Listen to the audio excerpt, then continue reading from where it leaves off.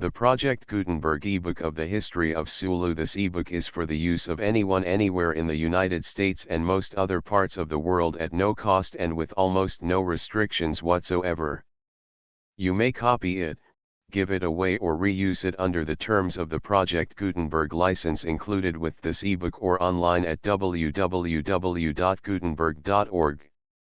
If you are not located in the United States, you will have to check the laws of the country where you are located before using this ebook.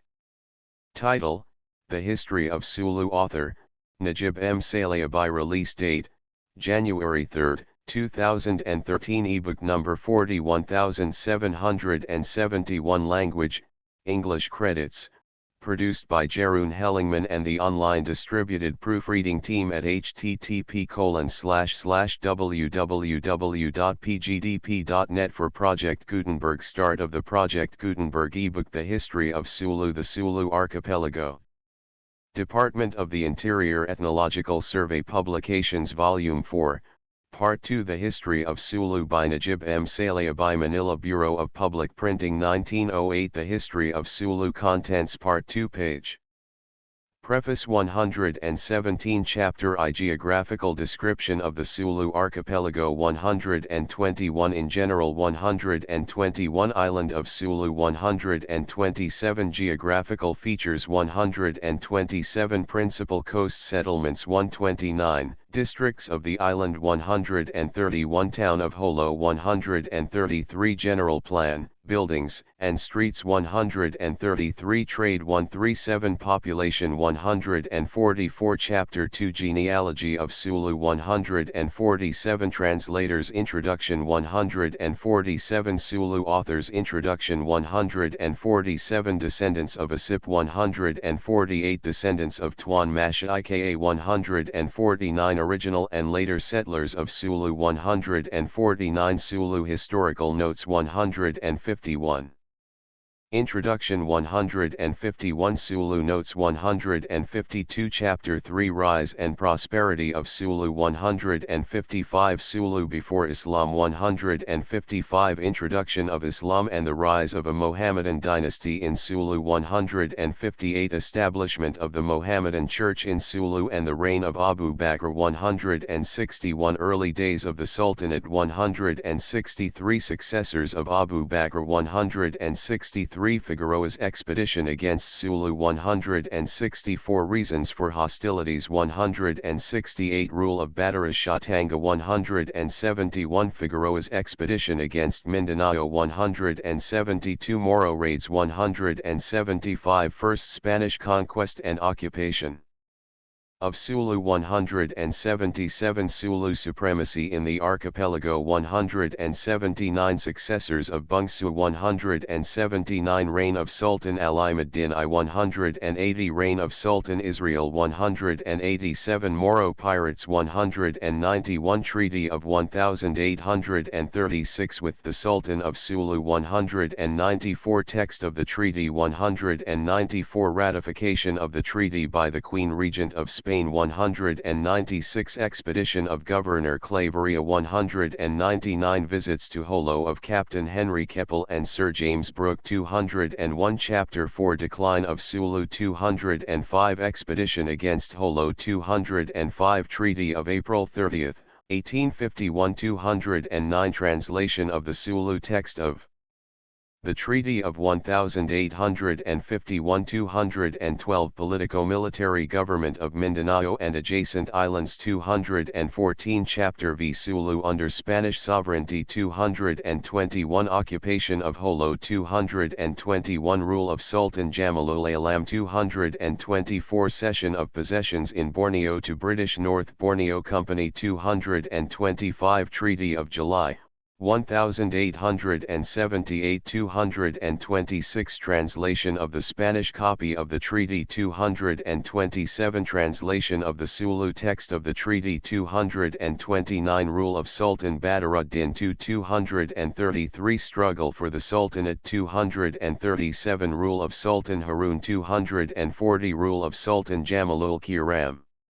244 Chapter 6 Conclusion 247 Political status of Sulu at the time of Spanish evacuation 247 Spanish policy 249 Attitude of the Moros 249 Mistakes and difficulties of Spanish rule 251 Report of Baltasar Giraudier 254 Views of Espina 255 Purpose of Spain 256 Resources of Spain 260 Appendixes Appendix I. The Pacification of Mindanao by Ronquillo 269 2. The Pacification of Mindanao 275 3. The Moro raids of 1599 and 1600 279 4. Galinato's expedition to Jolo 283 Violezo's expedition in 1629 289 6. Corcuera's campaign in Jolo 291 7. Abando's report on the preparations to be undertaken to return Alimuddin to Sulu 305 8. Abando's report on the circumstances attending the attempt to return Alimuddin to Sulu 307 9. Report on the occupation of Palawan and Balabac 313x. A brief report on the expedition to take possession of Palawan 317-11. The letter of the King of Spain to Sultan Israel 319-12.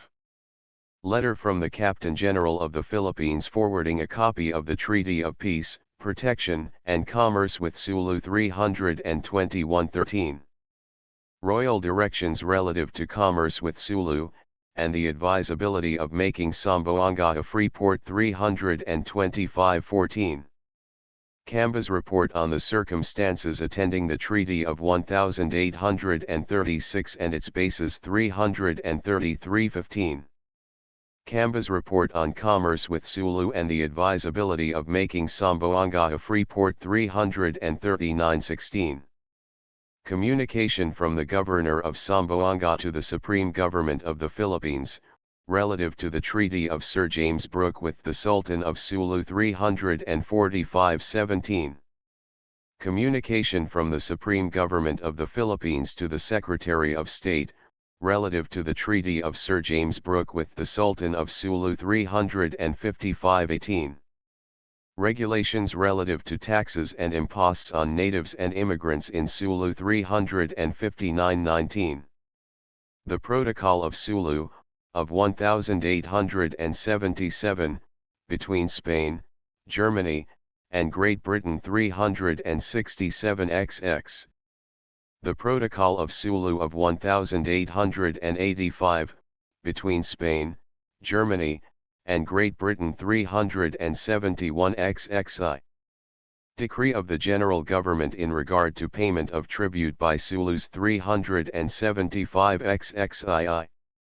Royal communications relative to the rights of foreigners to the pearl fisheries of Sulu 377XXII. Royal directions relative to the treatment of foreigners engaged in pearl fishing in the Sulu waters 383XXIV. Latour's views on the policy that should be adopted in Mindanao and Sulu 385 Maps and diagrams Map I. The Sulu Archipelago frontispiece facing page 2. Sulu Island 1283. Sketch of Jolo before 1888 134 4. Sketch of Jolo at the present time 134 Diagram 1. Sultans and Royal Datus of Sulu 158 2. Datus of Sulu not descended from Abu Bakr 158. Preface. The first object sought in the search for the genealogy of Sulu was a knowledge of those significant historical events of Sulu which antedated the Spanish discovery and conquest of the Philippine Islands, the connection which those events might have had with the earlier history of the other islands and the light that they might throw upon the subject of prehistoric Malayan immigration to the archipelago. The Tarsila, genealogies, one of Mindanao show that events of considerable importance had occurred in the archipelago, especially in the south, long before the Portuguese or the Spaniards reached Malaysia. Some tribes, such as the Somals, we were told, had emigrated from western Malaysia to the Sulu archipelago and Mindanao, and indications were not wanting that probably other tribes, now inhabiting the Philippine Islands, came from the same place. Further, information was desired relative to the Mohammedanization of Sulu and the possible connection that such a movement might have had with the introduction of Islam into Sumatra and Malacca. The research so conducted was well rewarded. The history of Sulu was traced as far back as the early days of its oldest settlements, and the organization of the nation was followed back to the primitive communities out of which the Sulu nation has grown. Records of early Malayan expeditions and of communication between Sulu and Mindanao were traced to the earliest missionaries who reached these islands by the way of Malacca, and through whom the sultanates of Mindanao and Sulu were organized on plans similar to those of Malacca and Palembang. A fuller account of the life history and work of these missionaries will be given in a later paper of this series. We here give only a narrative of the events in which they participated and the part they played in making the history of Sulu proper. Many difficulties were encountered in the effort to secure an authentic copy of the genealogy of Sulu. Several trips of 20 to 40 miles were made in small Moro sailing craft to visit datas who were said to have copies of this document.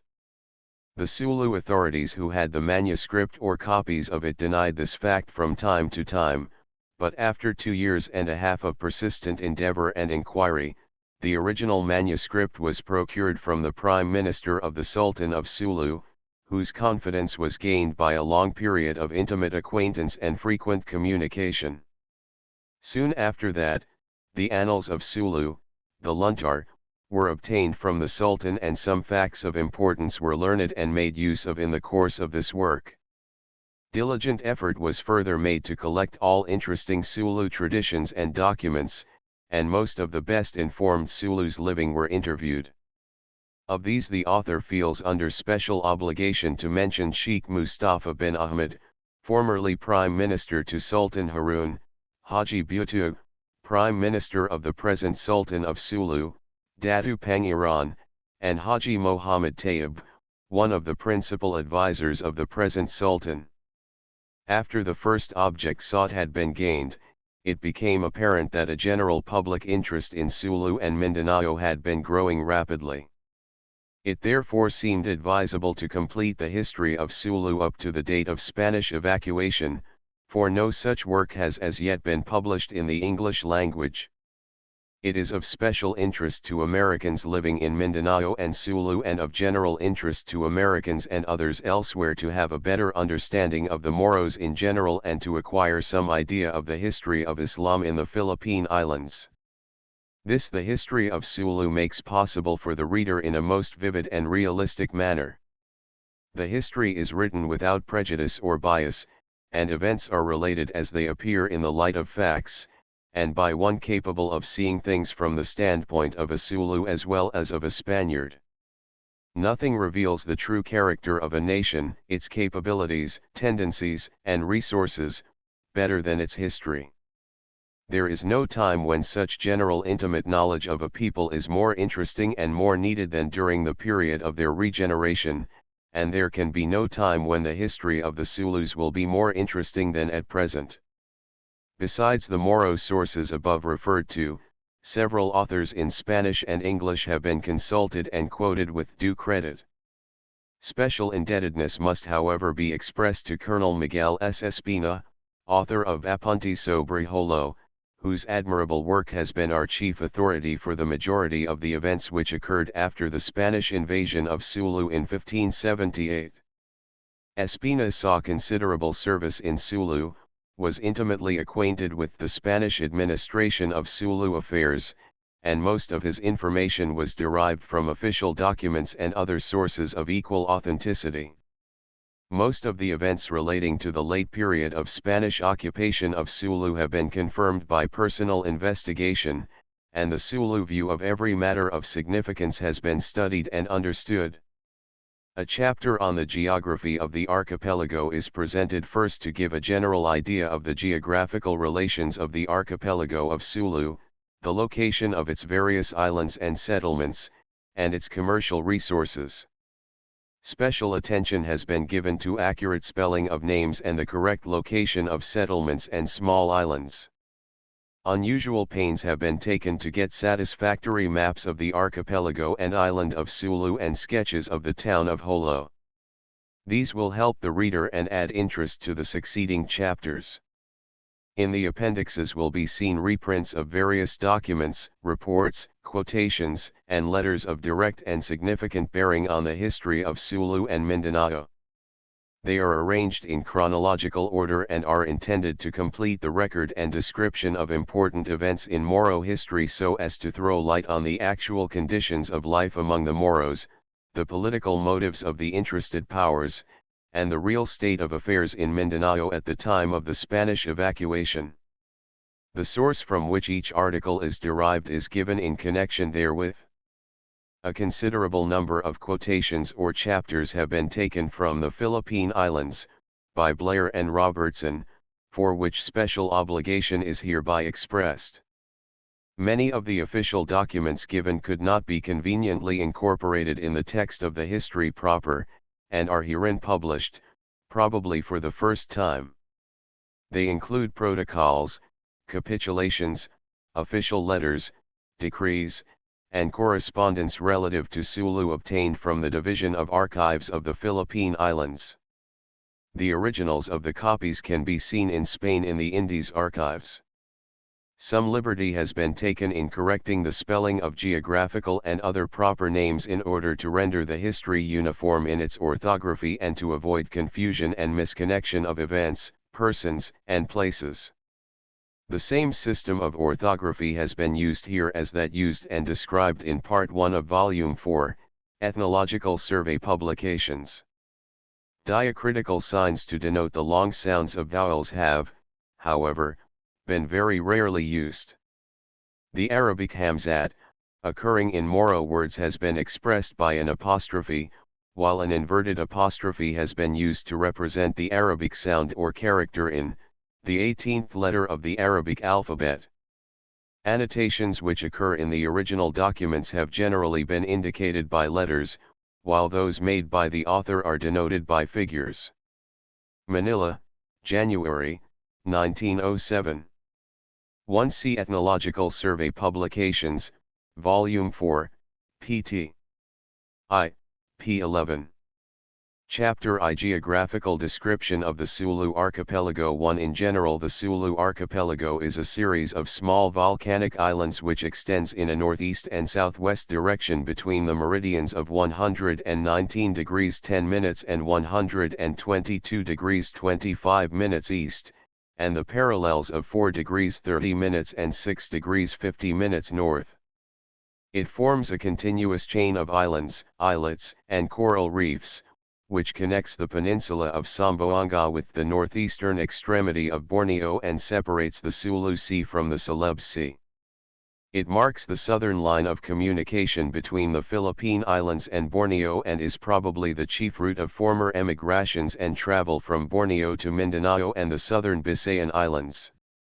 The islands of the archipelago are so disposed as to form several smaller groups, the most important of which are the following: the Basilan group, the Balangingi or Samal group, the Sulu group, the Pangyutaran group, the Tapul or Sayasi group, and the Taai group.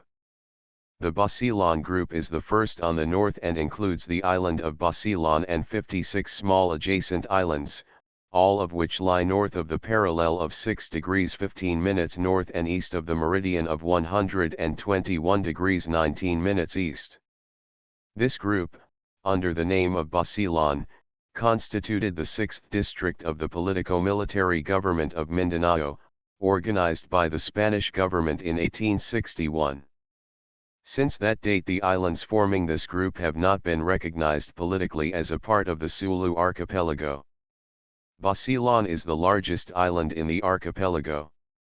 Its northernmost point is about 10 miles directly south of Zamboanga. The island is more or less circular in outline and has a radius approximately 11 miles long. Its area is about 400 square miles. Two prominent headlands projecting, one on the east and one on the west, give the island a maximum length of 36 miles. The greatest width, north and south, is 24 miles. The eastern headland is long and has a picturesque, conical peak, called Mount Matangal, which rises about 648 meters above sea level. This peak is a very prominent landmark, visible to a great distance from all points in the Saleeby Sea and in the Straits of Basilan. The western headland is less prominent. It has an isolated peak about 287 meters above the sea, immediately north of the settlement of Pangasinan. The position of this peak makes it a conspicuous landmark to vessels entering the Straits of Basilan from the Sulu Sea. The surface of the island is high and hilly. 23 peaks are recognized, forming two distinct series or ranges, central and peripheral. The central region of the island is an elevated tableland, out of which rise a number of peaks forming the central series and ranging from 609 to 1019 meters above sea level. A thick forest covers this region. The rivers are small and dry up in the dry season. Few yakins are to be found there, and their houses are isolated and far apart. No cultivation is carried on in the interior. On the outside of this region rises the peripheral series of hills or peaks which lies parallel and near to the coast. With the exception of two, all of these peaks are below 304 meters in height.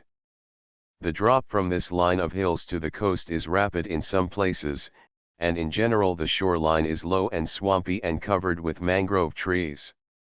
The three largest valleys in the island are those of Gubawan or Lamitan on the northeast, Kumalarang on the northwest, and Malusu on the west. This region is generally considered fertile, but it has a marked dry season and droughts are not rare. The island is very rich in timber, all its hills and mountains are forest-clad to their summits. Excellent boats are constructed on the south and west coasts of the island which rival the Taai boats in every particular. A few Americans have started hemp and coconut plantations on the north coast, but native cultivation is not extensive and compares very poorly with that of the islands of Sulu, Tapul, and Siasi. Most of the cultivation on the island is carried on by yakins, the Somals living chiefly on the products of the sea. The staple products of the soil are rice, tapioca, and corn. Ube, a kind of tuber used as food, camotes, sweet potatoes, and wild fruits abound. The number of cattle is not inconsiderable, but horses are few. Most of the settlements on the island are on the sea coast and lie on the north and west coasts. The larger ones, beginning at Isabella and going east, are, on the north, Isabella, Patasan or Balaktasan, Maluung, Nipa, Lamitan, Tajima, and Kundias, on the east, Tumbunan, Boilubang, and Yubang, on the south, Amalwy, Jiyung, and Mongol, on the west, Libuk, Kabkaban, Kanaz, Malusu, and Pangasinan, on the north, Bulansa, Adung, Batanay, and Panagayan. Point to the prominent chiefs of the island live at Lamitan, Yubang, and Malusu, which form the principal centers of native power. The old name of Basilan was Tajima, so called after the name of the old settlement of Tajima mentioned above. Isabella may be considered as the capital of Basilan. Its old name is Pasanan, which is still the name of the stream at the mouth of which it is built. The town is situated 4 miles inland, on the narrow channel which separates Basilan from the small island of Malamawai. The channel widens a little at this point and forms an excellent harbor. Under Spanish jurisdiction it was a naval station with a dry dock for gunboats. An aqueduct furnishes the town with fresh water brought from a small stream in the neighborhood. The stone fort Isabel II, built on the hill in 1842, commands both entrances of the channel. It was designed to defend the town against the Moros. The abandonment of the town as a naval station has led to its present decline. An American sawmill planted there has been the chief source of lumber supply for the town of Samboanga and neighborhood. The largest islands in this group, excepting Basilan, are Baluk Baluk and Pilas, both of which lie west of Basilan. A narrow channel which lies in the direct route leading from Samboanga to Holo separates these two islands. Tapiantana, Salupan, Bubuan, and Lanawan are the largest islands of the group south of Basilan. The population of this whole group is generally estimated at 25,000. Of these, 15,000 live in Basilan itself. The inhabitants of Basilan proper are Yakans and Somals, while the adjacent islands are occupied entirely by Somals. The Yakans are the aborigines of Basilan and extend farther into the interior than the Somals. Basilan never enjoyed political independence. Before Spanish rule it was governed by Sulu Datus and paid tribute to the Sultan of Sulu. Under the Datus, subordinate Samal Panglimas III and Maharajas IV had charge of the various communities or settlements.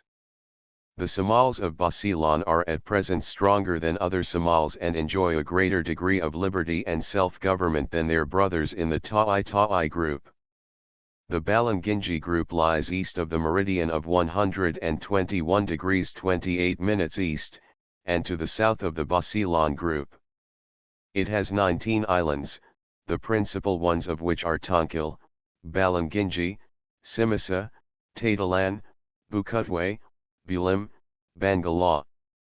The islands of this group are small and low and do not exceed 38 square miles in area. Their inhabitants are Somals. The people of Balangingi and Tonkil were notorious pirates. They built strong forts and once surpassed all other Somals in power, political organization, and prosperity. The Sulu group lies west of the Balangingi group and north of the parallel of 5 degrees 46 minutes north. Its western boundary may be sent at the meridian of 120 degrees 46 minutes east. It consists of about 29 islands with a total area of 380 square miles. The principal island of this group is Sulu. To the north of Sulu lie Pangasinan, Maronas, Kabukan, Bubuan, Minis, Hegad, and a few others. To the east lie Tulayan, Kapwal, and Baitane, to the south, Pata and Patian. Tulayan lies north of Tandu and is separated from it by a narrow strait. It has a good harbor on the southern side. It was ceded to the English in 1763 by Sultan Alimuddin I out of appreciation of the favor done in releasing him from prison in Manila and reinstating him as Sultan of Sulu. The English, however, never made any use of the island. Pata is, next to Sulu, the largest island of the group. It is mountainous and well populated. The description of the island of Sulu is given separately at the end of this chapter. The Pengyutaran group lies west of the Sulu group and north of the 6th parallel. It has 14 islands and an area of 72 square miles. The principal members of the group are Pengyutaran, Pandukan, North Ubian, Laparan, and Tababas or Cap. They are all low and flat with little more than trees visible from the sea. They are surrounded by coral reefs and sandbanks, which in places form lagoons which can be entered only at high water. The drinking water in these islands is brackish in the hot season and has a black color during rains. Very often the people go as far as the island of Sulu to get good water. Pengyutaran is the 5th island in the archipelago in size, being 11 miles long, north and south, and 8 miles wide, from east to west. Its chief settlement is Malakab. Its northern and eastern coasts are the best populated. The inhabitants of this group are chiefly Somals, few Sulus are found mixed with them. Coconut trees and tapioca plants grow well in places. The Siasi group lies to the south and west of the Sulu group, east of the meridian of 120 degrees 33 minutes east, and north of the parallel of 5 degrees 24 minutes north. It has 38 islands with an aggregate area of 77 square miles. Its population is estimated at 20,000. The principal islands of this group are Siasi, Pandami, Lagos, Tapol, Laminasa, and Cabingan. The first four are volcanic islands of some size, the last two are low and flat. Tapol is the nearest island of the group to Sulu. It is more or less round in circumference and rises in the middle to a picturesque conical peak 505 meters above the sea. It is about 5 miles in diameter and is separated from Lagos by a very narrow channel. The island is 8 miles south of Sulu Island, is well cultivated, and appears very attractive from the sea. It supports a considerable population and has several fairly prosperous settlements. The people are mostly Sulus, they are very warlike and take great pride in their traditions. The chief settlement of this island is Kanawai, where lives Sharif Alai, the strongest chief on the island. Boangan Hapu, Pang Pang, and Pagat Pat lie on the southern coast, east of Kanawai. The settlements on the western coast are, beginning at the south, Subapukal, Kauimpang, Tigbas, Banting, Kudabatu, Bagas, on the northern coast, Kauimpang, Pangdan, on the eastern coast, Sampunai, Tulakan. Lagos is a larger island. Its long diameter extends 9 miles east and west, and it has an area of 18 square miles. It is hilly and rough, but the northern shore is fairly well cultivated. The chief settlements are on the western coast. They are Basbas, where Datu Amaluzan used to live, and Bulapungpung. On the north lie, beginning at the east, Gapas, Baat, and Hawat, the place of Maharaja Sharafuddin, on the east Kaluyakan, the residence of Panglima Salahuddin, and on the south Aluduyung, and the island of Munapanu. Siasi and Pandami are separated by a narrow channel which forms a good anchorage for vessels. Siasi is prettier than Tapol in form and is larger, but not equally wooded. It has an isolated, conical, and beautiful peak in the center rising to a height of 509 meters above sea level. The island is about 7 miles in diameter and has an area of 39 square miles. Reefs and numerous islets form a fringe off the east and south coasts, and these teem with Samal houses. It is thickly settled, fairly well cultivated, and has, in proportion to its size, a considerable number of horses and cattle. The majority of the people are Somals, but the chief rulers and some of their retinues are Sulus. In this respect this island follows the general rule governing all the larger islands of the archipelago outside of Sulu Island. The town of Siasi is on the western side. It lies on the Pandami Channel and has a good harbor. A spring rising at the base of the western slope of the mountain supplies the town with fresh water. A detachment of Spanish troops occupied the town in 1882 and built a stone fort and barracks. American troops were there from 1900 to 1904, when they were relieved by a detachment of the Philippine Constabulary. An effort was made in 1899 by the present Sultan, Jamalul Kiram II, to retain Siasi under his own jurisdiction for the establishment of a custom house where he could collect duties on foreign goods, as was formerly done by his father, but no such rights were conceded to him. Siasi is a closed port at present. The residents of the town are Somals and Chinese traders. They vary from 500 to 700 in number. The other settlements on the island are, on the north, Siyundu, Pagat Pat, and Manta, on the east, Pamunganan, Tanjun, Sipanding, and Bulakulal, on the south, Dugu, Latung, and Muzu, on the west, Nipanipa, Jambanganan, Dungus, and Sabli, in the interior, Kavubu, Ju, and Kungatad. Siasi and Laminasa are important centers of pearl and shell fishing. About 2,000 Somals live on Laminasa. Pandami is an attractive island. Its long diameter runs north and south. Two round peaks, one at each end of the island, give it the shape of a saddle and make a picturesque sight from the sea. The people are chiefly Somals ruled by Sulu Datus. Its best settlements are on the west and south. The name given to this island on Spanish maps is Lapac, which is the name of one of its southern settlements. The northern extremity of the island is Diadaya Point, the northeast projection is Butun Point. The chief settlements on the west are, beginning at the north, Subasuba, Tabunan, Parian Pandami, Tubigshina, Lahi, and Sibayad, which lies on a reef off the southern point of the island.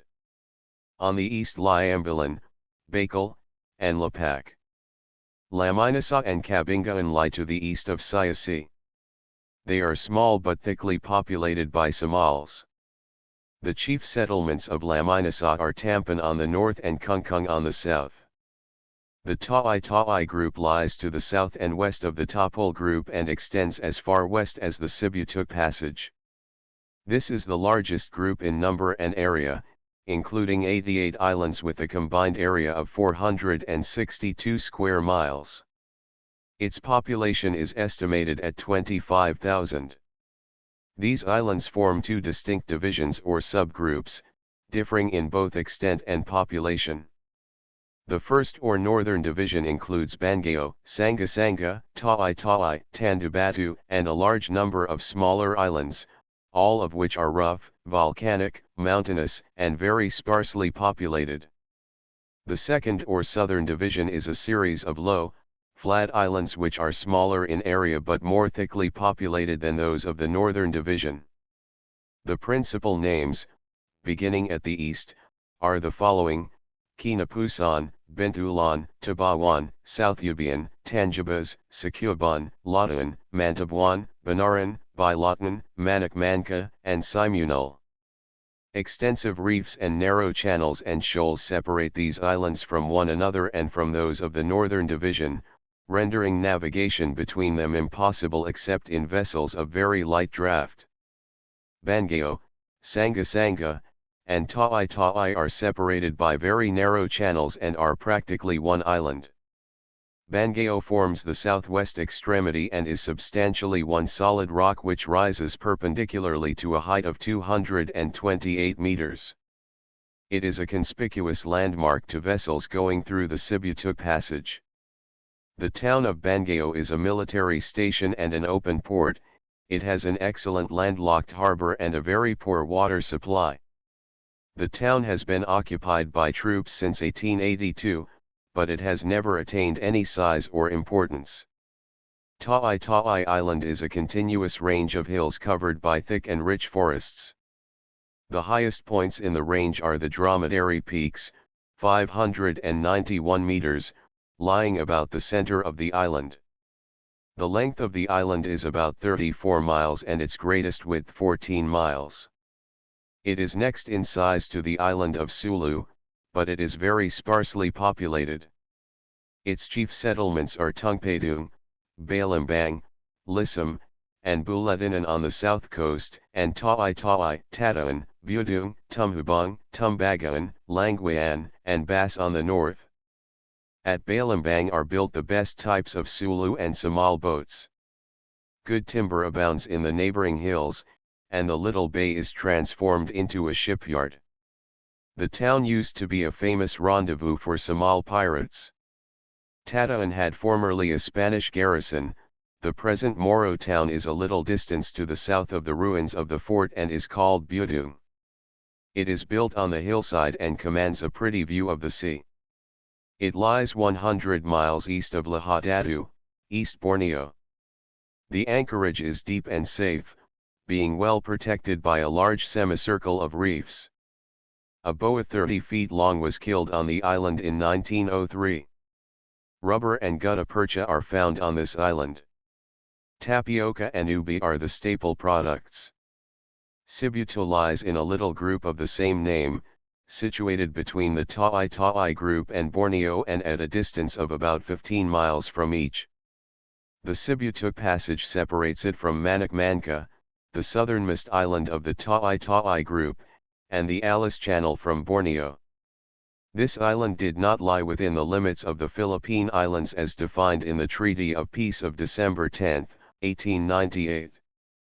It was ceded by Spain with Cagayan Sulu, by a separate treaty in November, 1900. Its close proximity to Borneo renders it a convenient stopping place for small Moro boats navigating between Borneo and Sulu. Sitangki, an island and town, is the trade center of this group, and has just lately been made an open port. Island of Sulu. Geographical features: Sulu is an island of irregular shape and among the islands of the archipelago is next in size to Basilan.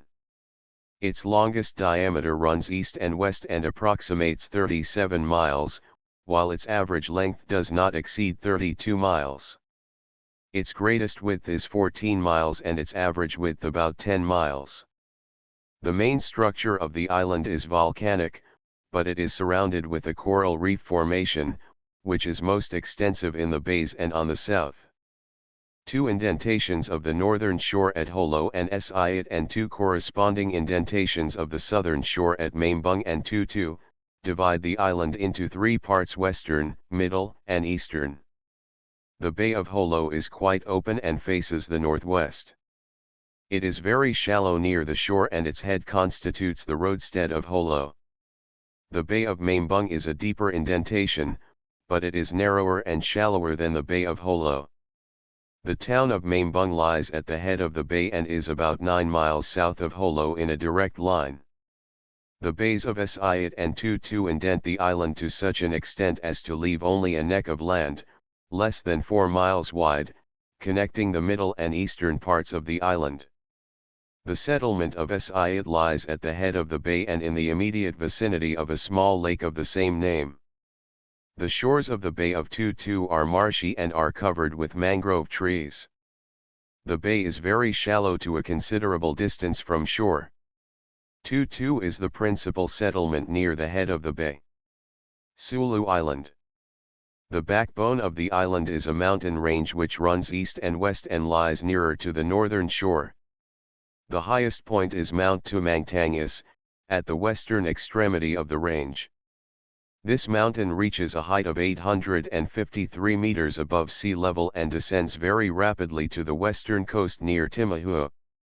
A spur of the mountain terminates in Point Pugat at the northwestern extremity of the island. Point 5 toward the east, the ridge descends to a much lower level at Bud Datu, Bud Agad, and Bud Pula, which lie immediately to the south of Holo. It rises again in Mount Dahu to an altitude of 716 meters. Mount Dahu is a prominent landmark and forms the most picturesque landscape in the background of Holo. It is a steep and conical extinct volcano, similar to, but smaller and more regular in form than Mount Tumangtangas. East of Mount Dahu is another gap in which lies Tamban Pass. Beyond this the range rises again at Mount Tamban and continues uninterrupted to Mount Sinuman, at the extreme end of Lodi, and Mount Bagshag. After Mount Bagshag the range descends gradually towards Su and Siat. The northern slopes of Mount Tumangtangas and Mount Dahu, and the crest of Bud Datu are covered with grand forests, while the crests and lower slopes of Bud Agad and Bud Pula are partly cultivated and partly covered with tall grass. From the shores of the Bay of Holo the land rises gradually and presents a beautiful green appearance.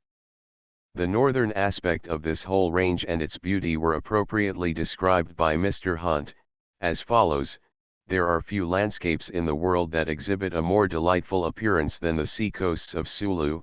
The luxuriant variety of the enchanting hills exhibits a scenery hardly ever equaled and certainly never surpassed by the pencil of the artist.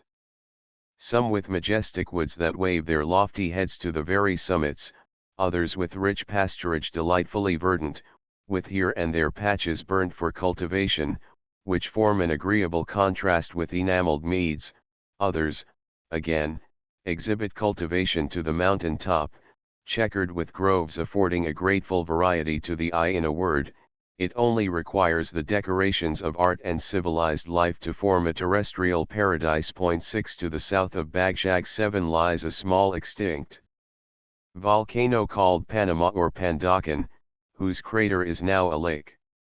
East of Siut rise the Lu-UK mountains of Urut, Upeo, and Taungan. From these the range extends to Bud Tandu at the eastern extremity of the island. The highlands near the southern coast of the island divide into three separate regions. The first and westernmost lies west of Mambung and forms the principal highlands of Parang. The highest points in this region are Mount Tukay, east of the town of Parang, and Mount Mabangkang, east of Tukay. To the east of Mambung rise Mount Talapao and Mount Kumapatkut, which form the middle and second region. The third region is the southern part of the Lu-UK country. Its highest point is Mount Bulag, to the north of Tandupanuan. Between Mount Tukay and Mount Tumangtangis lies Bud Gapang. Midway between Mount Talapao and Bud Datu is Mount Kumure, in the neighborhood of Langhob. The largest streams on the island are Tubig Palag and Binaan. The first is generally known as the Mambung River.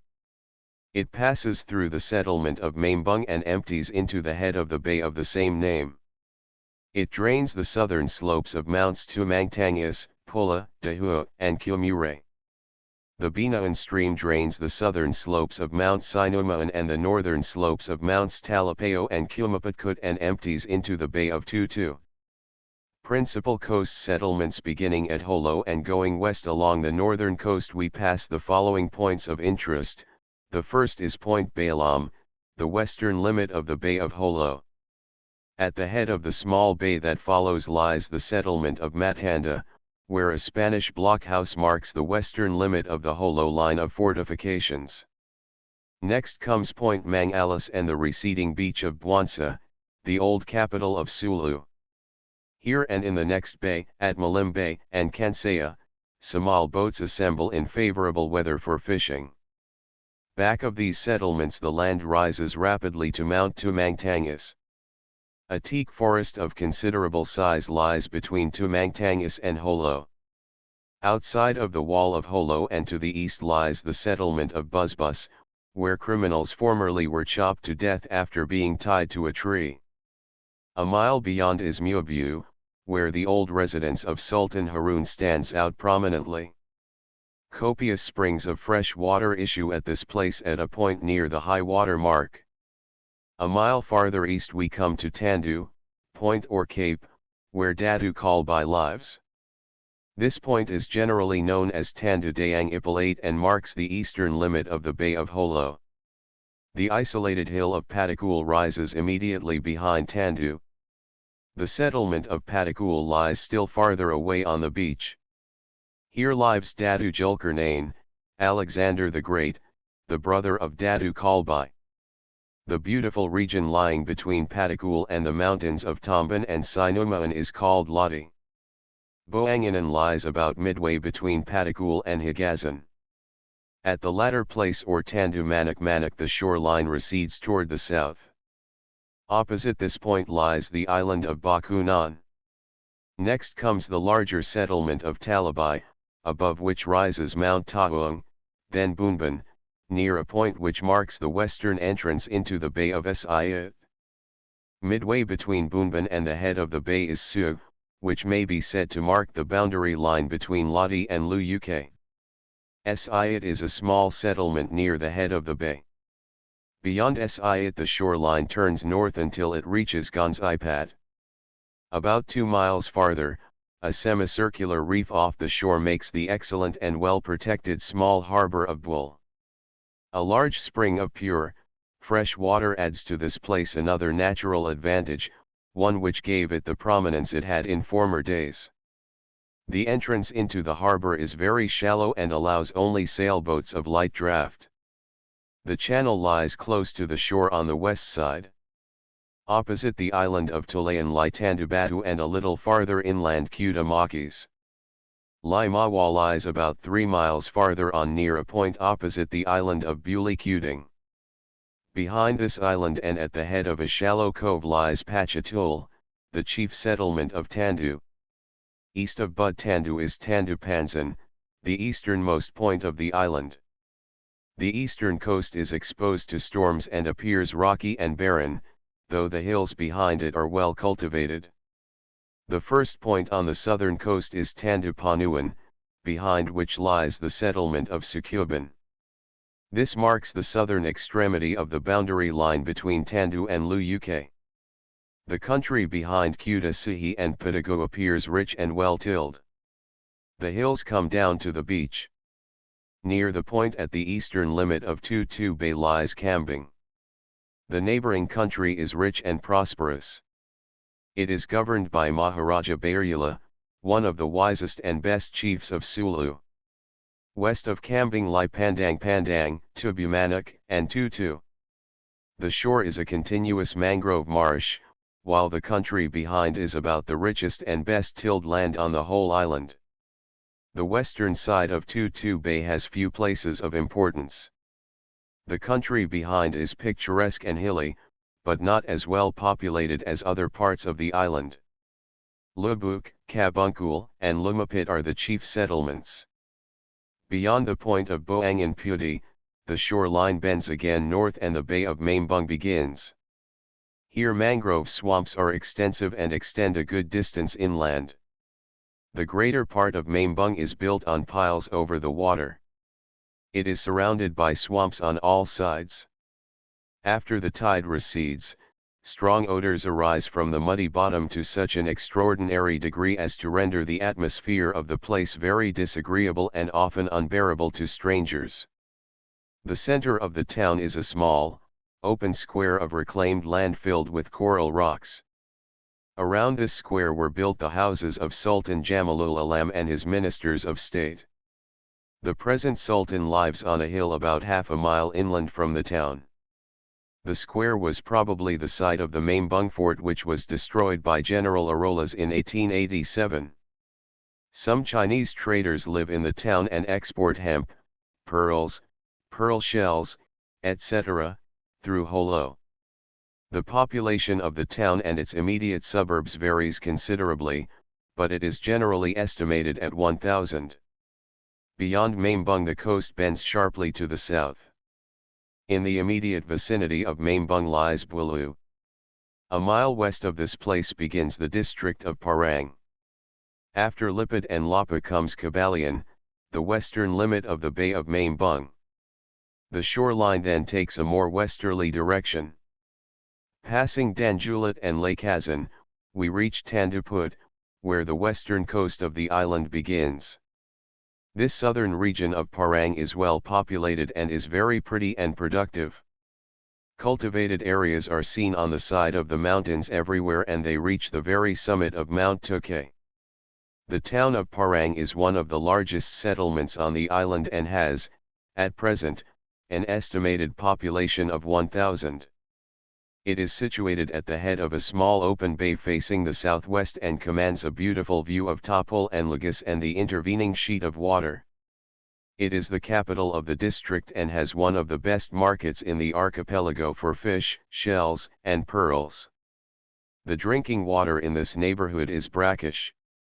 An islet lies off the shore near Tandubunga. Beyond this point the shoreline turns north to Buizon, which is one of the most prosperous settlements in the district. Beyond Alu Panku the coast inclines a little east and runs to Silankan and Timahua. Extensive coconut groves and well-cultivated fields and fruit trees of various kinds abound all along the coast from Parang to Timahua. Districts of the island. The districts of the island conform in a great measure to its natural divisions. However, political reasons have modified the natural boundaries and increased the districts to 6 by division. These districts are Parang, Pansal, Lati, Giidung, Lu-UK and Tandu. The first district on the west is Parang. A line joining the western limit of Bulu on the south coast, with a point slightly east of the summit of Mount Tumantangas, and projected to the sea on the north, delimits this district on the east and carves out of the western natural division the district of Pansal. The eastern boundary of Pansal is a line running from a point 2 or 3 miles east of Mambung to Mount Pula and Buzbus. The chief reason for separating Pansal from Parang was to reserve for the Sultan direct control over Holo and Mambung. This district has more foreigners residing in it than any other. A line joining Su and Lubuk marks the eastern limit of both Lodi and Giidung, the 3rd and 4th districts. The watershed line joining the summits of Mount Stahua, Tamban, and Sinumaan and falling on the east to the vicinity of Su, divides Lodi on the north from Giidung on the south. For all practical purposes the district of Lodi may be said to lie between Holo and Su, and the district of Giidung or Talapao between Mambung and Tutu. The land joining Siat and Tutu is low. Sulu traditions say that when the Somals arrived in the island this neck of land was submerged and the island was divided by a channel of water. The extinct volcano of Pandakan, generally spoken of as the Crater Lake, which lies in this vicinity, may be of late origin and may have been the source of the geologic deposits which helped to fill the channel. Spanish records speak of a volcanic eruption in the vicinity of Holo as late as 1840, and it is very likely that other volcanic action occurred prior to that date and after the arrival of the Somals in the 14th century.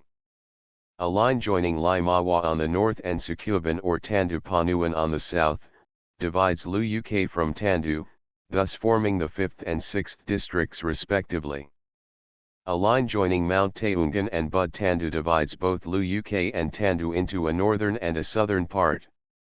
In both cases the southern parts are more fertile and better cultivated and probably more thickly populated than the northern. The Sulus are principally agriculturists. The greater part of the people are farmers and a considerable portion of the interior of the island is under cultivation. They raise a good number of cattle, carabaos, and horses, which they utilize for tilling the soil and transporting its products. Trails cross the island in all directions and the interior is in easy communication with the sea.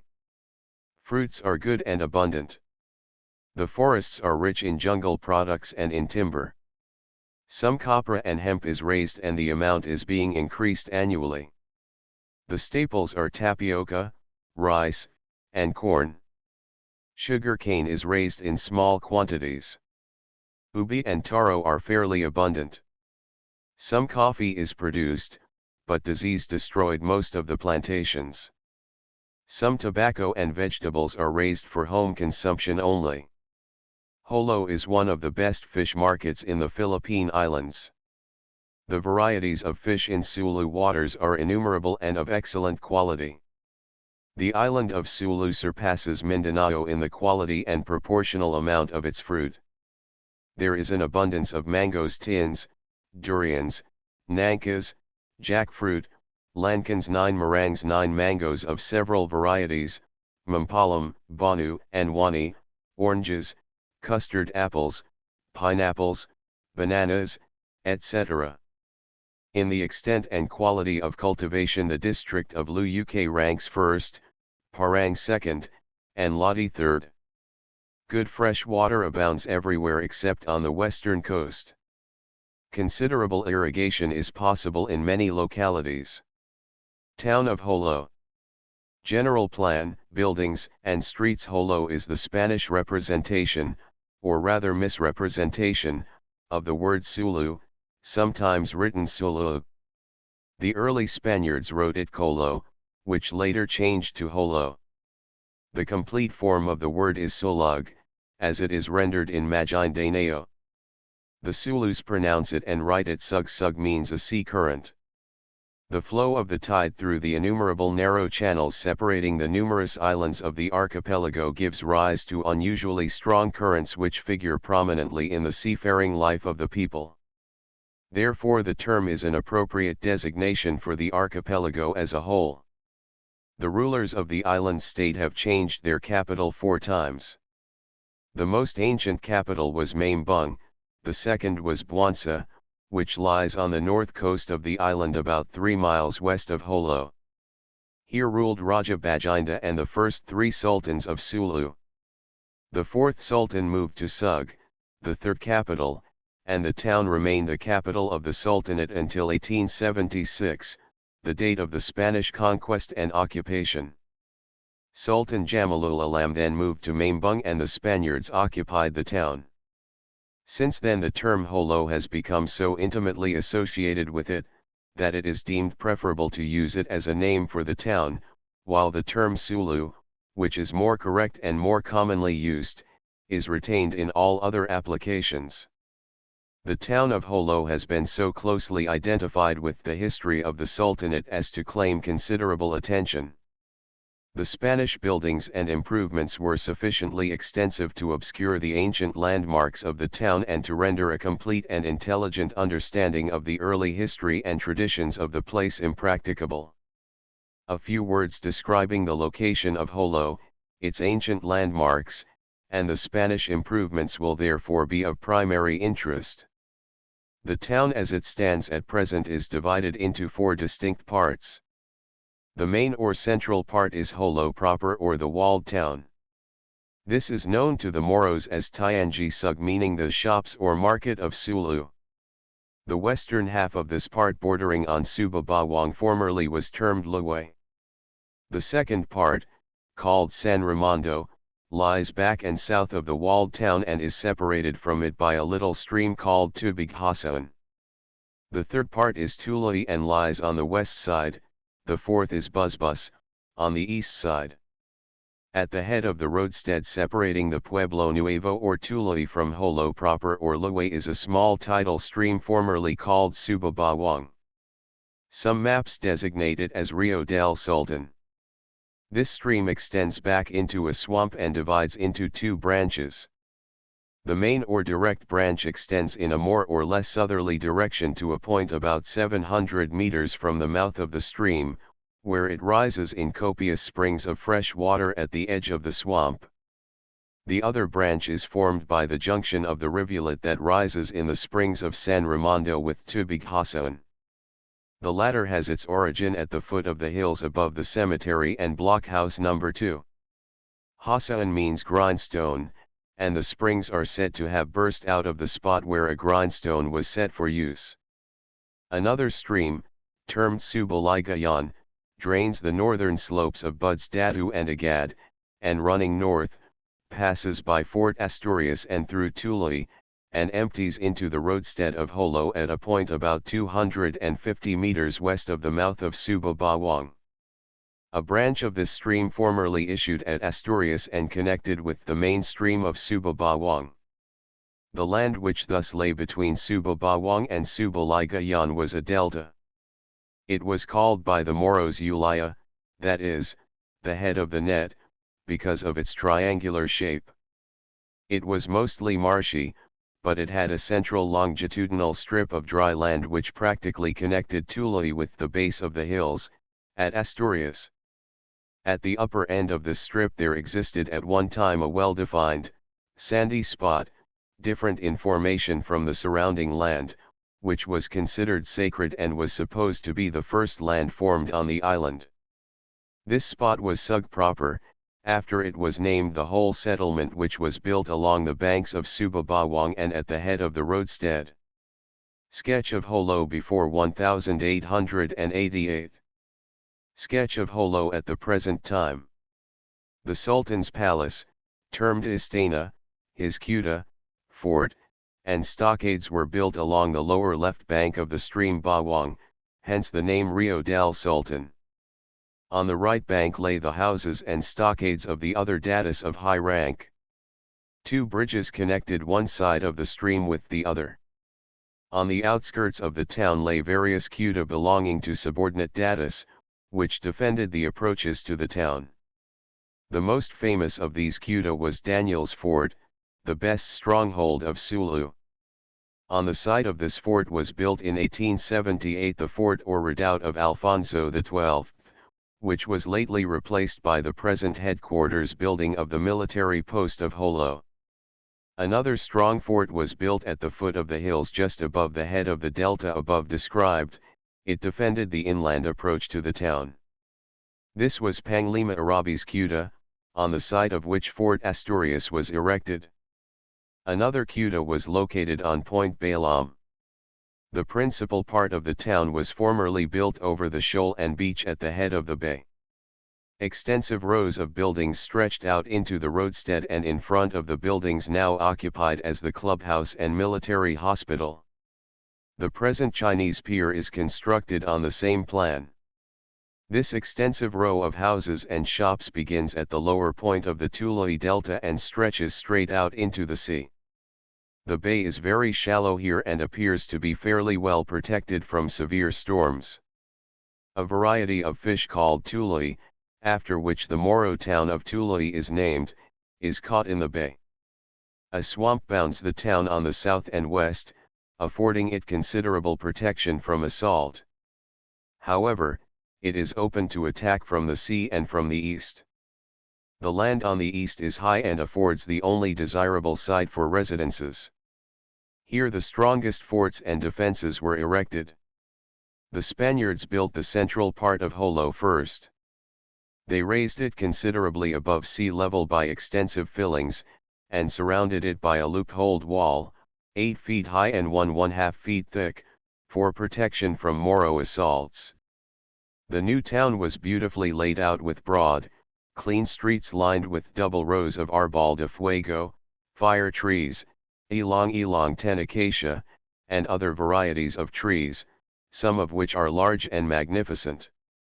3 parks, each 1 block in size, added considerable picturesqueness to the place. Substantial quarters were built for the officers, all houses were painted white or whitewashed, and none of them had the nipa roof so common in the archipelago. Business places, storehouses, a large marketplace, a church, a theater, 2 schoolhouses, and a hospital were erected, and a public water supply provided. A stone pier was built extending 120 meters into the sea, and provided with a lighthouse at its outer end. The town wall had 5 gates, 2 of which lay on the northwest or seafront, one at the foot of the pier, and the other close to it. Through the latter gate cargo was admitted from small boats, which can always come up to this point at high water. The 3 other gates lay on the land side, one at the south end of the town toward Tului, another at the opposite extremity facing Busbus, and a third one at the southern end of Calle 11 Bayon, directly facing San Raimondo. This last is the only gate of the 3 kept open at present, and is the only entrance into the town from the land side. A tower called Torre de la Farola surmounts the gate. Near the Busbus gate and forming the northeast angle of the town was the fort or redoubt termed Alfonso XII. It was built on a prominent eminence and commanded an extensive view of the bay, the town, and the surrounding country. In the immediate vicinity lay the Cuartel España, which was a large and substantial building occupying the northern extremity of the town, facing the bay on the side of Busbus. At the extreme end of the wall beyond the barracks was the tower or blockhouse called Torre Norte. Another similar tower at the south gate was termed Torre Sur. At the intersection of the south wall and the beach line was a strong building called Cuartel Defensivo de las Victorias. The block lying diagonally between this cuartel and the market had 8 buildings which were known as Casas de la Colonia para Deportados. 2 roads and 2 bridges connected the south and southeast gates with San Raimondo.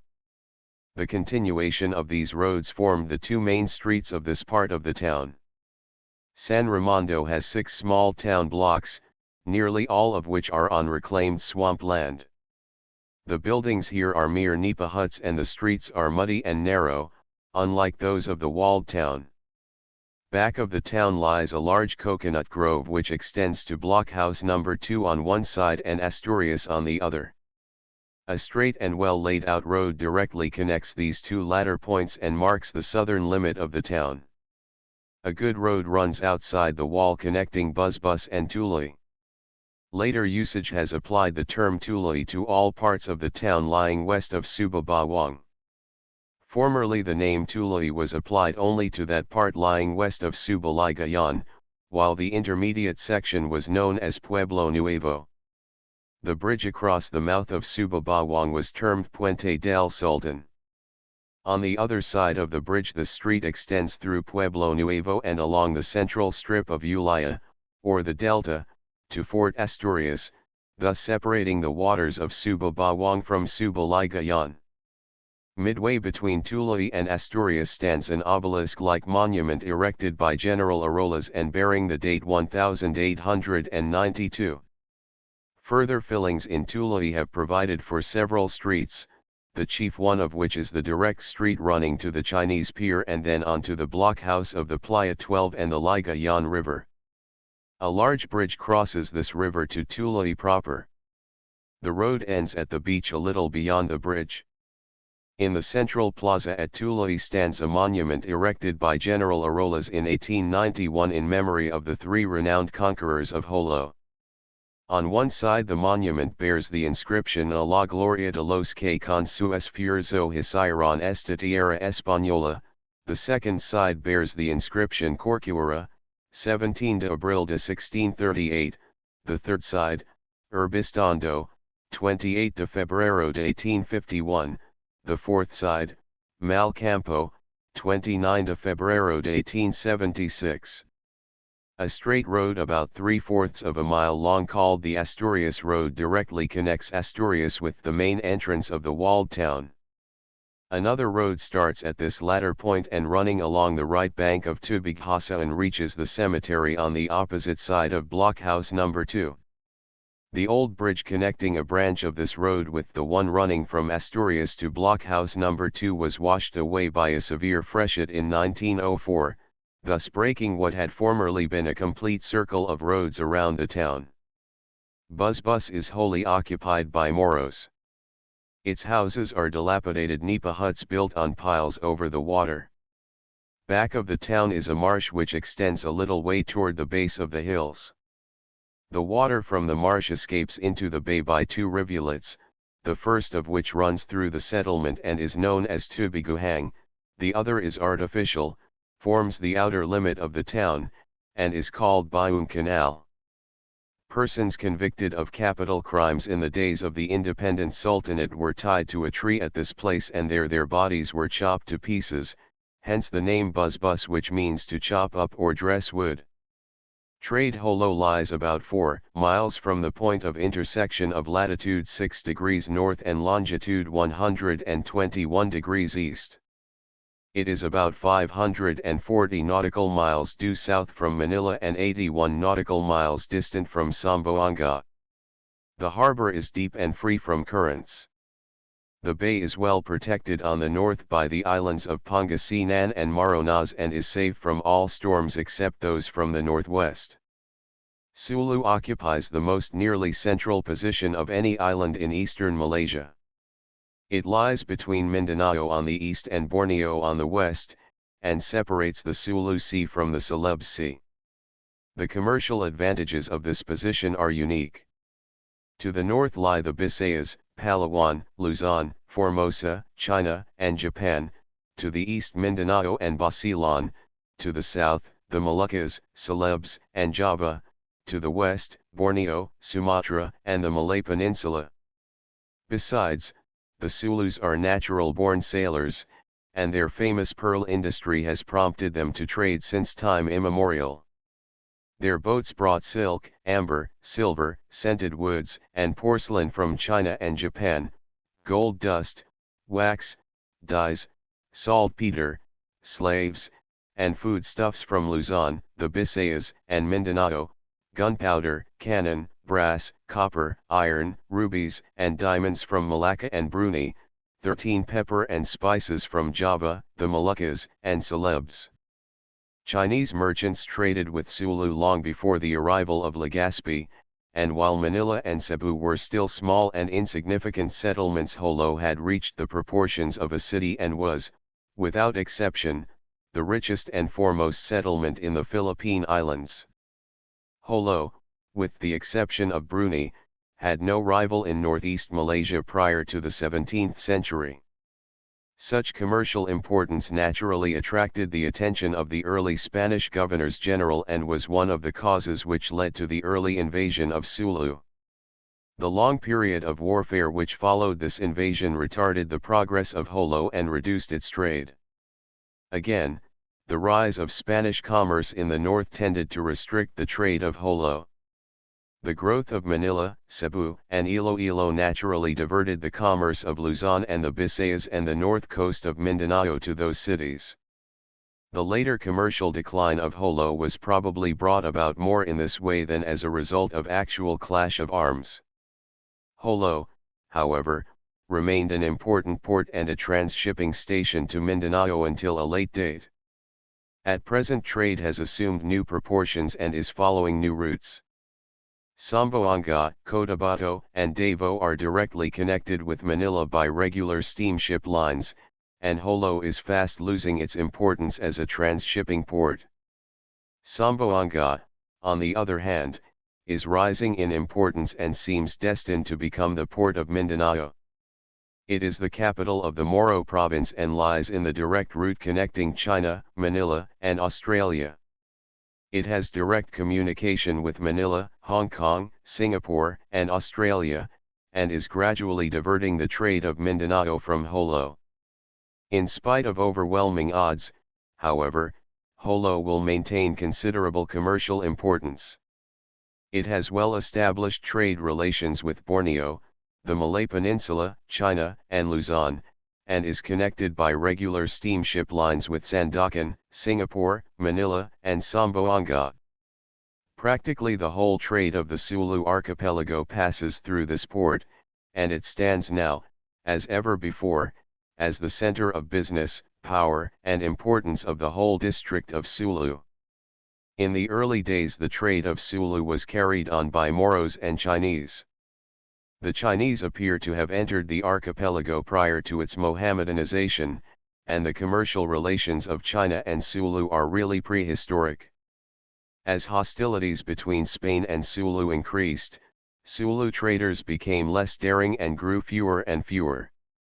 Chinese traders, on the other hand, were less molested and conditions encouraged their increase. The Chinese pier is a very old business establishment, and Chinese traders and merchants have resided in Jolo for many generations. Their number, in 1851, exceeded 500. At present Chinese merchants have complete control of the trade of the Sulu archipelago. They are found everywhere and command all the avenues of commerce. The Sulus have abandoned commerce as a trade and apparently have no inclination to resume it on any large scale. This is due mainly to the decline of their power and the present abeyance of their national life. A new political revival will no doubt change their attitude and may bring about a surprising development in arts and trades as well as of commerce. The trade between Jolo and various islands and settlements of the archipelago is carried on by means of innumerable small Moro boats and sloops termed sapits. Formerly such boats traded with Brunei, Sandakan, the Celebes, Java, and all the various islands of the Philippine archipelago, but the stricter enforcement of the customs regulations, which followed the establishment of open ports at Satangki, Bangayo, and Cagayan Sulu, had the effect of checking trade with foreign countries in such small boats and tended to concentrate the whole trade of the archipelago at Jolo. A review of the imports and exports of the port of Jolo will therefore throw considerable light on the material resources of the archipelago, its industries, and the enterprise of the natives.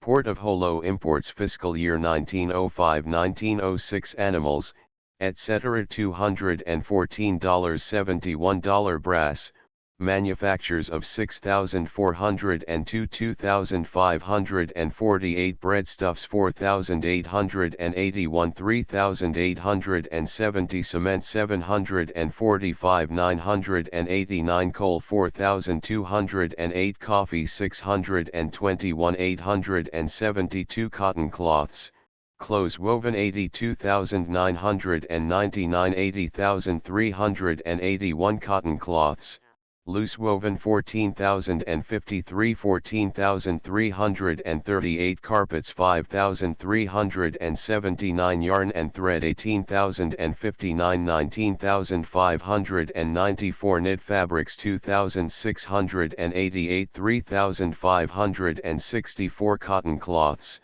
All other manufactures of 949, 2,079 dyes 2,691, 3,807 opium 14,578, 6,601 earthen and stoneware 1,494, 2,419 fibers, vegetable 308, 153 dried fish 216, 456 shellfish 375, 497 fruits, canned 272, 254 fruits, not canned 362, 407 glass and glassware 694, 415 iron, steel, and manufactures of 3,640, 2,916 malt liquors 2,020, 822 matches 956, 372 mineral oils 742, 1,339 vegetable oils 536, 503 paints 979, 299 paper and manufactures of 2,123, 1,816 condensed milk 1,516, 1,363 rice 76,172, 57,416 silk and manufactures of 1,614, 1,318 soap 724, 610 spirits,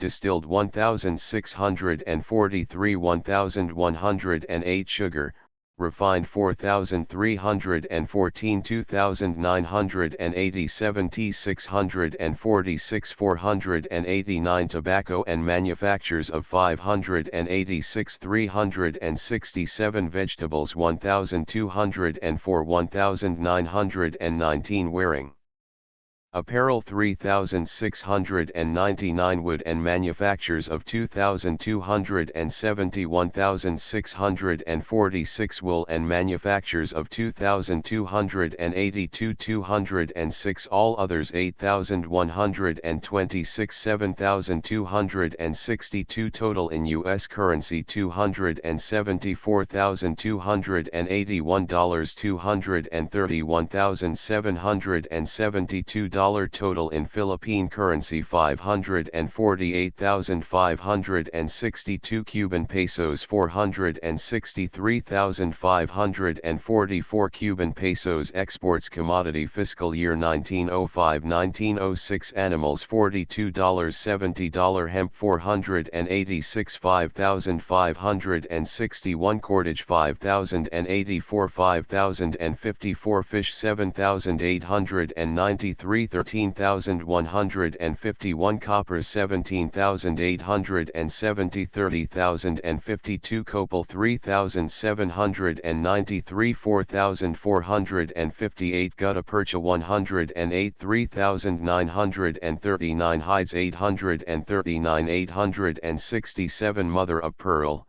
shells, 88,516 60,051 tortoise shell 1,971 2,856 shells, all others 4,249 11,864 all others 8,033.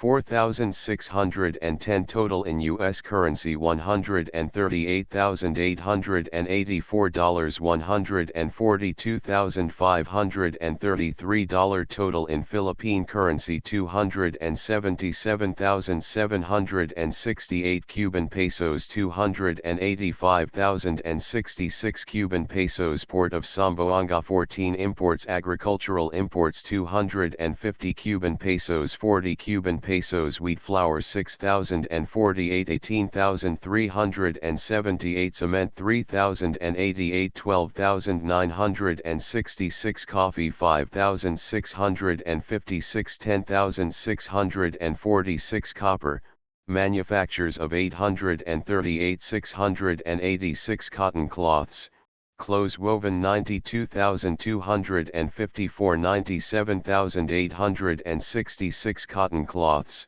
loose woven 9,628. 33,714. Cotton wearing apparel 2,136. 5,152. Cotton yarn and thread 25,032. 34,862. Cotton, knit fabrics 6,278. 4,380. Cotton, all other manufactures 1,840. 5,118. Opium 8,928. 26,254. Earthen and stoneware 1,406. 5,016. Chinaware 262. 388. Hats and caps 1,164. 598. Iron sheet 6,470. 12,786. Cutlery, table 76. 142. Cutlery, all other 120. 96. Nails, wire 500. 530. Boots and shoes 762. 2,884. Beer in wood none, 198. Beer in bottles 8,410. 42,618. Other malt liquors 1,902. 548. Matches 6,988. Tin, manufactures of 188. 40. Oil, petroleum 4,850. 8,600. Milk,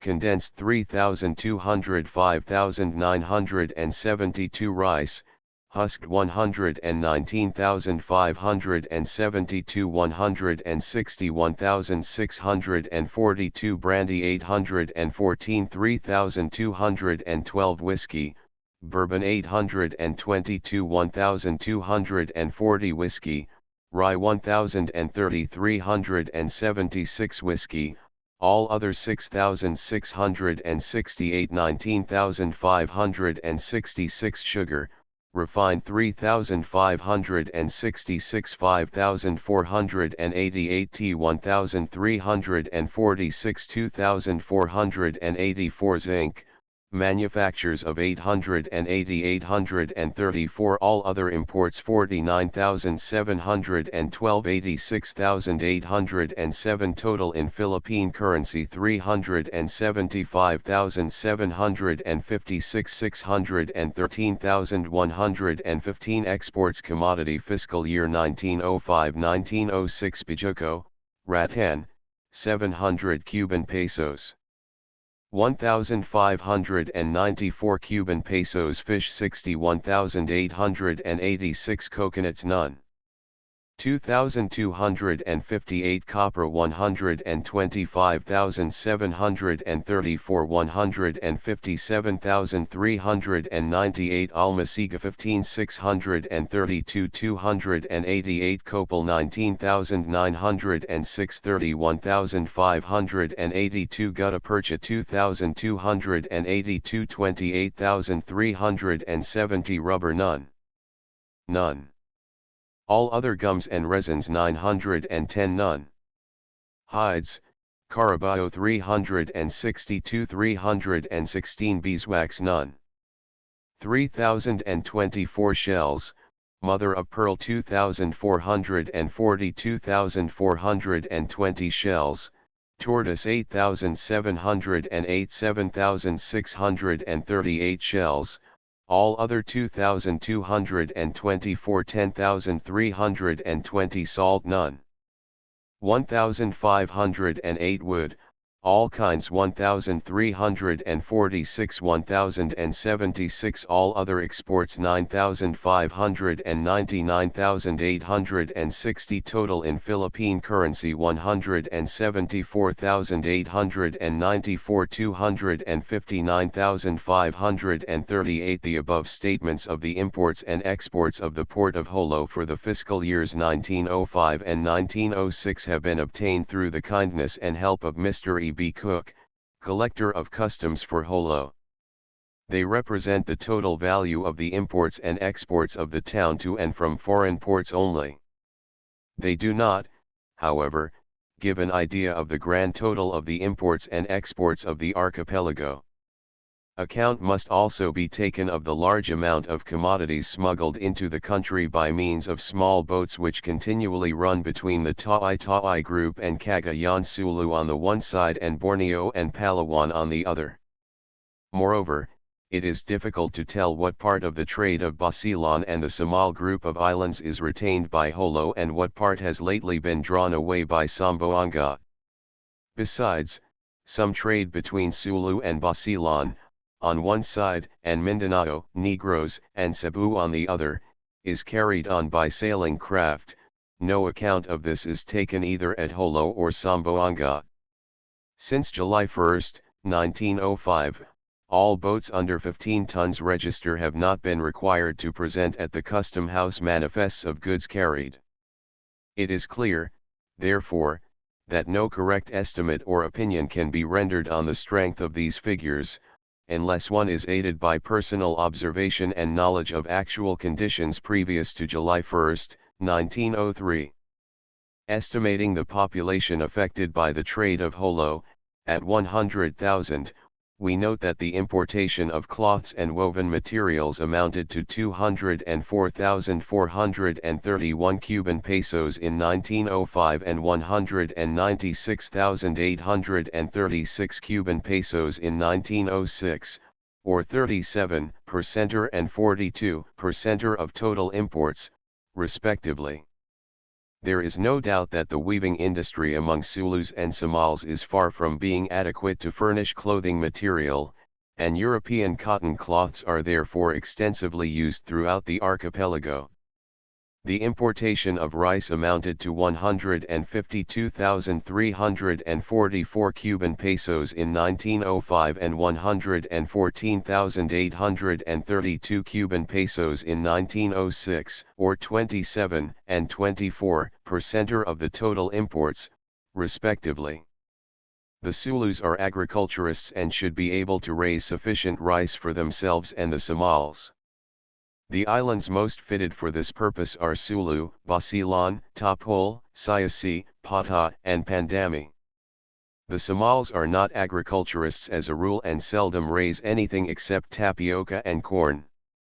They generally live on flat, low islands, unfit for the cultivation of rice. The archipelago as a whole should produce sufficient rice, tapioca, corn, and camotes to feed the whole population. The importation of rice in 1905 was probably in excess of the average amount. Less rice was raised that year because of war and general disturbances. The commodities of next importance are yarn and thread for weaving purposes. Importation of these articles amounted to 36,118 Cuban pesos in 1905 and 39,188 Cuban pesos in 1906, or 7 and 8% respectively. The country does not produce silk, cotton, or wool. All other imports may be regarded as accessories. Of these opium comes first, then dyes, breadstuffs, sugar, iron, steel, brass, paper, and earthenware. A considerable amount of tobacco is imported by the government free of duty, and quantities of tobacco, opium, and cloths formerly were smuggled in. The reduction of imports in 1906 may be due to increased production, to the depression that followed the disturbances of 1904 and 1905, and to a diversion of certain parts of the trade to Zamboanga. The exports, on the other hand, show a light increase in 1906. They distinctly represent those resources of the country which are most capable of development. At the head of the list stands the shell industry, particularly the pearl shell, which amounted to 189,472 Cuban pesos in 1905 and 149,542 Cuban pesos in 1906, or 64 and 52% of total exports, respectively. The exportation of shell has lately been greatly affected by the falling of the price of pearl shell in the market of Singapore. The exportation of other shells seems, on the contrary, to have increased. Pearl fishing is the principal industry of the country and forms the main source of its riches. The fishing is done exclusively by natives, but the trade seems to be wholly in the hands of Chinese. The figures given above do not include pearls.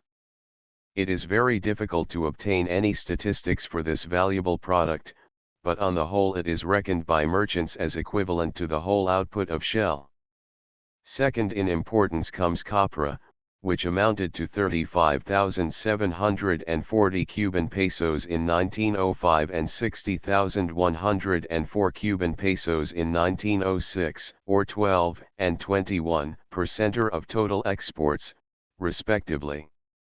The marked increase of this export in 1906 may be explained partly by increased production and partly by the general damage done to the trees in 1905 by locusts. Increase in the cultivation of coconut trees is not perceptible and cannot account for the increase in exportation. Dried fish comes third in order, amounting to 15,786 Cuban pesos in 1905 and 26,302 Cuban pesos in 1906. This industry is capable of unlimited development. The fertility of the Sulu Sea is unusual and can hardly be surpassed. Nothing but enterprise and organized effort is needed to render this trade a source of enormous wealth to the country. The natives are exceedingly skillful in fishing, but lack ambition and initiative. The trade in fish is mostly in the hands of Chinese merchants. Fourth in importance comes hemp. Both in fiber and cordage its exports amounted to 11,140 Cuban pesos in 1905 and 21,230 Cuban pesos in 1906. Hemp culture has markedly improved during the last year, and the increased production is sufficient to explain the increase in exportation. Coconut trees and hemp grow splendidly on all the larger islands of the archipelago, and their cultivation is capable of extensive development. Copal and gutta percha are the products of Sulu, Basilan, and the Tawi Islands. Although sufficiently important in themselves, they sink into insignificance when compared with the four primary staple products and the immense possibilities that lie in the line of their development. The greater part of the trade of holo is handled by the Holo Trading Company, the firm of Hernandez & Co., and the commercial houses of Chonli and Bangguan, all of which are controlled and managed by Chinese merchants. The following list compiled in the office of the Holo Trading Company, for the Far Eastern Review, is a fair estimate of the prospective exports of the town for the coming 2 years. Article amount, price, total pickles. Hemp 1,021 Cuban pesos, 21,000 Cuban pesos. Pearl shells 150 45 6,750 Trepang or Beshdamar 50 31,500 Shark fins 20 45 900 Hemp rope 30 25 750 Caracoles, seashells for buttons, etc. 40 12 480 black shells 10 880 copper 507 3500 seaweeds 44 160 hides 10 20 200 cacao 10 5500 tortoise shells 1 1/2 1800 2700 seahorses 240 grand total 38,760 Hemp is generally exported to Manila, while the other articles mentioned in the above table are generally exported to Singapore. Trepang, shark fins, seaweed, and seahorses are foods highly prized by the Chinese. If the value of pearls taken is estimated on the basis suggested by the president of the Holo Trading Company, it will bring the total up to 58,760 Cuban pesos per month. Population: the present population of Holo is less than 2,000. This includes all the natives and foreigners living in Tulu and Busbus, but the United States troops are excepted. The bulk of the inhabitants is made up of Filipinos, Chinese, and Moros.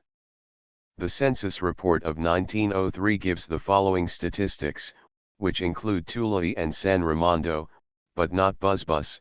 Color: males females brown 309 306 Ilocano 10-4 Moro 998 Tagalog 103 66 Bisayan 161 132 Foreign born 26 6 Mixed 74 48 Yellow 429 56 White 31 17 Total 843 427 Walled Town 541 Tulu 615 San Raimundo 114 Total 1,270 Males of voting age brown, Filipino 189 Ilocano 9 Moro 4 Tagalog 75 Bisayan 101 English 14 French 1 All others 5 Mixed, Filipino 1 Chinese 8 English 2 Yellow, Chinese 392 Japanese 1 English 3 White, American 22 Spanish 2 All others 1 Total 641 As the great majority of the mixed population have Chinese fathers, they, as a rule, follow Chinese custom and trade and may be regarded as Chinese. The Chinese element may therefore be classified as follows: Chinese males females total pure 429 56 485 mixed 70 45 115 total 499 101 600 The Filipinos may be classified as follows: Filipinos males females total brown 274 202 476 mixed 437 total 278 205 483 The census statistics give a full and clear idea of the composition of the resident population of the town in 1903. The Chinese and their offspring, amounting to 600, undoubtedly form the preponderant element. The Filipinos come next, amounting to 483 only. Considerable change has, however, occurred since the census was taken, and necessitates a revision of the above figures. The increase of the garrison and the construction of many new buildings for the military post has caused an influx of Filipinos from Zamboanga and Cotabato, and more Chinese have undoubtedly come in since 1903. The census figures again do not include Moros, some hundreds of whom live at present in Tulu and Busbus. The following, based on close personal observation, is considered a fair estimate of the present population: Walled Town San Raimundo Tulu Busbus Holo Moros 1,630 3,300 350 710 Chinese 250 10 420 680 Filipinos 170 100 250 520 Total 450 140 950 370 1,910 The inhabitants of the town are more or less migratory in character. The population is constantly changing. Few are property owners. The majority are traders, carpenters, and domestic servants. The Filipinos were originally camp followers and still feel as strangers in the land. Many of the Moros living at Tulu and Busbus are of mixed origin. The mixture is chiefly of Sulus and Somals, with each other and with Chinese. The Holo type of Moros is by no means pure Sulu and has consequently misled many authors and ethnologists. A large number of Somals frequent Tulu and Busbus and often temporarily reside there, but because of their strong migratory habits no estimate has been made of them. A few Arabians, Malays, and Indian traders are married in the country, but their proportion is small and insignificant at present. 1. The spelling of proper names used throughout this paper is that adopted by the author and differs in some respects from that in use in the Division of Ethnology editor. 2. This settlement is on a small adjacent island of the same name. 3. An officer next below a datu in rank. 4. An officer next below a panglima in rank. 5. The word Tumangtangus means shedder of tears. As the summit of this mountain is the last object to be seen by sailors leaving the island, they weep from homesickness when they lose sight of it. 6. Quoted in Keppel's Visit to the Indian Archipelago, p. 70. 7. Some maps place this mountain near Tutu, but reliable Moros apply the name to the mountain west of Siut and nearer to Su than to Tutu. 8. Princess Ipil and her followers were wrecked and drowned at this point. Their bodies are said to have turned into stone and formed the rocks that line the shore. Some of the rocks seem to the people to resemble petrified human beings. 9. Names of fruits with no English equivalents. 10. A Philippine tree from the blossoms of which a perfume is made. 11. Spanish word for street. 12. Beach at the head of the bay. 13. A sultanate in northern Borneo. 14. The Mindanao Herald, July 21, 1906. 15. Gum copal. 16. Most of these are females. Chapter 2 Genealogy of Sulu Translators Introduction. The manuscript of which a translation follows is an exact copy of the original, which is in the possession of Haji Butu Abdul Baki, the Prime Minister of the Sultan of Sulu. The genealogy proper begins on page 6 of the manuscript and is written entirely in Malay. This was the rule among all old Moro writers and is a decided indication of the authenticity of the document. Haji Butu maintains that his ancestry goes back to Mantiri I Asip, one of the ministers of Raja Baginda, the Sumatra prince who emigrated to Sulu prior to the establishment of Mohammedanism in the island. The Sulu ministry seems to have remained in Asip's lineage down to the present time. The first 5 pages of the original manuscript are the genealogy of Asip's descendants. This part is written in Sulu and was probably composed at a later period than the Malay part of the book. It is written by Utu Abdur Rahman, the nephew of Imam Halapa, who is the son of Najeeb, the last person mentioned in the genealogy. Abdur Rahman is a cousin of Haji Butu. The addition of these 5 pages to the genealogy of Sulu is for the purpose of giving prominence and recognition to the sons of Asip, who have been the right-hand men of the sultans of Sulu since the organization of the sultanate. Sulu author's introduction. This is the genealogy of the sultans and their descendants, who lived in the land of Sulu. The writing of this book was finished at 8 o'clock, Friday the 28th of Dhul-Qa'dah 1285 AH. It belongs to U23 Abdur Rahman IV, the son of Abu Bakr. It was given to him by his uncle Tuan 5 Imam 6 Halapa 7 Abdur Rahman. This is the genealogy of the Sulu sultans and their descendants. Descendants of Asip. This is the genealogy of Mantiri 8 Asip, the hero and learned man of Minangkabau. 9 Mantiri Asip had the title of Orangkaya 10 at the time he came to Sulu with Raja 11 Baginda. 12 He married a woman from Pural 13 called Sandali and begot Orangkaya Sumandak.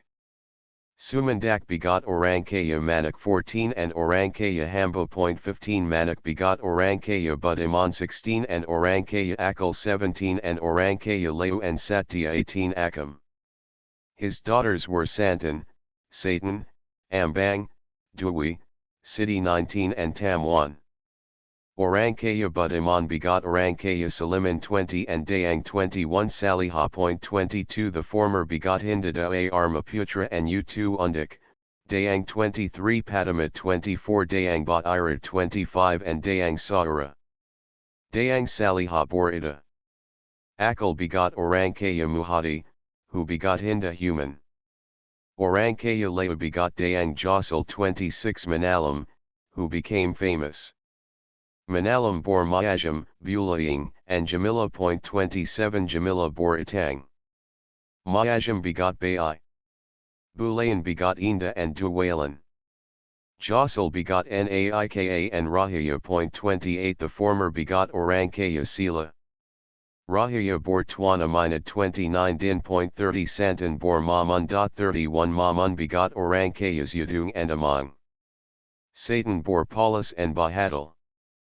Bahadal begot Abdul Hadi. 32 Ambang bore Orangkayas Amin and Bunga. 33 Orangkaya Amin begot Rahaya and Zakiya. 34 Zakiya is the mother of Orangkaya Sila. Rahaya is the mother of Tuan Aminat Din. Bunga begot Aliyah and Salima. 35 Salima bore Hinda Bayang Gumantung. Dwi bore Mundulai and Imang. Mundulai is the mother of Tuan Iman Anda and Naima. 36 Imang bore Mali. Sidi bore Orangkaya Zagu, Garu, Abu Bakr, Abu Sama, Manaan, Seda, and Suda. Alak begot Ila and Malam. 37 Ila bore Andungai. Malam is the father of Imang. Tamwan bore Ima. Ima begot Ankala. Ankala begot Inang. Inang begot Hindanakib. 38 Adak. Descendants of Tuan Masha Ika. This is the genealogy of Tuan Masha Ika. It was said by the men of old that he was a prophet who was not descended from Adam. He was born out of a bamboo and was esteemed and respected by all the people. The people were ignorant and simple-minded in those days and were not Mohammedans of the Sunni sect. Some of them worshipped tombs, and some worshipped stones of various kinds. Masha Ika married the daughter of Raja Sipad the younger, who was a descendant of Sipad the older. His wife's name was Ida. 39 Indira. 40 Shuga. 41 She bore 3 children, Tuan Hakim. 42 Tuan Pam, and Aisha.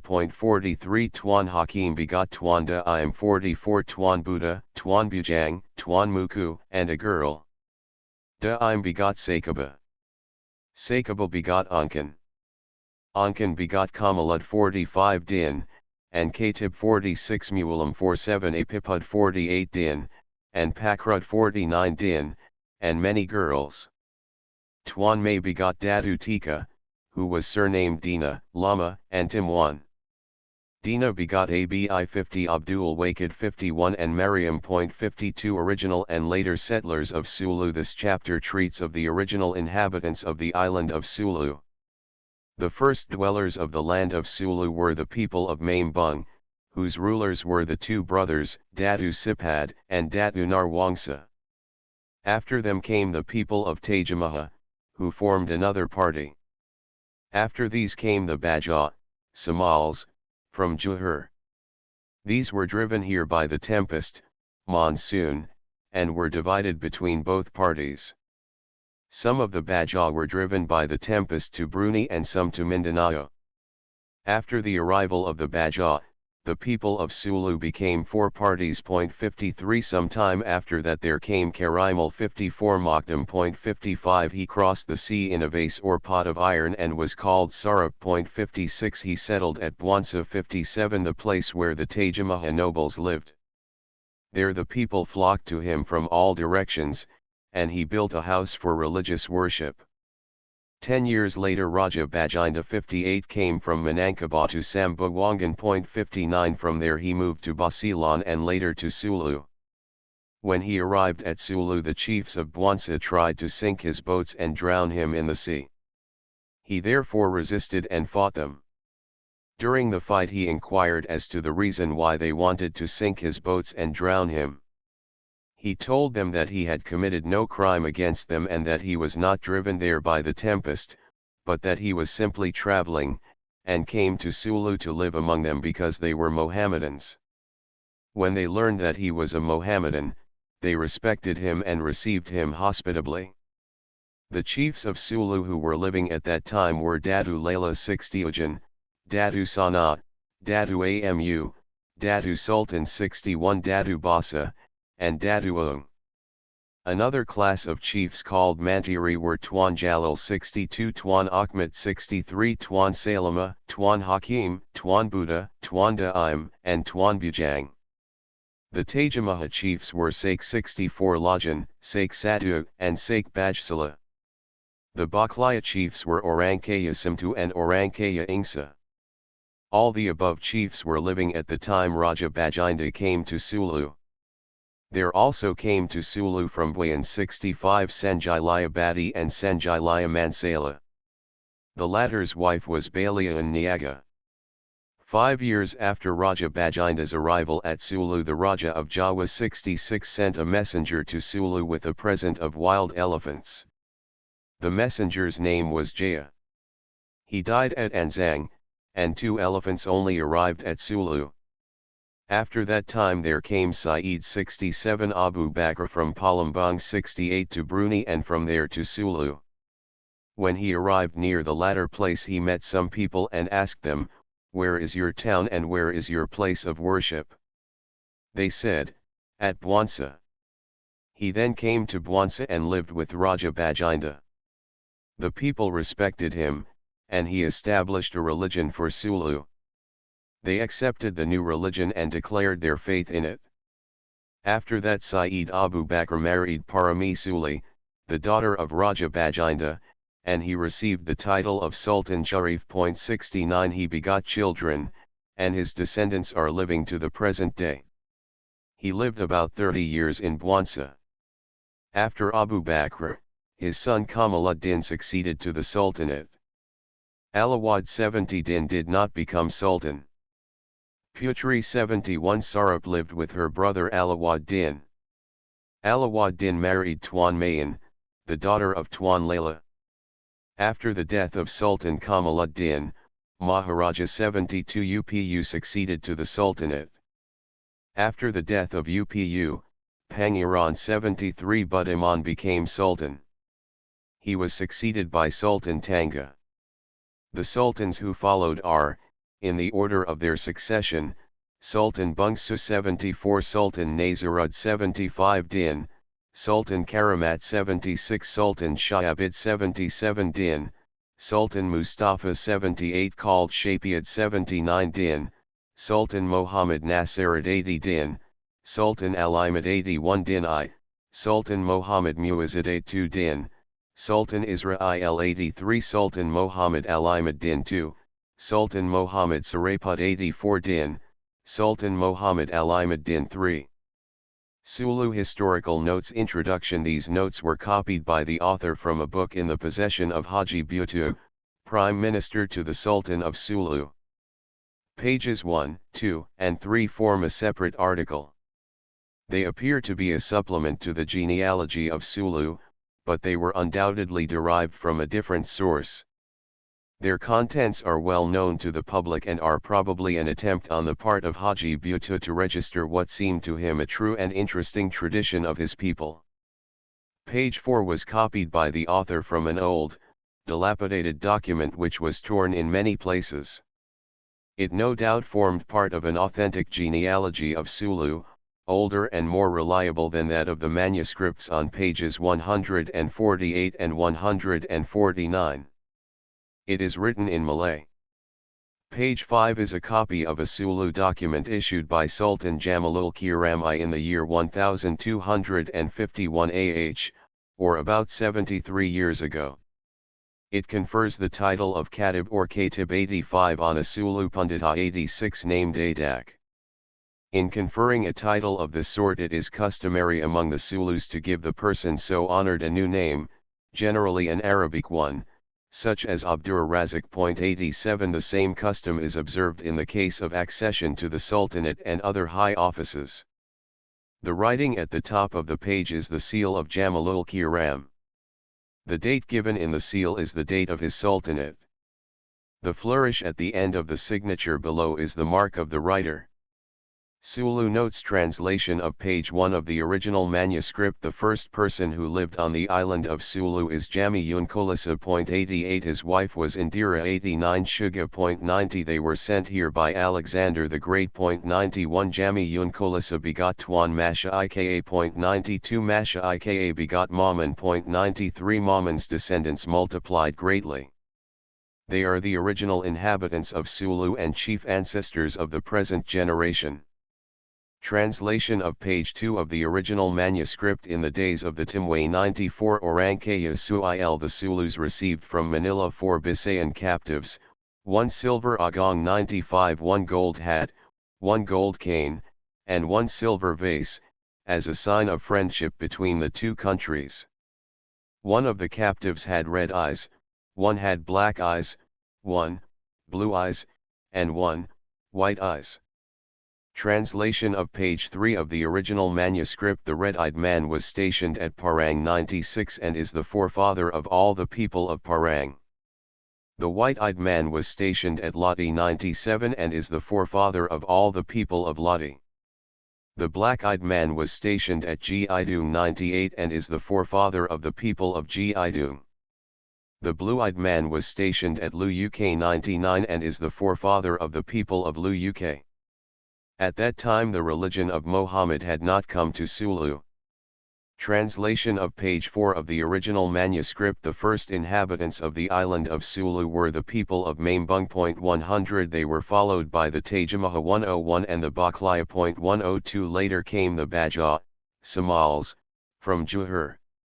Some Bajas were taken by the Sulus and were distributed among the 3 divisions of the island, while others drifted to Brunei and Majindanao. Some time after that there came Karimal 103 Makdam. 104 He sailed in a pot of iron and the ancients called him Sharif. 105 Alia. 106 The Sulus adopted the Mohammedan religion and brought Makdam to Bwansa. 107 There the Tajamaha chiefs built a mosque. 10 years later there arrived Raja Bajinda, who emigrated from Minangkabau. 108 Bajinda came to Samboanga first. From there he moved to Basilan and Sulu. The natives met him on the sea for the purpose of fighting him. He asked them, "Why do you wish to fight a Mohammedan who is coming to live with you?" He married there. The Commission of Khatib Abdur Razak. Translation of page 5 of the original manuscript dated Wednesday, the 10th of Ramadan, in the year D, the first, which corresponds to the year 1251 of the Hijra of the Prophet Muhammad, may the best of God's mercy and blessing be his.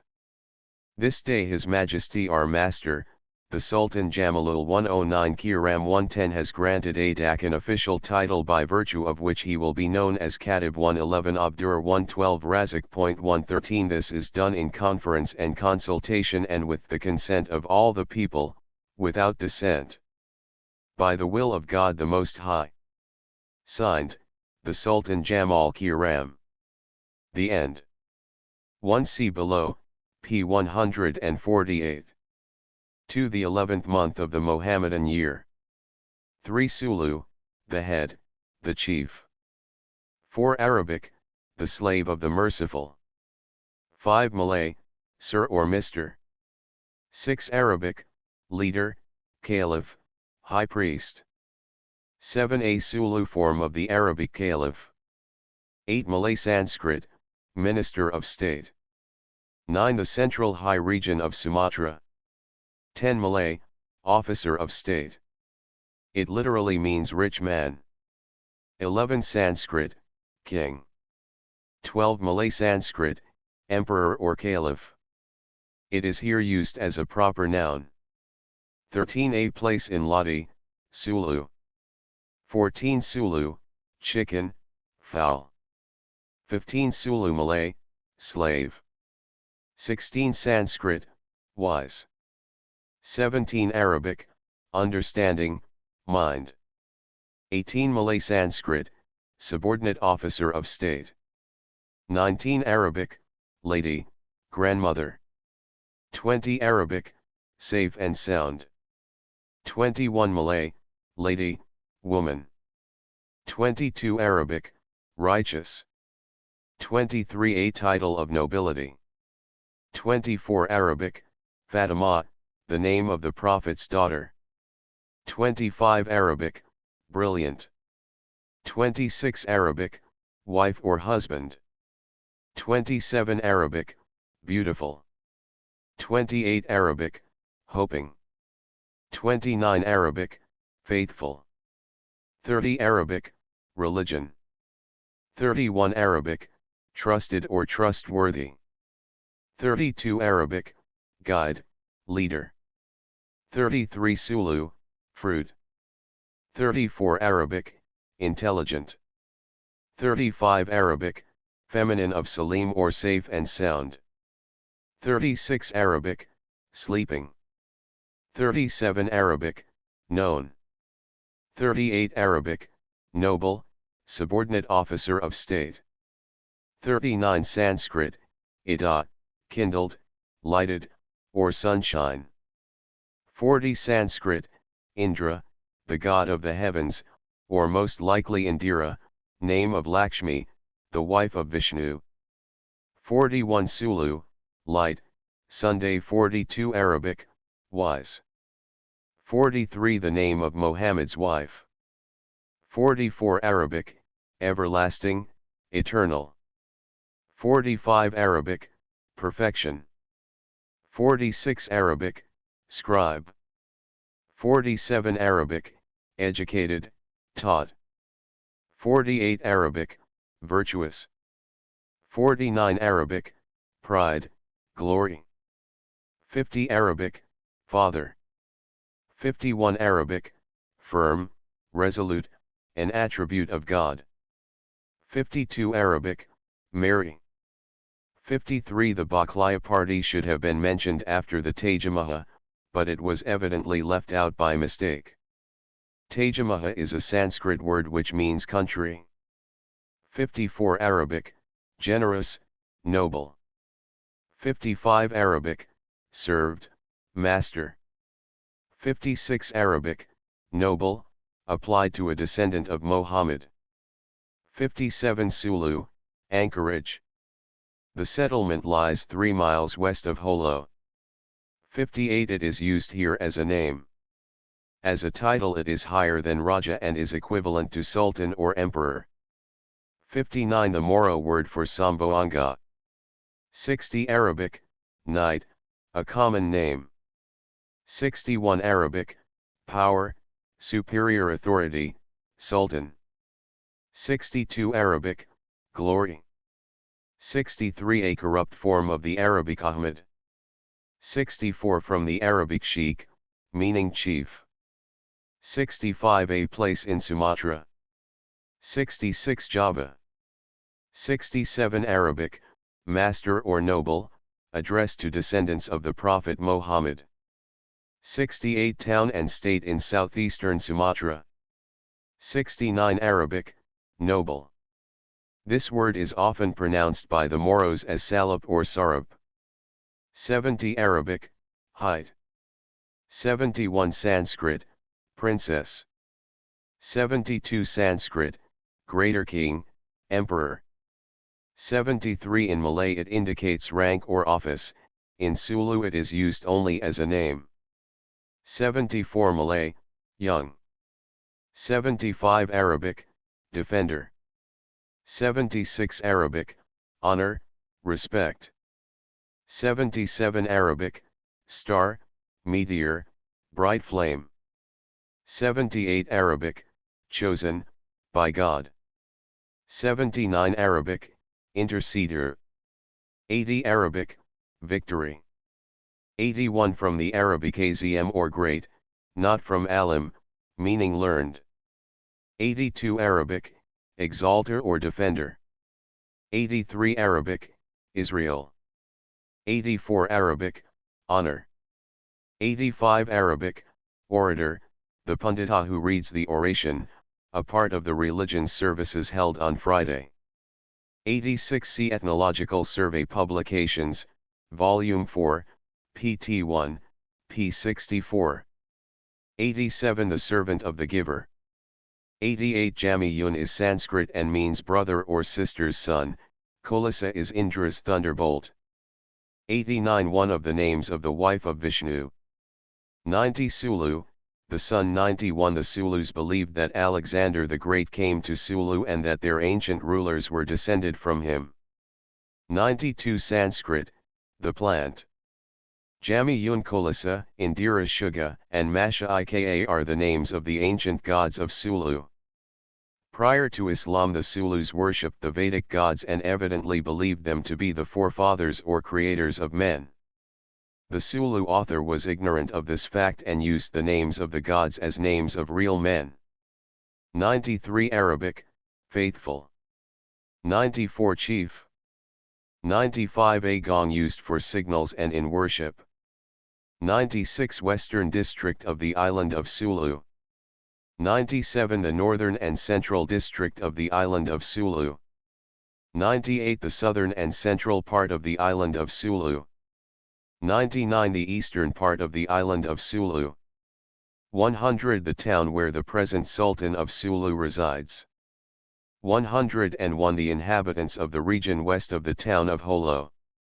102 the inhabitants of the northern coast, east of Holo. 103 Arabic, generous. 104 Arabic, master or served. 105 Arabic, noble, a title applied to a descendant of Mohammed.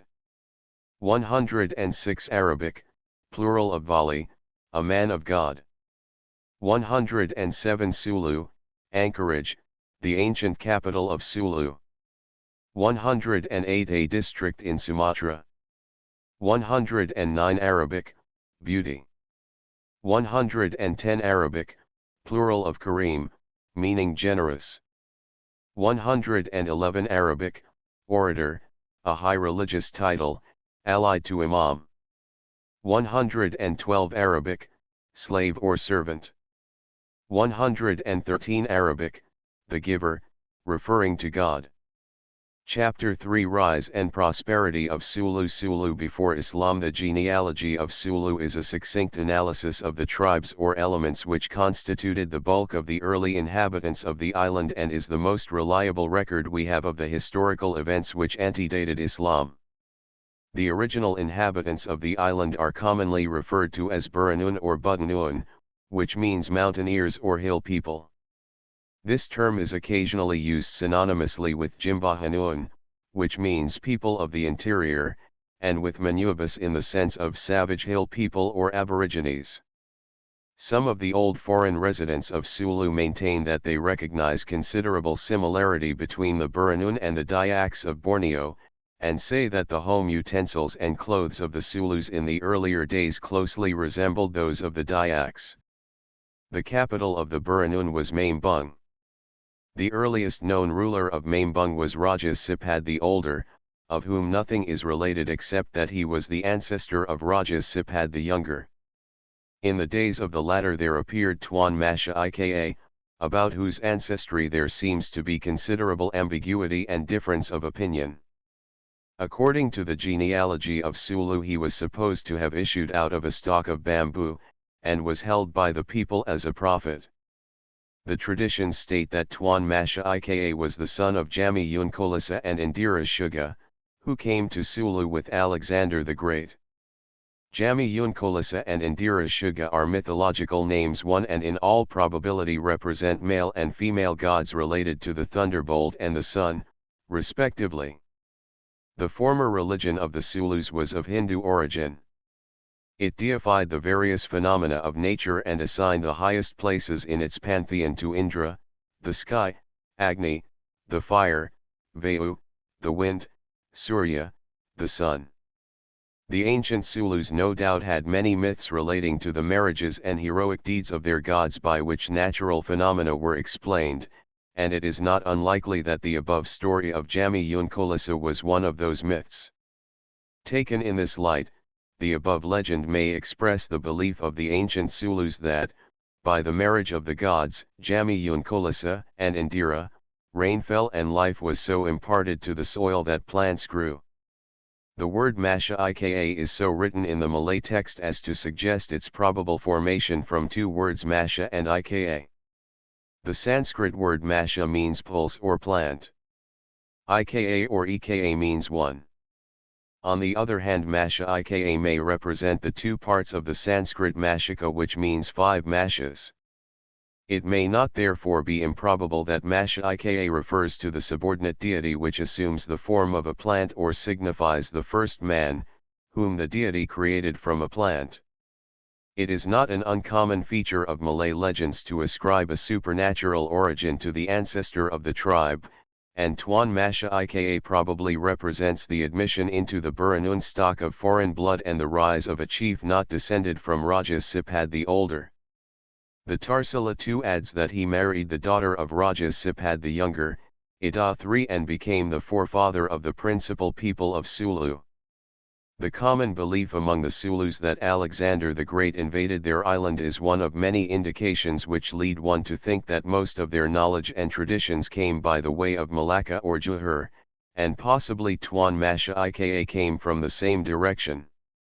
It does seem therefore as if the dynasty of Sipad was supplanted by a foreign element represented by Tuan Masha Ika. These two elements were later augmented by the Tajamaha who settled at Bwansa and along the coast west of that point, and by the Baklaya who settled on the same coast east of the present site of Holo. The four tribes thus brought so closely together mixed very intimately and later lost their identity in the development of a single nation, which reached its maturity under the guiding hand of a Mohammedan master. In spite of later immigrations to the island and in spite of conquest and defeat, the national character thus formed has remained unchanged throughout history, and the Sulu of today still maintains that same individuality which he acquired in his earlier days. The noted emigration of the Bajas or Samals of Johor must have begun in the earlier parts of the 14th century, if not earlier. These sea nomads came in such large numbers and in such quick succession as to people the whole Ta'ai group, the Penggutaran and Siasi groups, all available space on the coast of Sulu proper, the Balangingi group, and the coasts of Basilan and Samboanga, before the close of the century and before the arrival of the first Mohammedan pioneers. The Somals exceeded the Sulus in number, and the effect of such overwhelming immigration must have been considerable, but, nevertheless, the Sulu maintained his nationality and rose to the occasion in a most remarkable manner. The newcomers were taken into his fold and were given his protection, for which they rendered noteworthy service, but their relation was never allowed to exceed that of a slave to his master or that of a subject to his ruler, and the Somals thus remained like strangers or guests in the land until a late date. Besides the Somals, some Bugis IV and Ilanun emigrants gained a foothold on the northern and northeastern coast of Sulu. The Bugis appear to have lost their identity, but the Ilanun are still recognizable in many localities, and some of the principal datus of Sulu still trace their origin to Mindanao. The numerous and extensive piratical expeditions undertaken by the Sulus from time immemorial must have been a great source of further influx of foreign blood.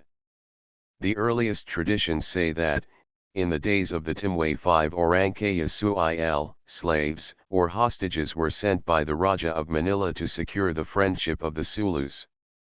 These slaves were, according to some accounts, of 6 colors, but the written records give them as 4 red-eyed, white-eyed, blue-eyed, and black-eyed.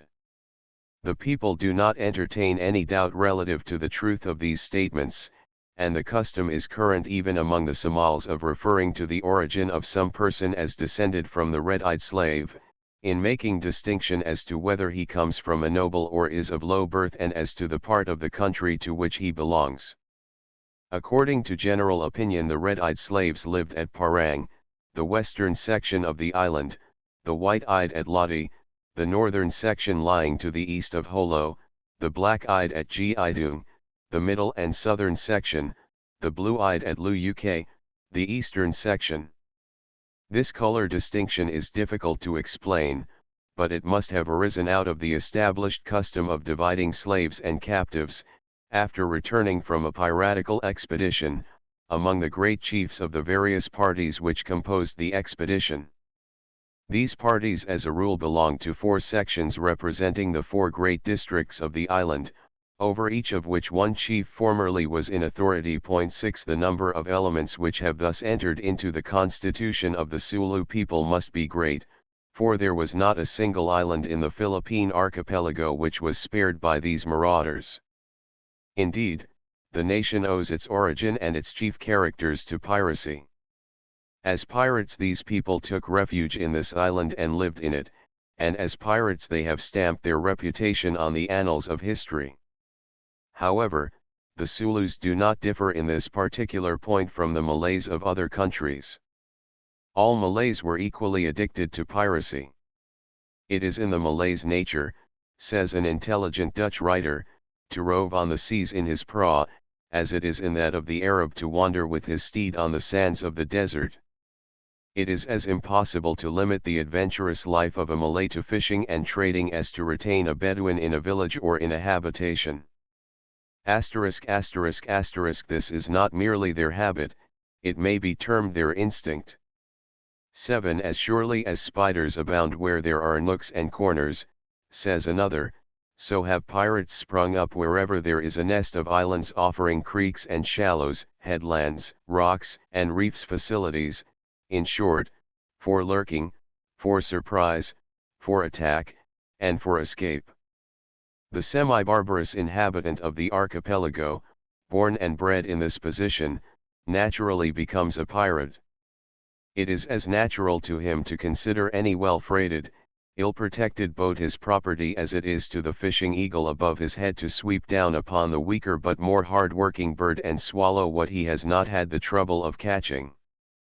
So we are told that before the days of Makdum and Raja Bajinda, Sulu had long been an emporium not only of regular traders from most nations, but the headquarters of those piratical marauders who there found a ready market for enslaved victims. Introduction of Islam and the rise of a Mohammedan dynasty in Sulu, 1380 to 1450. To this period belongs the Mohammedan invasion of the archipelago. If the Burununate were Dayaks in origin, they certainly did not keep their Dayak characteristics very long.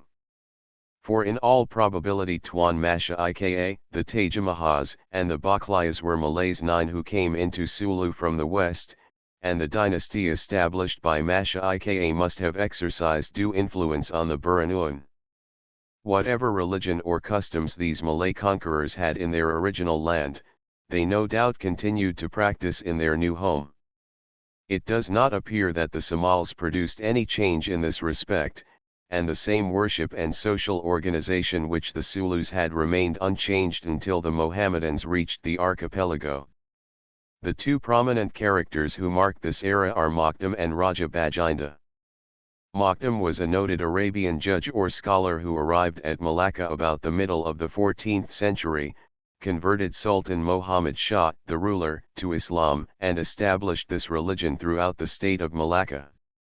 He evidently practiced magic and medicine and exerted an unusually strong influence on the people of Malacca. Continuing farther east, he reached Sulu and Mindanao about the year 1380.10 in Sulu, it is said. He visited almost every island of the archipelago and made converts to Islam in many places. The island of Sibutu claims his grave, but the places at which he was most successful are Buansa, the old capital of Sulu, and the island of Tapul. It is said that the people of Buansa built a mosque for him, and some of the chiefs of the town accepted his teachings and faith. The Tapul people claim descent from him, and some of them still regard him as a prophet.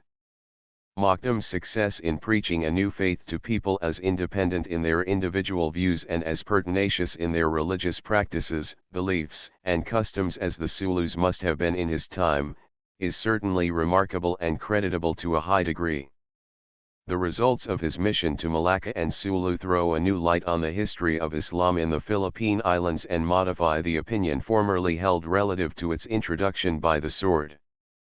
How much of a lasting effect the teachings of Makdum could have had on Sulu is very difficult of estimation, but in all probability the new sapling planted in the soil of Sulu would have withered before long had it not been for the future current of events which watered it and reared it to maturity. Some time after Makdum, the genealogy of Sulu says 10 years, there came into Sulu a prince from Minangkabau called Raja Bajinda. Minangkabau 11 is a rich, high region in central Sumatra, from which many Malayan dynasties seem to have come. Raja was the usual title applied to all Malayan kings. Bajinda is said to have touched at Sambuwangan, Sambuanga, and Basilan before reaching Sulu. The nature of such a move cannot be explained unless he followed the northern route leading from Borneo to Cagayan Sulu, Pangyutaran, and Sambuanga, which route seems to have been taken by all Mohammedan missionaries and invaders mentioned in the Tarsila. The written records of Bajinda's arrival and his later history are exceedingly brief. When he arrived at Bwansa, the Sulus came out to engage him in battle, as we would naturally expect, but, the Tarsila continues, on learning that he was a Mohammedan, they desisted from fighting, invited him to stay with them, and seemed to have entertained him very hospitably. Such an account is absurd on the face of it. Raja Bajinda was not a trader nor a traveler touring the archipelago. He was accompanied by ministers and no doubt came to Bwansa to stay and rule. His coming was an ordinary kind of invasion, which proved successful. When Abu Bakr reached Bwansa, as we will learn later, he was directed to Raja Bajinda, who must have been the supreme ruler of Bwansa. Accordingly we find all the chiefs of Sulu enumerated in the Tarsila at the day of Bajinda's arrival subordinate in rank, having no Rajas among them.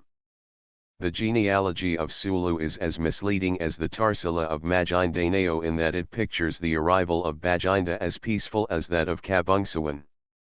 Some of the chiefs who were Mohammedans possibly intrigued against their former overlords, and, joining Bajinda's forces, defeated their opponents, but the dearth of information relative to this early Philippine history renders it impracticable to secure any more light on the subject.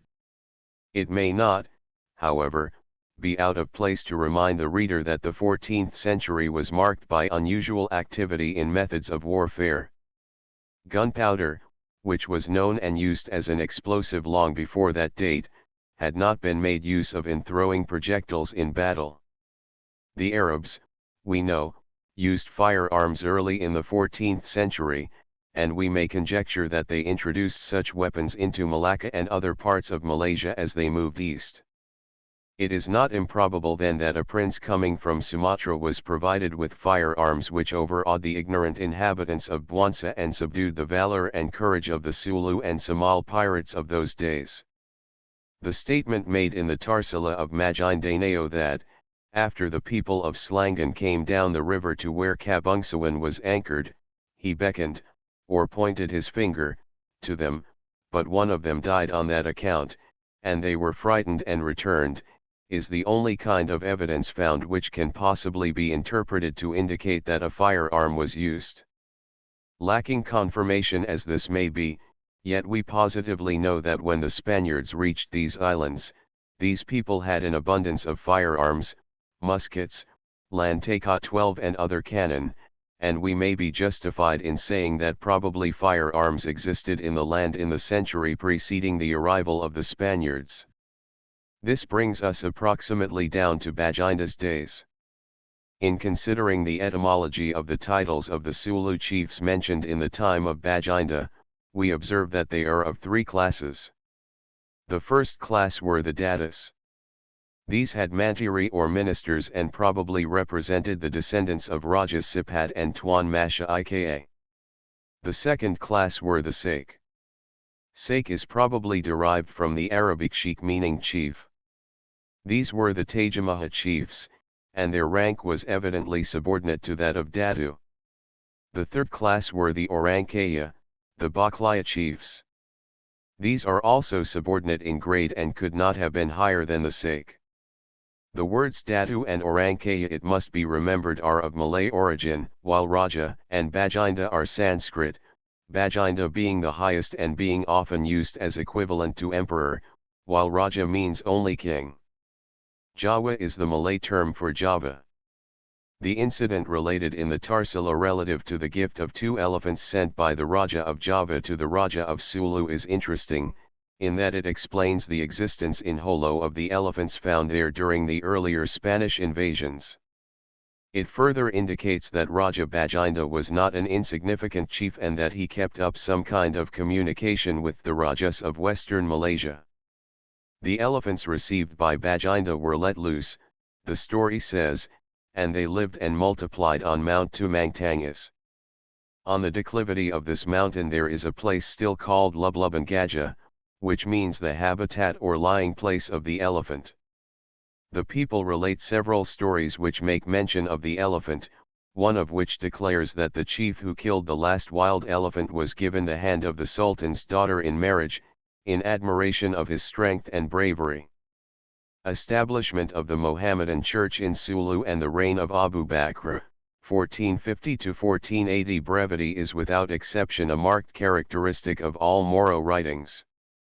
Their letters, unlike those of the Malays and Arabs, are brief and devoid of compliment or detail. It is very difficult to pick out a superfluous word or phrase from the text of the Sulu Tarsila. In fact, the narrative of events throughout the manuscript is so curtailed as to be reduced to a mere synopsis of headlines. It gives a very dim view of the general subject and leaves out much that is desired. Thus, the whole question of establishing Islam in Sulu and organizing its sultanate is dispensed with in one short paragraph briefly enumerating the following facts: that Sayyid Abu Bakr came to Bwansa from Palembang by the way of Brunei, that he lived with Raja Bajinda and taught and established a new religion for Sulu, that he was greatly respected by the people, and that he married Parami Suli, the daughter of Bajinda, and became sultan. The traditions of the country, notwithstanding their brevity, add some further but less reliable information. It is the common belief that Abu Bakr was born in Mecca and that he lived some time at Johor, or Malacca. Others state that it was his father, Zainul Abidin, who came from Mecca and that Abu Bakr was born of the daughter of the Sultan of Johor at Malacca. He came to Pangutaran first, the narrative continues, then to Samboanga and Basilan. His younger brother, who had accompanied him, continued eastward to Mindanao, while he remained at Basilan for a short while. Having heard of Abu Bakr, the people of Sulu sent Orangkaya Suil to Basilan to invite him to Bwansa to rule over them. This invitation was accepted and Abu Bakr was inaugurated Sultan over Sulu soon after his arrival there.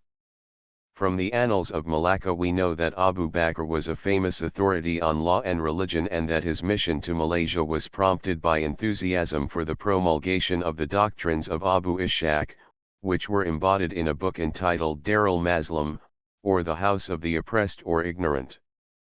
After preaching these doctrines in Malacca with success, he evidently proceeded farther east, stopping at Palembang and Brunei and reaching Sulu about 1450. The hospitality with which he was received at Bwansa points to success in his mission to a degree that enabled him later to marry the Princess Parami Suli, the daughter of Raja Bajinda. He established mosques there and taught religion and law, and the people and chiefs actually abandoned their former gods and practiced the new religion and observed its commandments. This process of reformation and conversion was no doubt slow and gradual, but it was real and sure. There is no evidence to show that Abu Bakr had any military forces by virtue of which he could assume military authority and rule after Bajinda's death. But it is perfectly credible that Raja Bajinda, being without a male heir, appointed Abu Bakr, his son-in-law and chief judge and priest, as his heir, and delegated to him all the authority he exercised over Bwansa and the island of Sulu. This it appears was acquiesced in by the native chiefs who accepted Abu Bakr as their temporal overlord, as well as their spiritual master. Claiming descent from Muhammad, he assumed the powers of a caliph and entitled himself Sultan. The Sulus as a rule refer to him as Sultan Ash-Sharif al-Hashimi, meaning the Sultan, the Hashemite Sharif or noble. The words Muhammad and Abu Bakr are generally left out when he is mentioned in prayer or in ordinary discourse. Having established the church, his next aim, after ascending the throne of Sulu, was the political reorganization of the government. This he undertook to frame on the same principles as those of an Arabian sultanate, giving himself all the power and prerogatives of a caliph. In enforcing such claims of absolute sovereignty, Abu Bakr declared to the people and their local chiefs that the widows, the orphans, and the land were his by right. This the people hesitated to submit to, and another measure was adopted which reconciled the interests of all parties.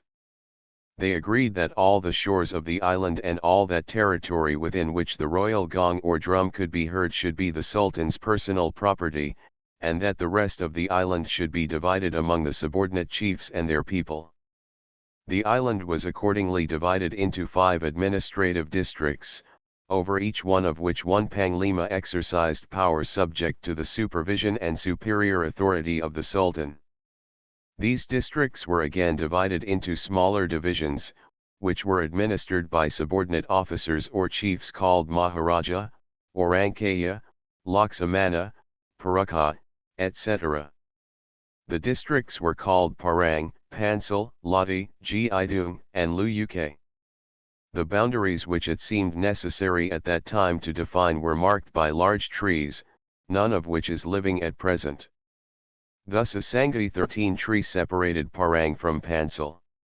The location of this tree was at a point near Budagat and the stream Agayon, which runs down from Tumangtangis toward Mambung. A Banu 13 tree separated Pansal from Lati. This tree was located at a place called Indung, intermediate between Asturias and the walled town of Holo. A Mampalam 13 tree called Tarak separated Lati from Luyuk. It was in the vicinity of the settlement of Su. A variety of durian tree named Sigal Sagal formed the boundary of Lati and Gidung.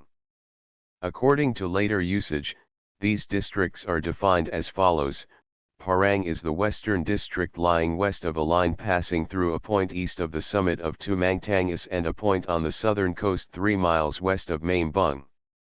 A line passing through Mount Pula and a point a little east of Mambung marks the boundary between Pansal on the west and Lati and Gidung on the east. The watershed is generally considered as the dividing line between Lati and Gidung. A line joining Su on the north and Lubuk on the south separates Lati and Gidung from Luyuk. A 6th district has lately been carved out and termed Tandu, forming the easternmost part of the island. A line joining Sukuban on the south and Limawa on the north divides Tandu and Luyuk. The government thus organized was conducted in conformity with local customs and laws modified to such an extent as not to be repugnant and contrary to Mohammedan laws and the precepts of the Quran. To preserve this consistency, a code of laws was made and promulgated by Abu Bakr. This, once established, became the guide of all the subordinate officers of the state, who, as a rule, observed it and carried out its instructions. The general lines on which Abu Bakr conducted his government seem to have been followed very closely by all his successors. Such an adventurous and aggressive man as he was could not have stopped within the limits of the island. In all probability he pushed out in various directions, but no records have so far been found which give any account of the conquests he made or the limits of his empire. Abu Bakr lived 30 years in Sulu and died about 1480. Early days of the Sultanate, 1480 to 1635. Successors of Abu Bakr. The dynasty founded by Abu Bakr ruled with a firmer hand and attained considerable power and fame. The new organization establishing law and order, consolidated the forces of the state and increased its influence on the outside world. Islam added a new element of strength and another stimulus to campaign and conquest. The Sulus never exceeded 60,000 in number, yet we learn that, prior to the arrival of Magellan, their power was felt all over Luzon and the Bisayan Islands, the Celebes Sea, Palawan, North Borneo and the China Sea, and their trade extended from China and Japan, at the one extreme, to Malacca, Sumatra, and Java at the other. Abu Bakr was succeeded by his second son, Kamaluddin. Alauddin, the elder son, was weak-minded and was evidently not supported by the ministers of the state. The next 3 sultans who followed were Diraja, Upu, and Digunung. Their full names are, the Sultan Amirul Umara 14 Maharaja Diraja, the Sultan Muazzul Mutawadiyan 15 Maharaja Upu, the Sultan Naziruddin Awal 16 Digunung 17, or Haybud 18. The sixth Sultan was Muhammadul Halim 19 Pangeran Bud Iman.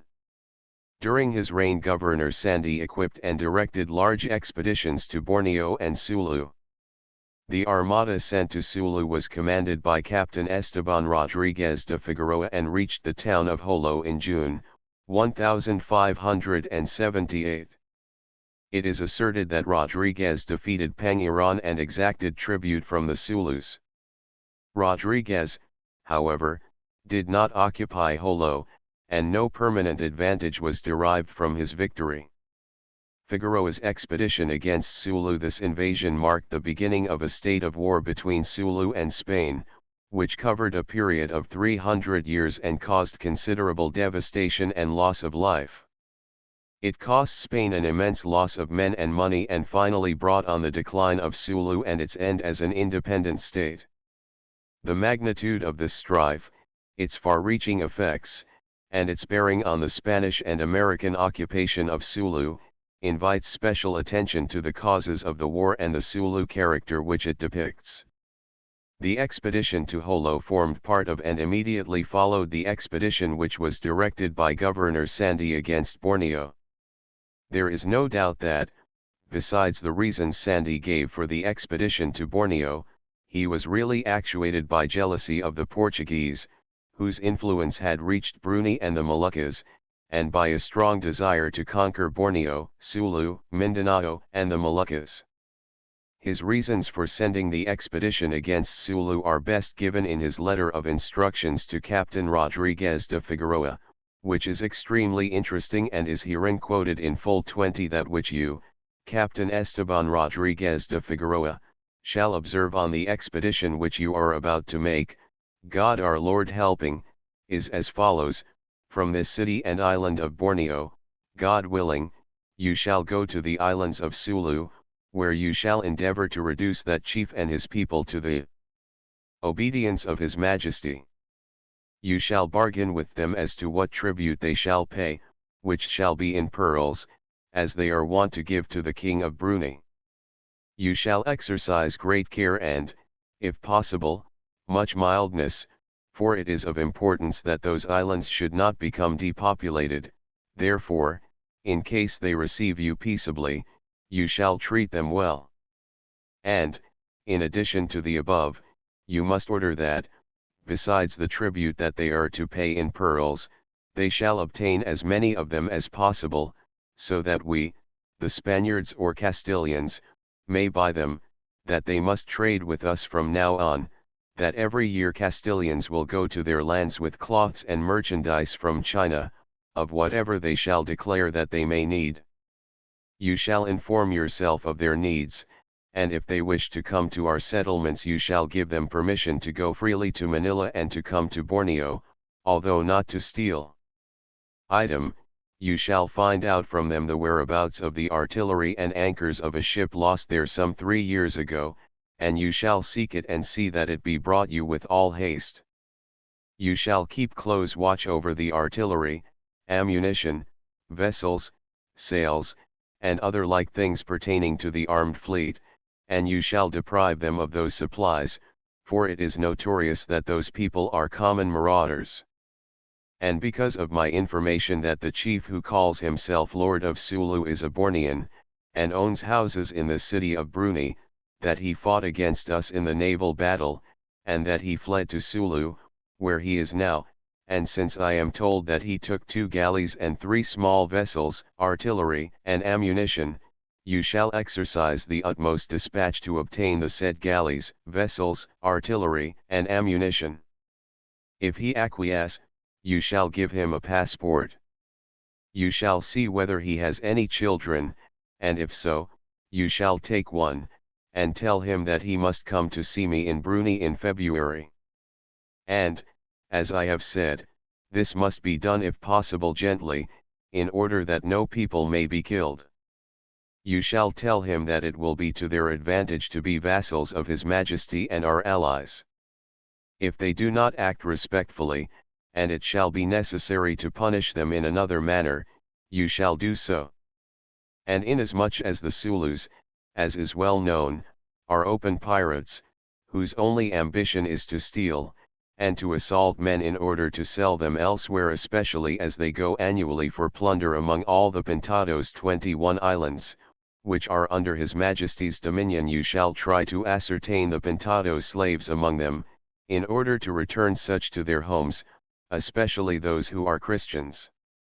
And, as I have said, you shall deprive them of such vessels as seem to be used for raids, leaving them their fishing vessels, so that if the said Lord of Sulu so desire, he can come to confer reasonably with me. Thus you shall ascertain who has vessels, and who can inflict injuries, and you shall command them expressly to settle down on their land, to cultivate, sow, and harvest, develop the pearl industry, and cease to be pirates. You shall order them to raise fowls and cattle.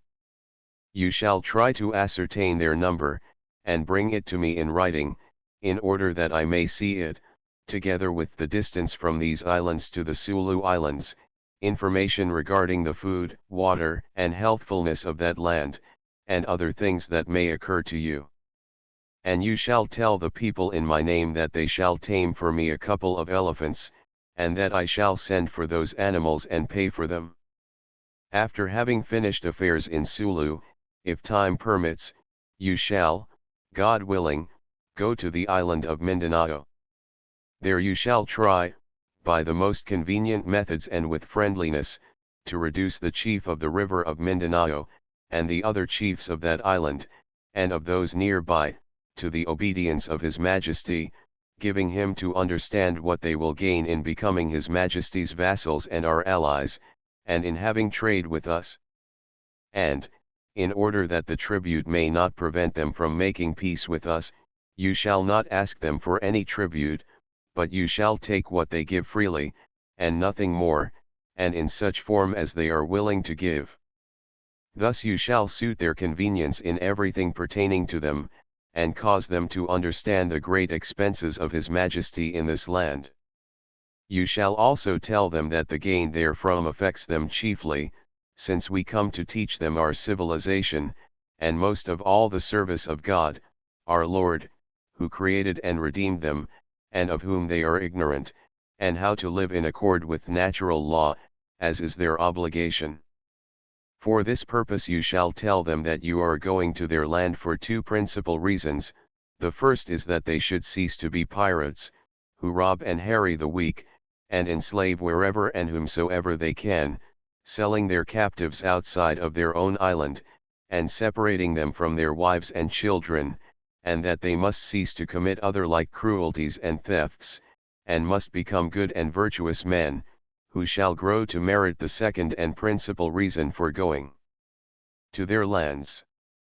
You shall give them to understand that they are ignorant of God, our Lord, who created and redeemed them, so that when they know Him they may serve Him and become good. It is quite evident that they will gain very much in these things, and therefore it is right that they aid us and give us something. This shall be at their own will, as above said.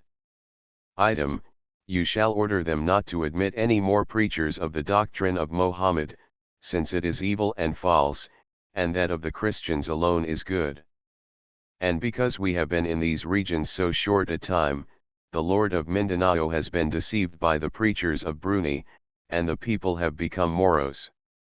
You shall tell them that our object is that he be converted to Christianity, and that he must allow us freely to preach the law of the Christians, and the natives must be allowed to go to hear the preaching and to be converted, without receiving any harm from the chiefs.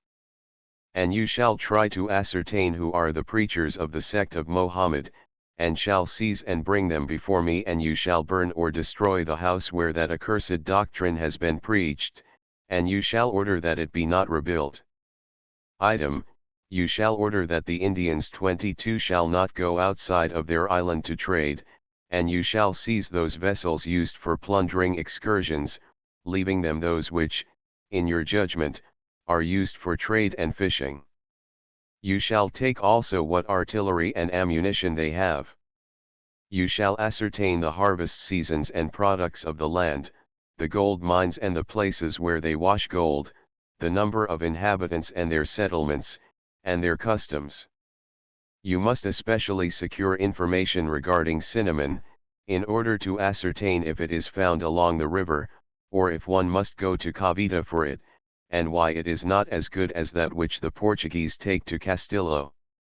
You shall ascertain how they cut and strip it from the tree, and if it be of importance that it dry on the tree, or in what other manner it should be treated, for I have been told that that obtained from these districts in the past has not been good and has not a good sale in Spain.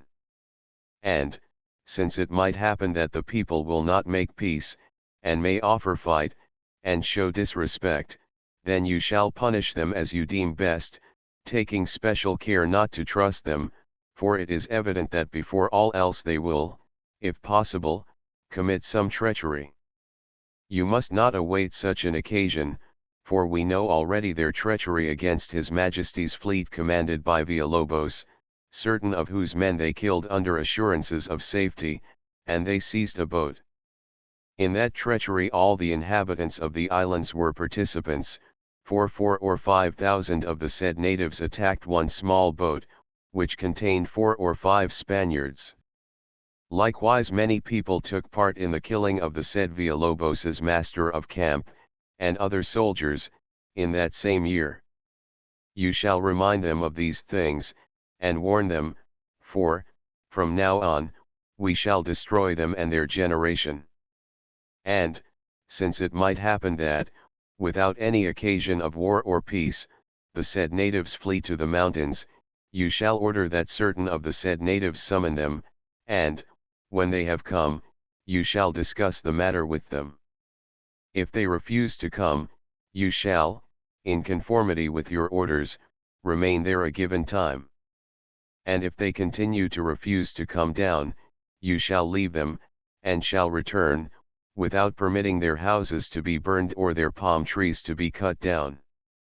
Neither shall anything be stolen from them, but you shall take only what is absolutely necessary for food and the food and other things necessary to provision your vessels for the return trip. You shall try to secure information of the island of Linbotan, as well as of Batachina and Celebes, so as to advise me thereof, and you shall do this in accord with the time limit I have set for you to make this exploration, and you shall observe the same rule as in that of Mindanao. In order that we may allot in encomiendas 23 whatever people are found in these districts, you shall bring me a signed notary all writ. Thus, as those lands have no other owner, the natives thereof may be reduced to the obedience of His Majesty, according to His will and by war, if the natives begin it, so that war on our part may be just, and that the same justice may continue, so that we can compel them to obey, and impose tributes upon them. You shall exercise much diligence in this and see to it that these orders be carried out carefully and intelligently. God willing, I shall be in Brunei by the end of the month of January next or, at the latest, by the 8th of February with the fleet and all the necessaries that must be brought from Manila, and that which is here. And at that time your grace shall come to Brunei with the fleet that you have, and with all the people that you have or shall have in the Pintados, so that we may do here whatever is proper for the service of His Majesty, to which we are bound.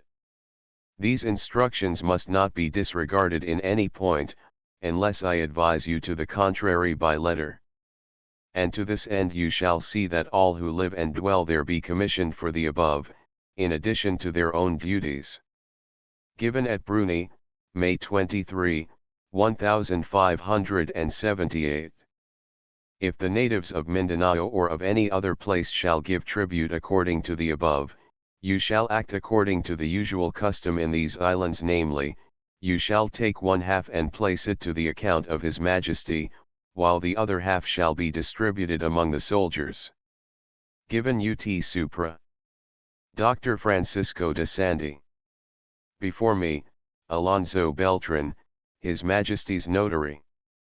Reasons for hostilities. The above shows clearly that Governor Sandi intended, first, to reduce Sulu to a vassal state, second, to exact tribute in pearls, third, to secure the trade of Sulu for the Spaniards, fourth, to punish the Sultan of Sulu for the help he rendered the Sultan of Brunei against the Spanish forces, fifth, to rescue the Christian slaves in Sulu, sixth, to deprive the Sulus of their artillery and ammunition and of all vessels except fishing vessels, in order to stop their piracy, seventh, to compel the Sulus to become peaceful agriculturists, eighth, to uproot the accursed doctrine of Mohammed and to convert the Sulus to the Christian religion.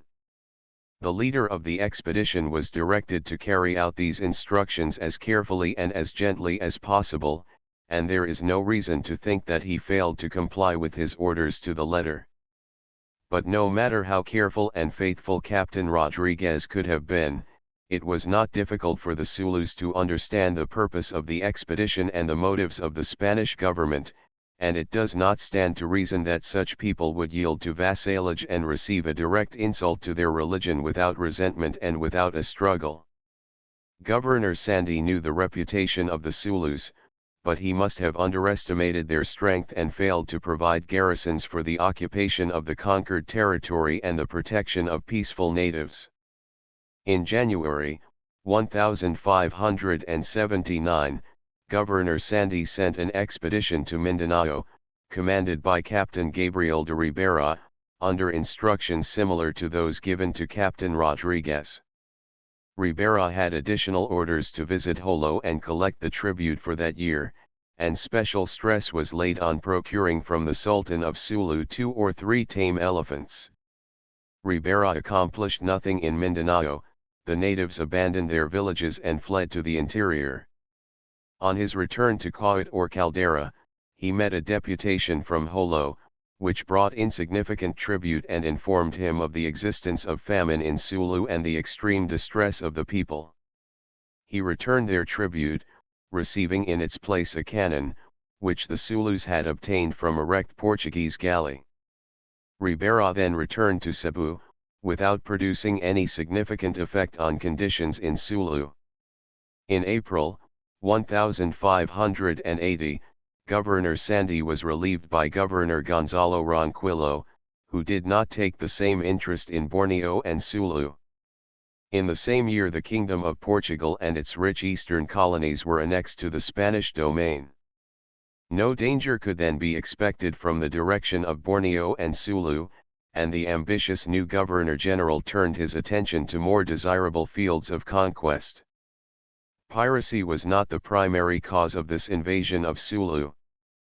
Public sentiment was not so strong against slavery in those days as it is now, for the Spaniards and other leading civilized nations were then diligently pursuing a profitable trade in it between the west coast of Africa and the West Indies and America.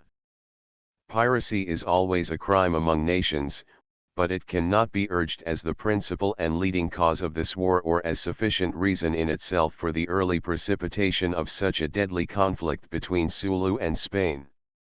Religion, on the other hand, was declared by Governor Sandi to be the principal reason for going to their lands. He ordered the Sulus not to admit any more preachers of Islam, but to allow the Spanish priests to preach Christianity to them. The Mohammedan preachers he directed to be arrested and brought to him, and the mosques to be burned or destroyed and not to be rebuilt. Part of the instructions the Atalanta de 24 Miguel López de Legazpi received before embarking on his expedition to the Philippines read as follows: "And you shall have a special care that, in all your negotiations with the natives of those regions some of the religious accompanying you be present, both in order to avail yourself of their good counsel and advice, and so that the natives may see and understand your high estimation of them, foreseeing this, and the great reverence of the soldiers toward them, they themselves will hold the religious in great respect. This will be of great moment, so that, when the religious shall understand their language, or have interpreters through whom they may make them understand our holy Catholic faith, the Indians shall put entire faith in them, since you are aware that the chief thing sought after by His Majesty is the increase of our holy Catholic faith, and the salvation of the souls of those infidels. 25 In 1566, a petition was sent from Cebu to the King of Spain, bearing the signatures of Martin de Goiti, Guido de Labzari, and the other leading officers under Legazpi, setting forth, among other requests, the following: that the Moros, because they try to prevent our trade with the natives and preach to them the religion of Mohammed, may be enslaved and lose their property. That slave traffic be allowed, that the Spaniards may make use of them, as do the chiefs and natives of those regions, both in mines and other works that offer themselves. 26 In a letter addressed to Legazpi, King Philip II said, "We have also been petitioned in your behalf concerning the Moro islands in that land, and how those men come to trade and carry on commerce, hindering the preaching of the Holy Gospel and disturbing you. We give you permission to make such Moros slaves and to seize their property. You are warned that you can make them slaves only if the said Moros are such by birth and choice, and if they come to preach their Mohammedan doctrine or to make war against you or against the Indians, who are our subjects and in our royal service." In a letter addressed to King Philip II, Bishop Salazar writes, June 27, 1588, as follows: "The second point is that, in the island of Mindanao, which is subject to your Majesty, and for many years has paid you tribute, the law of Mohammed has been publicly proclaimed, for somewhat more than 3 years, by preachers from Brunei and Ternate who have come there, some of them even, it is believed, having come from Mecca.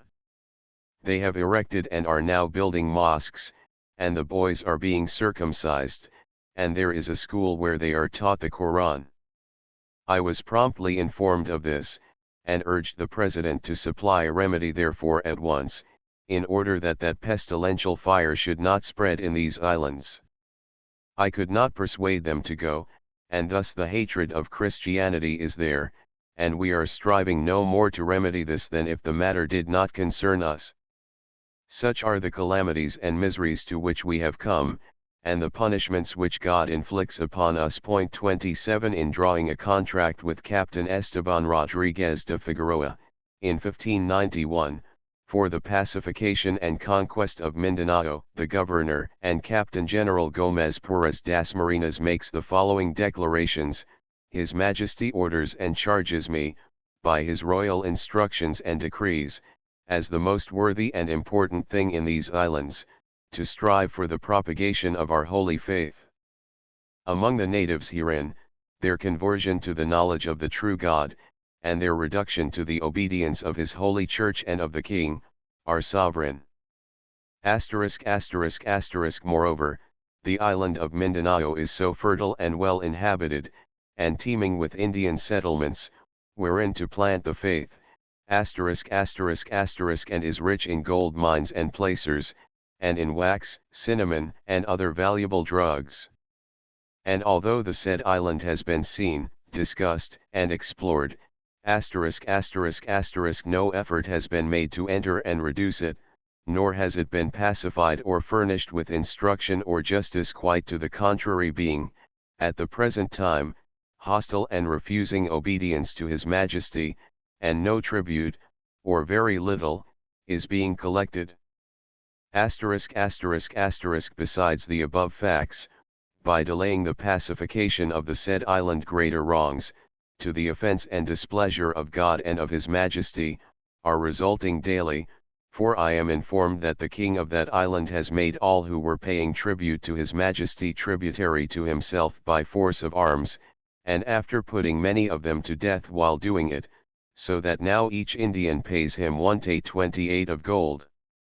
I am also told that he destroyed and broke into pieces, with many insults, a cross that he found, when told that it was adored by the Christians, and that in Maguindanao, the capital and residence of the said king, are Bornean Indians who teach and preach publicly the false doctrine of Mohammed, and have mosques.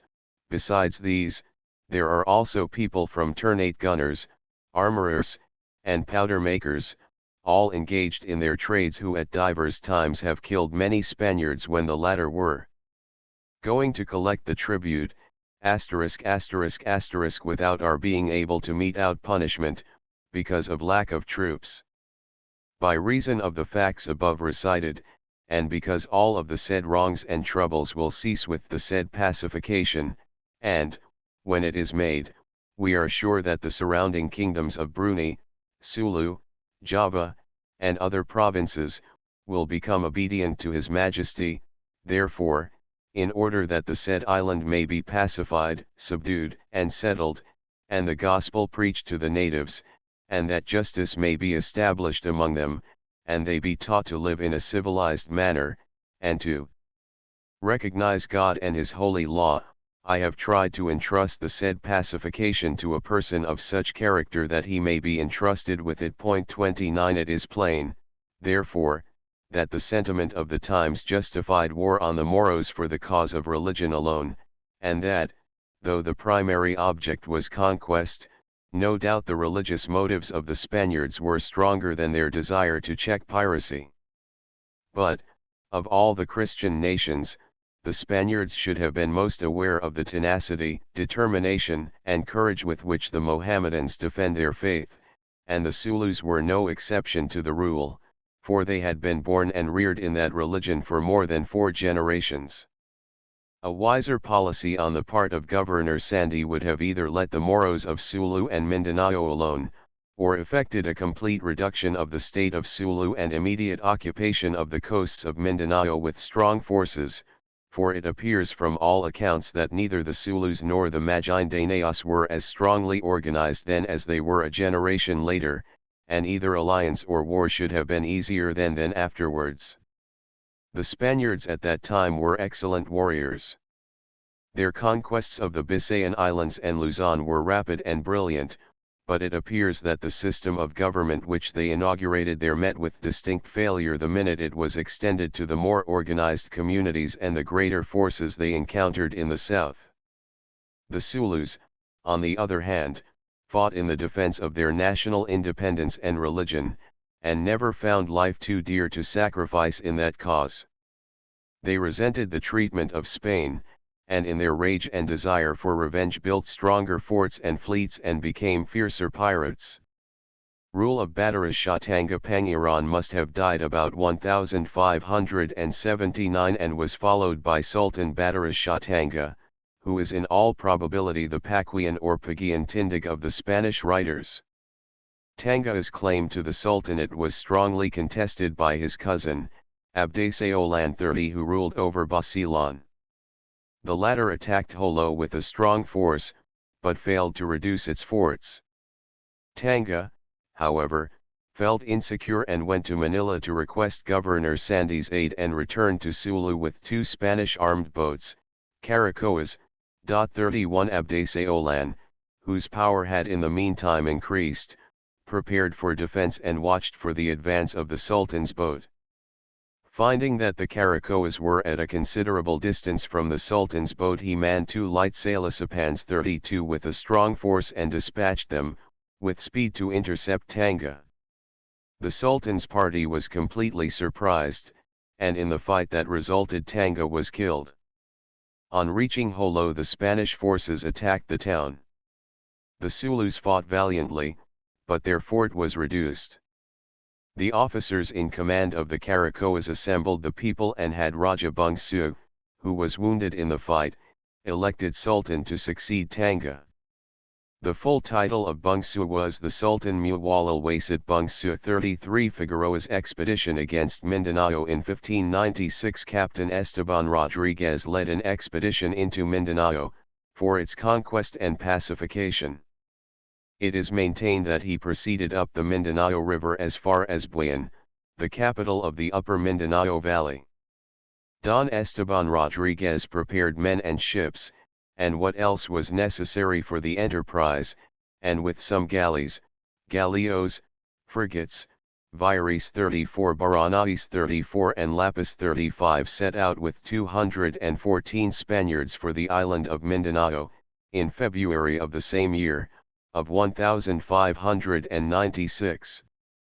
He took Captain Juan de Lazara as his master of camp, and some religious of the Society of Jesus to give instruction, as well as many natives for the service of the camp and fleet.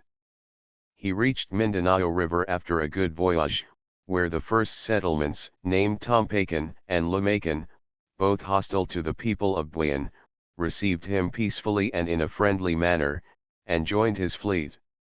They were altogether about 6,000 men. Without delay they advanced about 8 leagues farther up the river against Buyan, the principal settlement of the island, where its greatest chief had fortified himself on many sides. Arrived at the settlement, the fleet cast anchor and immediately landed a large proportion of the troops with their arms. But before reaching the houses and fort, and while going through some thickets Cockatoo 36 near the shore, they encountered some of the men of Buyan, who were coming to meet them with their camp elan 37 Karazas 38 and other weapons, and who attacked them on various sides. The latter, i.e., the Spaniards and their allies, on account of the swampiness of the place and the denseness of the thickets Cockatoo, could not act unitedly as the occasion demanded, although the master of camp and the captains that led them exerted themselves to keep the troops together and to encourage them to face the natives. Meanwhile Governor Esteban Rodriguez de Figueroa was watching events from his flagship, but not being able to endure the confusion of his men, seized his weapons and hastened ashore with 3 or 4 companions and a servant who carried his helmet in order that he might be less impeded in his movements. But as he was crossing a part of the thickets Cockatoo where the fight was waging, a hostile Indian stepped out unseen from one side and dealt the governor a blow on the head with his camp elan that stretched him on the ground badly wounded. 39 The governor's followers cut the Mindanao to pieces and carried the governor back to the camp. Shortly after the master of camp, Juan de Lazara, withdrew his troops to the fleet, leaving behind several Spaniards who had fallen in the encounter. The governor did not regain consciousness, for the wound was very severe, and died next day. The fleet after that loss and failure left that place, and descended the river to Tompacan, where it anchored among the friendly inhabitants and their settlements. The master of camp, Juan de Lazara, had himself chosen by the fleet as successor in the government and enterprise. He built a fort with rigs 40 and palms near Tompacan, and founded a Spanish settlement to which he gave the name of Murcia. He began to make what arrangements he deemed best, in order to establish himself and run things independently of, and without acknowledging the governor of Manila, without whose intervention and assistance this enterprise could not be continued. 41 Buyan was 30 miles up the river and 25 miles above Maguindanao or Cotabato, where Buizon, the Sultan of Maguindanao, was strongly fortified. It is difficult to believe that Rodriguez could advance so far even with a small scouting party. A careful review of the Spanish reports referring to these early campaigns in Mindanao indicates that Buyan has been erroneously used in place of Maguindanao, the ancient capital of the Sultanate of Maguindanao. Bent on the conquest of Mindanao, Governor Tello prepared another expedition under General Juan Ronquillo 42 and dispatched it by the way of Cebu. At Caldera, it was joined by the fleet of Mindanao and the whole force proceeded east in the direction of the Mindanao River, on the 6th of February, 1597. Captain Chavez arrived with his frigates at the river on the 8th of January. In a battle fought at Simway to capture Moro vessels going to seek aid from Ternate, he had a leg cut off and received a shot in the helmet above the ear. Ronquillo arrived at the mouth of the river on February 21, and on the 17th of April he engaged a Moro fleet with 40 arquebusiers and defeated them, killing a number of their brave men and some Ternatans without losing any of his men except 5 Bisayans. Leaving a guard of 34 men under Chavez at the fort of Tompacan, he advanced up the river with a force of 230 sailors and gunners. The enemy retired behind some parapets as soon as the artillery opened upon them, and brought some artillery to bear on the flagship, one of the galleys, but could not retard the Spanish advance. I answered their fire with so great readiness, said Ronquillo in his report, that I forced them to withdraw their artillery. But, as if they were goblins, they remained here behind a bush or a tree, firing at us without being seen. Reinforced by the chief of the hill tribes, Lamacan, with 500 natives, Ronquillo resumed the fighting after the delay of a few days.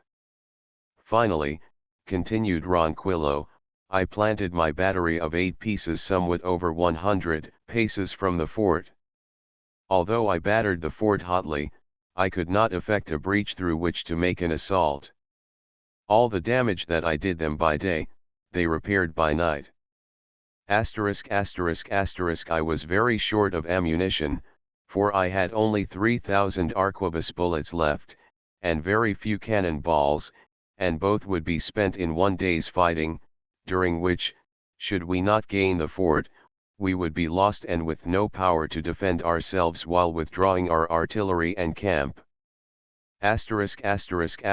I reconnoitered the fort and its situation, for it is located at the entrance of a lagoon, thus having only water at the back, and swampy and marshy ground at the sides. It has a frontage of more than 1,000 paces, is furnished with very good transversals, and is well supplied with artillery and arquebuses. Moreover, it has a ditch of water more than 4 brazas 43 wide and 2 deep, and thus there was a space of dry ground of only 15 paces where it was possible to attack, and this space was bravely defended, and with the greatest force of the enemy. The inner parts were water, where they sailed in vessels, while we had no footing at all. Again, I reflected that those who had awaited us so long, had waited with the determination to die in defense of the fort, and if they should see the contest ending unfavorably for them, no one would prevent their flight. Further, if they awaited the assault, it would cost me the greater part of my remaining ammunition, and my best men, while, if the enemy fled, nothing would be accomplished, but on the contrary a long, tedious, and costly war would be entered upon. Hence, with the opinion and advice of the captains, I negotiated for peace, and told them that I would admit them to friendship under the following conditions: first, that first and foremost they must offer homage to His Majesty, and pay something as recognition, a gold chain. Second, that all the natives who had been taken from the Pintados Islands Bisayan Islands last year, must be restored. Third, that they must break the peace and confederation made with the people of Ternate, and must not admit the latter into their country. Fourth, that they must be friends with Dangan-Liber and Lamacan, and must not make war on their vassals. Fifth, that all the chiefs must go to live in their old villages. 44 Ronquillo later reported the place indefensible and was authorized to retire to Caldera. Ronquillo must have advanced as far as the settlement of Calanan or possibly Maguindanao, Cotabato, the capital of Sultan Buizon. The report he rendered relative to the country, its people and chiefs, is very interesting, and an excerpt of the same is herewith quoted because of its bearing on conditions throughout Moroland. The leading chiefs collect tribute from their vassals. These Indians are not like those in Luzon, but are accustomed to power and sovereignty. Some collect 5,000 or 6,000 tributes. Hitherto it has not been possible to tell your lordship anything certain of this country except that it will be of but little advantage to His Majesty, but a source of great expense. It has far fewer inhabitants than was reported, and all are very poor, so that their breakfast consists only in cleaning their arms, and their work in using them, and not in cultivating the land, which is low and swampy in this river. There is no chief who can raise 20 tays of gold. Rice is very scarce, in the hills is found a small amount, which is used for food by the chiefs only. There are some swine, and a few fowls that are very cunning, and less fruit. 45 These early expeditions of the Spaniards against the Moros undoubtedly aroused in the latter a great desire for vengeance. The forces the Spaniards sent to conquer Mindanao and Sulu were very small. Such forces would have been strong enough to reduce any island of the Bisayan group, or even Luzon, but against the Moros they proved insufficient and inadequate. They however succeeded in provoking bitter hostilities and marked the beginning of a long period of terror and bloodshed. Moro raids 46 in 1599 combined Moro fleets invaded and plundered the coasts of the Bisayan Islands, Cebu, Negros, and Panay. Captain Patches, who was in command of the fort of Caldera, attacked the northern coast of the island of Sulu. After landing at some point, it was observed by the Zulus that his fuses were wet and that his guns could not fire well. They then rushed his position, killed him, and dispersed his forces. The following year saw the return of a larger and still more dreadful expedition. The people of Panay abandoned their towns and fled into the mountains under the belief that these terrible attacks had been inspired by the Spaniards. To check these pirates, Juan Gallinado, with a force of 200 Spaniards, was sent against Sulu, but like so many expeditions that followed his, he accomplished nothing. From this time until the present day, about the year 1800, wrote Zuniga, these Moros have not ceased to infest our colonies, innumerable are the Indians they have captured, the towns they have looted, the rancherias they have destroyed, and the vessels they have taken. It seems as if God has preserved them for vengeance on the Spaniards that they have not been able to subject them in 200 years, in spite of the expeditions sent against them, the armaments sent almost every year to pursue them. In a very little while we conquered all the islands of the Philippines, but the little island of Sulu, a part of Mindanao, and the other islands nearby, we have not been able to subjugate to this day. 47 Gallinados's expedition occurred in 1602.48. After 3 months of protracted fighting at Jolo, he was unable to reduce the fortifications of the town and retired to Panay. In 1616 a large Sulu fleet destroyed Pantayo in the Camarines and the shipyards of Cavite and exacted large sums for the ransom of Spanish prisoners.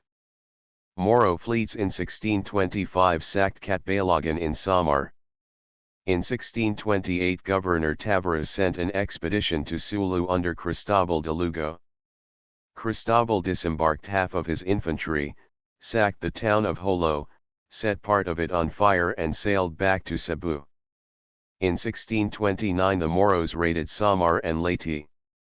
In 1630 an armada composed of 70 vessels and having 350 Spanish and 2,000 native soldiers, under Lorenzo de Olezo Acotegui, arrived at Jolo. Olezo misdirected his forces and, advancing too near to the wall of the fort, was wounded in his side and fell. He was rescued by the officers who followed him, but the troops were demoralized and retired. The expedition, however, landed at various points on the coast and burned and pillaged small settlements. 49 In the same year P. Gutierrez came to Mindanao on a mission to Corralat. 50 On his return he met Tuan Baluca, wife of Raja Bungsu, at Samboanga. Baluca urged P. Gutierrez to delay his departure from Samboanga and warned him of the danger of meeting the Sulu expedition under Daduake. He, however, continued on his way and was overtaken by Daduake's force, but on account of the message and flag he delivered to Ake from Tuan Baluca, he was allowed to proceed safely. For some time the Jesuits had been urging upon the Philippine government the occupation of the southern coast of Mindanao. This meant an advance into the enemy's camp and a bloody struggle for supremacy in the southern seas. The consequences of such a step were foreseen by the government and very few governors would have dared undertake such a grave responsibility. In 1635, Governor Juan Cerezo de Salamanca was petitioned by the Jesuits to establish an advance post of the Spanish forces at Samboanga for the protection of missionaries and the Christians who had to navigate in the southern seas. Salamanca granted their request and sent Captain Juan de Chavez, who disembarked at Samboanga on the 6th of April, 1635. The force under Captain Chavez consisted of 300 Spanish and 1,000 native soldiers. In June they began the construction of a stone fort on a plan designed by the Jesuit missionary P. Melchor de Vera, who was an expert engineer. The advantages to be derived from the position of this garrison were demonstrated before the year was over. As a piratical fleet was returning from Cuyo, Mindoro, and the Colombian Islands, the favorable opportunity was watched for, and as the two divisions of the fleet separated, the Spanish forces pursued Correlat's pirates and dealt them a deadly blow in the neighborhood of Point Fletches, killing about 300 Moros and saving 120 Christian captives. 51 First Spanish conquest and occupation of Sulu, 1635–1646. General Sebastian Hurtado de Corcuera relieved Salamanca before the end of the year 1635 and continued the same policy with additional vigor and great ability. He quickly resolved upon attacking the Moros in their own strongholds, and thought that by crushing their power at home he would be able to put an end to their piratical raids. He arrived at Zamboanga February 22, 1636, proceeded first to Mindanao, fought Correlat, and destroyed some of his forts and sailed back to Manila. 52 Corcuera returned to Zamboanga in December, 1637, and prepared for an expedition against Sulu. On January 1, 1638, he embarked for Sulu with 600 Spanish soldiers, 1,000 native troops, and many volunteers and adventurers. He had 80 vessels all told and arrived at Jolo on the 4th. 53 Anticipating an invasion, Sultan Bungsu had strengthened his garrisons and called for aid and reinforcements from Basilan, Tapul, and Tawi-Tawi. On his arrival Corcuera found the town well fortified and the enemy strongly entrenched. The Moros were well disciplined and had a well-organized guard. The forts occupied strategic points and were strongly defended, the trenches were well laid, and the Moros shot well and fought fearlessly. Corcuera besieged the town with all his forces and attacked it repeatedly and valiantly using powerful artillery, but he could not reduce it. Several efforts to tunnel the walls or effect a breach in them by mines were frustrated by the vigilance and intrepidity of the Zulus. The siege lasted 3 months and a half, at the end of which time the Zulus evacuated the town and retired to the neighboring hills, where they intended to make the next stand. Corcuera, taking possession of the town, reconstructed its forts and established 3 posts, one on the hill, one at the river, and one on the sand bank in front of the town. The garrison he established there consisted of 200 Spanish soldiers and an equal number of Pampanons, under the command of Captain Ginez Ros and Gaspar de Morales. In May Corcuera returned to Manila with all the triumph of a conqueror, leaving General Pedro Almonte, the senior officer next to himself in command of the expedition, as governor of Zamboanga and ternate and chief of the forces in the south. Soon after the establishment of the Jolo garrison, the Zulus under Datuake attacked the soldiers in the quarry and killed a few Spaniards and captured 40 Chinese and Negroes, galley slaves. This and other depredations committed by the Zulus from time to time, some of which were provoked by the ill behavior of the Spanish officers and troops, forced Almonte in June, 1639, to come over to Sulu and take the field a second time. With 3 captains and 1,200 Spanish and native soldiers, he marched over the island, attacked the Zulus in their homes, burned their houses and killed every man he could reach. It is said that he hung 500 heads on the trees, liberated 112 Christian captives, and captured quantities of arms. When he asked the Jimbaha Zulus, at one of the settlements of Parang, to submit to the sovereignty of Spain, they refused to recognize his authority, challenged his forces, and fought him desperately. They wore helmets and armor and used spears and swords. On one occasion, Captain Sepeda engaged them in battle and returned with 300 captives, leaving on the field 400 dead, a fearful lesson to those who survived. Sepeda lost 7 Spaniards and 20 natives only, but he had a large number wounded. Not satisfied with the havoc he wrought on the island of Sulu, and desiring to follow and catch the fugitive Sultan, Almonte invaded the other large islands and followed the Sultan and the Datus all over the archipelago. At Taai, however, he met with the reverse, and the captain who led the expedition returned with considerable loss. Soon after Almonte's departure, the Zulus who had fled returned and lost no time or opportunity in harassing the garrison. Several piratical excursions invaded the Bisayas and Camarines. Soon Dutch vessels, invited by Sulu emissaries sent to Java, appeared in the vicinity of Zamboanga and Jolo and threatened the Spanish garrison and incited the Moros to resist the Spaniards and attack their forces. Anticipating trouble with the Dutch, and foreseeing the danger of maintaining a garrison at Jolo under the circumstances, the Spaniards planned to evacuate the town. Accordingly, on the 14th of April, 1646, they left Jolo.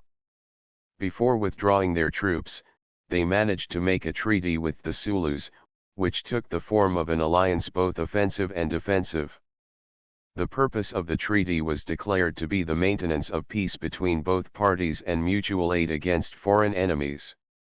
In case of assistance against a foreign nation, the expenses of the war were to be defrayed by the party requesting aid.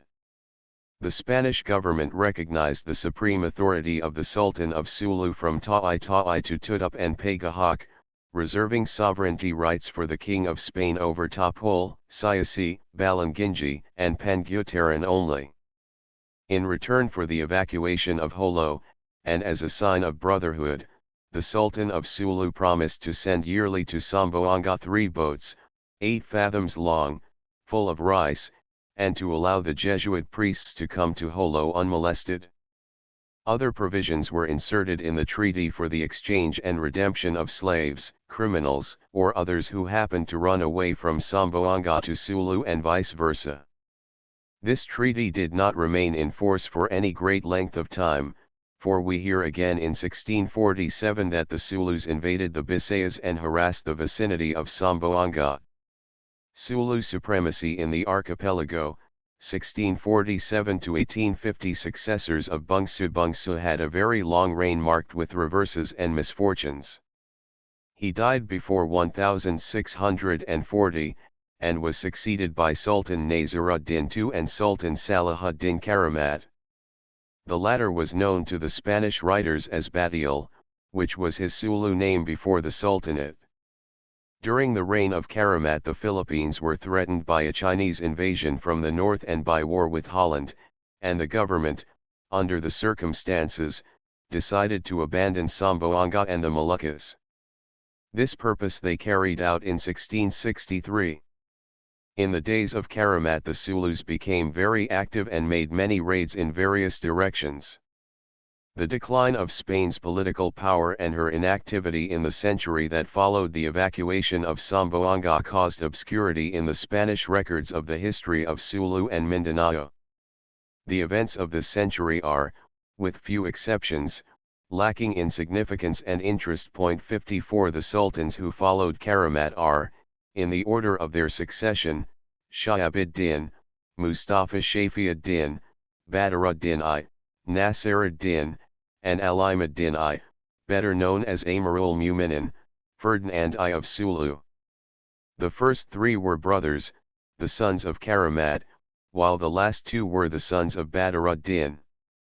In 1718 Governor Bustamante reoccupied Zamboanga for the purpose of waging war against piracy. The citadel, Fuerza del Pilar, was rebuilt on an elaborate plan under the direction of the engineer, Juan Sequeira. Besides the usual barracks, storehouses, and arsenals, there were, within the walls, a church, a hospital, and quarters for the Pampanan soldiers. 61 cannon were mounted upon the defenses. In 1725, a Chinese named Qi Quan was sent to Manila to arrange for peace and returned with 2 Spanish commissioners, who made a treaty with the Sultan of Sulu providing for trade between Manila and Jolo, the return or ransom of captives, and the ceding to Spain of the island of Basilan. Notwithstanding this treaty, Moro raids continued either by toleration of the Sultan and Datus or at their instigation. In 1730 a brother of the Sultan commanded an expedition of 31 vessels, which attacked the fort of Taytay and ravaged the coast of Palawan. Another expedition spent nearly a whole year cruising and destroying among the Bisayas. In retaliation a large Spanish fleet united at Zamboanga and, under Ignacio de Irbri and Manuel del Rosal, invaded the shores of Sulu and ravaged and burned some settlements. At Buil they found the settlement well protected and extensively fortified, so they contented themselves with destroying some plantations and burning outlying houses. At Tapul considerable damage was inflicted. A force of 600 disembarked, dispersed the Sulus, burned their settlements, destroyed many farms, the salt works, and many boats, and returned to Zamboanga. In 1732 similar raids were made and hostilities continued until 1737. Reign of Sultan Alimuddin I. One of the earliest events in the reign of Alimuddin I was his ratification of the Treaty of 1737. The Sultan was represented in Manila by Datu Muhammad Ismail and Datu Jafar, who signed the document. The treaty was drawn in January 1737, by Governor-General Fernando Valdez Whiteman and contained 5 articles. The first article declared the determination of both parties to preserve permanent peace between the 2 states, all differences or grievances to be settled amicably, and hostilities between subjects or vassals to be strictly prohibited and punished. The second provided for alliance and mutual aid against any foreign foe. European nations were, however, excluded from the provisions of this article. The third provided for free trade between the 2 states, restricted by the use of passports to be issued by superior authority. The fourth provided that each state should be held responsible for all infractions of the peace committed by its subjects and should be bound to punish the same and make proper amends to the proper party. The fifth provided for the exchange of captives and return of all church images and ornaments in the possession of the Sulus. To all appearances Alimuddin I was a man of peace and a reformer. He kept his part of the treaty faithfully and piracy was actually suppressed during the whole period in which he held the reins of government. He revised the Sulu code of laws and system of justice. He caused to be translated into Sulu parts of the Quran and several Arabic texts on law and religion. He strongly urged the people to observe faithfully their religion and the ordained 5 daily prayers. He even went so far as to prescribe punishment for failure to observe this rule. He wanted all Pundita to learn Arabic and prepared Arabic Sulu vocabularies as a preliminary step to making the Arabic the official language of the state. He coined money, organized a small army, and tried to establish a navy. His name is foremost in the memory of the Sulus, partly because of his able administration and partly on account of the fact that he is the grandfather of all the present principal datus of the Sulus. In September 1746, a special commission from Manila carried to Alimuddin a letter written by King Philip V in 1744, requesting the admission of Jesuit missionaries to Jolo with permission to preach the Christian religion to the Sulus. The Sultan entertained the commission very hospitably and gave in their honor a royal reception and a review of the troops. A council was held in which the Sultan conferred with the leading datus of Sulu and granted the request of King Philip V. He further authorized the building of a church and recommended the erection of a fort at some convenient locality for the safe protection of the missionaries. In return for this favor he requested that the Spanish government give him, as an aid in building a navy, the sum of 6,000 Cuban pesos, 12 pickles 55 of gunpowder, 12 pickles of nails, and 1 pickle of steel. This, he represented, was needed to enable him to suppress piracy and to check the depredations of his enemies in Borneo. This request the Spanish government granted, and Jesuit missionaries entered Holo, translated the catechism into Sulu, and distributed it freely among the people. The liberties exercised by the Jesuits in their endeavor to proselyte the Sulus and the strong friendship the Sultan manifested toward them created great dissatisfaction among the people, and an opposition party was formed, under the leadership of Prince Bant Ilan, for the purpose of expelling the missionaries and deposing Alimuddin. Bant Ilan was the son of Sultan Shahabuddin and had as much right to the Sultanate of Sulu as any son of Sultan Badruddin.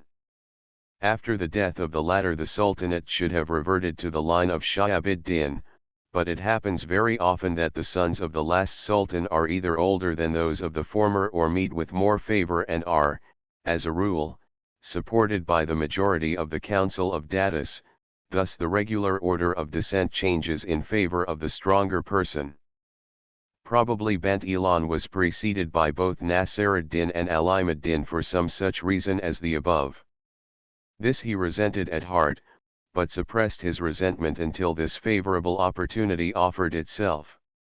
He then headed the opposition to the Sultan and the missionaries and won the majority of the Datus and Punditas to his side. Hostilities soon increased and civil war was imminent. In an effort to assassinate the Sultan, Bant Ilan thrust a spear at Alimuddin and inflicted a severe wound in his side or thigh. During the disturbances and confusion which followed it became dangerous for the missionaries to remain at Holo. One of the ministers of the Sultan provided them with a salisapan in which they escaped without harm and withdrew to Samboanga. This occurred late in 1748. Overpowered, disheartened, and grieved, Alimuddin left Holo with his family and numerous escort and came to Samboanga, seeking the aid of Spain against Bant Ilan. The latter proclaimed himself Sultan with the title of Muizzuddin 56, strengthened the defences of his capital, and waged war on all the Datus who had supported Alimuddin. His power soon became supreme, and he reigned with a strong hand. At Samboanga Alimuddin is said to have given the officers many presents and offered the governor Zacharias 40 male Papuan slaves, who were well dressed. Zacharias, unreasonably prejudiced and distrustful, suspected some ill design and refused the present. Not receiving sufficient attention and consideration at Samboanga, Alimuddin asked leave to go to Manila. This granted, he sailed, and arrived at Cavite January 2, 1749. At Manila he was received with all the pomp and honor due to a prince of high rank. A house for his entertainment and his retinue of 70 persons was prepared in Binondo. A public entrance was arranged which took place some 15 days after he reached the city. Triumphal arches were erected across the streets, which were lined with more than 2,000 native militia under arms. The Sultan was publicly received in the hall of the Audiencia, where the governor promised to lay his case before the King of Spain. The Sultan was showered with presents, which included chains of gold, fine garments, precious gems, and gold canes, while the government sustained the expense of his household. 57 Following this reception, steps were taken for his conversion. His spiritual advisors cited to him the example of the Emperor Constantine, whose conversion enabled him to effect triumphant conquests over his enemies. Under these representations Alimuddin expressed his desire for baptism. The Governor-General, who at this time was a priest, the Bishop of Nueva Segovia, was very anxious that the rite should take place, but this was opposed by his spiritual superior, the Archbishop of Manila, who, with some others, entertained doubts as to the sincerity of the Sultan's profession.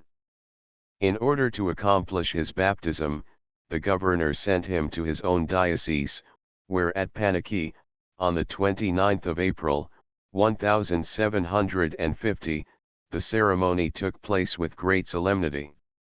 On the return of the party to Manila, the Sultan was received with great pomp, and in his honor were held games, theatrical representations, fireworks, and bullfights. This was the high water mark of the Sultan's popularity. 58 At his baptism the Sultan received the name of Ferdinand, and Spanish authors often referred to him as Don Fernando de Alimuddin I, Catholic Sultan of Jolo. It is further stated that 2 Datus and 5 of his principal followers were baptized.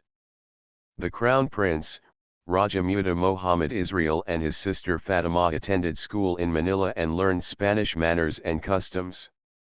A year and a half passed and no action was taken by the authorities to restore Alimuddin. In the meantime Bandolan's fleets were busy ravaging and pillaging the Bisayas. In July, 1750, a new governor, the Marquis of Obando, Francisco José de Obando, arrived in Manila.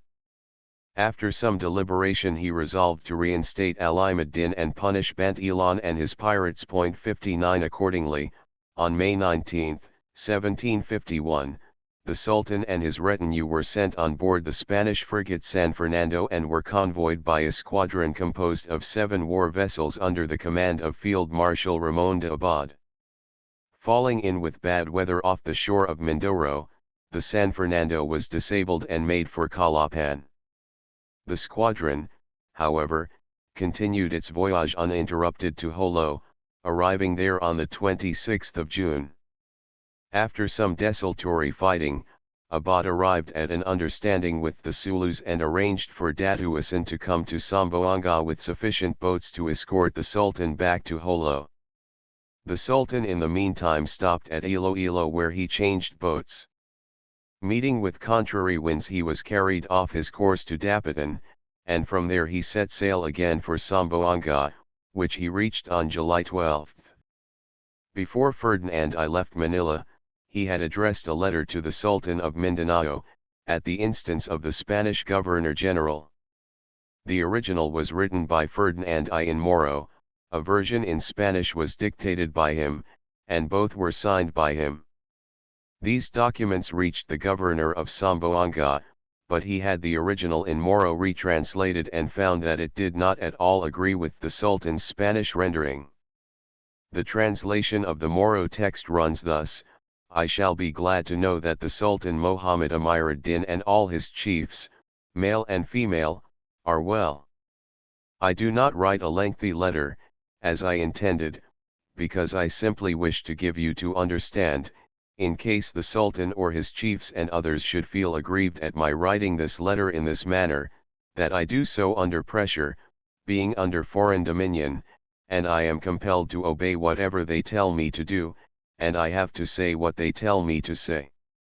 Thus the governor has ordered me to write to you in our style and language, therefore, do not understand that I am writing you on my own behalf, but because I am ordered to do so, and I have nothing more to add. Written in the year 1164 in the month Rabi ul-Akhir. Ferdinand I, King of Sulu, who seals with his own seal. This letter was pronounced treasonable.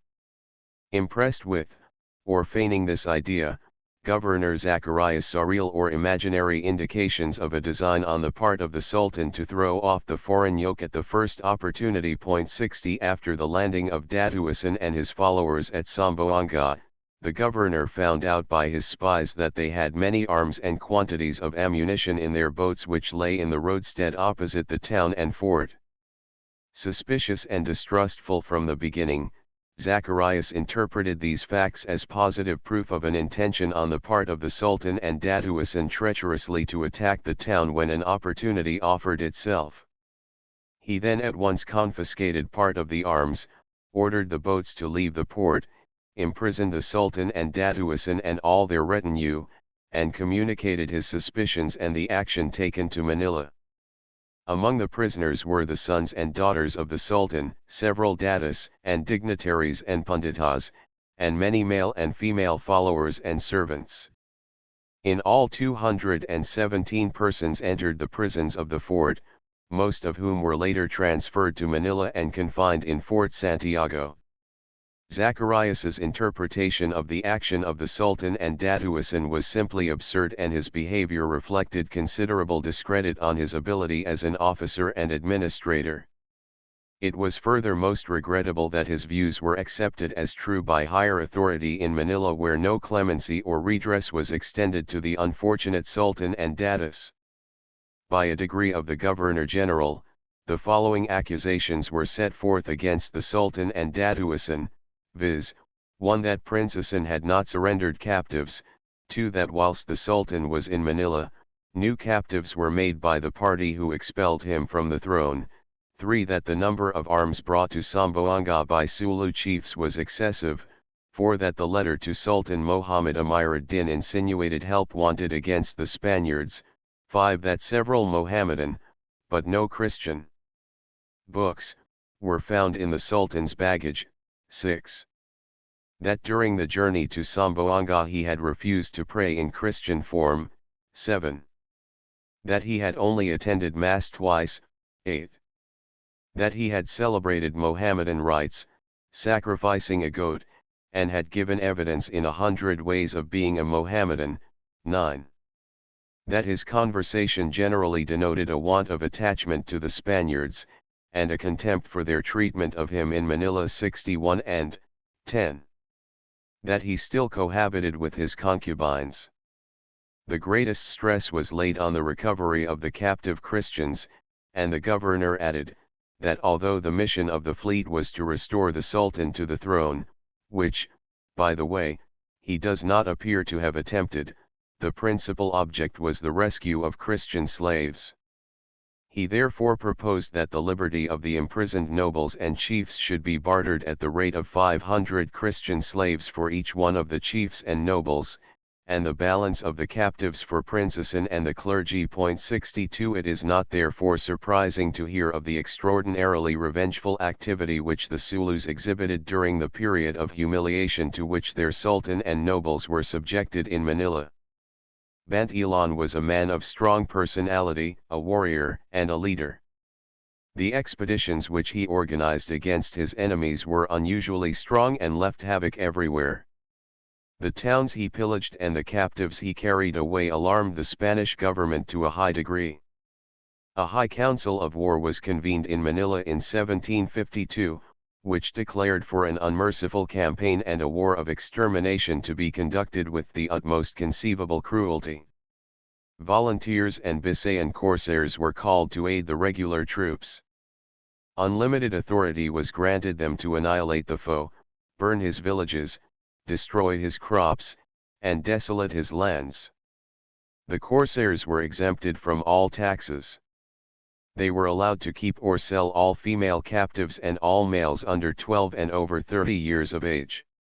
Old men and crippled persons were to be killed. Male captives between 12 and 30 years of age were to be turned into the government, the captors to receive in compensation from 4 Cuban pesos to 6 Cuban pesos per man. Nursing children were ordered to be baptized. At first the corsairs were required to turn into the government 1/5 of all valuables looted, but this was soon afterwards revoked and all corsairs who equipped themselves retained all their booty. As part of the general campaign, Field Marshal Abad made another attack on Jolo with a force amounting to 1,900 men. The fleet cannonaded the forts for 72 continuous hours. A division of the troops landed and engaged the Sulus, but after suffering considerable loss retreated disastrously. The raids of the Spaniards and Bisayans helped to increase the vigilance of the Sulus and excited them to extreme cruelty and an abnormal degree of revenge. 63 The year 1753 is stated to have been the bloodiest in the history of Moro piracy. No part of the Bisayas escaped ravaging in this year, while the Camarines, Batangas, and Albay suffered equally with the rest. The conduct of the pirates was more than ordinarily cruel. Priests were slain, towns wholly destroyed, and thousands of captives carried south into Moro slavery. The condition of the islands at the end of this year was probably the most deplorable in their history. 64 In the meantime Prince Hassan died of grief in his prison. Early in 1753 Ali ad-Din petitioned the governor to allow Princess Fatima to go to Holo for the purpose of arranging a peace with Bent Ilan. This request was granted on condition that she deliver 50 slaves to the Spanish government on her arrival at Holo. This she complied with faithfully, adding 1 Spanish captive to the 50 Christian slaves wanted. Her mission was apparently successful and she returned to Manila with Datu Muhammad Ismail and Datu Maharaja Laila, a commission sent by Bent Ilan. They brought a letter from Bent Ilan, which was transmitted to the governor by Ali ad-Din together with a draft of a treaty for the restoration of peace between Spain and Sulu.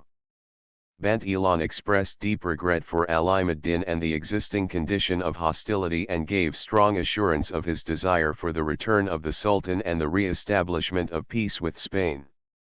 The governor acceded to the petition of the Sultan and sent a letter to Bent Ilan with the commission, requesting that all hostilities stop for the period of 1 year pending the consideration and completion of the new treaty. In 1754 Governor Arandia assumed command and approved of the proposed treaty. To expedite matters he sent the commanding officer of the southern forces to find out what had been done by Bent Ilan toward the fulfillment of the conditions agreed upon. Bent Ilan met the commanding officer in a most friendly manner and discussed the questions frankly and ably.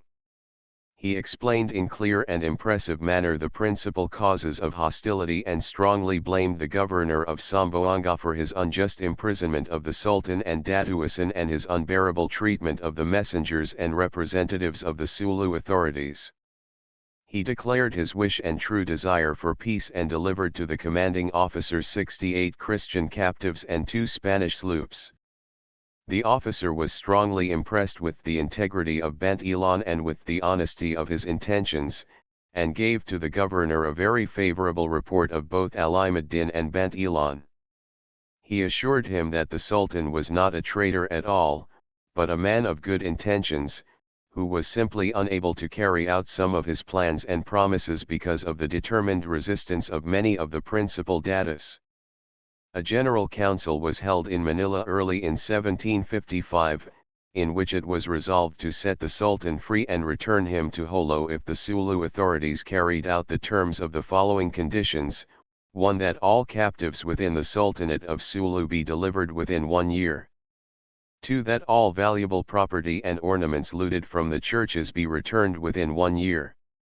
General Zacharias, who had attended the council, set out from Manila in September to take charge of the government of Mindanao.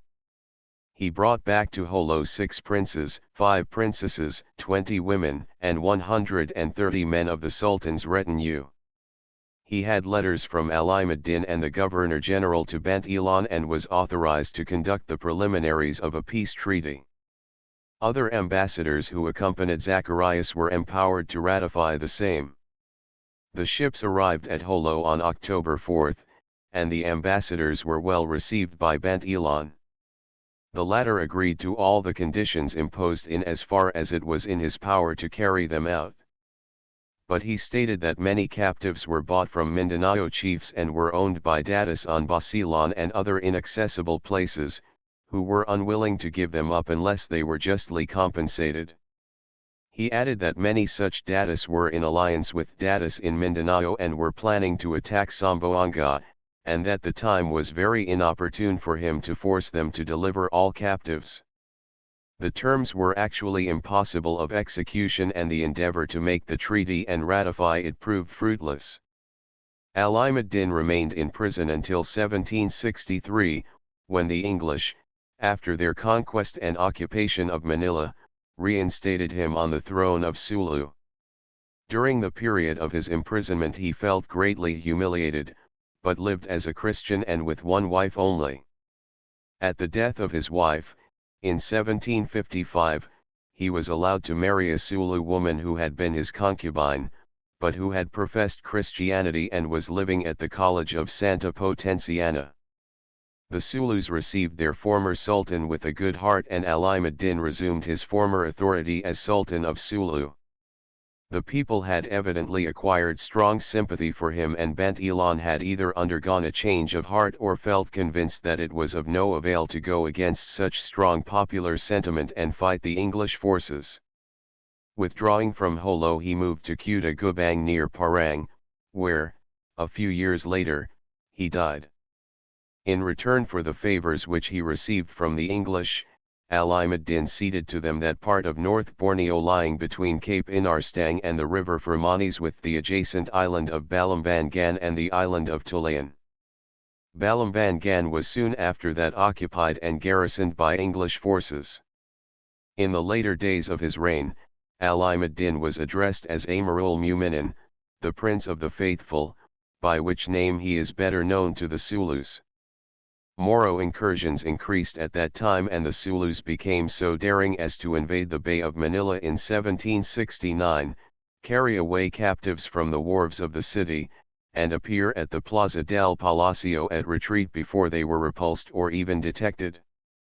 Becoming old and weak, Amirul Muminin abdicated the sultanate in favor of his son Israel, in November, 1773. Reign of Sultan Israel. Sultan Israel followed the same progressive policy which characterized his father's administration. However, his succession was contested by rivals, and the people were not unanimous in his support.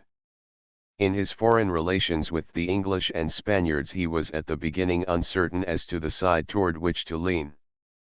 Both powers had an eye on Sulu and appeared interested in its affairs.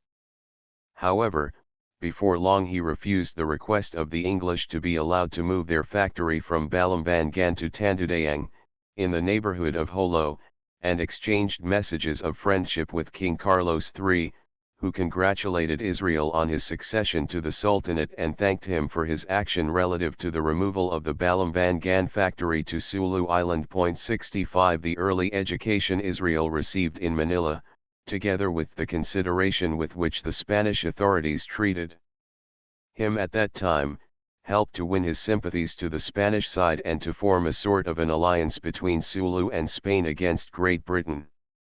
Such an alliance was further needed to strengthen his hand in Sulu, for the purpose of checking any insurrection that might be fomented by rival datus or unfriendly chiefs. The Spaniards promised to help him in his endeavors to organize an army and a navy, and, he on his part, agreed to open the ports of Sulu for free commerce with the Philippine Islands. He further asked the Spanish government for capital to work his mines, promising to pay back 1/5 of the output. In 1774 and 1776, Holo was visited by Captain Thomas Forrest, who in his voyage to New Guinea described the town and country as he saw them. His account is so interesting and so clear that the following extracts 66 are quoted therefrom. They have a great variety of fine tropical fruits, the oranges are fully as good as those of China. They have also a variety of the fruit called jack, or nanka, durians, a kind of large custard apple named maydane, mangoes, mangosteens ****.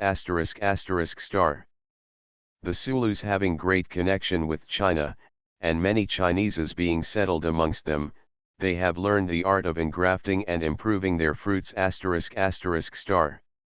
The capital town is called Bawang 67, situated by the seacoast, on the northwest part of the island, and containing about 6,000 inhabitants. Many of them were Islanun ****. This island **** is well cultivated, affording a fine prospect from the sea, on every side far superior to that of Malay countries in general ****. Here are wild elephants, the offspring, doubtless, of those sent in former days, from the continent of India 68 as presents to the kings of Sulu. Those animals avoid meeting with horned cattle, though they are not shy of horses. After harvest the Sulus hunt the elephants and wild hog, endeavoring to destroy them ****. Sulu has spotted deer, abundance of goats, and black cattle. The pearl fishery **** proves also to the Sulus the cause of their consequence amongst their neighbors, as being a nursery for seamen, ready to man a fleet of pros upon an emergency star. The pros boats of the Sulus are very neatly built, from 6 to 40 tons burden, sail well, and are all fitted with the tripod mast. .69 ****. The arts are in greater forwardness here than at Mindanao. ****. In the common market is also a copper currency, a convenience much wanted at Mindanao, where, as has been said, the market currency is rice. The Sulus have in their families many Bisayan, some Spanish slaves, whom they purchase from the Ilanun and Maguindanao cruisers.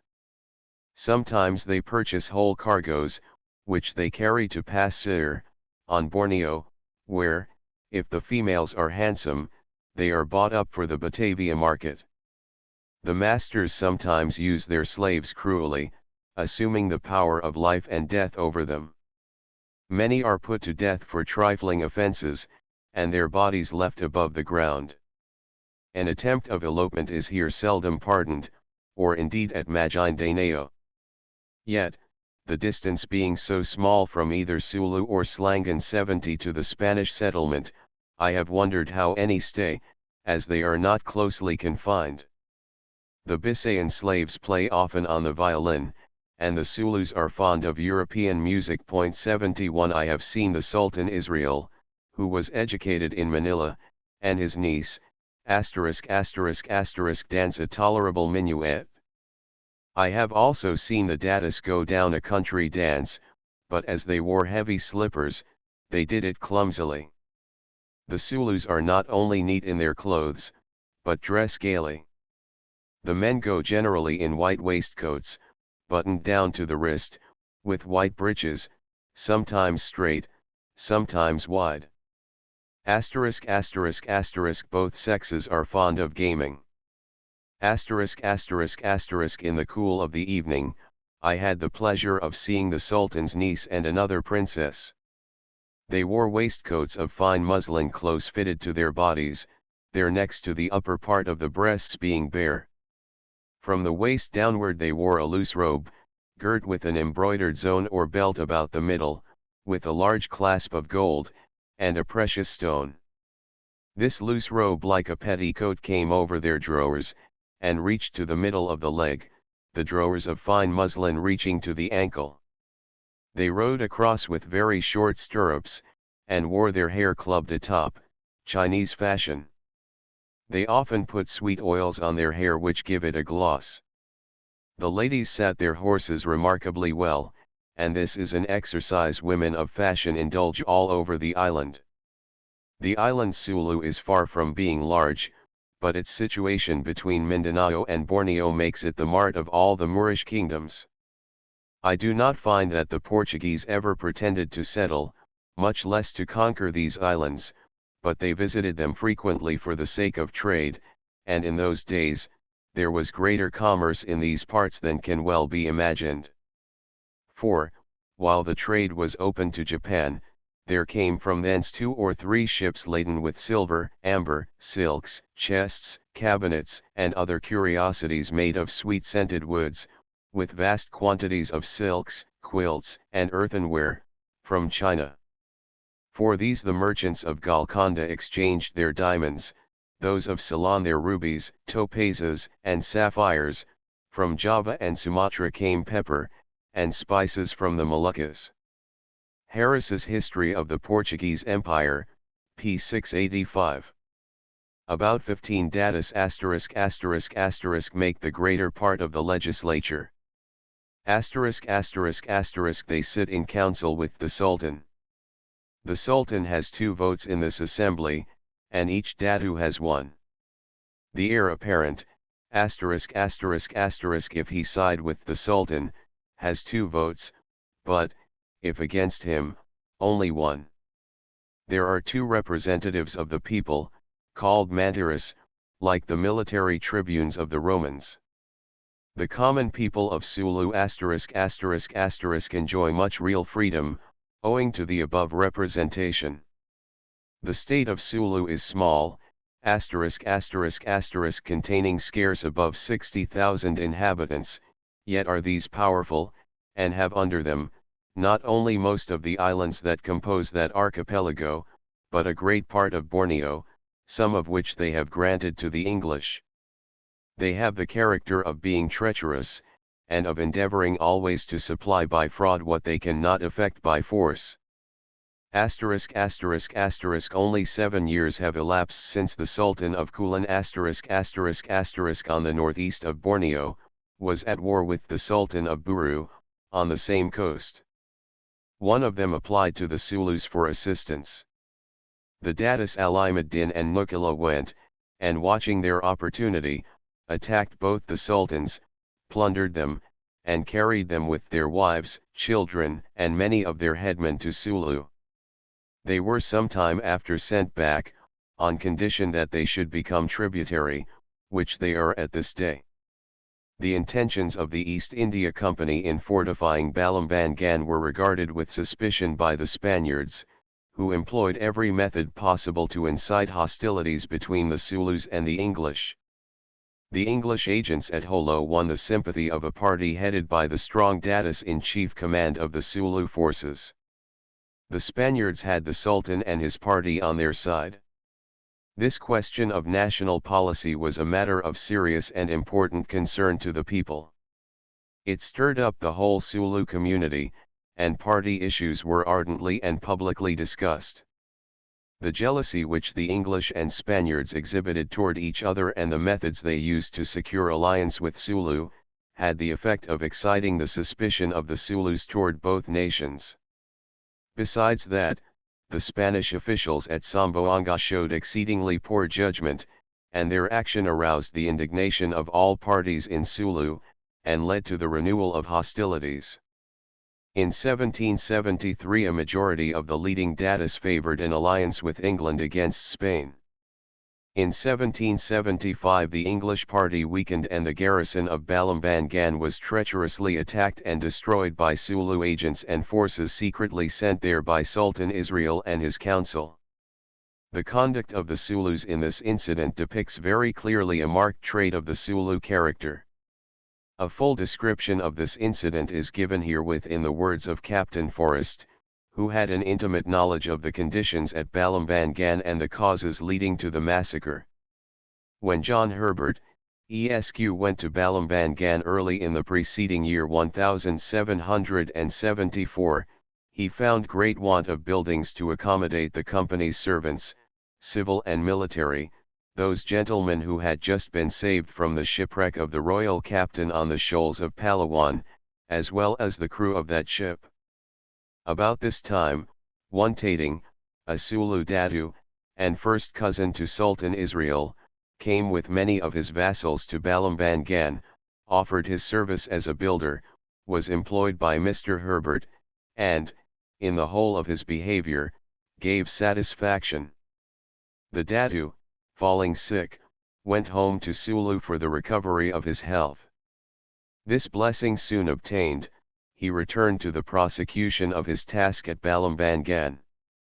He now brought from the Sultan and Council letters recommending him as a trustworthy person, to erect whatever warehouses or buildings might be wanted. With him came 2 other Datus, Muluk and Nukila.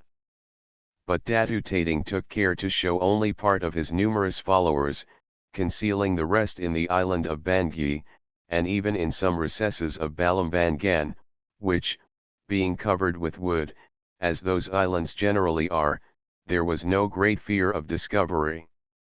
Surmises, however, had some days begun to spread reports of a plot, while Tating proceeded with such address, that the chief and council, who were not without their suspicions, apprehended no danger very nigh. During the night strict watch was kept all over the settlement. At dawn, the gun, as usual, announced the morning, and for a few moments tranquility reigned. A house at some small distance suddenly fired proved the signal to the Sulus. They rushed into the fort, killed the sentries, and turned the guns against the Bugis guard.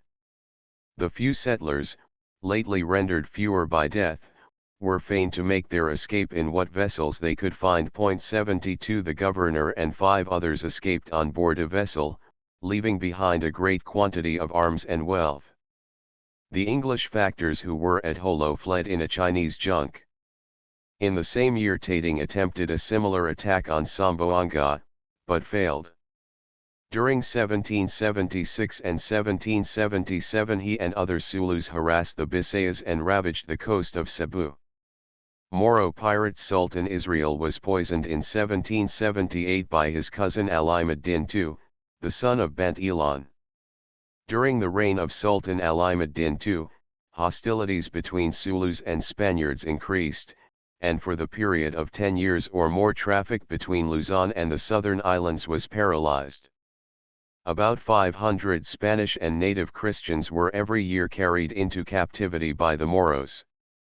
The government was greatly exercised over this grave situation, and in 1789 the Captain General Marikina reported to the king that war with the Moros was an evil without remedy.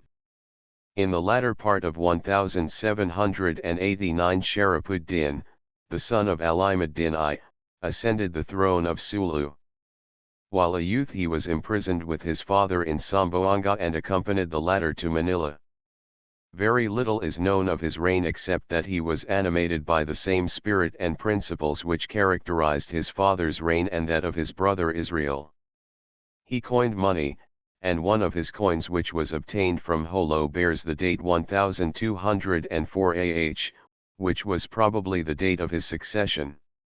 Sultan Sharafuddin was followed by his sons Alimuddin III and Aliuddin I. The continued presence of the Moros in Mindoro, where they haunted the bays and rivers of both east and west coasts for months at a time, stealing out from this island for attack in every direction, was specially noted by Padre Zuniga, and indicated how feebly the Spaniards repulsed these pirates 100 years ago. It was the last severe phase of Malay piracy, when even the strong merchant ships of England and America dreaded the Straits of Borneo and passed with caution through the China Sea. Northern Borneo, the Sulu archipelago, and the southern coasts of Mindanao were the centers from which came these fierce sea wolves, whose cruel exploits have left their many traditions in the American and British merchant navies, just as they periodically appear in the chronicles of the Philippines. 500 captives annually seem to have been the spoils taken by these Moros in the Philippine Islands, and as far south as Batavia and Makassar captive Filipinos were sold in the slave marts of the Malays. The aged and infirm were inhumanly bartered to the savage tribes of Borneo, who offered them up in their ceremonial sacrifices. The measures of the Spanish government, though constant and expensive, were ineffective. Between 1778 and 1793 $1.5 million of pesos were expended on the fleets and expeditions to drive back or punish the Moros, but at the end of the century a veritable climax of piracy was attained. Pirates swarmed continually about the coasts of Mindoro, Barias, and Masbate, and even frequented the Esteros 73 of Manila Bay. Some sort of peace seems to have been established with Holo and a friendly commerce was engaged in toward the end of the century, but the Moros of Mindanao and Borneo were increasing enemies. In 1798 a fleet of 25 Moro bankas passed up the Pacific coast of Luzon and fell upon the isolated towns of Baler, Casiguran, and Palanan, destroying the pueblos and taking 450 captives. The Kura of Casiguran was ransomed in Binangonan for the sum of 2,500 pesos. For 4 years this pirate fleet had its rendezvous on Barias, whence it raided the adjacent coasts and Catanduan Island.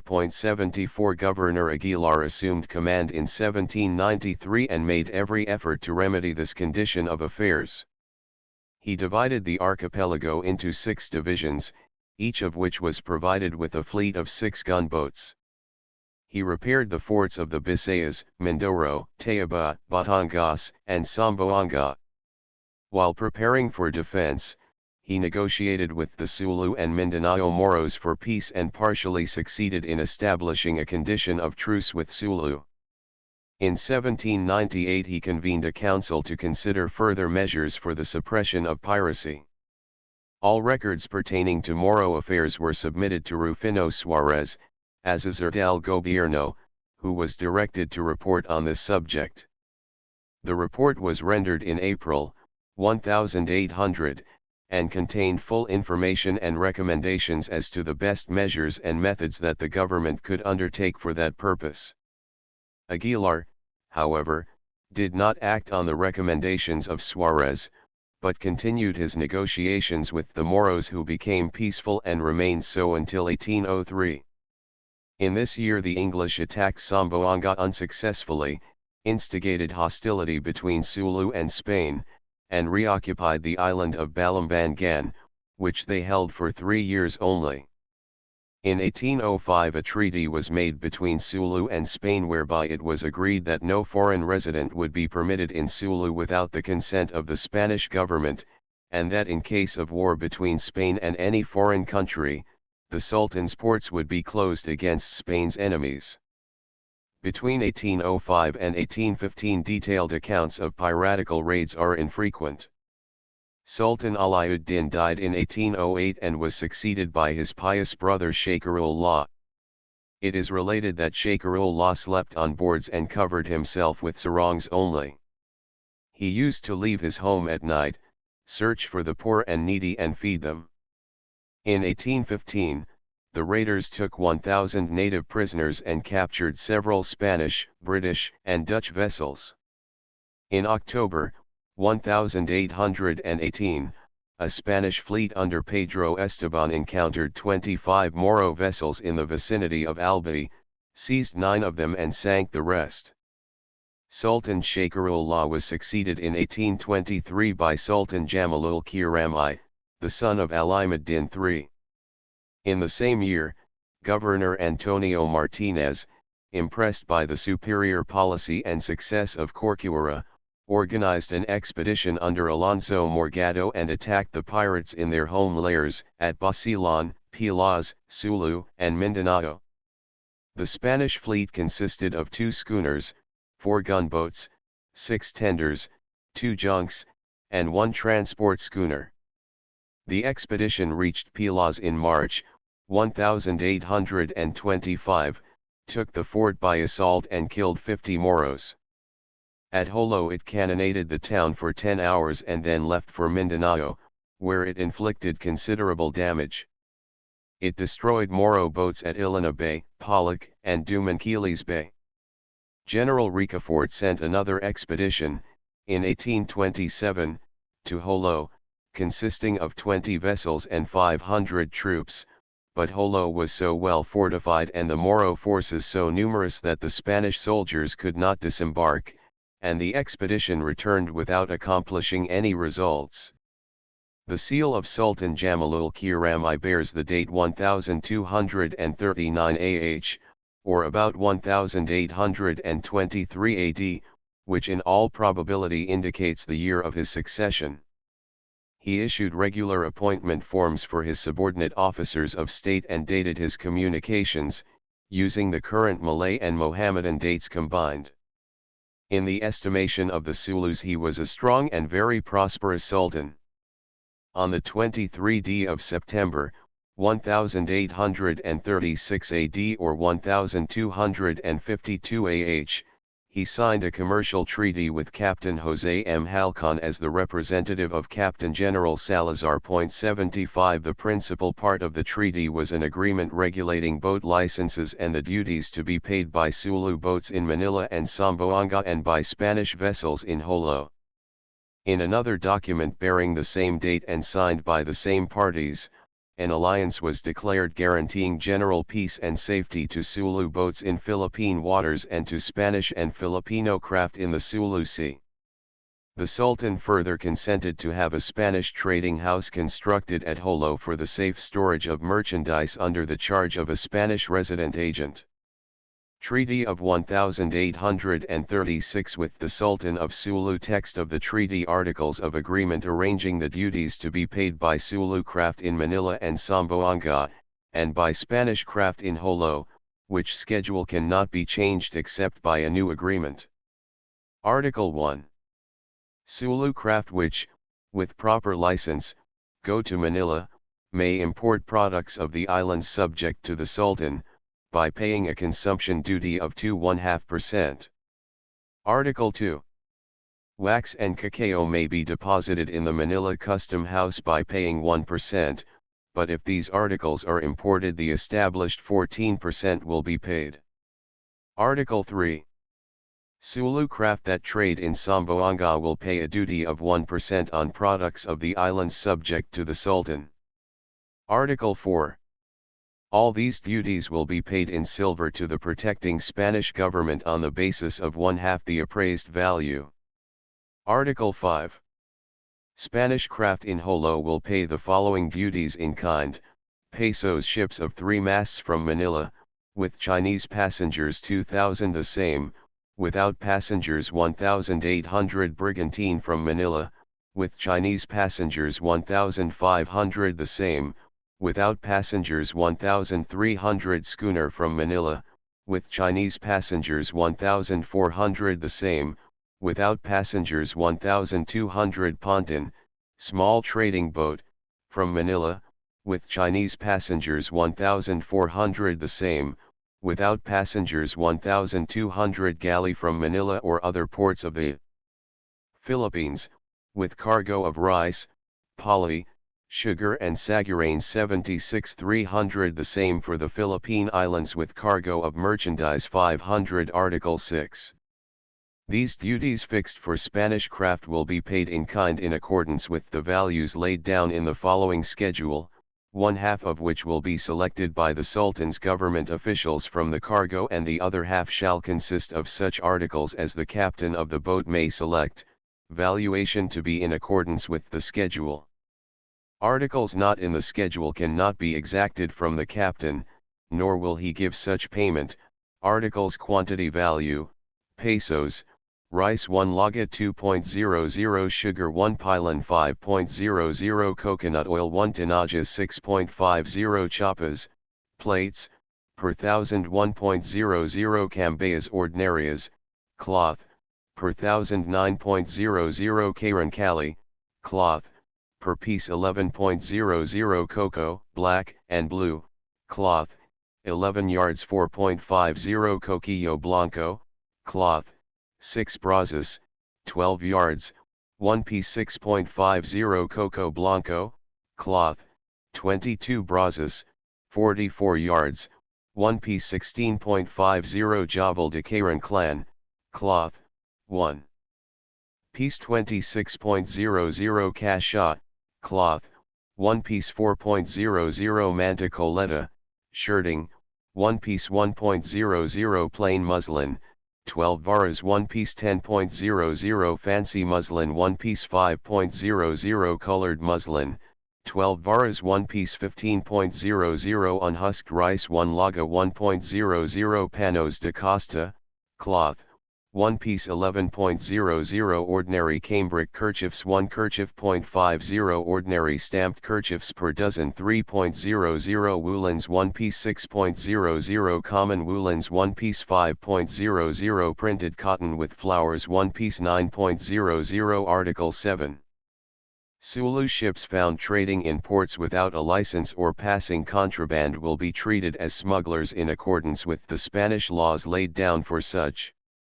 Spanish schooners and small trading craft, galeras, that show by manifest in Jolo that they carry a cargo of Philippine produce, and are afterward discovered to have, in place thereof, a cargo of merchandise, generos, and to have discharged such cargo in the port to be sold therein, will be fined 500 pesos as per values in Jolo, 2/3 of said sum to go to the Sultan, and 1/3 to the royal treasury of the protecting Spanish government.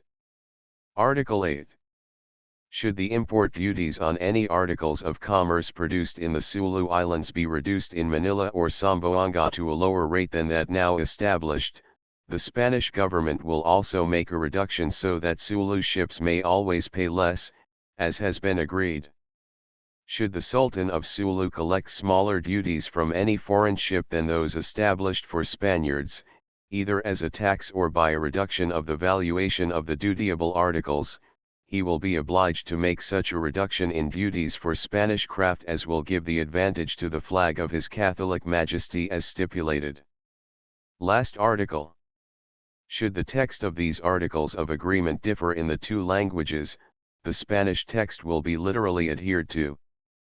Palace of Jolo, September 23, 1836, which is the 14th of the moon Jamadul Akhir, 1252 Jose M. Harun Rubrik Sultan Mohammed Jamalul Kiram Datu Mohammed Harun Datu Mohammed Bayuk Datu Bundahala Datu Muluk Datu Sabalmar Datu Mamancha Datu Juhan Datu Maharaja Layla Datu Sabu Wayan Datu Muluk Kahar Datu Ne.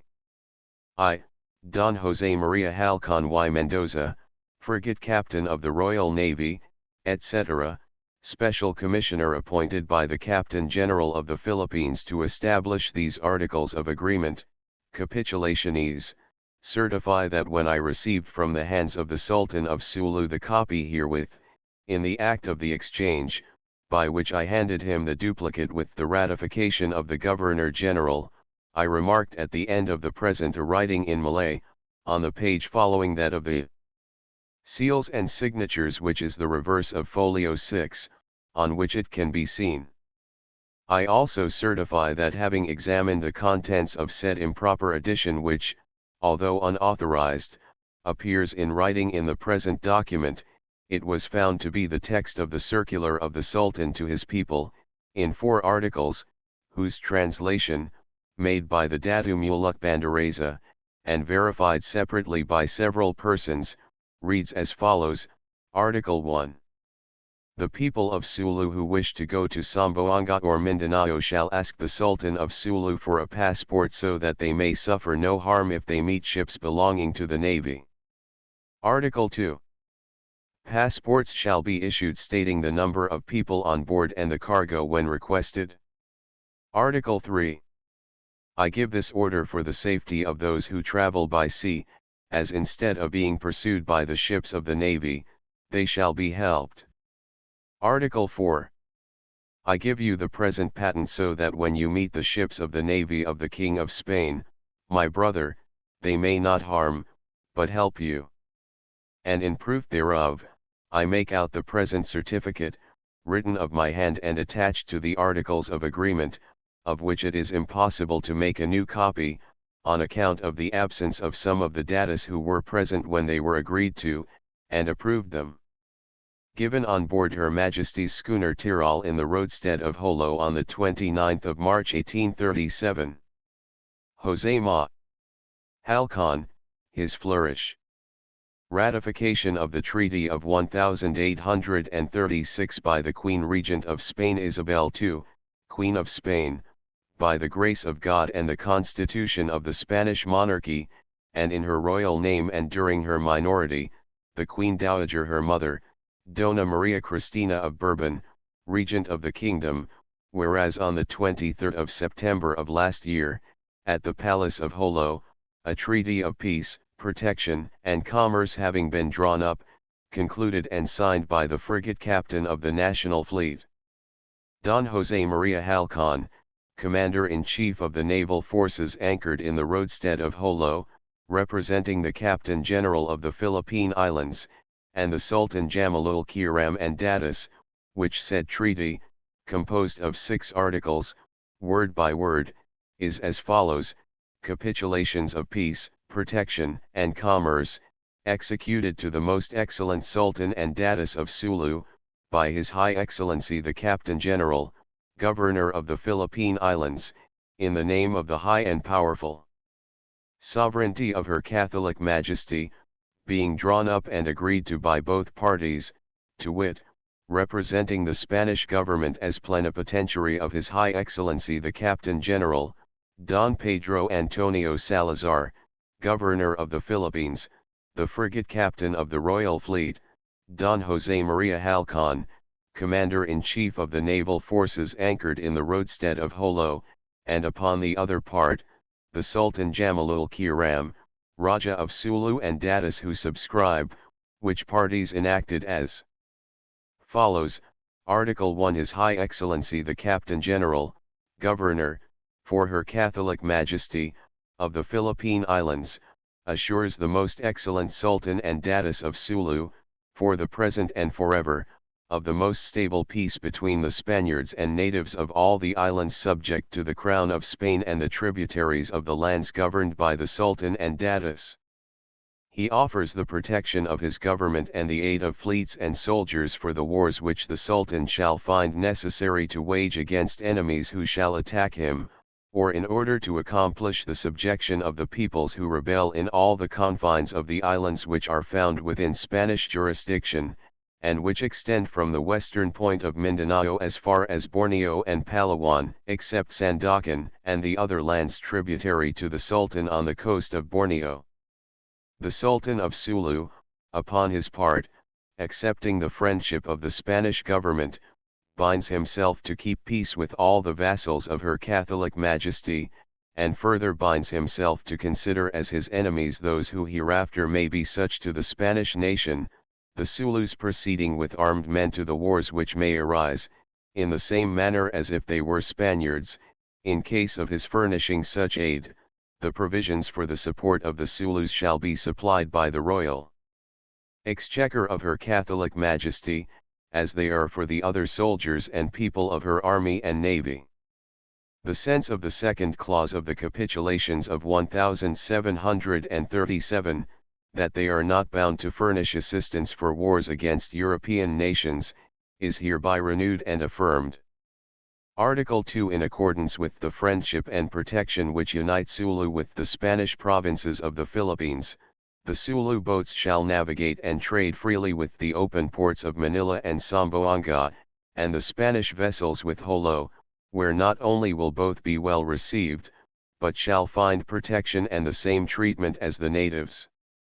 In a separate capitulation are determined the duties which the Spanish vessels shall pay in Jolo, and those which the Zulus shall pay in Manila and Zamboanga, but by these capitulations it is agreed that whenever the Zulus convey cargoes of products of the islands, they shall pay in Manila and Zamboanga less than foreign vessels, and the Spanish vessels shall not pay in Jolo as much as is charged the ships of other nations. Article 3. In order that the traffic of Spanish vessels in Jolo shall not suffer the injuries and delays occasioned by the difficulties of their market, the Sultan and Datus consent to the construction of a factory or trading house, with safe warehouses, where merchandise may be stored without risk, and the Sultan and Datus agree always to respect this place, in which there will be a resident Spanish agent, who shall assume charge of all the business entrusted to him. If the Zulus should desire to do likewise in Manila, they shall be permitted, but the Spanish government receives for storage merchandise from the custom house of that city upon payment of fees of but 1 per centum. The Sultan shall designate the proper place for the location of the warehouses, which shall be convenient for loading and unloading, and the government shall request the Sultan to furnish, and shall pay for, the materials and workmen that may be necessary. Article 4. In order that the Spanish and Sulu vessels may navigate and trade with safety, free from the piracies of the Hununs and Somals, the Spanish government will strengthen its fleets in Mindanao waters, which same will protect equally those of both nations, and in order that good may not be confused with evil persons, the following rules shall be observed. First, all Spanish vessels arriving at Jolo shall show to the Sultan their permit upon anchoring, and the same shall be sealed upon sailing, without which the captain shall be punished at Manila. 2d. All Sulu vessels which proceed to Manila or Zamboanga, shall carry the permit of the Sultan, and in possession of the same shall be free and unmolested. 3d. All Spanish or Sulu vessels which shall proceed for trading to Mindanao, shall go first to Zamboanga to notify the governor, who shall sign their permit without cost. 4th. Every Spanish or Sulu vessel which shall be found by the fleets of Illana or Sindangan bays, without permit of the governor and Sultan as aforesaid, shall be seized and shall lose all her merchandise, of which 2/3 shall be awarded to those making the capture and 1/3 to the Sultan of Sulu, if the vessel is Sulu, and to the Spanish government if the vessel is Spanish. 5th. The governor of Zamboanga shall determine the procedure in the case of vintas small sail boats of the towns of Pilas and Basilan islands friendly to said Plaza Zamboanga. 6th. Sulu merchant vessels proceeding outside the islands of the Sultan or to Mindanao with a permit, should not flee from the fleets which they encounter, because the latter are intended to defend them and run down evildoers. Commanders of the fleets shall be ordered to receive and aid the advice boats of the Sultan. Article 5. The Sultan and Datus of Sulu pledge themselves to prevent the piracies of the Islands and Somals in the Philippines, and if they are unable, the Sultan shall so report in order that the Spanish government may afford assistance or undertake the task alone. Last article. If the sense of these capitulations is not conformable in both languages, the same shall agree with the literal Spanish text. Palace of Jolo, September 23, 1836, which is the 14th of the moon Jamadul year of 1252. The seal Sultan Mohammed Jamalul Kiram seal signed Jose Maria Halcon Datu Mohammed Harun seal Datu Mohammed Bayuk seal Datu Bundahala seal Datu Amil Bahar Datu Muluk Datu Sabalmar Datu Mamancha Datu Juhan Datu Maharaja Layla Datu Sabu Wayan Datu Muluk Kahar Datu Ne. Therefore, the government of our august daughter, having been duly authorized by the decree of the Cortes of the 13th of the present month, for the ratification of the enclosed treaty, and the same having been seen and examined by us, we have approved and ratified and by these presents do hereby approve and ratify the contents thereof as a whole, in the best and most complete form possible, promising on the faith and the word of Queen Regent, in the name of our august daughter, to comply with and observe the same, and compel wholly the compliance with and observance of the same. In witness whereof, we command the disposition of the same, signed with our hand, and sealed with our own private seal by the First Secretary of State. Done at Madrid, this October 29, 1837. I the Queen Regent. A shield in wax. Eusebio de Bandaxi y Azara. Expedition of Governor Claveria in 1842. The Spanish government built the stone fort at Isabela de Basilan. The Balangingi and Basilan Moros appear about this time to have become a menace to the peace and to the commerce of nations.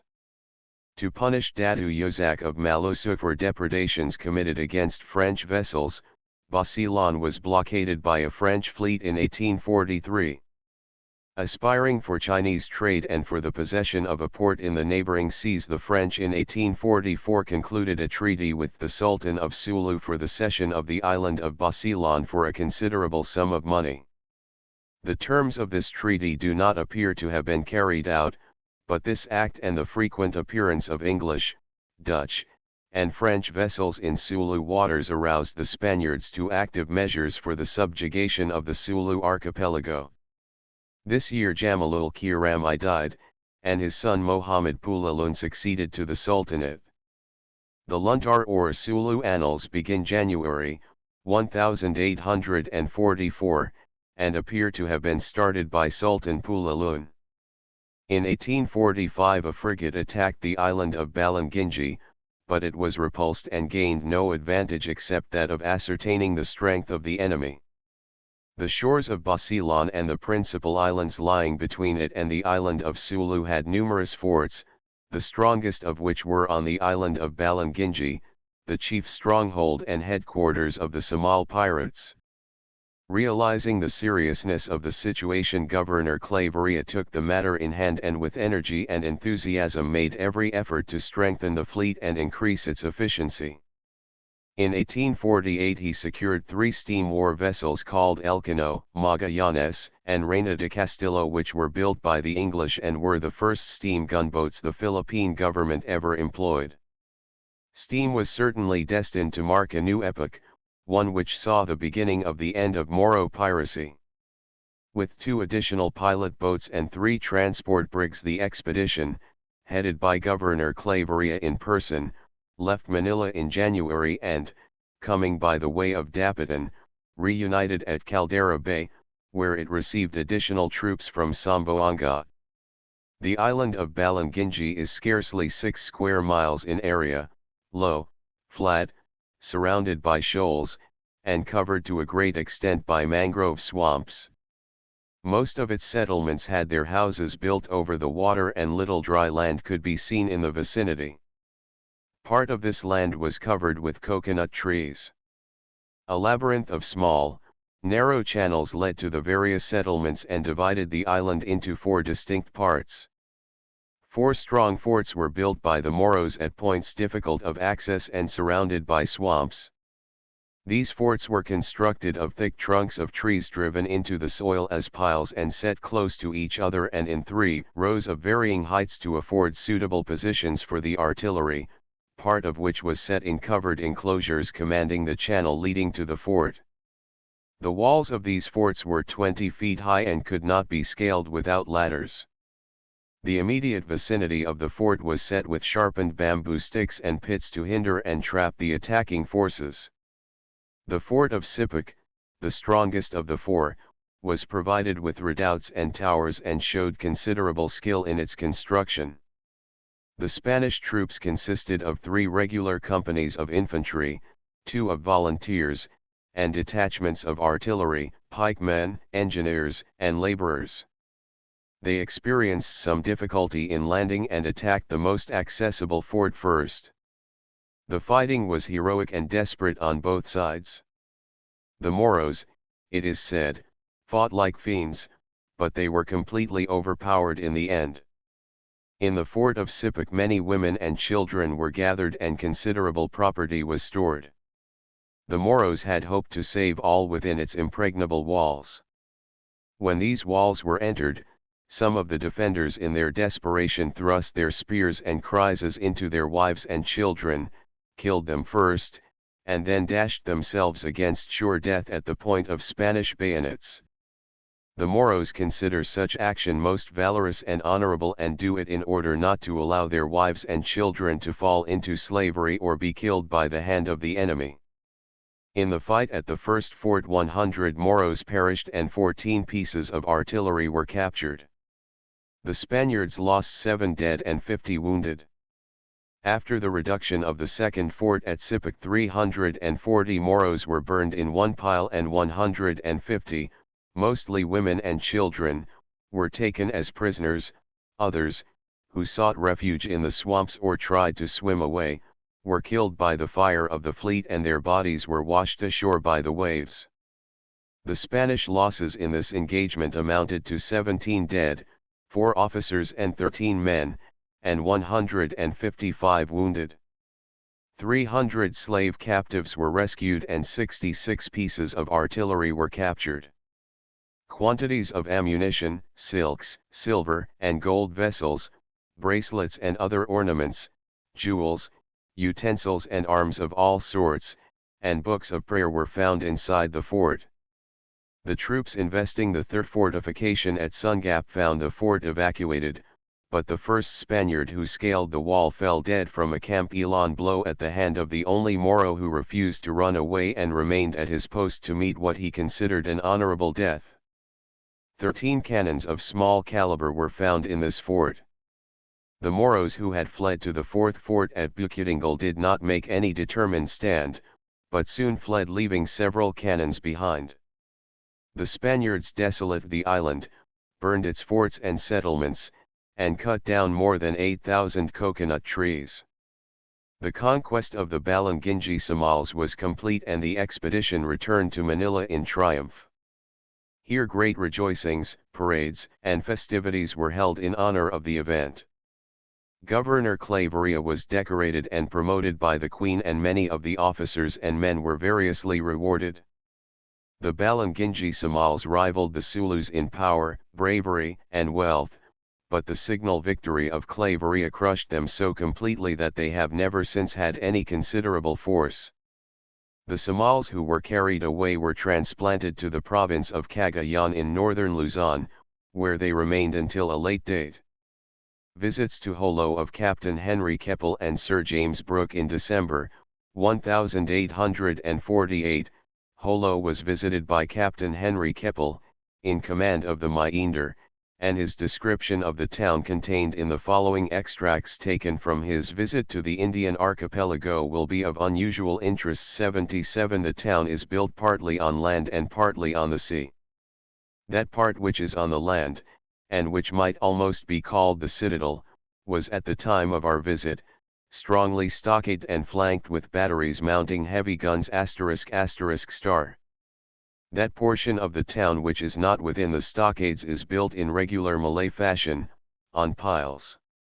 The houses run in rows, or streets, and outside of them is a platform about 6 feet wide to walk upon. This is supported underneath by a light scaffolding of bamboo. These rows of birdcage-looking buildings extend into the sea for half a mile over a shoal which is nearly dry at low water. The population is numerous, composed principally of fishermen and Chinese traders. The said platform runs the whole length of the rows, and its planks were so carelessly thrown across that it seemed wonderful how the children could escape, if they always did escape, falling through the yawning spaces which invited them to a watery, or a muddy grave. They were crawling about these rickety stages in vast numbers. If the tide was out when they fell, they would be received into 3 feet deep of soft mud, supposing always that they did not break their little backs across the gunwales of the canoes beneath, which were made fast to the scaffolding. What we saw of the country in the neighborhood of Holo was highly cultivated, consisting, with intervals of jungle, of pasture grounds and gardens, very flourishing and pretty, with abundance of cattle. The day after we had commenced watering was a market day. The mountaineers came down in parties of from 6 to 12, mounted on well-formed little horses, or oxen, according to their rank and means. On these they sat with graceful ease, spear in hand. They were all well armed besides, with shield and kriss. In some instances also we observed the heavy two-handed Ilanun sword camp elan. They had a wild and independent bearing, and, when seen in groups, some standing, some squatting, the women all chattering, under the wide-spreading tree, they much increased the interest of the already picturesque scene. They seemed indifferent as to the sale of their stock, which was conducted chiefly by the women, who freely accompanied them, and were by no means ill-favored. The townspeople, who met and traded with these mountaineers, were dressed in gayer colors, but not so well armed. Though the market on this occasion was well attended, the trade was slack, but I doubt not that, in the palmy days of active piracy, a considerable amount of business was transacted under this old banyan tree. December 30th was the day appointed for Sir James Brooke's interview with the Sultan of Sulu. We landed in full costume at 10 o'clock. Having walked over the sea suburbs, and arrived at the beach, we found a guard of honor and attendants waiting to conduct Sir James to the Sultan's presence. They were a motley group, but made themselves useful in clearing the way. Passing within the outer stockade, we arrived, after a few minutes' walk, at the royal residence. It was walled in and fortified.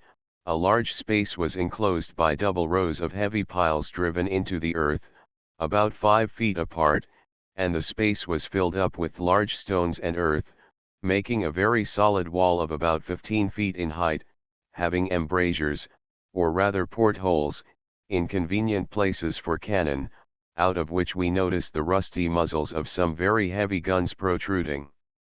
A great part of the town was stockaded in a similar way, and the country houses of the datus and mountain chiefs of any importance were also walled in and had guns mounted. Passing through a massive gateway, pretty well flanked with guns and loopholes, we entered a large court, in which some 2,000 persons were assembled, armed and in their best apparel, but observing no sort of order. It was a wild and novel sight. Malays are always armed. The kris to them is what the sword was to an English gentleman in the feudal times. Every person who, by virtue of his rank or on any other pretext, could gain admittance was in attendance on this occasion, for our Raja had become a justly celebrated man in the great eastern archipelago, and was an object of curiosity. We were conducted through the crowd to a corner of the courtyard, where a building inferior to a small English barn, was pointed out as the Sultan's palace. We entered it by a flight of broad wooden steps, for the palace was raised on piles, through a narrow passage thronged with guards ******, and we found ourselves in the royal presence. The audience chamber was not very large. A table, covered with green cloth, ran across the center of it. Above the table, and around the upper end of the room sat a very brilliant semicircle of personages, the Sultan occupying a raised seat in the middle. The cortege consisted of his Grand Vizier, the members of the royal family, and the great datus and officers of state. Behind these stood the guards and attendants, dressed in silks, the colors being according to the fancy of their respective masters. The Sultan gave us a gracious reception, shaking hands with each officer as he was presented. This ceremony over, chairs were placed for Sir James and his suite, while those of our party, who could not get seats, formed a semicircle on the other side of the table. The scene was striking and gay.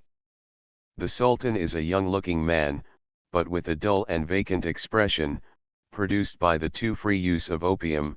His lips were red with the mixture of betel nut and sear leaf 78 which he chewed. He was dressed in rich silks, red and green the predominant colors. A large jewel sparkled in his turban, and he wore jewels also profusely on his person. The hilt of his kris, the great distinguishing ornament of all Malays, was beautifully decorated with gold wire, curiously twisted in.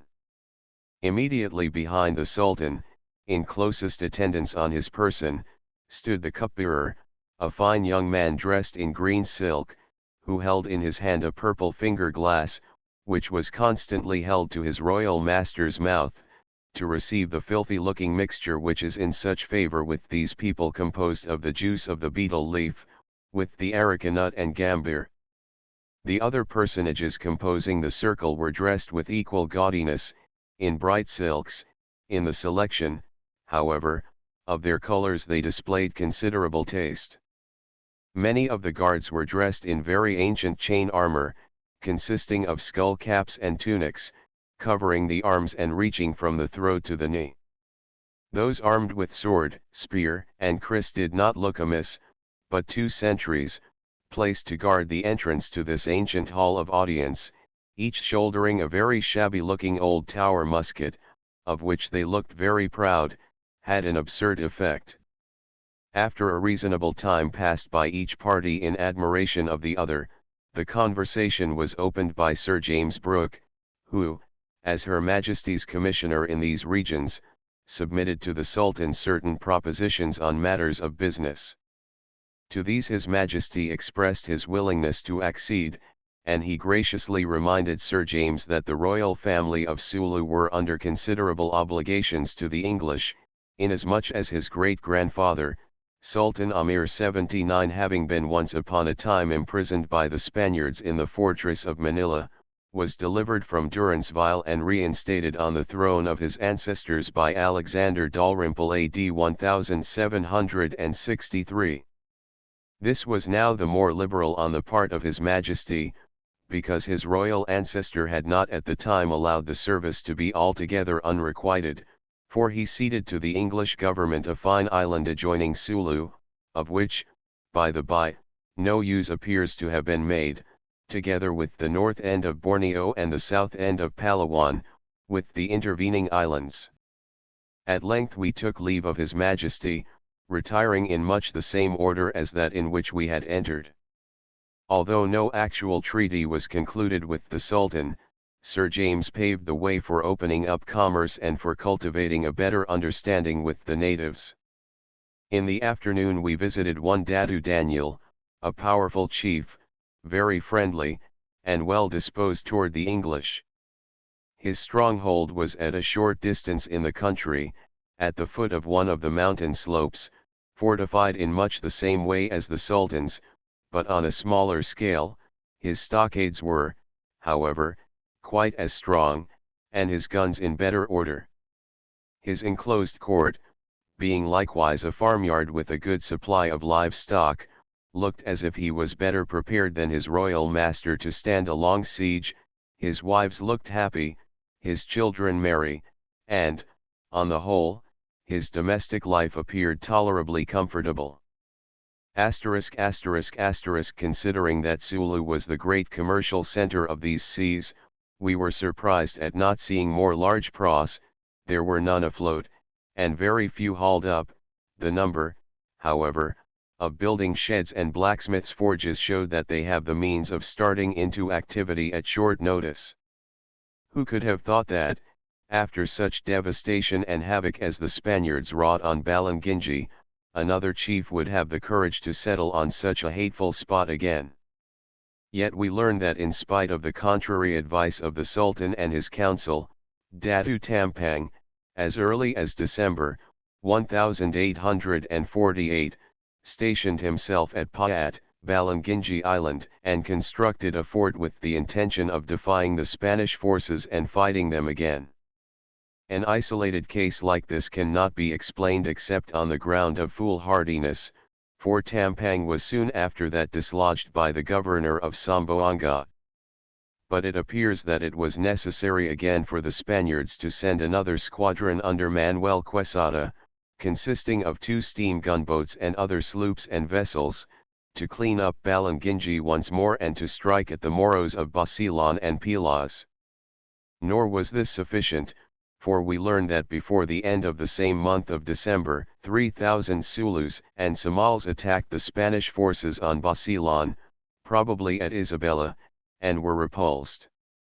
In 1849 the Spaniards retaliated and reduced to ashes the settlements of Buil, Samalang, and Gumbalan. Undaunted, the Moros of Tonkil, together with others, in 1850 raided the islands of Samar and Comigan and carried away more than 75 natives. 1 CP 152. 2 Genealogies, see Volume 4, pt 1, p11, Ethnological Survey Publications. 3 Sanskrit, Sunshine. 4 Natives of the Celebes, they were often called by the Spaniards Macassars. 5 Timwe or Tumuwe, meaning leader or chief, is the title given to the chiefs of the land before Islam. Timwe has been replaced by Datu. 6 It is possible that this color distinction arose from an early superstition or belief of Hindu origin assigning those divisions of the island to the 4 respective Hindu deities, who are generally represented by those 4 colors. 7 Quoted in Keppel's Visit to the Indian Archipelago, p. 127. 8 This term is applied in Sulu in the same sense as the Malay terms Orangbanua and Orangbukit, meaning hill tribes or aborigines, or, as they say in Mindanao, Manubis. 9 This term is used here in the same sense as Orang Malayu, meaning the better or seacoast Malays. 10 The determination of this date and that of the rule of Abu Bakr is covered by a complete statement which will appear in the chapter on the early Mohammedan missionaries in Sulu and Mindanao, to be published in a later paper. 11 The first historic seat of Malay rule was Pagar Ruyong, in the mountains of Sumatra, the capital of the so-called Empire of Minangkabau. Malay English Dictionary, R. J. Wilkinson, 3, 2. 12 Brass cannon used by Moros. 13 Variety of mango. 14 The Prince of the Princes. 15 The Exalter of the Humble. 16 The Defender of the Faith, the first. 17 Malay word, meaning in the mountain. 18 The Sulu equivalent of Digunung. 19 The kind. 20 The Philippine Islands, Blair and Robertson, Volume 4, p. 174. 21 Bisayas. 22 Natives of the Philippine Islands. 23. Large estates assigned to Spaniards. 24. An honorific title given to the early governors of the Philippines. 25. The Philippine Islands. Blair and Robertson 2, pages 98, 99. 26. Ibid. 2, p. 156. 27. Ibid. 7, p. 68, 69. 28. So given in the text without explanation. It is probably a weight. 29. The Philippine Islands 8, pages 73 to 75. 30. Apuntes sobre Holo, Espina, p. 56. 31. A large canoe used by the Malayan peoples with 2 rows of oars, very light, and fitted with a European sail, its rigging of native manufacture. Philippine Islands, 2, p. 246. 32. Large Moro boat with outriggers. 33. Bungsu, the Sultan, sire and intermediator. 34. Name of boat used in the Philippine Islands. 35. Rizal conjectures that this word is a transformation of the Tagal word, lampata, a small boat still used in the Philippines. 36. We follow Stanley's translation. He derives the word cockatiel, zacatl, from zacasi, or zacate, signifying reed, hay, or other similar growths, zacatl thus being a place of reeds or a thicket. 37. A long weapon resembling a sword, used by Moros. 38. From Kalasig, a shield. Rizal. 39. Argensola says that this native, named Yubal, had made a feast 2 days before, at which he had promised to kill the Spanish commander. Rizal. 40. Posts set upright in the ground. 41. Sucesos de Islas Filipinas, Dr. Antonio de Morga, Mexico, 1609, The Philippine Islands, 15, pages 90 to 92. 42. See Appendixes I and II, Pacification of Mindanao. 43. Fathoms. 44. The Philippine Islands. Blair and Robertson 9, pages 283, 285 to 287. 45. Ibid. 9, pages 289, 290. 46. See Appendix 3, Moro raids of 1599 and 1600. 47. History of the Philippines, Barrows, pages 153, 154. 48. See Appendix 4, Galinato's expedition to Jolo. 49. See Appendix V, Olezo's expedition. 50. The greatest Sultan of Mindanao, the son of Buizon. 51. An account of this fight and the Moro expedition under Tagal is given in The Philippine Islands, Blair and Robertson XXVII, pages 215 to 226. 52. See Letter from Corcuera to Philip IV. The Philippine Islands, XXVII, pages 346, 359.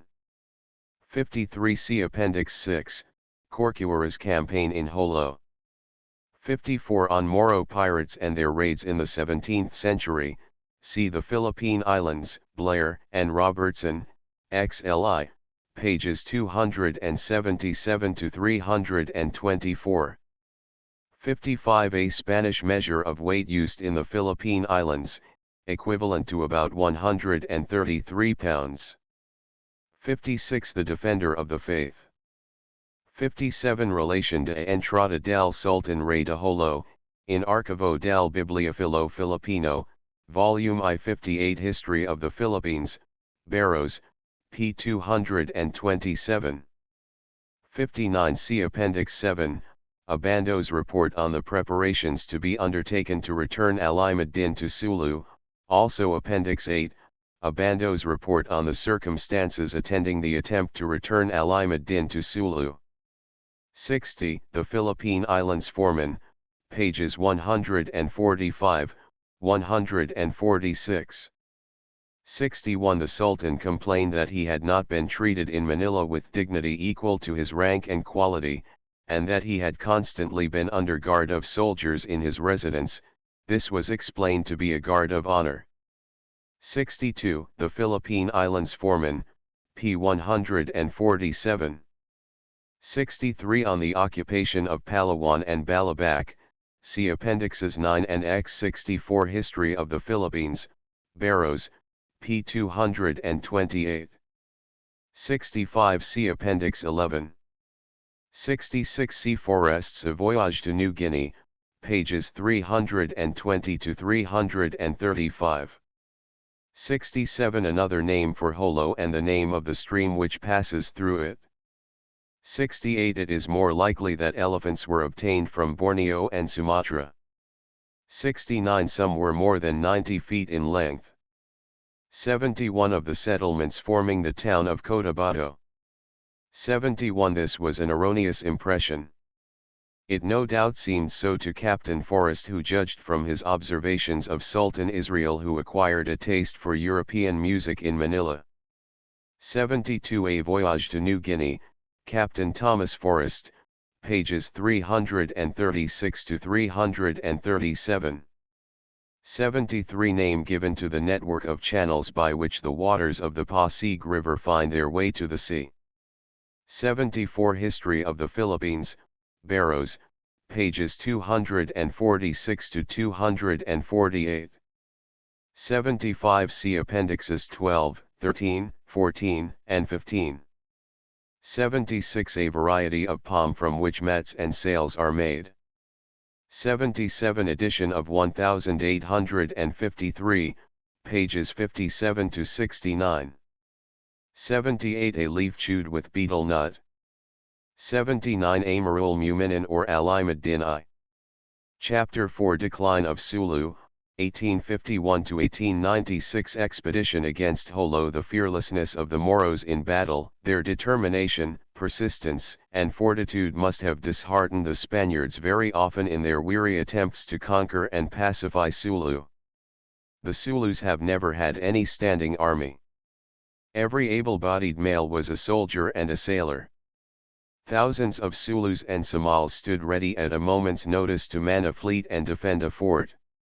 Every fort the Spaniards reduced the Zulus could rebuild in a short time, every fleet destroyed they could replace with little expense.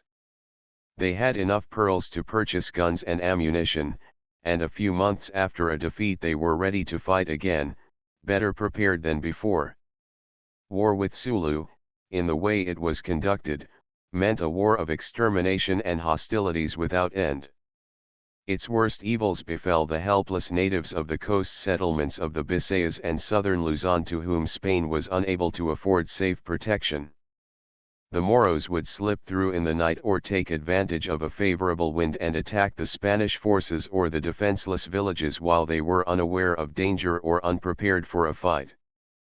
For a long while it seemed beyond the power of the Philippine government to re-establish peace or restrict hostilities to Sulu waters. The magnificent victory of Claveria was hailed as marking the beginning of a new era of safety and glory, but its effects did not last long, and the fear of the Moros beset the hearts of the Bisayans once more. In the light of such profound experience as the Philippine government had had with Moro affairs, Governor Urbistondo might have contented himself with punishing the Moros of Tongkil and their abettors and allies, but another element of serious concern entered into the problem, which threatened not only to render it more vexatious and unsolvable, but dangerous in the extreme. It was not so much the evils of disturbed relations with Sulu as the harm that would arise from English occupation of or alliance with Sulu that Urbistondo feared, for in 1849, Sir James Brooke visited Holo and made a treaty with the Sultan of Sulu, the 7th article of which declared a promise made by the Sultan of Sulu not to make any cessions of territory within his dominion, nor recognize sovereignty rights, nor promise fealty to any nation without the consent of Great Britain. The overt object of this treaty was to keep open for the benefit of the mercantile world that improvable field for commercial enterprise, but the ultimate purpose of such an agreement was not difficult to foresee. The governor of Zamboanga went to Jolo and protested strongly, declaring such a treaty an act of disloyalty to Spain, for which the Sultan and his council would be held responsible. The subject was debated with considerable feeling on both sides. The governor remained at Jolo 27 days and returned without advantage. The treaty was never ratified by Great Britain, but such endeavors on the part of a strong maritime European power made it necessary for Spain to act decisively and expeditiously. Urbiztondo then pressed to the attention of Sultan Pulalun and his council the necessity of punishing the Somals of Tonkil for their depredations on Samar and Camiguin and requested the return of the captives whom they carried away. Considerable controversy followed and the Sulus pretended that they were unable to punish Tonkil, but offered no objection to its castigation by the Philippine government. Aware of the seriousness of the situation, Urbiztondo made preparations for war and decided to attack not Tonkil only, but Jolo also, repeating there the example of Balangingi, and to bring Sulu under the control of Spain.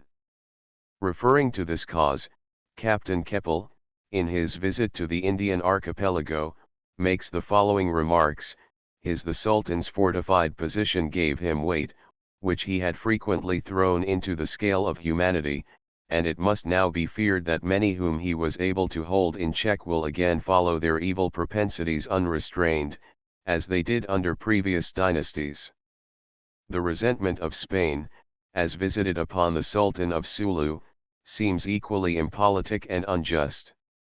The pretext was piracy, of which some solitary instance may very possibly have been established against a Sulu prahu, but the Sultan was certainly sincere in his wish to cooperate against that system. There is ground to fear that national jealousy was desirous of striking its puny blow at an European rival, through the degradation of the Sultan of Sulu that he has incurred, in fact, the resentment of the Spanish colonial governors, by those commercial treaties with ourselves which were but lately concluded by Sir James Brooke. 2 On the 11th day of December, 1850, Urbiztondo left Manila in command of a force consisting of 100 troops of artillery, 500 of infantry, 2 mountain howitzers, and a number of irregular troops and workmen. 2 steamboats, 1 corvette, and 1 brigantine carried the troops to Zamboanga, where they arrived on the 20th. Here 2 companies of infantry and 102 volunteers and 6 tenders under the command of the governor of Zamboanga joined the expedition. At Balun they burned 250 houses and 20 vintas. A small force of Moros was encountered, of which they killed 3 and captured 17 prisoners, one of whom was a Panglima.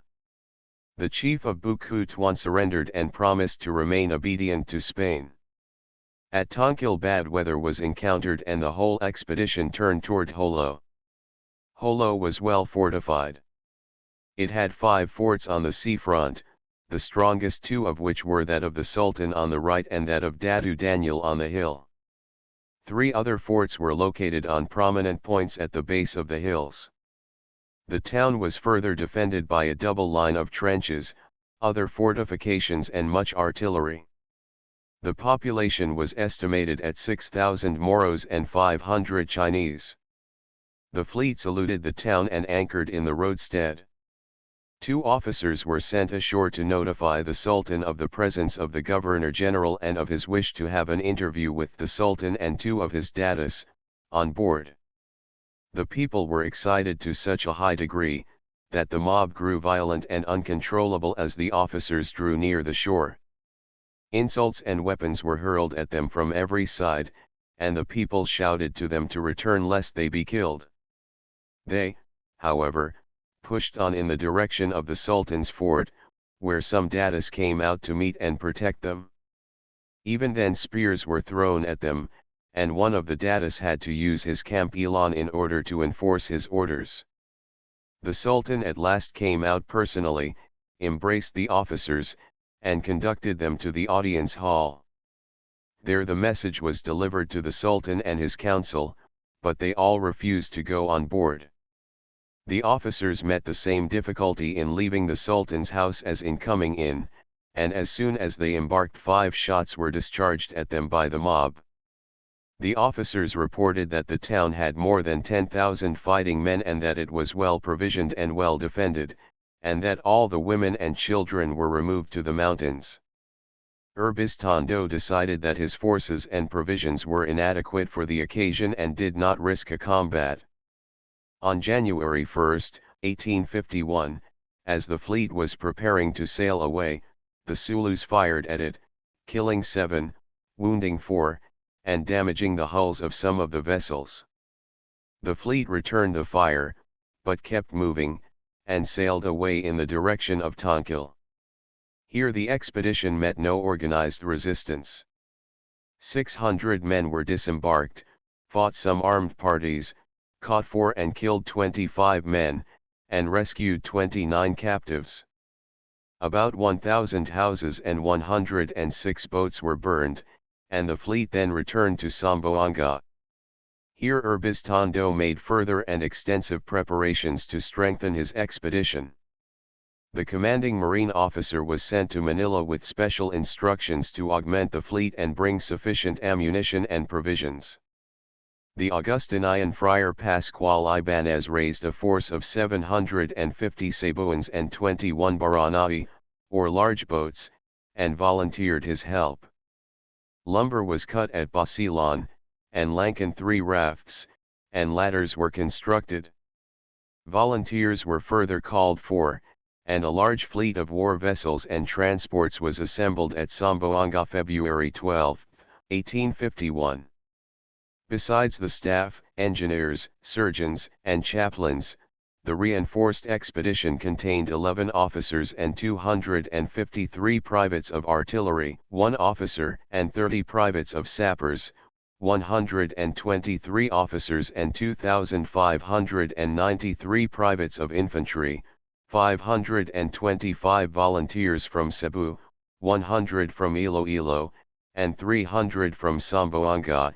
In all 142 officers, 2,876 privates, and 925 volunteers, besides rowers and other workmen. The vessels carrying the forces were 1 corvette, 1 brigantine, 3 steamboats, 2 gunboats, 9 tenders, 9 transports, and 21 baranai, with various vintas for Lankan, and rafts. On February 19 Mass was celebrated and the expedition started for the haughty and arrogant city.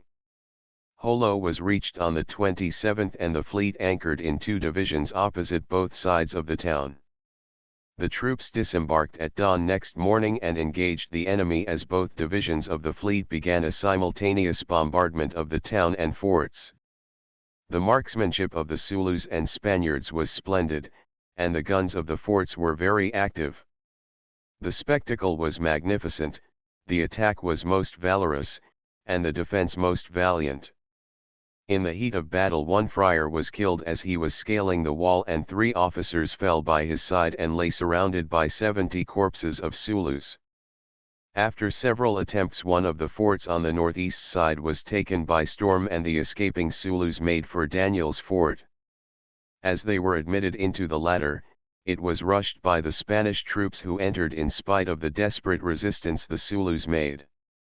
As the inner enclosure was gained the Zulus hurled themselves from the parapets and fled. The fighting continued until next day, when every fort was reduced, and the Zulus evacuated the town. The casualties of the attacking forces were 36 dead and 92 wounded, while the Zulus lost 300 dead. The whole town was burned to ashes and 112 pieces of artillery were taken. After 4 days, the Governor-General and his council decided to evacuate the town and sailed away, leaving it ungarrisoned. They evidently thought that their purpose was accomplished and that they could not afford to leave a force sufficiently strong to defend the place. On April 30 a treaty was made with Sultan Pulalun by the politico-military governor of Zamboanga, Colonel José María de Carlos. The treaty was declared to be an act of incorporation of the Sultanate of Sulu to the Spanish monarchy. The Zulus understood it to be a firm agreement and friendly union with Spain. They, however, appear to have recognized the supremacy of Spain and accepted her protectorate. They agreed to use the Spanish flag and prohibit piracy. They further bound themselves not to make any treaties with any nation other than Spain, nor to build forts, nor to import firearms without her permission. Spain promised to respect and recognize the ranks of the Sultan and Datus and to protect Sulu boats everywhere and to the same extent as Spanish boats. Duties on foreign boats were to be paid to the Zulus. Religious liberty was guaranteed. The Sultan issued passports to the Zulus and countersigned Spanish passports given to people entering the ports of Sulu. It was agreed that Spain would build a trading post at Jolo and establish a small garrison for its protection. The Sultan and the Datus resumed their residence in the town of Jolo, with apparently very little change from former conditions. In consideration of the losses incurred by the Sultan and Datus through the destruction of their houses and town, and on condition that the Zulus aid in the construction and protection of the Jolo trading post, annuities were granted to the Sultan, 3 Datus, and 1 subordinate chief. The treaty was written in both Spanish and Sulu and was signed and sealed by both parties.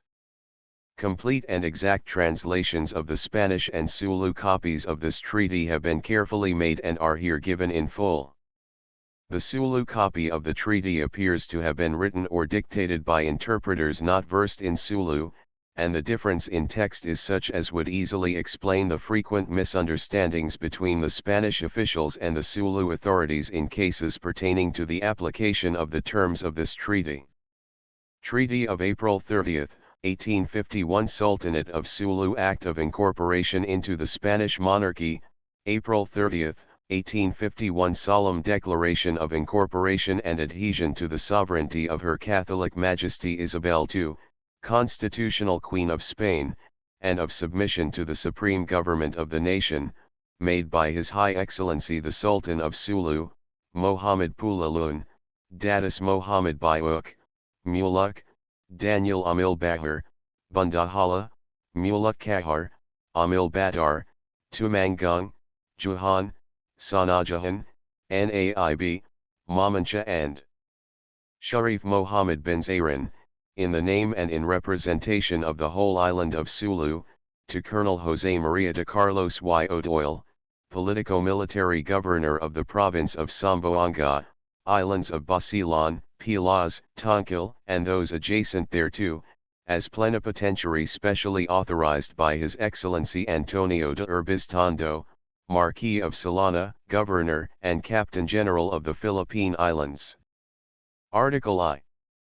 His Excellency the Sultan of Sulu, for himself, his heirs and descendants, Datus Mohammed Bayuk, Muluk, Daniel Amil Bahar, Bundahala, Muluk Kahar, Amil Badar, Tumanggung, Juhan, Sanajahan, Naib, Mamancha, and Sharif Mohammed bin Zairan, all of their own free will, declare, that, for the purpose of making amends to the Spanish nation for the outrage committed against it on the 1st of January of this year, they desire and request that the island of Jolo and all its dependencies be incorporated with the Crown of Spain, which for several centuries has been their only sovereign and protectress, making on this day a new solemn declaration of adhesion and submission and recognizing Her Catholic Majesty Isabel II, Constitutional Queen of Spain, and those who may succeed her in this supreme dignity, as their rightful sovereign lords and protectors,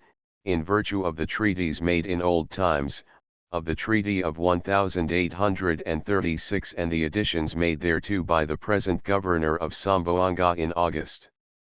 And also and very particularly of the recent conquest of Jolo on the 28th of February of the present year by Captain General Antonio Urbiztondo, Marquis of Solana and Governor-General of the Philippine Islands. Article 2. The Sultan and Datus solemnly promise to maintain the integrity of the territory of Sulu and all its dependencies as a part of the archipelago belonging to the Spanish government.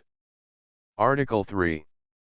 The island of Sulu and all its dependencies having been incorporated with the Crown of Spain, and the inhabitants thereof being part of the great Spanish family which lives in the vast Philippine archipelago, the Sultan and Datus shall not be empowered to make or sign treaties, commercial agreements or alliances of any kind with European powers, companies, persons, or corporations, and Malayan sultans or chiefs, under pain of nullity. They declare all treaties made with other powers to be null and void if they are prejudicial to the ancient and indisputable rights held by Spain over the entire Sulu archipelago as part of the Philippine Islands, and they ratify, renew, and leave in force all documents containing clauses favorable to the Spanish government that may have been drawn up before this date, however old they may be. Article 4. They renew the solemn promise not to carry on piracy or allow anybody to carry on piracy within the dominions of Sulu, and to run down those who follow this infamous calling, declaring themselves enemies of all islands that are enemies of Spain and allies of all her friends. Article 5. From this day forth the island of Sulu shall fly the Spanish national flag in its towns and on its ships, and the Sultan and other constituted authorities shall use the Spanish war flag, under the principles in use in other Spanish possessions, and shall use no other either on land or on sea. Article 6. The island of Sulu and its dependencies having been declared an integral part of the Philippine archipelago, which belongs to Spain, commerce under the Spanish flag in all the ports of the Sultanate shall be free and unmolested, as it is in all the ports belonging to the nation. Article 7. The Sultan and Datus of Sulu, having recognized the sovereignty of Spain over their territory, which sovereignty is now strongly established, not only by right of conquest but by the clemency of the conqueror, they shall not erect fortifications of any kind in the territory under their command without express permission of His Excellency the Governor-General of these islands. The purchase and use of all kinds of firearms shall be prohibited except with a license issued by the same supreme authority, and craft found with arms other than the edged weapons which have from time immemorial been in use in the country shall be considered as enemies. Article 8. The Spanish government, as an unequivocal proof of the protection which it grants the Sulus, will give the Sultan and Datus adequate royal titles establishing their authority and their rank. Article 9. The Spanish government guarantees with all solemnity to the Sultan and other inhabitants of Sulu the free exercise of their religion, with which it will not interfere in the slightest way, and it will also respect their customs. Article 10. The Spanish government also guarantees the right of succession to the present Sultan and his descendants in the order established and as long as they observe these agreements, and equally guarantees the rank and dignities of the privileged classes, which shall retain all their rights. Article 11. Sulu ships and goods shall enjoy in Spanish ports, without any distinction whatever, the same privileges and advantages granted the natives of the Philippine Islands. Article 12. Except in the case of Spanish ships, the duties that constitute the income with which the Sultan and Datus maintain their respective ranks shall remain in force, so that they may continue to keep up the proper splendor and decorum of their station. For this purpose said duties shall be paid by all ships coming to their ports. Other measures will be taken later on to enhance their dignity and increase their prestige.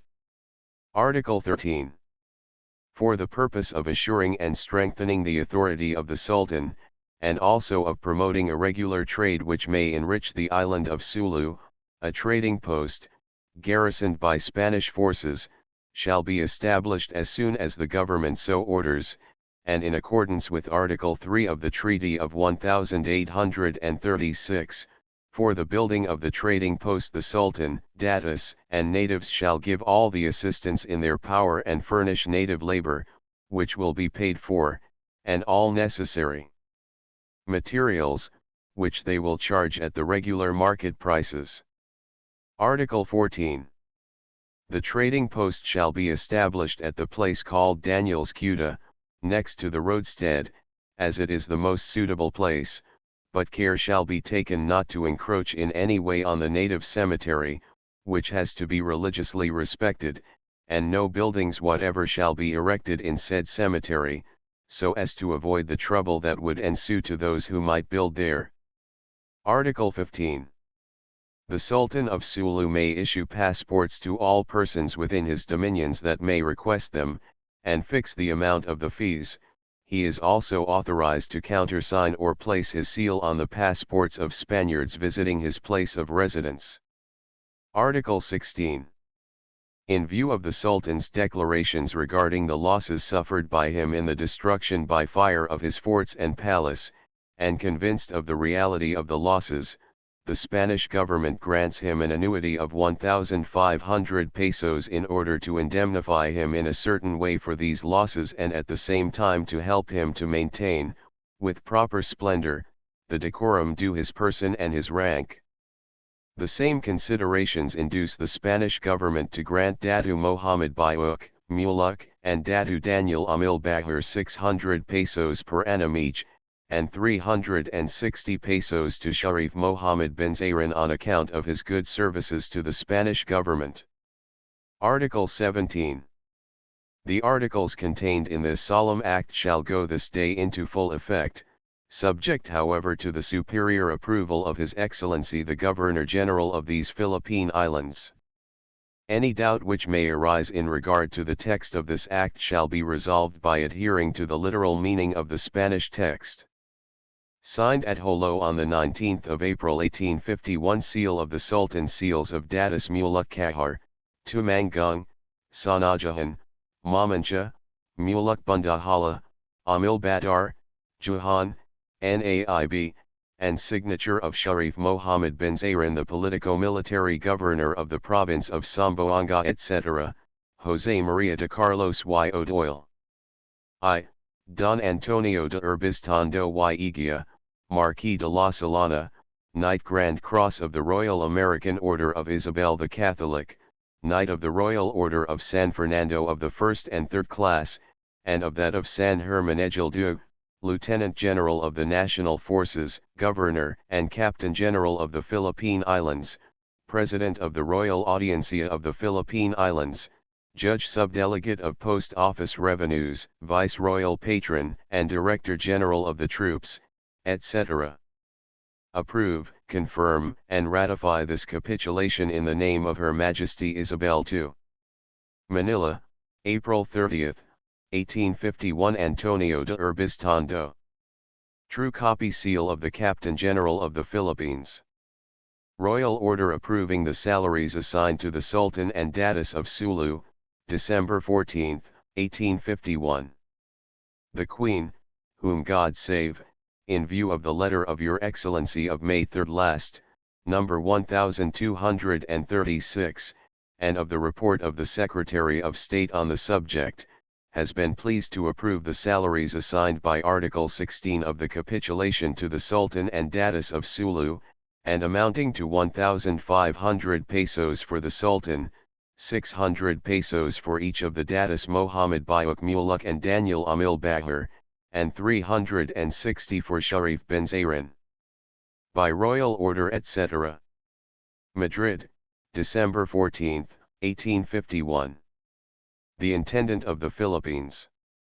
Translation of the Sulu text of the Treaty of 1851. A statement of firm agreement and union, in friendship, made by the Queen Spain Isabel II, constitutional Queen of all Spain, and the honorable officers of her government, with the Maulana Sultan Mohammed Pulalun and the Datus Mohammed Bayuk, Muluk, Amil Bahir, Bundahala, Muluk Kahar, Amil Badar, Tumanggung, Juhan, Sajan, Naib, Mamancha, and Tuan Sharif Mohammed bin Zahran.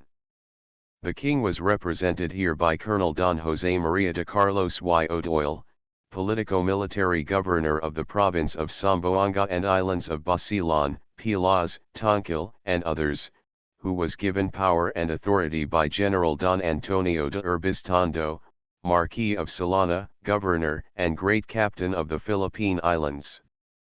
Article I. The Mahasari Maulana Sultan of Sulu and his ministers together with the Datus mentioned above have the great desire to state that they had good intentions toward the people of Spain, on January 1 of this year.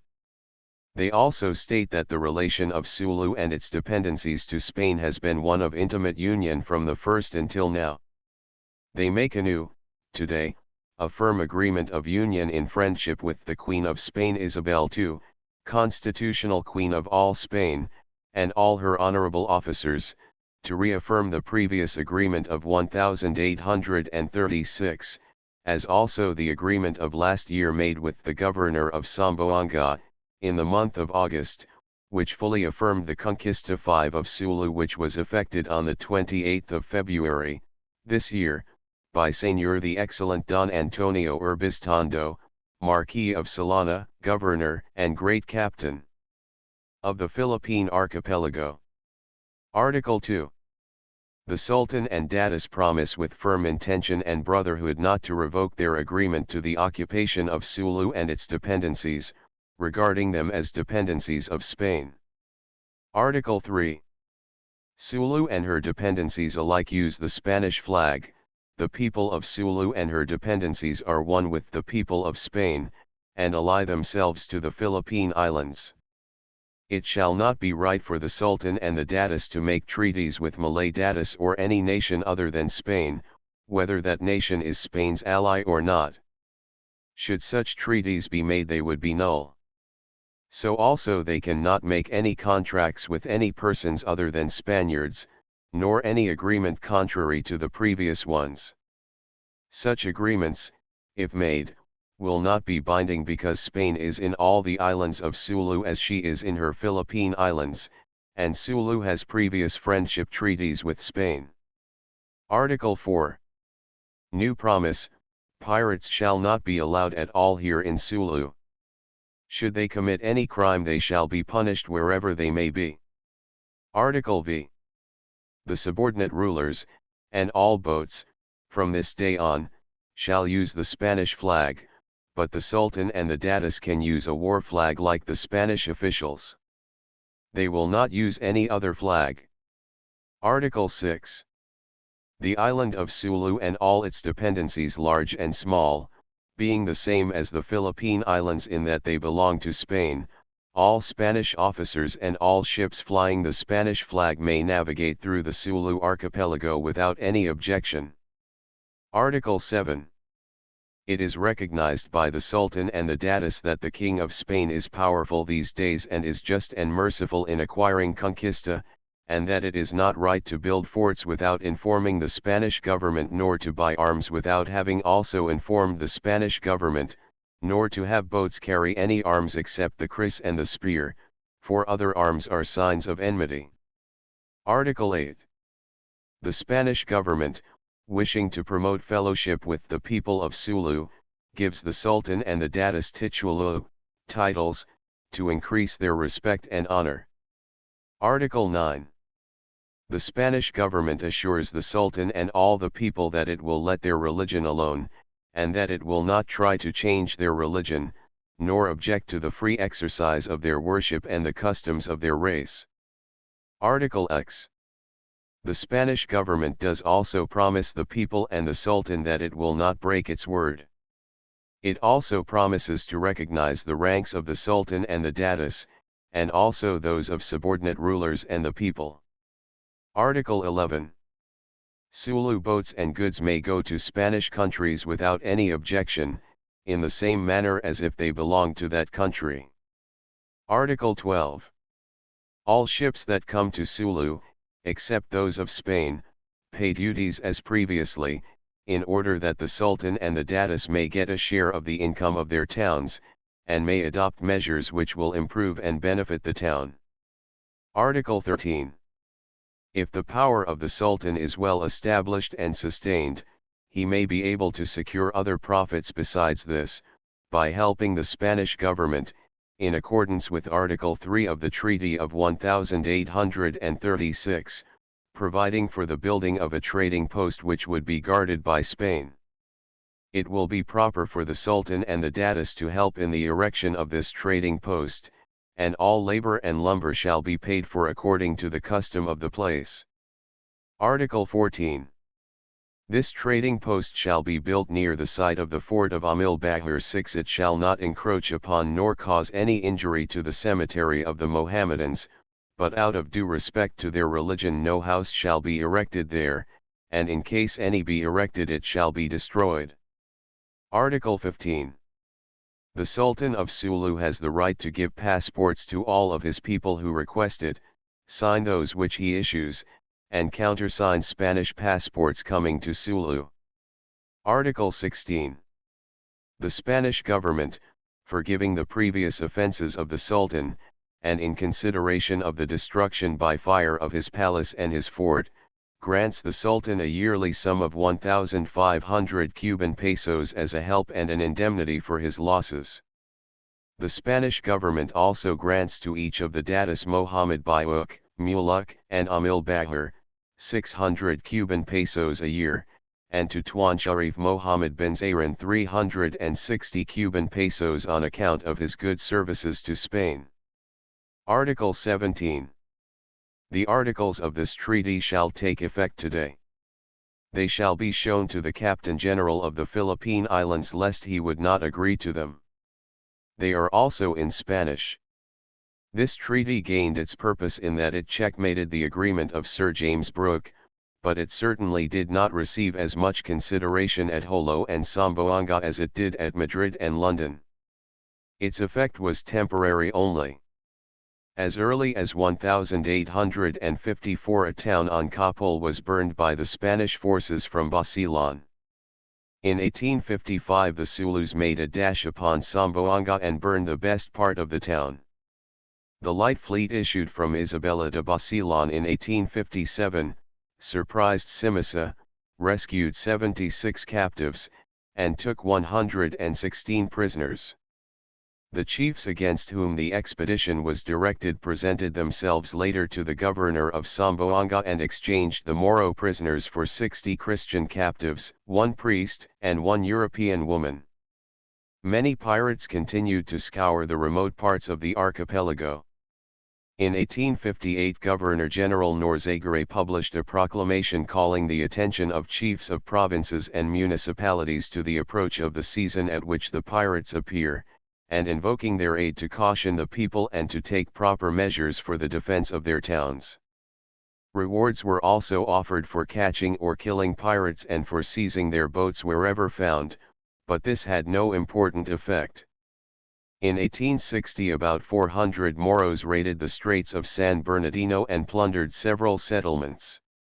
The year 1861 marks a new era in the history of piracy and a new step in the organization of government for Mindanao and Basilan. At this time Spain and the Philippines were passing through a period of progress. Alive to the truth that commerce and piracy cannot coexist, the government provided a competent naval force by which it was able to maintain unquestionable supremacy in the Sulu Sea. It purchased 18 steam vessels in England and used them for chasing Moro pirates and for blockading the port of Jolo. The operations conducted by these vessels drove away hordes of pirates from Philippine waters, and, in the course of a decade, terminated that long term of piracy under which the islands had suffered for 3 centuries. Politico-military government of Mindanao and adjacent islands. Affairs in Mindanao had progressed so satisfactorily that Pollock, Cotabato, and Davao were occupied by permanent garrisons, and peace and tranquility reigned over the Celebes Sea. A politico-military government was then established for all the pacified territory of Mindanao and Basilan, and was designated as the Government of Mindanao. It comprised 6 districts, the first 5 of which belonged entirely to the island of Mindanao. The 6th was called the District of Basilan and was defined as comprising Basilan and the Spanish possessions in the archipelago of Sulu. Sulu was not brought under this organization until 1878, when an additional district was created for this purpose. The form of this government and its chief characteristics are best described in the words of the royal order creating it, which is herein given in full because of many points of interest which are contained in the text and form of the decree, and which cannot be well illustrated otherwise. Superior Civil Government Office of the Deputy Superintendent of the Philippine Treasury Circular. The Minister of War and Colonies communicated to the Superior Civil Government, on the 31st of July of last year, the following royal order: Your Excellency, the Queen, whom God protect, has been pleased to issue the following royal decree, pursuant to the reasons laid before me by the Minister of War and Colonies, and in accordance with the opinion of the Council of Ministers. I hereby decree the following. Article I. A politico-military government is hereby established for the island of Mindanao and adjacent islands. Article 2. The government of Mindanao shall be divided into 6 districts. 1. The Zamboanga district, formed of that part of the province of the same name which includes all of Sibuga Bay, and the west coast of the island as far as Mercy Lagos Point. 2. The district of the north, including, in the northern part of the island, all the territory between the boundary line of the 1st district and Dapitan Point, on Tutuan Bay. 3. The eastern district, between Dapitan Point, and Caraga Bay. 4. The Davao district, beginning on the boundary line of the 3D district and including the Bay of Davao and all the southern extremity of the island. 5. The central district, including Ilana Bay, situated between the 1st and 4th districts. 6. The district of Basilan, comprising the Spanish possessions in the archipelagos of Sulu and Basilan. The capital of the government shall be in the central district, the most advantageous place at the mouth of the Mindanao River being chosen. These districts shall be divided into 2 classes. To the first class shall belong the northern, central, and eastern districts, and to the second those of Zamboanga, Davao, and Basilan. Article 3. The governor of Mindanao shall receive 6,000 pesos as salary, and 2,000 pesos as entertainment fund. The latter shall be supplied from the revenues from government real estate and licenses. The governor's residence shall also be supplied by the state. Article 4. This governorship shall correspond to the class of brigadier generals, but the first governor appointed may be a colonel, who will be entitled, as a reward, to an appointment as brigadier general after 3 years. Article V. The governor of Mindanao shall be succeeded in his command by the officer of the highest rank in the island, pending the appointment of another governor, or such action as the captain general may deem advisable. In the districts, the governor shall be succeeded by the officer next in rank, until the governor of Mindanao appoints an acting governor and requests the captain general to take such action as may be called for by the regulations in force. Article 6. The duties and powers of the Captain General in regard to the government of Mindanao, and those of the governor of the island, shall be the same as those provided for the Bisayas in my royal decree of the state.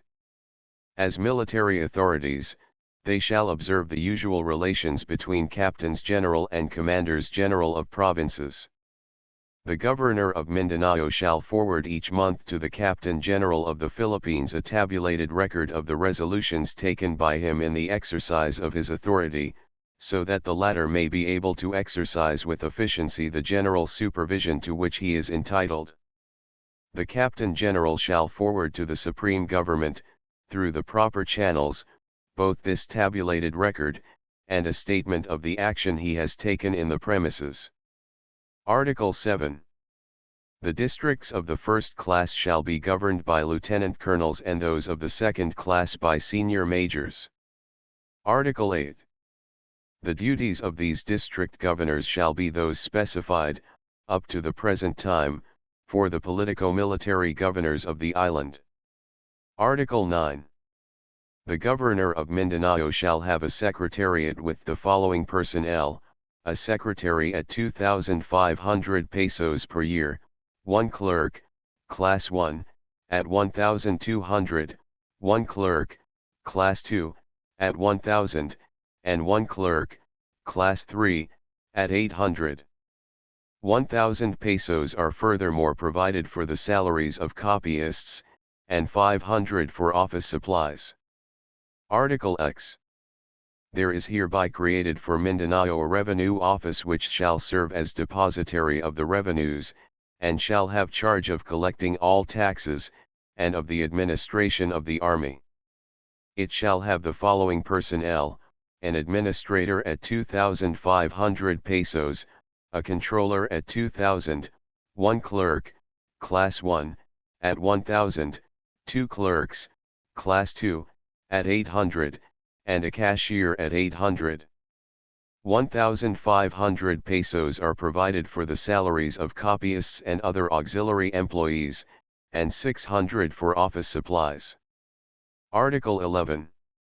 The chiefs of districts shall remain in charge of the collection of taxes in the manner hitherto established, and shall be entitled to the allowances provided for that purpose.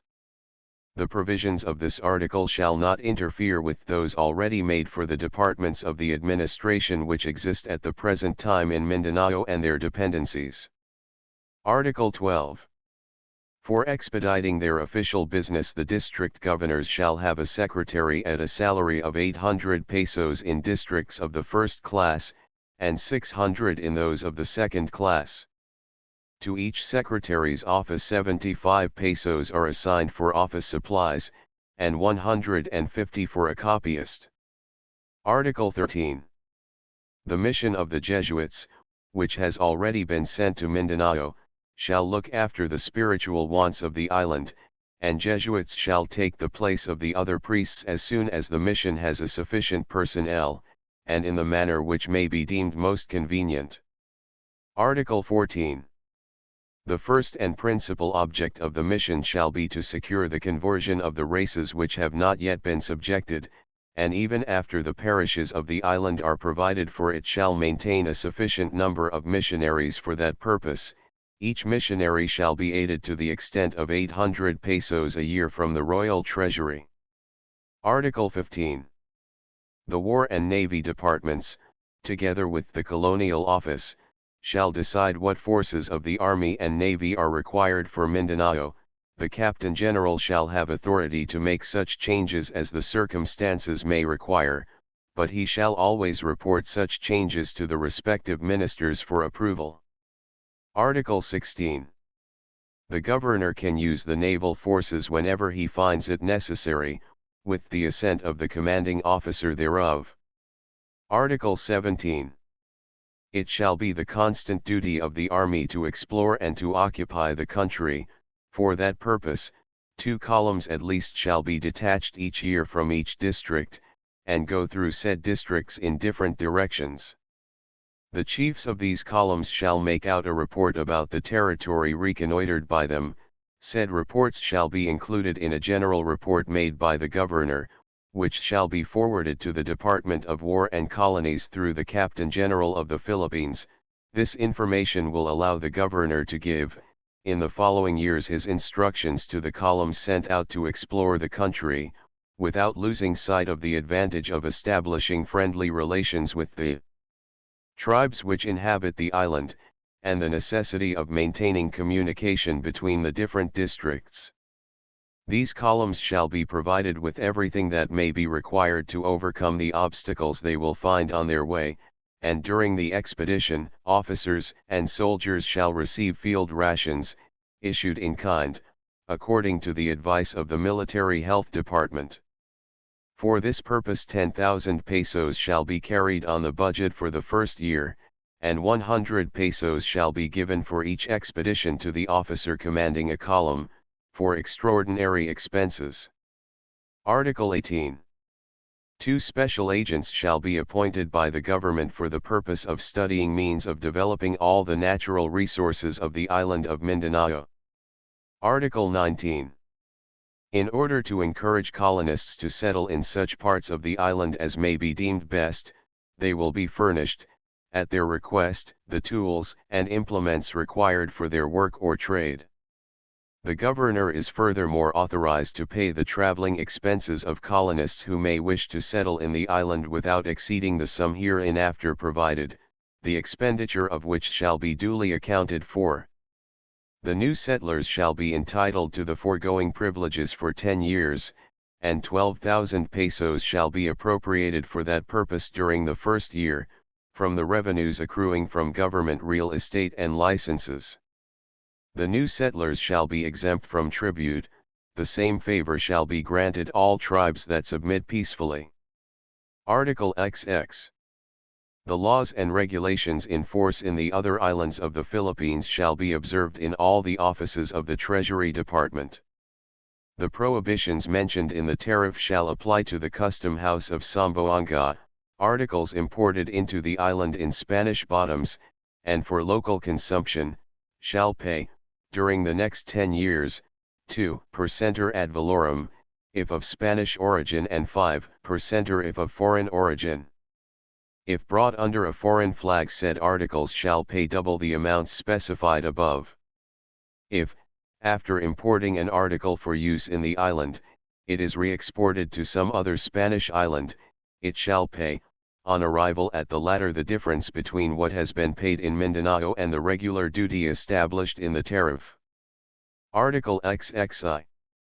Lands now under cultivation, and those placed under cultivation during the next 10 years, shall pay no other impost than that required by the regulations now in force, per quinan of land, as an acknowledgement of ownership.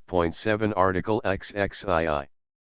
The government shall always have on hand a reserve fund of 10,000 pesos to meet any urgent and unexpected need that may arise.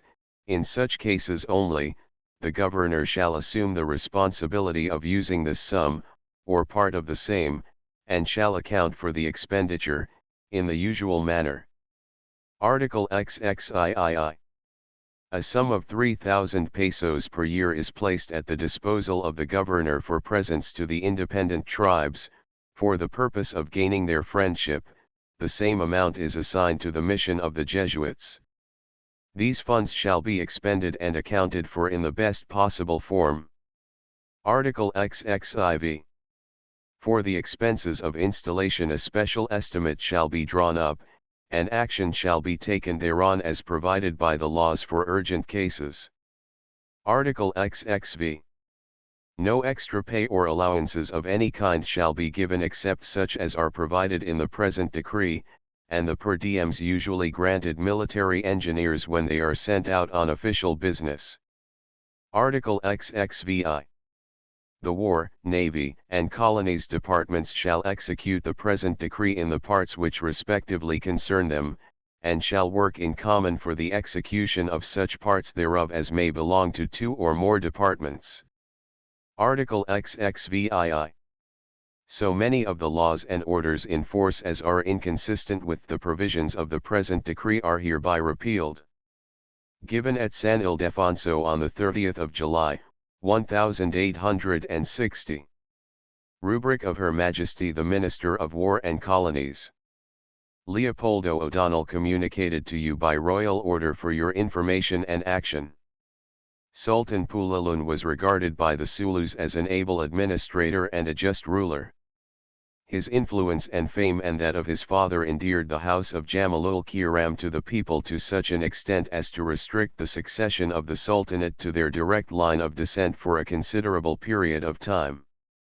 Following the steps of his father, he published a revised code of Sulu laws and conducted the affairs of his government with care. Pulalun died September 24, 1862, and was followed by his son, Jamalul Alam.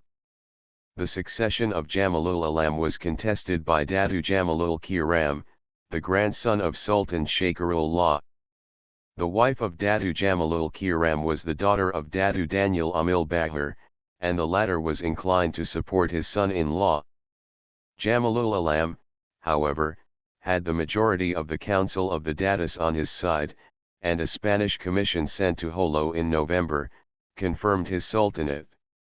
Espina states that at that time the Sultan was living with Datu Asibi, and that the portrait of Queen Isabel II was placed before the Sultan when he made his declaration before the Commission to recognize the authority and sovereignty of Spain over all the dominions of Sulu, including her dependencies in Borneo. It is noted in the Sulu Annals, under date of February 1, 1867, that a Spanish war vessel arrived at Jolo and demanded the punishment and delivery of 3 men, one of whom was called Imam Mindang. The Sultan arrested all these men and had them executed on February 9 in the presence of the officer in command of the vessel. It appears that in spite of the vigilance of the Spanish Navy, piratical expeditions were kept up by discontented Moros not fully submissive to the Sultan. This led to further activity on the part of Spanish gunboats, and war was consequently carried into Sulu waters and territory. Another note in the Sulu Annals, under date of March 5, 1872, states that 13 Spanish vessels attacked Jolo, killed 3 men and 1 woman and lost 2 officers and 100 soldiers. That same year the famous warrior Datu Daniel Amil Bahir died, and Puerto Princesa, capital of Palawan, was garrisoned by native troops. A naval blockade of Jolo was established and hostilities between Sulu and Spain were resumed.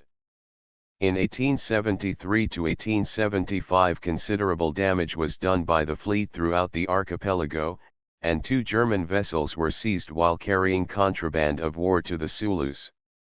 In the estimation of the Sulus, Jamalul Alam was one of their best rulers. He carried out many public improvements, built roads and bridges and mosques, enforced public attendance at the Friday church services, and executed the laws with justice and force. He was as able a ruler as any Sultan Sulu had since the days of Abu Bakr, but the vicissitudes of fortune were certainty against him. Before his reign ended, Spain's hand fell upon him strong and heavy, his capital was wrested from him, and his power waned. 1 See Appendixes 16 and 17. 2 A Visit to the Indian Archipelago, p. 58. 3 A Big Dugout Canoe. 4 vessels of some 11 meters length, 1½ meters beam, and 40 centimeters overhang at the bow. They are furnished with outriggers and a removable deck commonly of loose slats. Note in Montero y Vidal's History of the Piracy of the Mohammedan Malays. 5 The Spanish word for conquest transliterated. The word cannot be understood by the Sulus. 6 Datu Daniel. 7 Spanish. Como reconocimiento de dominio, i.e., of Spain. The idea is that the settler acknowledges that he does not own the land in fee simple, but holds it as a tenant of the state. Chapter V Sulu. Under Spanish sovereignty occupation of Jolo, the Sulu Sultanate remained practically independent for 425 years. Its decline was not caused by national retrogression or political dissension, but by the hostility and aggression of its adversary. Sulu's power arose through the introduction of firearms into eastern Malaysia and began to decline at the introduction of steam war vessels into the Philippine archipelago. The mobility and speed of steam war vessels put to disadvantage all Moro sailing and rowing craft. Pirates were chased on the sea and hunted in their lairs. The fear which steamboats struck in the hearts of Moros made them run away from their homes and settlements and hide in the jungles whenever they heard the whistle of a steamboat, or saw it approaching from a distance. The steamboats purchased by Governor Claveria in 1848, which crushed the power of the Balangingi Somals, were referred to by Captain Keppel in the following words: "On the 14th of January 1849 we left Samboanga, getting underway in company with such a fleet of gunboats as would have done credit to any nation."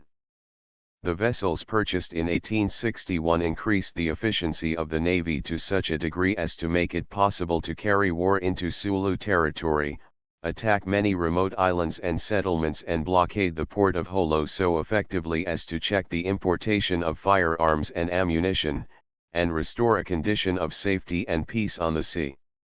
The campaign of 1876 was a very significant event in the history of Sulu. It decided the fate of the state and definitely fixed its relation to the Philippine archipelago. Spain's determination to conquer Sulu never waned and seemed stronger than ever before. The Governor-General was a man of great ability and aspired to the highest military honors. Moro raids recurred occasionally and the strained relations of the two states became so tense that rupture was inevitable. In reviewing the history of Spanish campaigns in Sulu up to this time, one is strongly impressed with the futility of conquest without occupation.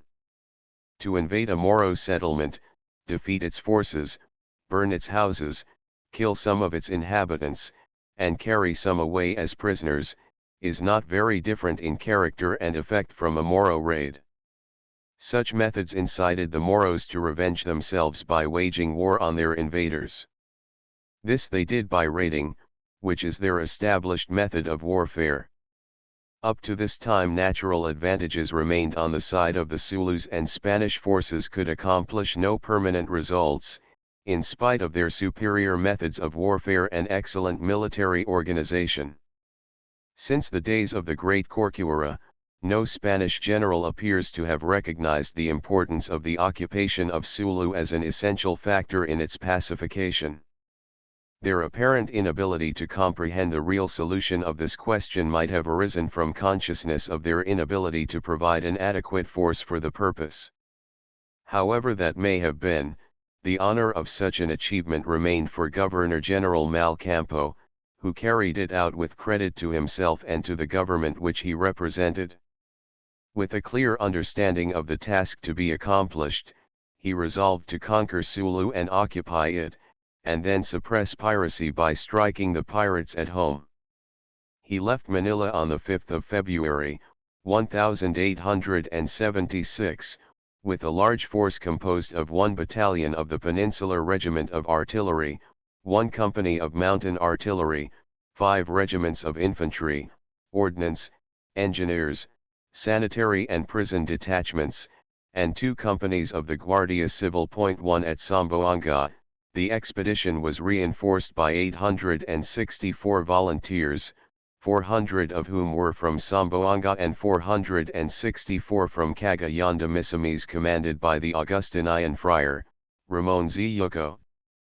The whole expedition, estimated at 9,000 troops, left Zamboanga on the 20th of February.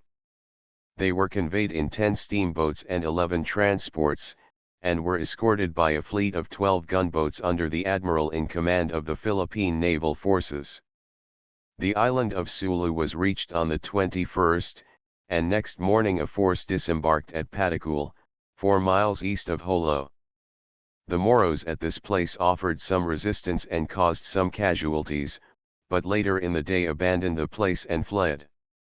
Here a considerable column was detached to reconnoitre the interior and advance on Jolo from the land side.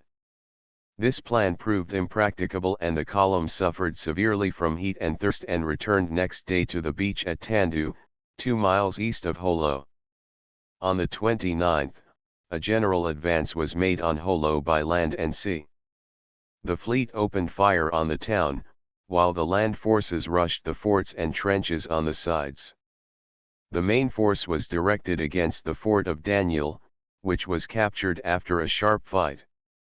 The Moros in the other forts made a fiercer resistance, but were soon overcome by the fire of the Spanish artillery and the whole town was taken by assault.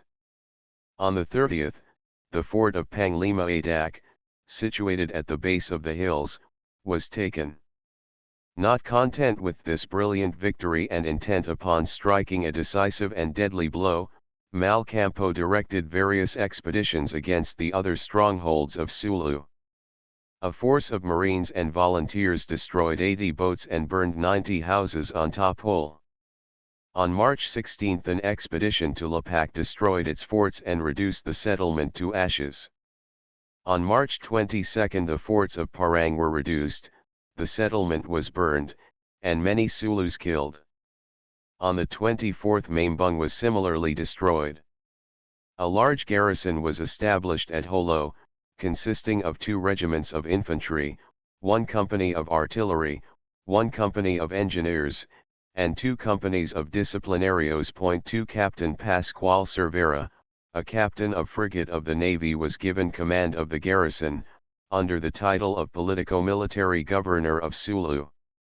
General Malcampo was given the title of Count of Jolo, while many decorations were awarded to gallant officers, and a medal was struck for each participant in the campaign.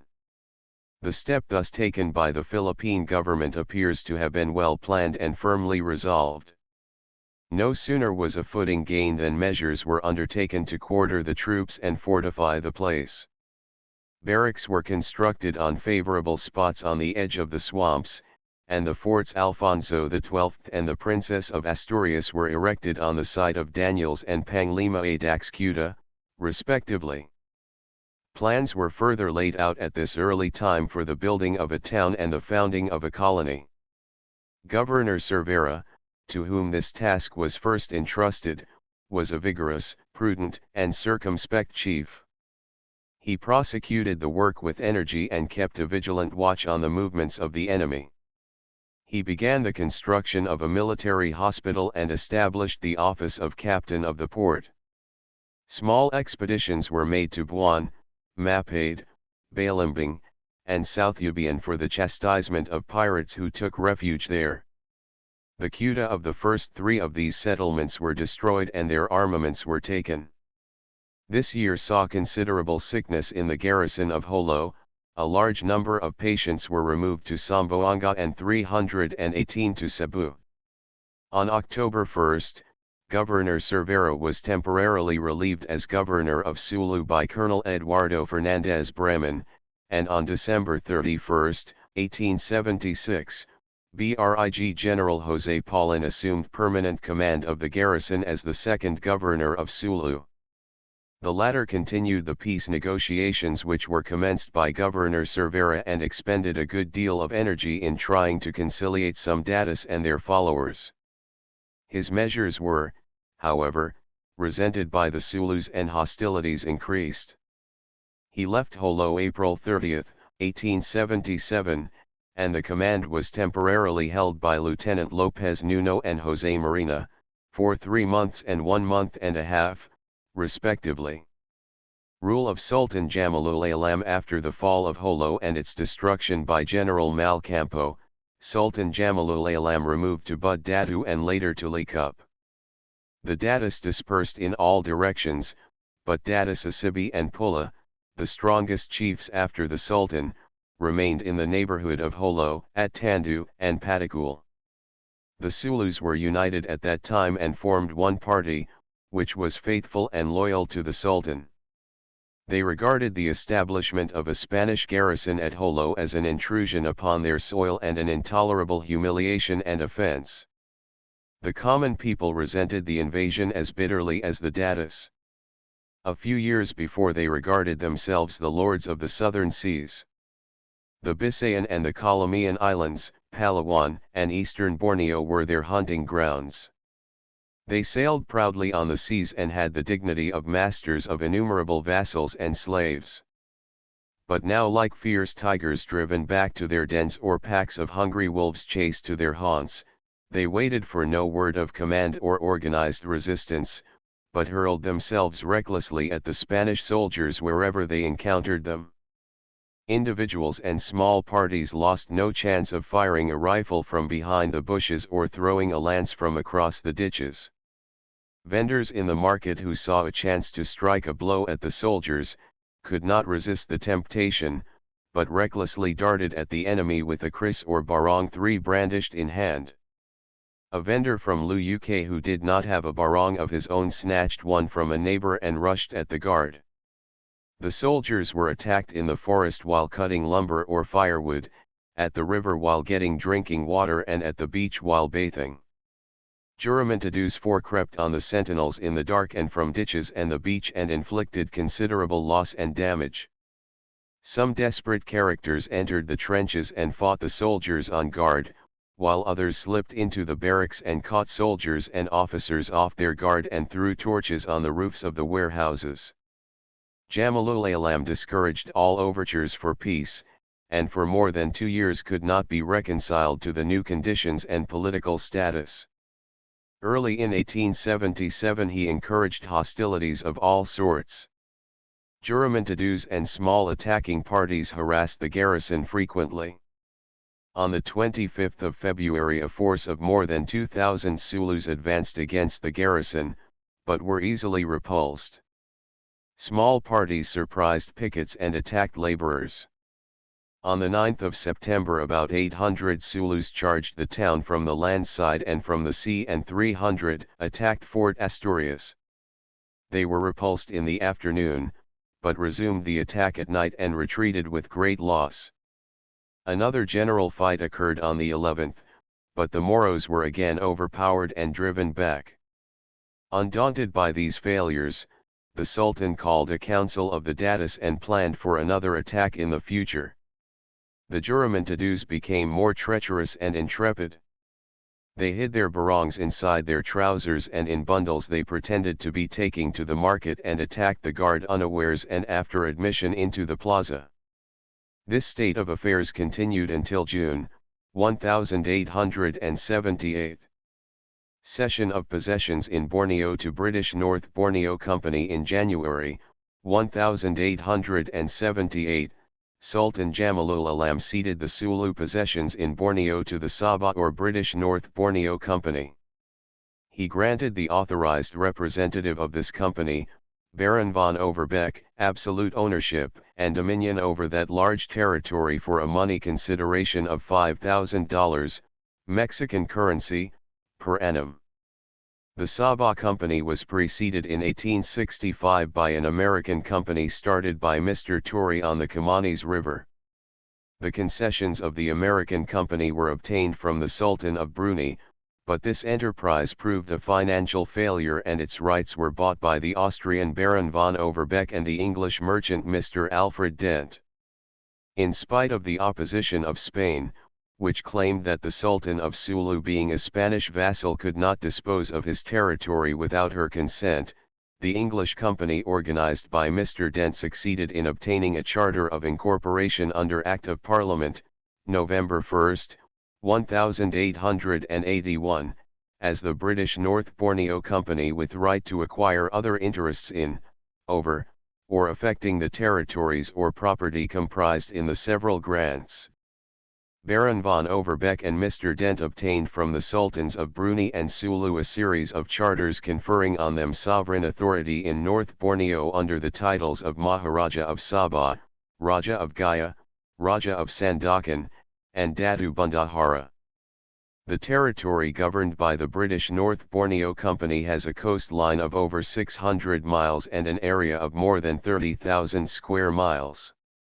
The form and text of the commission granted by Sultan Jamalul Alam appointing Baron von Overbeck, Datu Bundahara and Raja of Sandakan is herein quoted as given in the annual report of General George W. Davis, commanding the Department of Mindanao, under date of August 1, 1902, to all nations on the face of the earth whom these matters may concern, we, Mahasari Padu Kamalana as Sultan Mohammad Jamalul Alam bin Al-Marham Mahasari Padu Ka as Sultan Mohammad Pulalun, Sultan of Sulu and its dependencies, send greeting, whereas, we have seen fit to grant unto our trusty and well-beloved friends, Gustavus Baron von Overbeck and Alfred Dent, Esquire, certain portions of the dominions owned by us, comprising all the lands on the north and east coast of the island of Borneo, from the Pandasan River on the northwest to the Sibuko River on the east coast,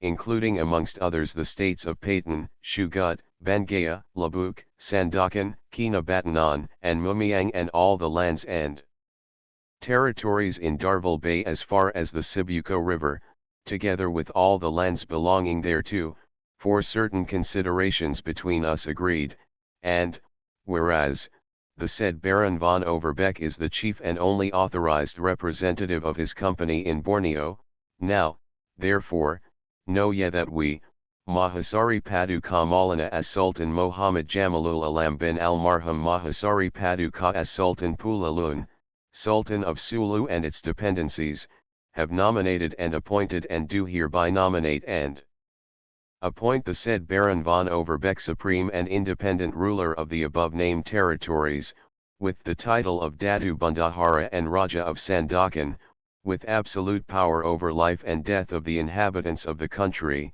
with all the absolute rights of property over the soil of the country vested in us and the right to dispose of the same as well as the rights over the productions of the country, whether mineral, vegetable, or animal, with the rights of making laws, coining money, creating an army and navy, levying customs dues on home and foreign trade, and shipping and other dues and taxes on the inhabitants as to him may seem good or expedient, together with all other powers and rights usually exercised by and belonging to sovereign rulers, and which we hereby delegate to him of our own free and sovereign will.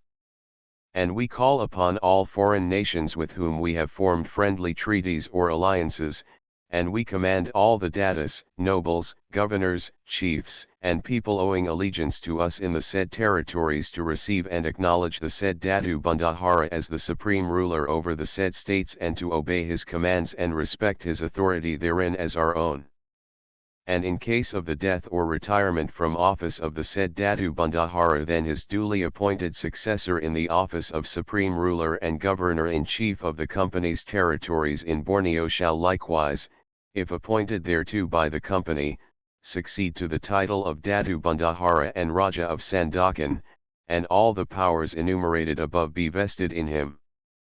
Done at the palace of the Sultan, at Likup, in the island of Sulu, on the 19th of Muharram, AH 1295, being the 22nd day of January, AD 1878. Treaty of July, 1878. Colonel Carlos Martinez became governor of Sulu on the 28th of September, 1877.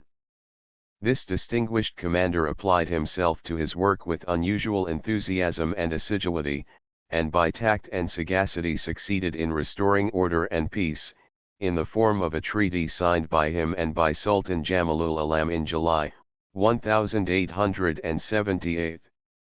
Great credit for the success of the negotiations belongs to Datu Harun ar-Rashid, who spared no effort to convince the Sultan that peace and loyalty to Spain were preferable to a condition of continued hostility, which meant ruin to the state of Sulu. The treaty laid stress on the submission of Sulu to Spanish sovereignty, and the terms of the Sulu text express the same fairly well and without evasion. This being the last treaty entered into by both states, it may be considered to define the final relation that existed between them and the exact position which Sulu occupied in the Philippine archipelago during the last period of the Spanish regime. The best account of this relation is given in the words of the treaty itself, careful translations of which have been prepared from both the Spanish and Sulu texts and are herein added for full information. Translation of the Spanish copy of the Treaty Decree Office of the Governor-General of the Philippines, Manila, August 19, 1878. The Supreme Government having approved the bases of pacification and capitulation which are submitted through me to His Majesty, the King, by the Sultan of Sulu and the Datus of Sulu, and the act to that effect, which I confirmed and ratified on the 15th instant, having been drafted and signed by the commission appointed for that purpose by me in representation of my authority, and the Sultan and Datus, in representation of the Sultanate of Sulu, I hereby direct that a copy of said act be published in the official Gazette of Manila, in order that said bases be officially and publicly known. Mori 1's copy referred to. An act drafted on the basis of pacification and capitulation presented by the Sultan of Sulu and the Datus to His Majesty the King Alfonso XII, through His Excellency the Governor-General of the Philippine Islands, acknowledging the sovereignty of Spain over the territory of this Sultanate. In the town of Likup, Sulu, and in the palace of His Excellency the Sultan of this archipelago, on the 20th of July 1878, 23rd day of the month Rajab, year of the Hijra 1295, present, Carlos Martinez y Romero, Colonel of Infantry and Politico-Military Governor of Jolo, Francisco Fernandez de Alarcon y Garcia, Colonel of Marine Corps, Frigate Captain and Commander of the Naval Station of Jolo, and interpreters, Alejo Alvarez y Villasis and Pedro Ortuaste y Garcia, these constituting a commission representing His Excellency, the Governor-General of the Philippines, also present, Paduka Mahasari Maulana, Sultan Mohammad Jamalul Alam and the Datus Paduka Raja Muda, Mohammad Badaruddin, the Paduka Mohammad Zainul Abidin Raja Lau, the Paduka Datu Mohammad Harun Ar Rashid and the Datu Paduka Muluk Bundaraza, in the name and representation of the Sultanate of Sulu. The object of the meeting was to read and sign the articles of pacification and capitulation presented by the Sultan and Datus to the Governor-General on February 24 of this year, and approved by His Majesty Alfonso XII, on May 3 last, the reading of the articles being proceeded with as follows: bases of pacification and capitulation presented by the Sultan and Datus of Sulu, to His Majesty the King of Spain Don Alfonso XII, through His Excellency the Governor-General of the Philippines, acknowledging the sovereignty of the King of Spain over the territory of the said Sultanate. Article 1. We declare that the sovereignty to Spain over all the archipelago of Sulu and its dependencies is indisputable, and as a natural consequence of this declaration we constitute ourselves loyal subjects of His Majesty King Alfonso XII, and of his successors to the power. Article 2. The Spanish government shall give the Sultan a yearly salary of 2,400 pesos, 700 to the heir of the Sultanate Datu Badaruddin and 600 to each of the Datus Paduka Raja Lau Zainul Abidin, Paduka Datu Harun Ar Rashid, Paduka Datu Muluk Bundaraza Pula, members of the Sultan's Council, to compensate them in some way for the losses they have suffered. Article 3. Spain has the right to occupy such points in the Sulu archipelago and its dependencies as may seem necessary to the Spanish authorities, respecting towns, families, and property, in case of forcible appropriation for the public good. Compensation shall be paid according to appraisement. We beg that exception be made for the land extending from Sinangan Point to the south coast of Kadungdung, which we would use for our residences. It could be occupied by the government in case of war with a foreign power. Article 4. The Sultan shall be empowered to collect duties from foreign merchants and ships trading with places not occupied by the government. Article 5. The Sultan shall be allowed to communicate directly with the Governor-General whenever he has a complaint to make against the Governor, or the Commander of Warships. Article 6. The Sultan shall be authorized to issue licenses to carry muzzle-loading firearms when requested by Sulus, after presenting two honorably known witnesses who will guarantee their proper use both on land and sea. Article 7. The Sultan shall be allowed to issue passports to Sulu craft, but when any of said craft has to leave the Sulu archipelago, the owners will first have to go before the Governor. The principal datus and some other persons serving under commissions from the Sultan are to be excepted from this formality, but the Sultan shall report all such cases to the Governor. Article 8. We will use all our efforts to cause pirates and malefactors to desist from their evil inclinations, and, if we cannot prevent them, we will inform the Governor of Jolo for him to take the necessary measures, whenever we know the whereabouts of said pirates and malefactors, but we will not be held responsible if we have no information concerning them. We furthermore agree to render all assistance in our power in running down such pirates and malefactors. Article 9. We shall be allowed the free exercise of our religion and customs. Catholic missionaries will have liberty to visit and reside in any place in Sulu, and its dependencies, and will give us notice before going, so that in case of danger we may furnish an escort. Failure to give us notice will relieve us from all responsibility for any mishap that may befall them. The same caution applies to any European or Christian Indian native who may wish to visit the interior. Article 10. We pledge ourselves to deliver to the Spaniards all Christian delinquents and criminals, and all Moros in the same case shall be returned to us. Article 11. Sulu and its dependencies shall raise the Spanish flag on vessels and in towns. However, if a boat does not fly said flag, it shall not be held at fault if it has a passport.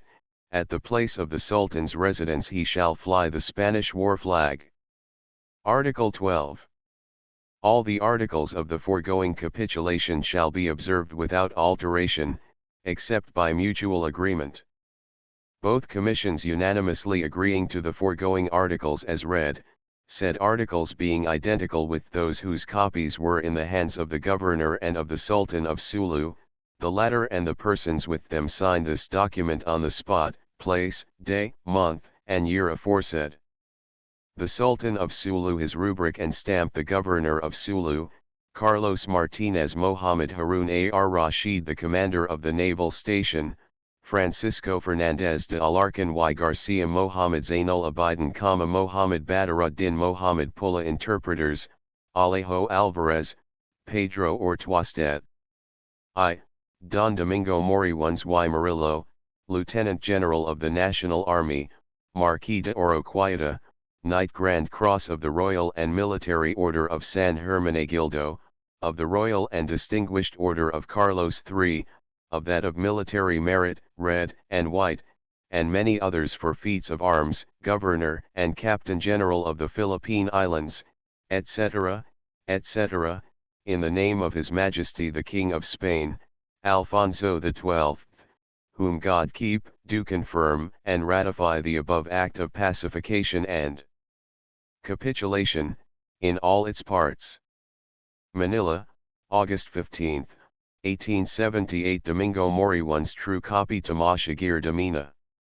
Translation of the Sulu text of the Treaty of 1878. This document is intended to confirm the treaty which was agreed upon by Paduka Mahasari Maulana Sultan Mohammed Jamalul Alam and all the Datus and chiefs of Sulu. These statements which we make shall be sent to His Majesty, the King of Spain, Don Alfonso XII, through His Excellency the Governor-General of the Philippines. All the country that the Sultan rules shall obey the orders of the King of Spain. This in Likup, in the palace of Paduka Mahasari Maulana Sultan Mohammed Jamalul Alam, on Monday the 22nd of July, 1878 AD, or the 23rd of Rajab, 1295 AH. There met the politico-military governor of Sulu, Señor Don Carlos Martinez y Romero, Colonel of Infantry, and the commander of the naval station of Sulu, Colonel of Marine Infantry and frigate captain, Señor Don Francisco Fernandez de Alarcon y Garcia and Señor Captain Alejo Alvarez, and Señor Don Pedro Ortuaste y Garcia, the representatives of His Excellency the Governor-General of the Philippines. Also present, Paduka Mahasari Maulana Sultan Mohammed Jamalul Alam of Sulu, and Paduka Datu Mohammed Badaruddin, and Paduka Datu Rajalao Mohammed Zainul Abidin, and Paduka Datu Muluk Bandaraza Mohammed Pula, and Paduka Datu Mohammed Harun ar Rashid, who are properly obeyed by all their subjects. The object of the meeting was to read, confirm, and sign the agreement presented by Paduka Mahasari Maulana Sultan Mohammed Jamalul Alam and all the Datus, to His Excellency the Governor-General, on the 22nd day of Safar, 1295 AH, or the 24th of February, 1878 AD, which was approved by His Majesty the King of Spain, Alfonso XII, on the 3rd day of May, of this year, or the 2nd of Jamad al-Awwal. The following is the copy of the statements that were read. This is the Treaty of Spain with the Sultan and Datus of Sulu, which was sent to His Majesty the King of Spain, Don Alfonso XII, through His Excellency the Governor-General of the Philippines. Article I. All the people of Sulu and its archipelago shall obey only the King of Spain, Alfonso XII, or whosoever shall succeed him. This being our wish, we will not change or turn away to any other nation. Article 2. The Spanish government shall pay the Sultan an annual salary of 2,400 pesos, Mexican currency, and Paduka Datu Raja Muda Mohammed Badaruddin 700 pesos. It shall also pay 600 pesos to each of the three following datas, namely, Paduka Datu Raja Lawa Mohammed Zainul Abidin, Paduka Datu Muluk Bundaraza Mohammed Pula, and Paduka Datu Mohammed Harun Ar Rashid. This is to compensate them for the losses they suffered. Article 3.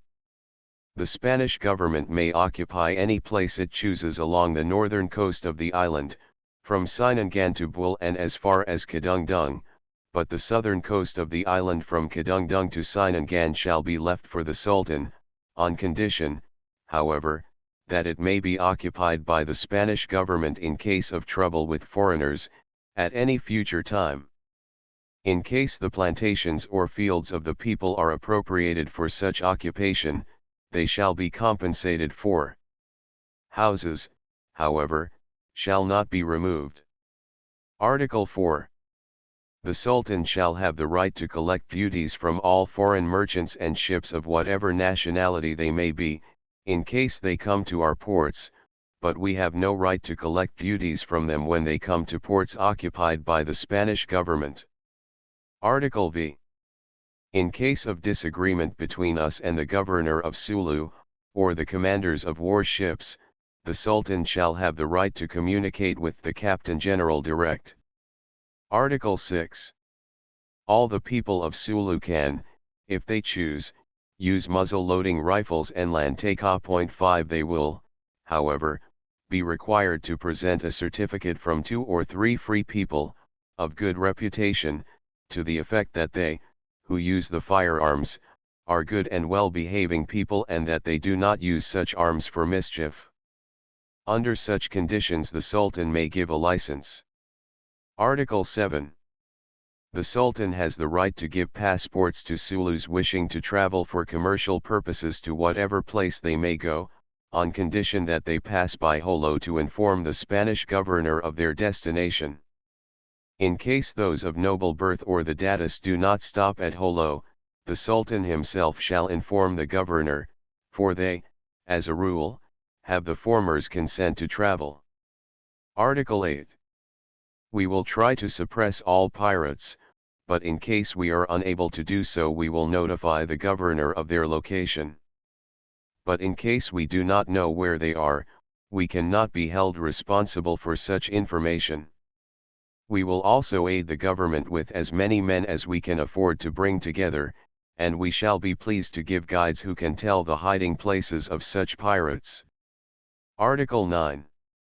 Our customs and usages, including our religion, shall not be changed. If there is any priest who desires to travel around in this country, he ought to inform the Sultan, so that he may send a companion with him, but in case he fails to ask permission and travels around without obeying this rule and is killed, the Sultan cannot be held responsible for such results. The same condition shall govern in the case of all Spaniards and soldiers or anyone else who may desire to live outside of the places agreed upon. Article X. We guarantee to deliver all Christians who run away on account of crime, so also must the Spaniards treat us Mohammedans in case our servants and people run away to them. It would not be right for the Spaniards to hold or protect them. Article 11. The Sulus and all the Sultan's subjects have the right to trade in small or large boats whether they use flags or not, this on condition that they have passes, but in case they like to use a flag they must use the Spanish flag. The Sultan shall not use a flag of his own, but that of the King of Spain. All other datas and chiefs of the islands, whenever they use any flag, must use the Spanish commercial flag. Article 12. The Spaniards and the Sultan shall fully observe the articles of this agreement which has to be ratified by the Spanish government. We sincerely beg that, whenever there is any disagreement between us and the Spanish governor concerning some crime, careful and proper investigation be made, without any undue haste to fight. We have full trust and confidence in the Spanish government and expect that the Spanish government will have similar trust in us. Article 13. It shall not be right to alter the articles of this agreement without the mutual consent of both parties. Both parties having understood all the articles of this treaty do hereby confirm it all and certify to it. Said articles being identical with those which were presented by Paduka Mahasari Maulana Sultan Mohammad Jamalul Alam, signed by us in the palace in Likup, on the day mentioned above in this document. I, Don Domingo Moriunes y Murillo, Lieutenant General of the National Army, Marquis de Oroquieta, Knight Grand Cross of the Royal and Military Order of San Hermenegildo, of the Royal and Distinguished Order of Carlos III, of that of Military Merit, Red and White, and many others for feats of arms, Governor and Captain General of the Philippine Islands, etc., etc., in the name of His Majesty the King of Spain, Alfonso XII, whom God keep, do confirm and ratify the above act of pacification and capitulation, in all its parts. Manila, August 15, 1878 AD, 18, Shaban, 1295 AH. The status of Sulu as defined by this treaty resembled that of a protectorate rather than a dependency. The internal administration of Sulu, its customs, laws, and religion were fully respected and were not subject to Spanish jurisdiction, confirmation, approval, or interference of any sort, except in matters pertaining to regulations for the use of firearms. The foreign political relations of Sulu were made subject to the full control of the Philippine government. This control, or sovereign right, was the chief motive for the war and was declared by the treaty indisputable.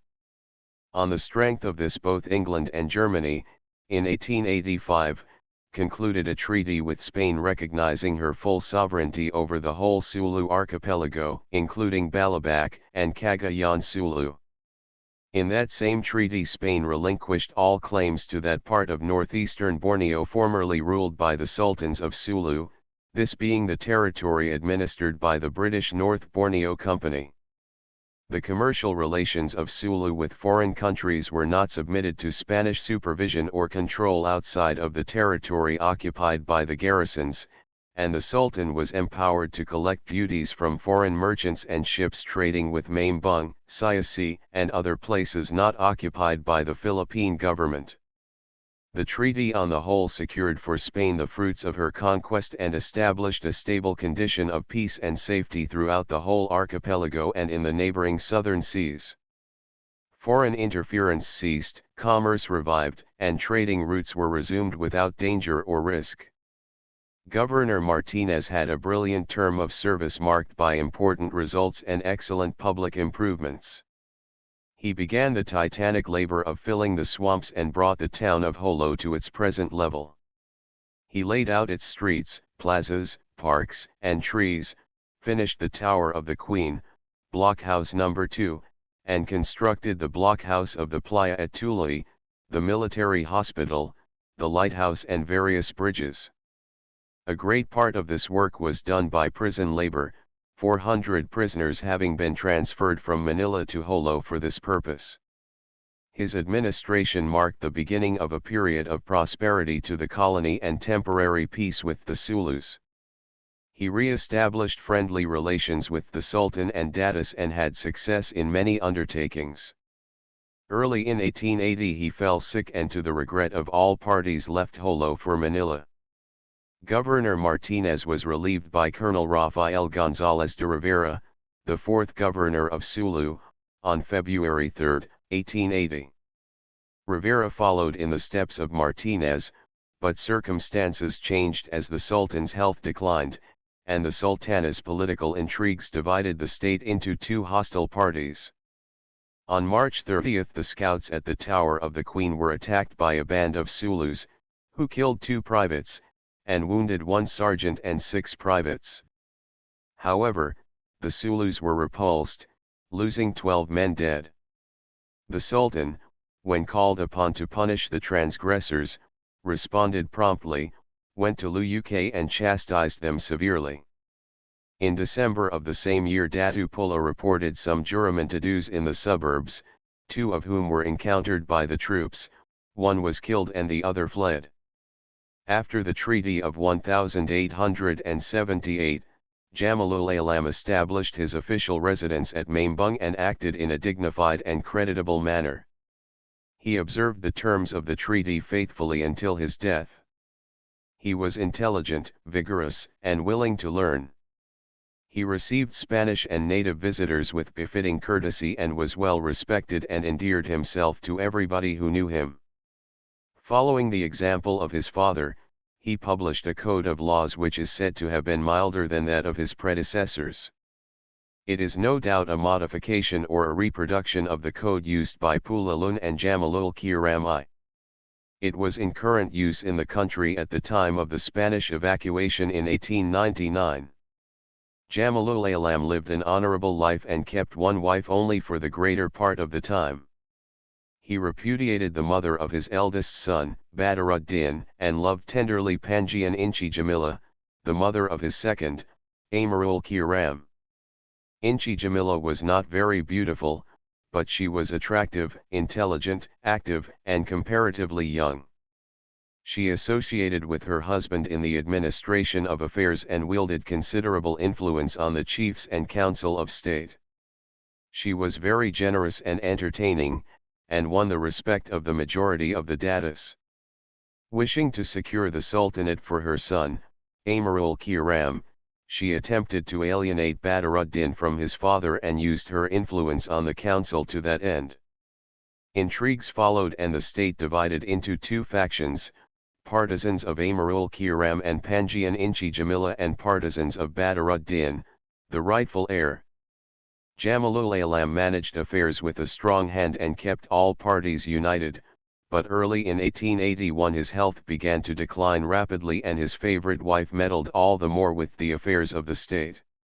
The knowledge of her scheme soon spread, and as it became known that Jamalul Alam was actually failing, disorder arose and a condition bordering on anarchy prevailed.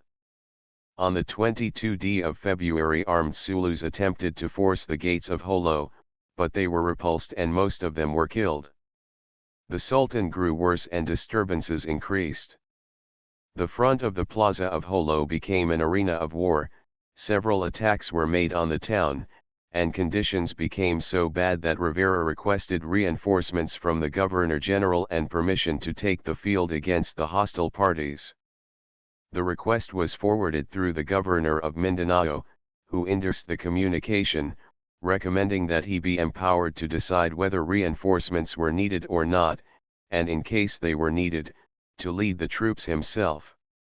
This being granted, the Governor of Mindanao came to Holo, reported unfavorably, and returned to Sambuanga.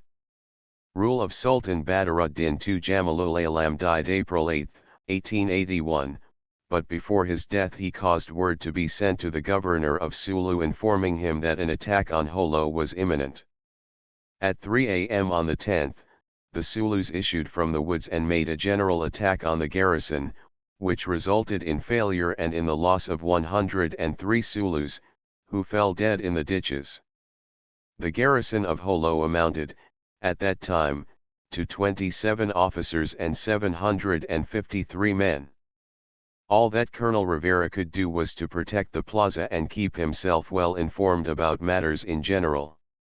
On April 14, Panglima Adak brought letters from Inchi Jamila relating to the succession to the Sultanate. She announced that the late Sultan directed in his will that Amarul Kiram be elected Sultan, and she endeavored to influence the governor in his favor. Rivera expressed himself in favor of Badaruddin, declaring this to be the only course he could take in conformity with the terms and intentions of the treaty. This put a quietus on the cause of dissension and the Council of Datus voted unanimously in favor of Badaruddin II, who had just completed his 19th year. In the meantime, disturbances in Sulu had caused some alarm at Manila and prompt action was taken by the general government. Brigadier General La Corte, who was intending to inspect the fortifications of the south, was directed temporarily to assume command of the government of Mindanao and personally to conduct what operations it might be necessary to undertake on the island of Sulu. La Corte came by the way of Cebu and Zamboanga and brought the 6th Regiment of Infantry from Cebu and 2 companies of the 2nd Regiment of Infantry from Zamboanga. Soon after his arrival at Jolo, he addressed a strong letter to Sultan Badaruddin requesting the punishment of the Zulus who attacked the plaza of Jolo on April 10. Badaruddin responded promptly and commissioned Datu Pula to go to Luyuk and Talabay and punish the transgressors. This, however, was not carried out, for Panglima Sakandar of Luyuk, who was loyal to the Sultan, placed himself at the service of Badaruddin and promised to bring the aggressors alive or dead. The Sultan's forces attacked the rancheria of Maharaja Abdullah, the chief aggressor, and killed 9 men and 1 Datu. The Maharaja and the chiefs of 7 other rancherias of Luyuk then surrendered themselves and swore allegiance to Spain. The Sultan and the chief Datus later presented themselves before General La Corte and reaffirmed their fealty to the Spanish government. The Governor-General subsequently wrote a letter to the Sultan, expressing his pleasure and recognizing the sincere efforts of the latter to re-establish peace and tranquility. In June 1881, General La Corte authorized the construction of the loopholed wall with towers and embrasures to complete the defenses of the town. He recommended frequent reconnaissances of the interior and target practice for the forces of the garrison, and advised the governor to strengthen the hand of the Sultan and to require from him at the same time strict enforcement of all obligations that tended to prove the loyalty of his people to the Spanish government. General La Corte left Jolo on the 29th of June, taking back the troops of the 2nd Regiment of Infantry to Zamboanga. Governor Rivera was relieved on November 15, 1881, by Colonel Isidro Gutierrez Soto. The new governor exhibited unusual coolness and personal courage. He visited Mambung without military escort and attempted in every way to strengthen his friendship with the Sultan and Datus and to encourage them to have similar confidence in the Spanish officials, but dissensions among the Zulus and the jealousy of Panjian Inchi Jamila frustrated all his efforts. Without opposition Badaruddin might have ruled fairly well, but the plotting of Inchi Jamila and the unfriendliness of her party made a coward of him. He became inconsistent and seemed at times to lack confidence in the Spanish government. He projected a secret trip to Sandakan and the Spaniards notified him that in case he left Sulu without the permission of the government another sultan would be appointed in his place. In January 1882, Bangayo was occupied by troops, and part of the southern squadron was stationed there. In May Siasi was similarly garrisoned. On April 29, 1882, Governor Soto became ill and left for Manila. He was relieved temporarily by Brig Gen Jose Paulin, who was on a tour of inspection in the south and had come to Jolo to conduct some official negotiations with the Sultan.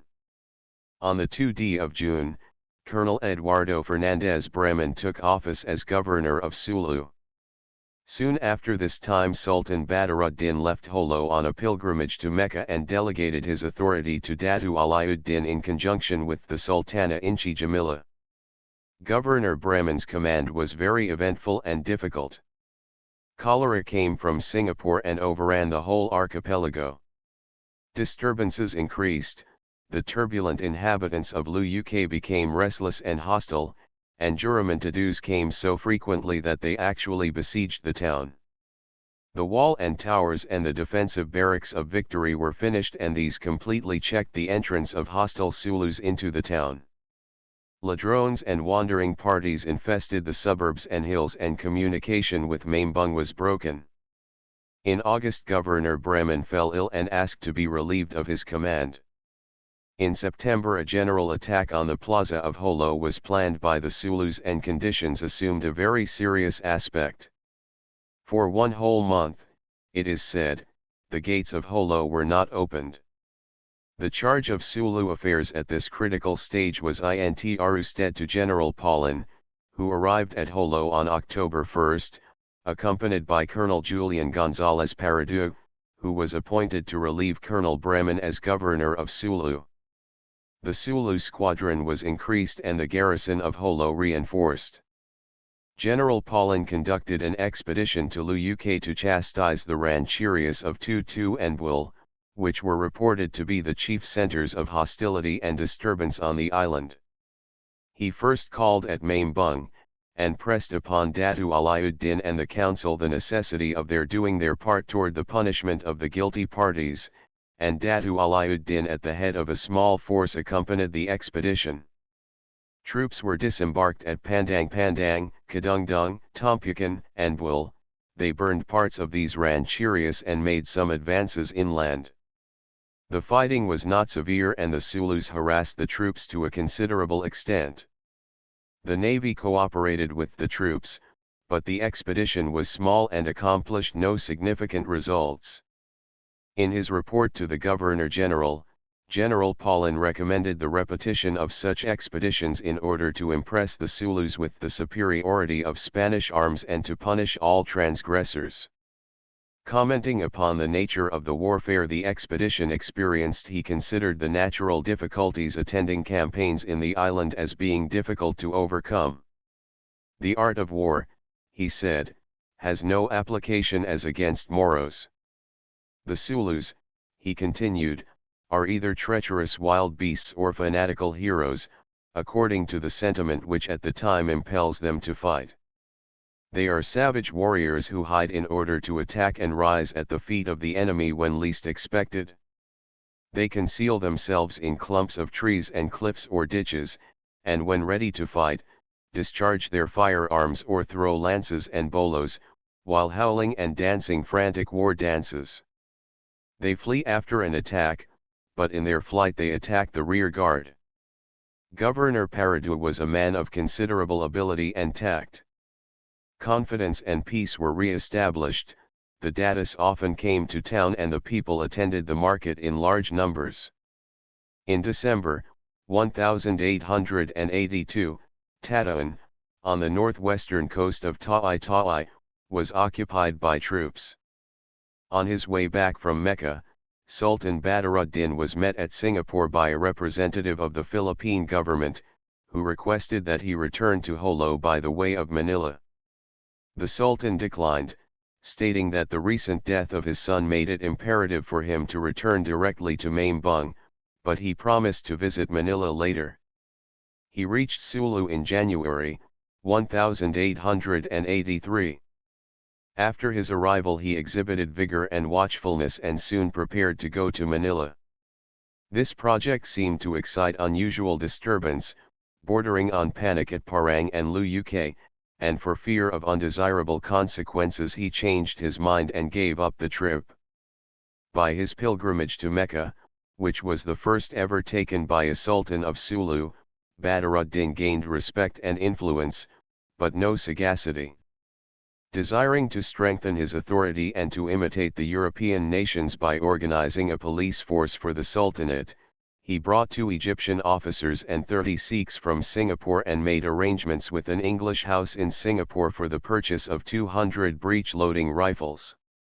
The rifles caused the Spanish government some anxiety, but thorough investigation and inquiry proved that they never went beyond Labuan.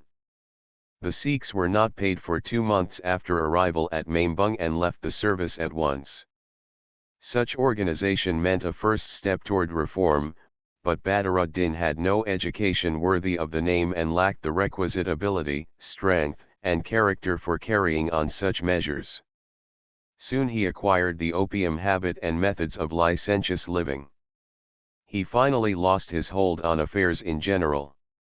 Datu Aliuddin removed to Matanda, where a large house was built for him by the governor of Sulu, and a village of 400 people soon arose around his residence. The blockhouse of Juveler was then built near the beach for his protection and help. So far the governor of Sulu addressed the Sultan as his son, the Sultan addressed the governor as his father, and relations were friendly and pleasant. but in June 1883, 3 Juramentados slipped into the post, killed 2 officers and wounded 1 officer and 2 soldiers before they could be dispatched. Governor Paradu addressed a strong letter to the Sultan requesting the immediate and proper punishment of the district from which the Juramentados came.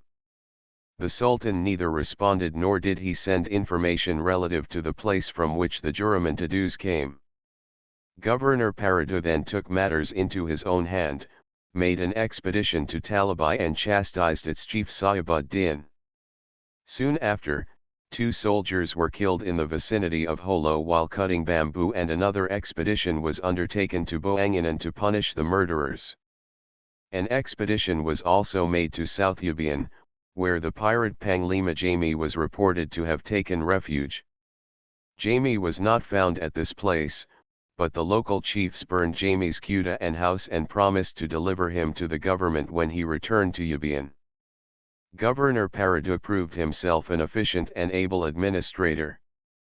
He recognized the absurdity of a policy of extermination, and felt conscious of the lack of a uniform, well-planned and settled policy on the part of the general government towards Sulu.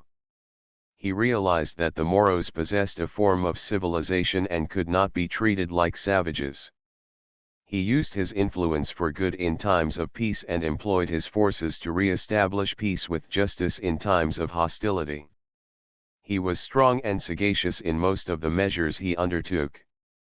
Datu Pula, a strong chief worthy of trust and a man of prestige, died before the expiration of the year 1883. Pula's influence always tended toward peace with Spain and the support of Badruddin against his rival. His death was consequently a loss to both sides. The Sultan and the governor continued on good terms of friendship during January and February 1884, and the affairs of Sulu were conducted smoothly and peacefully, but on the 22nd of February 1884, Badruddin died. The state was soon rent by dissension and another period of trouble and disturbance followed. Struggle for the Sultanate. The question of a successor to Sultan Badruddin II proved to be very vexatious, both to the Sulus and to the Spanish government. At that date the eligibles to the Sultanate belonged to 3 houses: that of Sultan Jamalul Kiram I, the house of Sultan Shakarullah, and that of Datu Pudung, the son of Sultan Alimuddin I. These houses were represented by the 3 candidates, Raja Muda Amarul Kiram, Datu Aliuddin, and Datu Harun ar-Rashid. Amarul Kiram was the oldest brother of the 3 sons of Sultan Jamalul Alam from Panjian Inchi Jamila. He was born on the 27th of March, 1868, and was at one time the rival of Badruddin II, his older brother. The Sultanate remained in the line of Jamalul Kiram I for 4 consecutive generations, and the majority of Sulus had come to consider the sons of Jamalul Alam as the direct heirs to the throne. The influence of Panjian Inchi Jamila was a strong factor in itself, and the claims of Raja Muda Amarul Kiram were vigorously pressed upon the Council of State. Datu Aliuddin was the son of Datu Israel, the son of Sultan Shakarullah.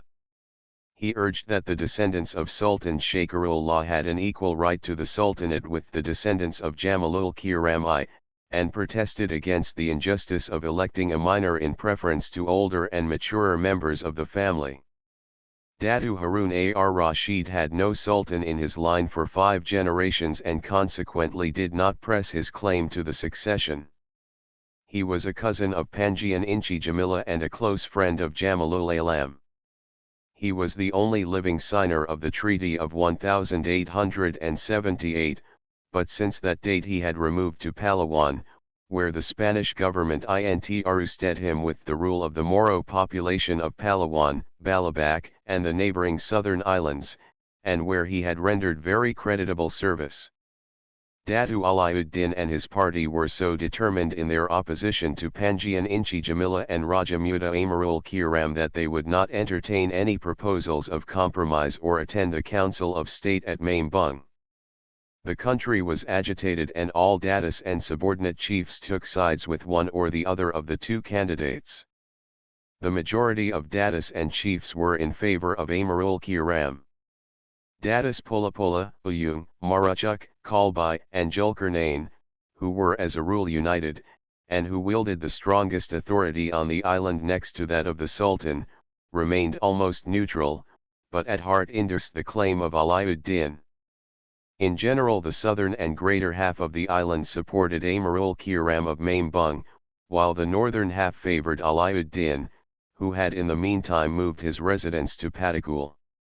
Governor Paradu offered his good offices and tried to overcome the difficulty by suggesting that Amarul Kiram be elected sultan, but that Alauddin should act as regent during the minority of the former.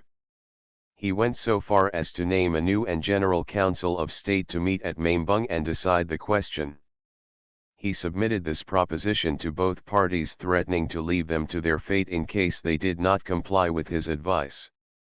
The Maimbung party accepted the governor's proposition, but the Patikul party did not. Consequently, both candidates were proclaimed sultans, one at Patikul and one at Maimbung, and both prepared to fight.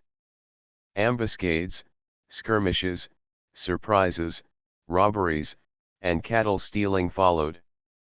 Governor Paradu remained neutral until July, when he made friendly visits to Maimbung and Patikul and again counseled concord and compromise. Datu Harun arrived in Sulu on the 17th of November and both parties solicited his support and consulted him, but he failed to effect any agreement. A little later he accompanied the governor of Sulu to Manila, where he received much attention because of the success that attended his services at Palawan. He remained in Manila about 1 month and returned to live at Matanda, filled with a strong desire to better himself and his country. A year passed and no agreement could be reached, nor did the Spanish government officially recognize any of the claimants. Amarul Kiram indulged in licentiousness and Alauddin took to opium. Governor Paradu during his administration completed the Cuartel de España and the market building and improved the forts Alfonso XII and the Princess of Asturias. The majority of the nipa houses were replaced by better structures of brick with iron roofs.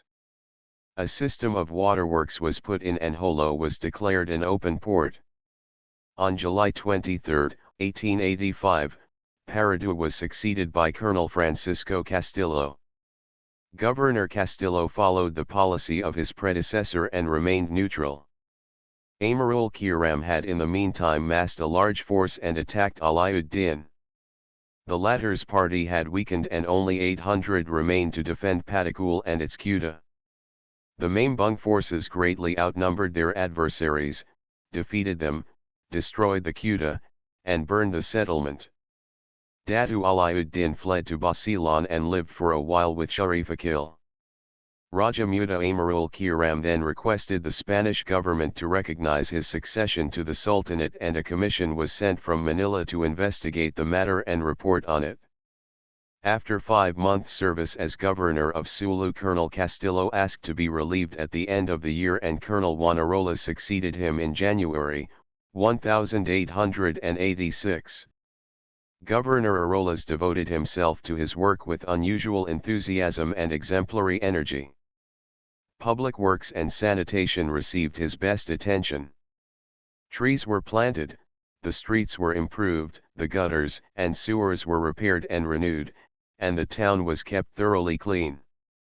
The death list of the garrison was reduced from 102 in 1885 to 51 in 1886.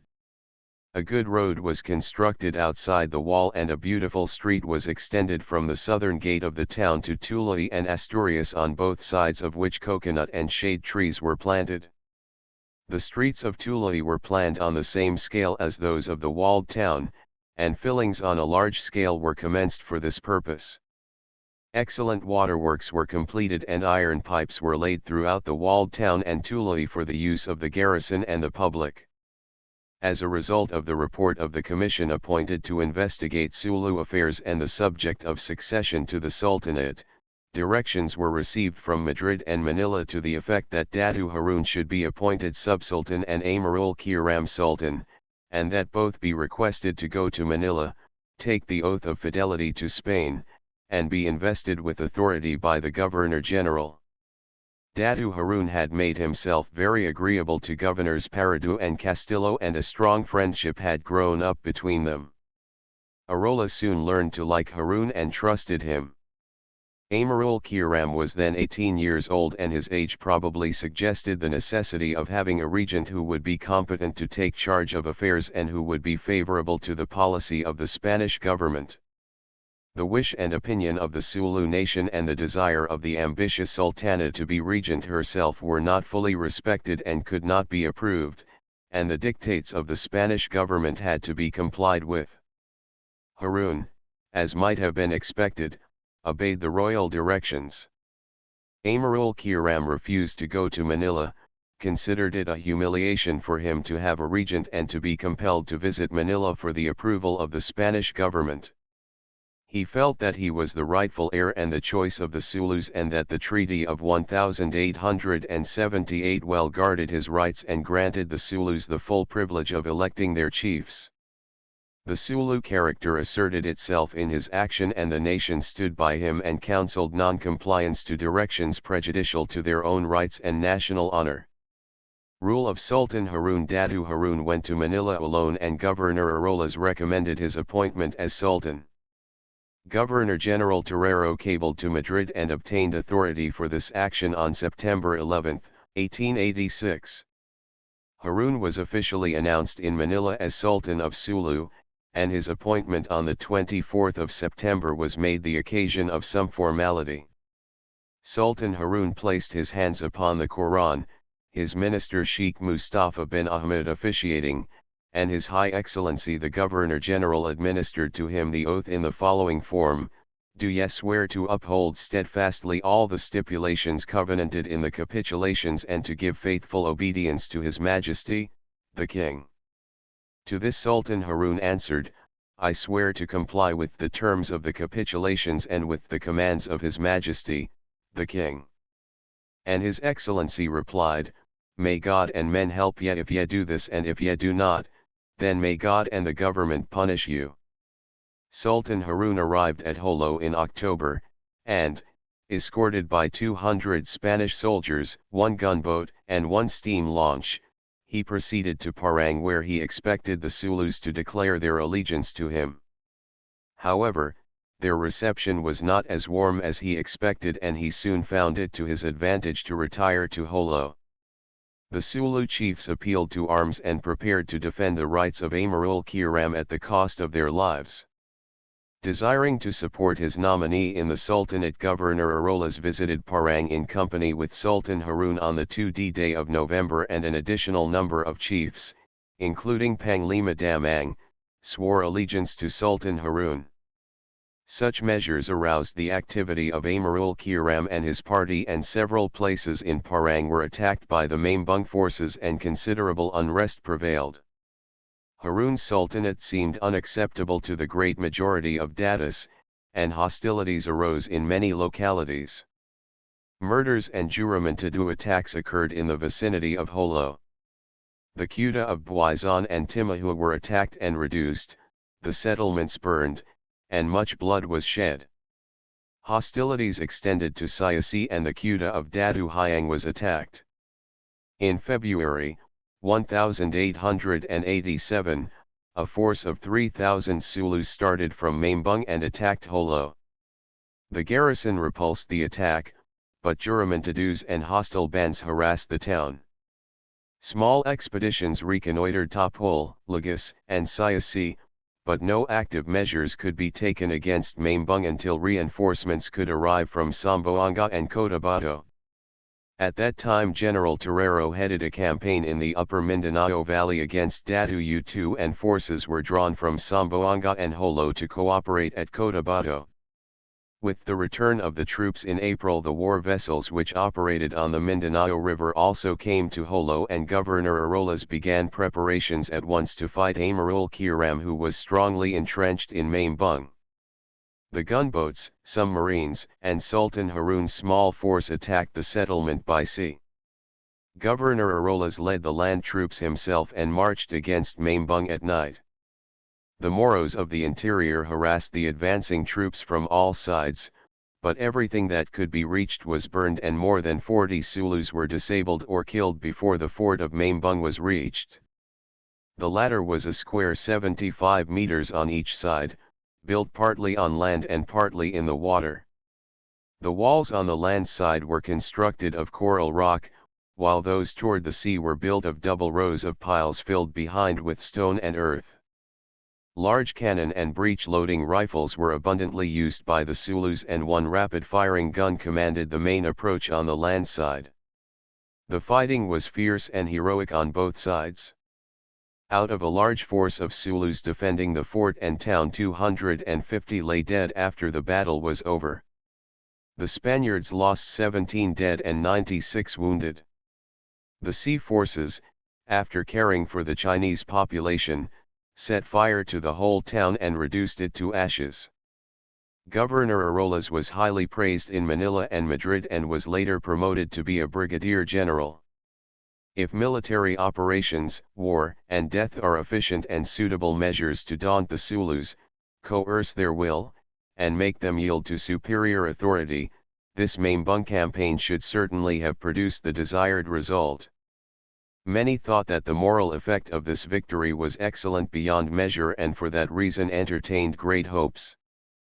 Governor Arolas felt the cause of Spanish sovereignty and suzerainty to be amply vindicated and Spanish honor strongly and proudly upheld, but as early as the 9th of May another fight stared him in the face. Arolas and Sultan Haroun had to march against Parang and invest the Kuta of Panglima Damang. After the surrender of Damang, an expedition was sent to Lodi and another to Topol Island.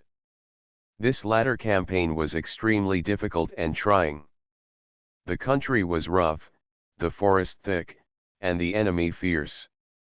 Panglima Sayadai would not recognize Haroun's sultanate and would not obey the mandates of the governor of Sulu, so his chastisement was decreed and Topol was attacked.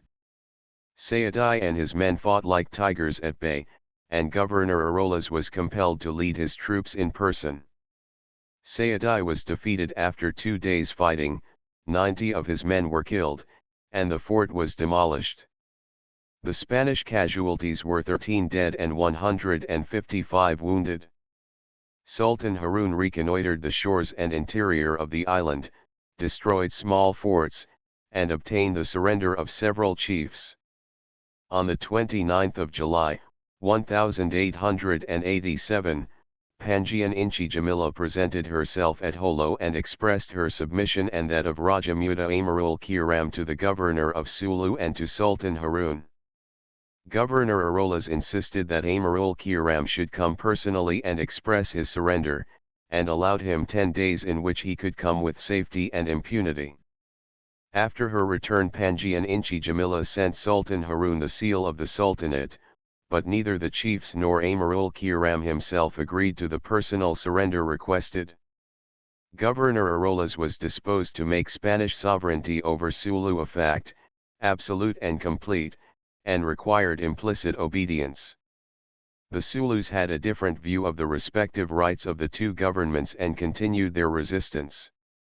Another campaign was necessary on Siassi Island, and Datu Hyang and many Moros were killed. Another expedition was directed against Kadungdung and southern Luk and another against the island of Patha. Innumerable hardships were sustained by the troops and many Sulus were killed. Sultan Haroun and his forces cooperated with the Spanish forces and reconnoitered inaccessible places. The partisans of the young Raja Muda Amarul Kiram were supposed to have been completely vanquished, and the young prince was expected to humiliate himself before Sultan Haroun at any time. Such hopes were, however, false, for on October 30 Bul and the northern Luk district had to be punished. After some fighting, the Sulus evacuated Bul and fled to the mountains, and 53 houses were reduced to ashes, nor was this sufficient, for in 1888 expeditions amounting in some cases to 1,500 troops, comprising from 2 to 4 companies of artillery, were conducted against Pural, Tamban, Patikul, Talabai, Boanganan, Pandan, Sariyul, and Pijitahu. Hundreds and probably thousands of Sulus were killed, but notwithstanding, Arolas's cruel efforts to force Sultan Harun upon the people resulted in failure. The Sulus scorned Sultan Harun and his apparent supremacy, persisted in their resistance, and kept their allegiance to Amirul Kiram. True to their traditions, they remained faithful to the candidate whose right to the succession was in their estimation and conviction stronger than any other claim backed by the forces of General Arolas. Before the end of the year 1886, Datu Ayung invited Datu Aliuddin back to Patikul, where he remained for about 1 year. Datus Kalbai and Julkarnain joined the party of Aliuddin and defended him against Amirul Kiram and Sultan Harun. In 1887, Patikul and Lodi were attacked by Governor Arolas, and Datu Aliuddin fled to Siasi and Laminasa. From there he returned, late in 1888, to Bunban and Patikul. There he lived quietly until his death, about 1892. The administration of Governor Arolas was the longest in duration, the most eventful, the most interesting, and the most warlike administration Sulu had under Spanish rule. The difficult situation the governor found at his arrival, his misunderstanding of the Sulu character and underestimation of Sulu public opinion, his integrity, his exalted opinion of Spanish sovereignty and honor, his disregard of treaties and precedent, his ability as a commander of troops, and his warlike policy, all combined to make a picture vivid in its colors and unique in its makeup. Governor Arolas cannot be held responsible for what had transpired prior to his appointment as governor, and the policy he followed was probably dictated for him in general from Manila, but it is difficult to conceive of a man executing his duty with such vigor, earnestness, and thoroughness as General Arolas did, unless his heart and soul approved of such a policy and added enthusiasm and zest to the impetus of duty. Furthermore, there are many reasons for believing that Governor Arolas recommended the main lines of the policy he pursued. At all events, he impersonates, as far as the object of this work is concerned, that combined agency of government which is responsible for the significant events of his administration of Sulu affairs. In commenting upon his policy, it would therefore be proper to refer to him personally, without the least intention of fixing the blame on anybody, or indeed of finding fault at all, but with the sole intention of eliciting the facts and showing the actual condition of affairs in their proper light. In going over the long list of expeditions and campaigns conducted by General Arolas and of the casualties on both sides, one cannot help but express admiration, surprise, or blame as to the justice or advisability of the policy pursued, its motives, conduct, and effect. For, if the Treaty of 1878 was still in force and there is no reason to suppose that it was abrogated, why did Governor Arolas institute new rules and conditions pertaining to the Sultanate and render compliance with them necessary for qualification and confirmation? If by virtue of the prerogative of sovereignty it was deemed necessary to interfere with Sulu internal affairs and customs for a beneficial and good purpose, why was it not right then to oppose and check Datu Aliuddin as soon as it became evident that the majority of the Sulus wanted Amirul Kiram as Sultan and Aliuddin had refused to honor the governor's proposals and recommendations? Why was it not considered right for the government to object to war between the contending parties from the beginning and to assume for itself all the powers and prerogatives of a protector or arbitrator? If the good of the Sulus was the ultimate object sought, why was not the rightful heir supported from the beginning and advantage taken of such an opportunity to enlist the sympathy of one party, at least, on the side of the government, strengthen the weak head of the nation, and bring order and tranquility out of chaos and anarchy? Apparently the worthy cause of peace and Sulu welfare were completely overlooked, while the main object of asserting power and gaining supremacy was pressed and prosecuted at the expense of 1,000 souls and war with every strong chief throughout the whole archipelago. Governor Arolas trampled on the treaty, assumed arbitrary and absolute authority, and treated non-compliance with his wishes as disloyalty and insurrection. This attitude might have been due to his peculiar military training and ideas, but it was certainly unjust and overbearing. Nations cannot be trampled underfoot without bringing about resentment and retaliation, and people cannot be treated as privates in a company of disciplinarios or deportados.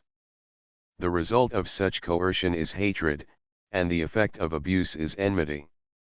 Such methods do not tend to civilize a country or better its chances of progress.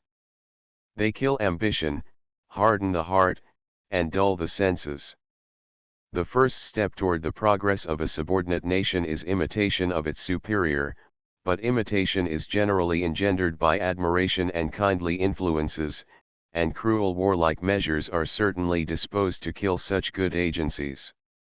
Sulu military operations ceased soon after the arrival of Governor-General Whaler in Manila, and some of the Jolo forces were withdrawn. General Arolas left Jolo in 1893 and was succeeded by Colonel Cesar Matos, who was in turn followed by General Venancio Hernandez before the end of the same year. The successors of General Arolas did not have similar motives for upholding Haroun's sultanate against overwhelming odds. They saw in him a weak and vacillating sultan who was a burden to the state. Consequently, Sultan Haroun was relieved in 1894, and he returned to his home in Palawan. During his incumbency, Sultan Haroun lived at Muabu in the vicinity of Jolo. The house he occupied was the best building ever occupied by a Sulu sultan. He was ambitious and willing to reform his people, but he never had a strong following and was very unfortunate in that he had to fight so hard and so often for a nominal allegiance and false support from his people. Rule of Sultan Jamalul Kiram II Raja Muda Amarul Kiram, who fought and suffered so long for the throne of his father and brother, succeeded Sultan Haroun and assumed the name of Sultan Jamalul Kiram II.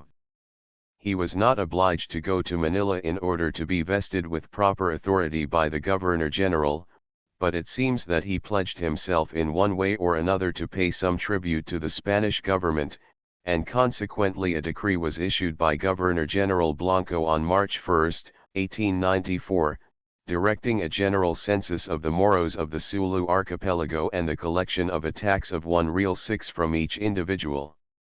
The proceeds of this tribute, after deducting the allowances made for the interpreters and collectors, were to be devoted to the development of the institutions of Jolo, and especially to the construction of roads. It is said that the Sultan was unable and unwilling to collect the tribute so decreed, but that he paid from his own purse the sum of 10,000 Cuban pesos or its equivalent on the basis of a population of 100,000 and at the rate of 1 real per person. The collection of this tax was abandoned in the following year and was never resumed.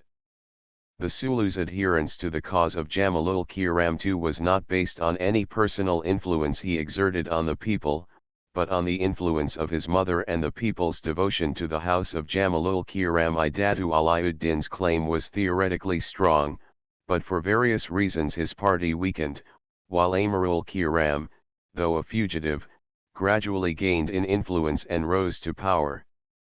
The administration of Governor Hernandez was the longest in duration next to that of Governor Arolas and was, on the whole, peaceful and tranquil. On one occasion in 1895 hostilities broke out with Datus Julkarnain and Kalbai, and the Sulus of Lodi and Patakul attacked the town of Jolo, causing several casualties. However, peace was soon restored by Governor-General Blanco and no further hostilities occurred. Governor Hernandez built the direct road, known as the Asturias Road, which leads from the gate of the walled town to Fort Asturias. About 1897 General Hernandez was relieved by Colonel, later Brig Gen. Luis Huerta, the last Spanish governor of Sulu. Spain evacuated Sulu in May, 1899, and Jolo was garrisoned by American troops on the same day. On the 20th of August General J.C. Bates concluded a treaty with Sultan Jamalul Kiram II, generally known as the Bates Agreement, and the sovereignty of Sulu passed from Spain to the United States of America. 71 A police force maintained in the Philippines during Spanish times. 2 troops made up of men deported from other parts of the islands. 3 A large knife used by Moros in fighting. 4 men who have taken an oath to kill non-Mohammedans. 5 Moro cannon. 6 About 5 cents, United States currency. 7 See Appendix 18, on regulations relative to taxes and imports on natives and immigrants in Sulu, also Appendix 19, on the Protocol of Sulu of 1877 between Spain, Germany, and Great Britain, Appendix XX, on the Protocol of Sulu of 1885 between Spain, Germany, and Great Britain, Appendix XXI, Decree of the General Government in regard to payment of tribute of Sulus, Appendixes XXII and XXIII, on rights of foreigners engaged in pearl fishing in Sulu waters. Chapter 6 Conclusion Political status of Sulu at the time of Spanish evacuation. The cause for which Governor Arolas shed the blood of several hundred Spanish soldiers and killed some thousands of Moros was utterly defeated. The tenacity with which the Sulus resisted Spanish domination, their obdurate opposition and bravery in battle, and their obstinate passive resistance in peace, baffled all Spanish efforts to subvert their political organization or gain a single point of advantage without paying too dearly for it. The Sulus succeeded at last in inaugurating their candidate as Sultan of Sulu. Their laws and the administration of their internal affairs were not interfered with. Their religion, social conditions, national usages, and customs were unaffected by any change whatsoever. Spanish influence and jurisdiction did not extend beyond the limits of the garrison, and no material reform or progress reached the Moro community through that channel. No effort was made by Spain to educate the Sulus, and no adequate measure was proposed by her governors which was applicable to the needs of the Sulus and acceptable to their ideas. The Sulus felt that there was a strong inclination on the part of the Spanish government or some of its recognized agents to change their religion and destroy their national unity, and consequently they never had complete confidence in Spanish officers and representatives and repulsed every influence that tended to establish close relations between them and the Christians of the Spanish garrison. No tax or tribute was collected from the Sulus, and their territory was exempted from the operation of the laws of the Philippine Islands. Sulu imports could come in Sulu craft free of duty and unhampered by any vexatious regulation. Duties could be collected by Sulus at all ports unoccupied by Spain, and if hostilities could have been brought to an end, the Sulus, in their pursuit of the peaceful vocations of life, might have felt no appreciable difficulty or inconvenience from Spanish occupation of Jolo, except the loss of the revenues of the ports of Jolo and Siassi and some control over the trade of the Chinese. Slavery remained an established institution of the land, and its continued practice among the Moros was neither denounced nor restricted. The pearl industry remained in the hands of the Sulus, and pearl fishers and shell dealers paid a variable tax to the Sultan and local chiefs. Piracy was completely suppressed, and the invasion of Christian communities and the capture of Christians as slaves by Sulus terminated at the conquest of Jolo in 1876. Before the campaign of 1876 the Sultan ruled with a strong hand, lived in state, was prosperous and had considerable wealth. The principal Datus lived at Jolo, and the Sulu forces were united. Jamalul Alam remained rich until his death, but subsequent wars and licentiousness reduced the estate of his sons. The separation and dispersion of the Datus, however, weakened the Sulus more than any other cause. Each Datu began to feel more or less independent of the other, their jealousies increased and became more intense and effectual, their forces were disunited, and each chief relied solely upon his own fortifications and following. United action was ignored or became impracticable. Soon the subordinate chiefs began to feel their importance, gradually asserted their rights, and assumed greater dignity and power in proportion to their prosperity and the following they could command. Jamalul Alam ruled firmly, had every chief under his control, and held the state intact. 3 chiefs outside of his house were sufficient to sign the treaty he made with Spain. These were Datu Harun, Datu Rajalao Zainul Abidin, Asibi, the father of Datus Kalbai and Julkarnain, and Datu Muluk Bundarazapula, the son of the famous Datu Daniel, and the father of the present Datu Pulapula of Muabu or Tandu. No Maharajas or Hajis figured prominently in those days, and the Panglimas served as state messengers. As soon as it became known that Jamalul Alam was dying, a condition bordering on anarchy arose and disorder prevailed as in the days of Badruddin. Things grew worse during the regency of Datu Aliuddin, and worse still during the civil strife between the latter and Raja Muda Amarul Kiram. General Arolas and Sultan Harun had to fight every chief in his turn and every island by itself. Each chief felt independent of the rest of the country and had his own ideas as to who should be appointed sultan. Each Datu was defended by his own men only, and each had to meet the Spanish forces by himself unaided. Even Maimbung had to face the mighty foe with forces which could be assembled from the immediate neighborhood only. Small detachments did sometimes reinforce the forts of their neighbors, but the proportion of help so extended to the actual strength of the forces that could have been united was so insignificant that no account can be taken of such cooperation. Thus the total or combined strength of Sulu was reduced to small, insignificant, and disunited entities. The power of resistance to outside invasion was diminished, but at the same time the susceptibility of the country to foreign influence became nil. It was an easy matter for General Arolas to defeat one party or chief alone, but the necessity of fighting each chief by himself defeated his purpose and efforts in the end. Unconsciously, Spain brought on an abnormal condition of affairs in Sulu, extremely difficult to manage and for which she never found the proper remedy. The ruling sultan, though well supported by the greater mass of the people, had neither the knowledge, the tact, nor the strength necessary to correct the wrong done, and things in general tended rather to the worse than to the better. The parties created by the civil strife of 1884 existed in 1899 with very little change, and their enmity had become deeply rooted and ineradicable. The whole northern portion of the island east of Holo and eastern Tandu represented a distinct party unfavorable to Jamalul Kiram II and at times seemed to be wholly under the leadership of the 2 brothers, Datus Kalbai and Julkarnain.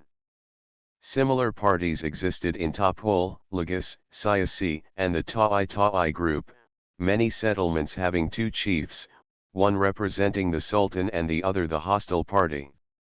To add evil to existing wrong, the chiefs took advantage of this condition and vacillated in their alliance from one party to another as it seemed to them more advantageous for the time being. General Arolas fought both parties, incurred the bitter enmity of all chiefs and gained for himself and the cause of prosperity no advantage whatsoever. All the Sulus hated Spain at heart and welcomed the end of her sovereignty, with the hope of having more peace and better relations with her successor. Spanish policy attitude of the Moros. The vivid picture presented by the history of Sulu thrills the reader with scenes of horror, cruelty, and misdirected energies.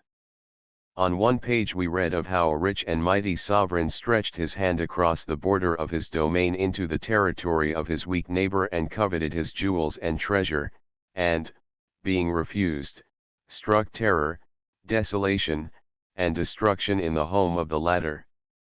On another page we read how, as if possessed by a mighty demon, that weak and petty king neighbor summoned the powers of the wind and sea to his aid, marched upon his strong enemy in the night, assailed him while unaware, robbed his house, and carried his people away to work for his homely sustenance.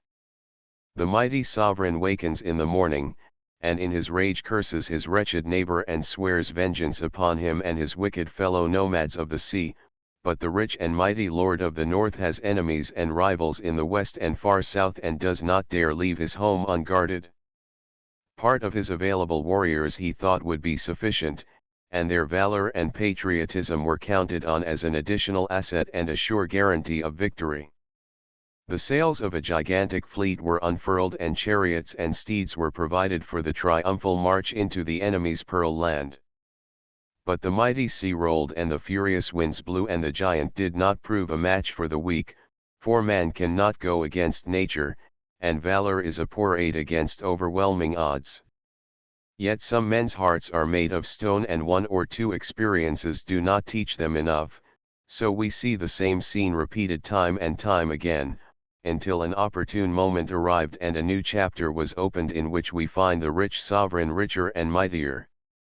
This time nature takes sides with might and turns the scales against the weak and petty king of the south and leaves him wrecked and stranded on his coral reefs. The Sulu is a Malayan of prominent type, reared in his infancy by a Brahmin priest and brought up to maturity under the care of a Mohammedan instructor. He rejected his idols as early as 1450 and had been for more than a century prior to the arrival of Legazpi at Cebu, a faithful and devoted worshipper of Allahu Ta'ala, the Almighty and only God, according to the teaching of the Prophet Muhammad and the Holy Quran. He had laws, an established government, an organized state, an alphabet, and a system of education. By trade he was a planter and fisher, and both land and sea yielded him plenty. He turned the timber of his rich forests into boats and utilized the currents of the sea and the movements of the wind. Navigation came natural to him, and he sailed to distant lands and traded his pearls for silks and spices. He had a wide range of experience, and his knowledge of the world was by no means restricted to one island or to one limited group of islands. The dominion of the Sultan of Sulu was complete and his power was well respected throughout the archipelago. Between Mindanao and Borneo 150,000 people Yakans, Somals, and Sulus lived and obeyed one man. True, the Sulus had no standing army or navy, but they had innumerable boats, forts, and firearms, and every able-bodied man was a soldier and a sailor, always armed, and always ready for a call to arms. His immediate neighbors were pagans, or infidels, who paid him homage and tribute. He was the master of the land and the lord of the southern seas. He was chivalrous in his manners and received his friends with liberal hospitality, but he wasted no sympathy or kindness on his enemy. The enemy of the state was also an enemy to Allahu Ta'ala, and no life was deemed too dear to sacrifice for the cause of home and God. It was the idea of his home that started the blood rushing through his veins, and religion fittingly fanned the flame and heated his blood to the boiling point. There is honor even among thieves, and a nation made up of fierce pirates need not go begging for dignity, gallantry, and self-pride. Let the Sulu be idolatrous or a fire worshipper and he will go juramantadu on the strength of his faith in wooden or fire gods before he yields to a master or serves as a slave. He will die before he surrenders. Such mettle is what makes the Sulus brave, independent, and unyielding.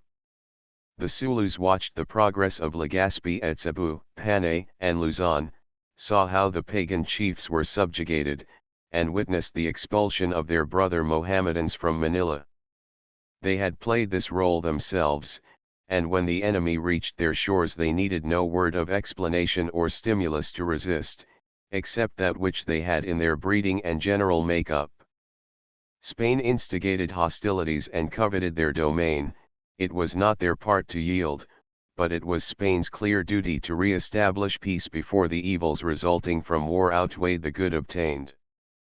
This she failed to do, and the Sulus were invaded repeatedly and harassed constantly. Bitter animosity filled the hearts of the Sulus, and a desire for revenge prompted them to retaliate, and what can be expected from people of their race and civilization except cruelty and barbarity in war? We know that war is hell among highly civilized nations, and why should we expect of the Sulus a moral conduct out of proportion to their intellectual development and the influences of their civilization and religion? The life of an infidel was not a matter of religious concern to them at all. The Prophet himself led his people against nonconformists and promised them reward instead of pardon or intercession before God. The Quran taught them that patriotism is a part of their religion, and love of home and family left no place for cowardice and no patience with humiliation. They therefore fought well and fought cruelly. They raided the enemy's country, robbed him, and carried away many slaves. Slavery was also sanctioned by their religion and formed an established custom or method of punishment which took the place of imprisonment and saved the expense of jails and guards. Humanity called for different action on both sides, but it evidently made no impression on the Sulus. Not satisfied with just measures of war and direct retaliation, they developed an abnormal propensity for piracy, invaded the Spanish domain frequently for the procurement of slaves and for other wicked purposes, and committed unspeakable horrors and atrocities. But to treat evil with evil adds no virtue to the credit of the other side. We rarely read of wounded Moros after an engagement, and, strange to say, all wounds of Moros were invariably immediately fatal. If few Moros were ever kindly treated after battle, certainly many more were promptly dispatched in a manner that terminated suffering and life at the same time. Mistakes and difficulties of Spanish rule. Had Spain exerted more effort to increase the Jolo garrison in 1646 and trusted the charge of this garrison to an able and upright administrator, the fruits of the brilliant conquest of General Corcuera would not have been lost, and in all probability the trouble with Sulu would have been ended before the termination of the 17th century. However, instead of this course, weak characters were charged with the management of affairs, and in place of permanent and strong occupation of the land an insignificant treaty was made with the Sulus with no intention on the part of Spain of keeping it permanently and with no hope that it would be kept by the Sulus. Similar mistakes were frequently repeated, and a cruel inhuman strife marked with an astounding profuseness of bloodshed and terrible loss of life and evil of all sorts, was prolonged for the space of 320 years without any advantage that is worth considering. In consequence of all this, the Sulu has been pictured to the outside world as a black devil incarnate, born in mischief and conceived in iniquity, without a human characteristic, barbarous and savage as his second cousin the orangutan of Borneo.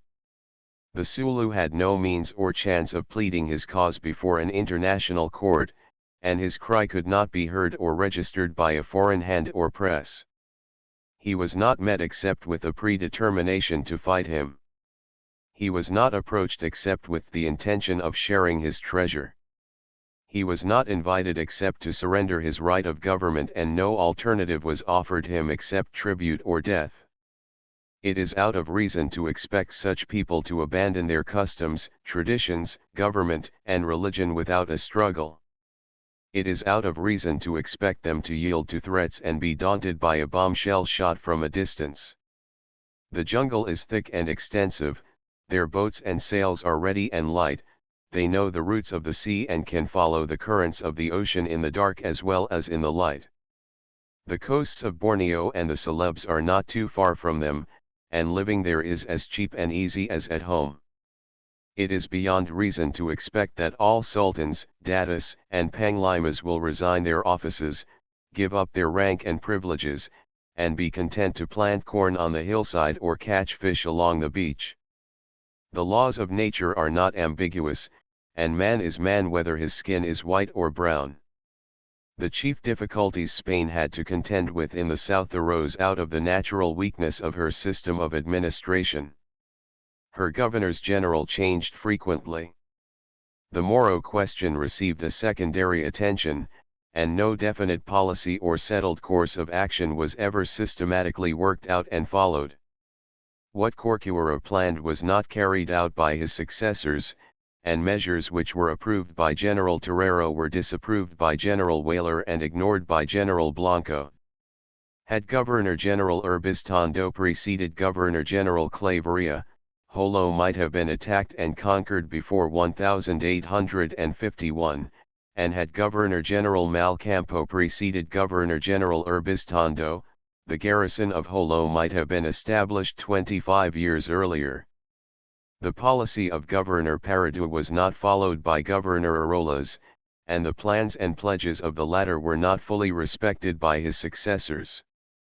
Treaties were made to be broken rather than to be obeyed, and at the end of 320 years of protracted relations with Sulu, no satisfactory policy can be said to have been decided upon at either Madrid or Manila. The Treaty of 1878 was a temporary expedient.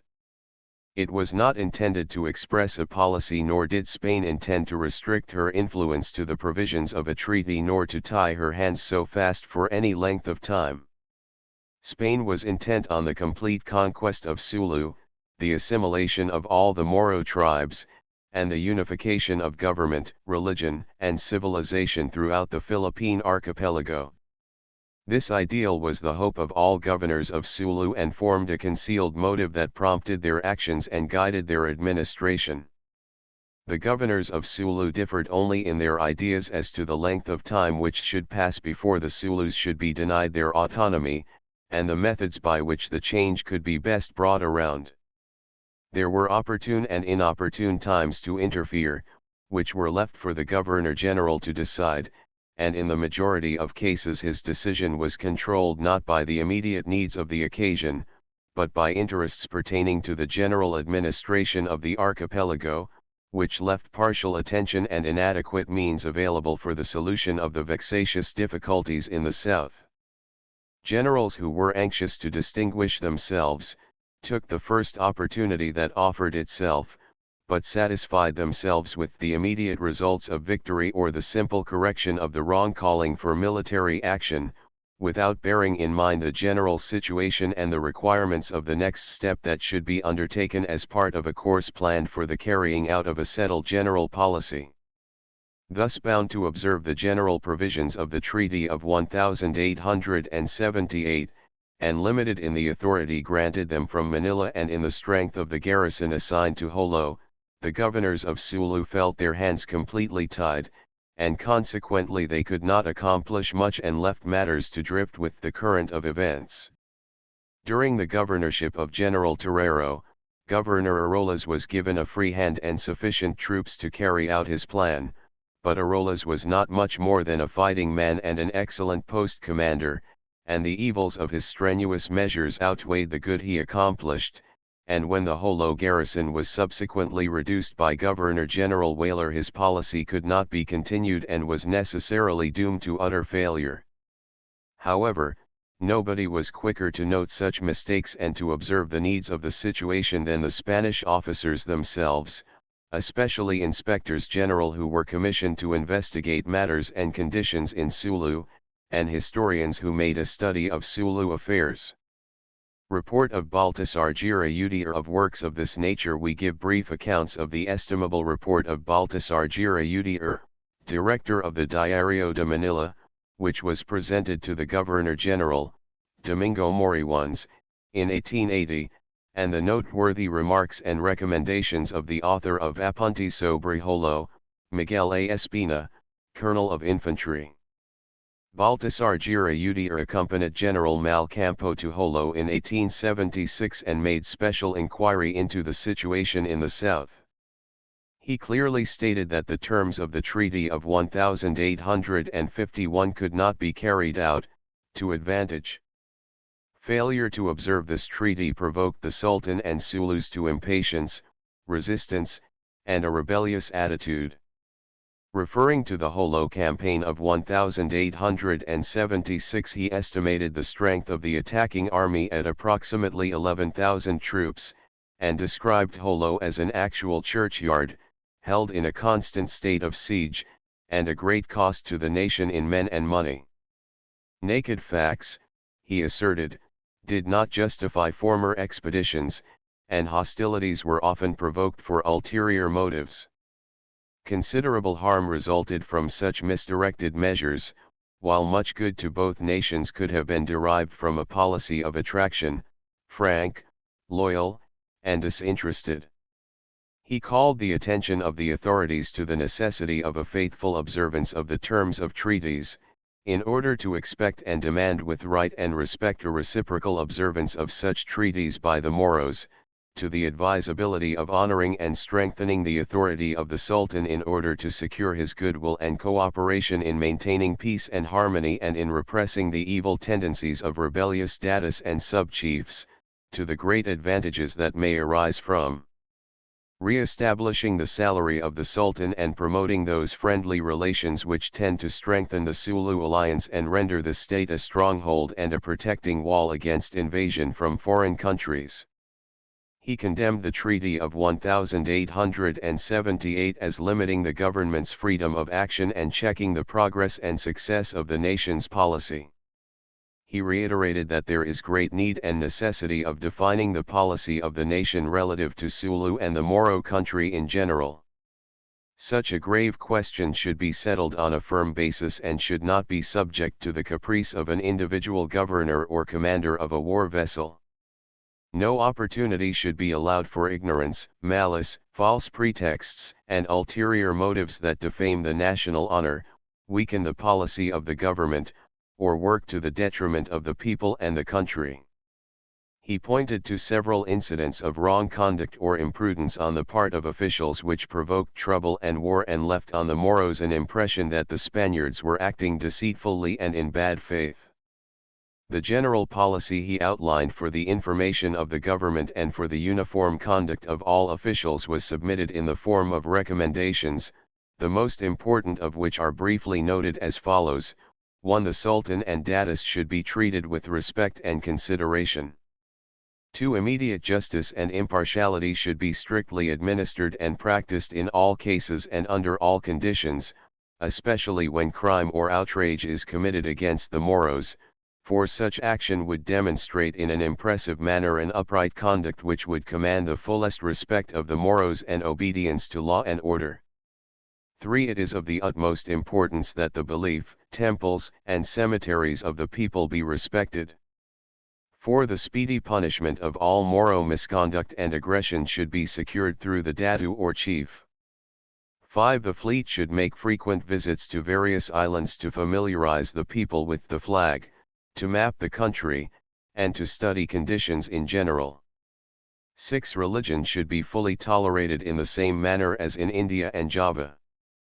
Proselytism should be prohibited.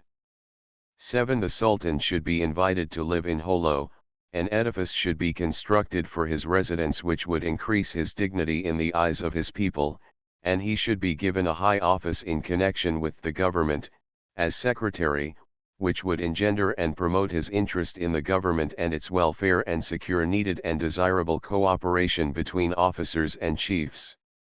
In conclusion, Giraudier pointed to the wisdom of English and Dutch policy in affording education to the sons of native princes and chiefs at public expense, to the necessity of large sacrifices at the beginning which would be amply compensated for by a general pacification of the archipelago in the end. Views of Espina. Colonel Espina assumed that retrogression was out of the question and that the flag which was waving over Sulu must be defended and supported. Sulu could not be abandoned to her fate and Spanish sovereignty had inevitably to be exercised. Extermination of Moros he held to be absurd and impossible, and measures so directed he regarded as injurious and unwise. He entertained strong hopes, amounting to actual conviction, that Moros could become Spanish in political organization, sympathy, and civilization, and that their religion did not form an obstacle to their reformation and assimilation unless conversion into the Christian religion was insisted upon and rigorously kept up. He thought that the cause of religion alone was sufficient to prolong the war indefinitely and lead the government to a policy of extermination and failure. Instead of that, he advised a prudent and tolerant policy declaring absolute non-interference with religion and hearty cooperation with the Zulus in matters of general concern and public welfare. He considered it of great importance to occupy all the principal islands of the archipelago with garrisons and to establish colonies and agricultural stations at the most desirable localities and harbors. He wrote at considerable length on the organization of a rural police force to maintain order and carry out the various measures of his policy. He pointed out the advisability of strengthening the authority of the Sultan over Zulus, of rendering his appointment subject to the approval or choice of the Spanish government, and of selecting a council of state loyal to the Spanish government and serving under salary. The chief features of the policy he outlined are as follows: 1. The organization of the Sultanate should be made or continued in accordance with the laws and customs of the country, but in a manner agreeable to the interests of the Spanish government. Rank, order, and religion should not be interfered with. 2. The Sultan and members of the Council of State should be appointed by the Governor-General and should have salaries. 3. A new treaty should be made in order to rectify those clauses of the Treaty of 1878 pertaining to the maintenance of peace and the guarantee of safety of life and property. 4. Slavery should be abolished, radically and thoroughly. 5. Compulsory tribunals of justice or courts should be established to relieve datus and chiefs of the exercise of such functions. 6. Commerce should be encouraged and rendered free for all boats for a period of 25 years. 7. Roads should be constructed to facilitate communication and transportation from the central region of the island to its principal harbors. 8. Agriculture should be developed and colonies encouraged. 9. Necessities should be created for the Moros, providing them at the same time with means for satisfying them. Children of the Sultan and Datus should be educated in Manila, and schools for the Moro dialect should be established and made accessible to the public. Purpose of Spain. A few closing remarks on the purpose and interests of Spain in Sulu and the resources she had available for carrying out this purpose may not be out of place in order to give the reader a clear idea of the final policy which Spain had for Sulu and to enable him to grasp the scope, complexity, and difficulties of this problem. However, in discussing these subjects and the changes they were intended to bring about, it must be remembered that every project on the part of the sovereign nation or Spain calls for consideration from 2 points of view. The first is whether the agency employed was sufficient and adequate to impose the change and carry it through. The second is the amount of resistance such a project encountered on the part of the subject nation or Sulu, and in case the resistance could be overcome, whether or not a nation like that of the Zulus was developed sufficiently for the requirements of the change and for subsequent adaptation to the system it was proposed to inaugurate. Inasmuch as the Treaty of 1878 was not abrogated and no distinct effort was actually made to disregard it, it should be regarded as the official and most authentic expression of Spain's relation, rights, and purpose in Sulu. The terms of this treaty gave Spain indisputable sovereignty over Sulu, the right to occupy all necessary points and to establish military garrisons wherever needed, the right to establish custom houses at occupied points, the right to limit or control the importation of firearms, the right to suppress piracy and to demand the Sultan's cooperation in its suppression. The degree or amount of sovereignty Spain was to exercise over Sulu was very indefinitely stated. The term indisputable does not signify complete, as some hasty reports on Moro affairs have expressed it. The aim of the treaty was to exclude Great Britain, Germany, and other foreign nations from the Spanish sphere of influence over Sulu, and the word indisputable should be interpreted in this sense, which is clearly expressed in the Sulu text of the treaty.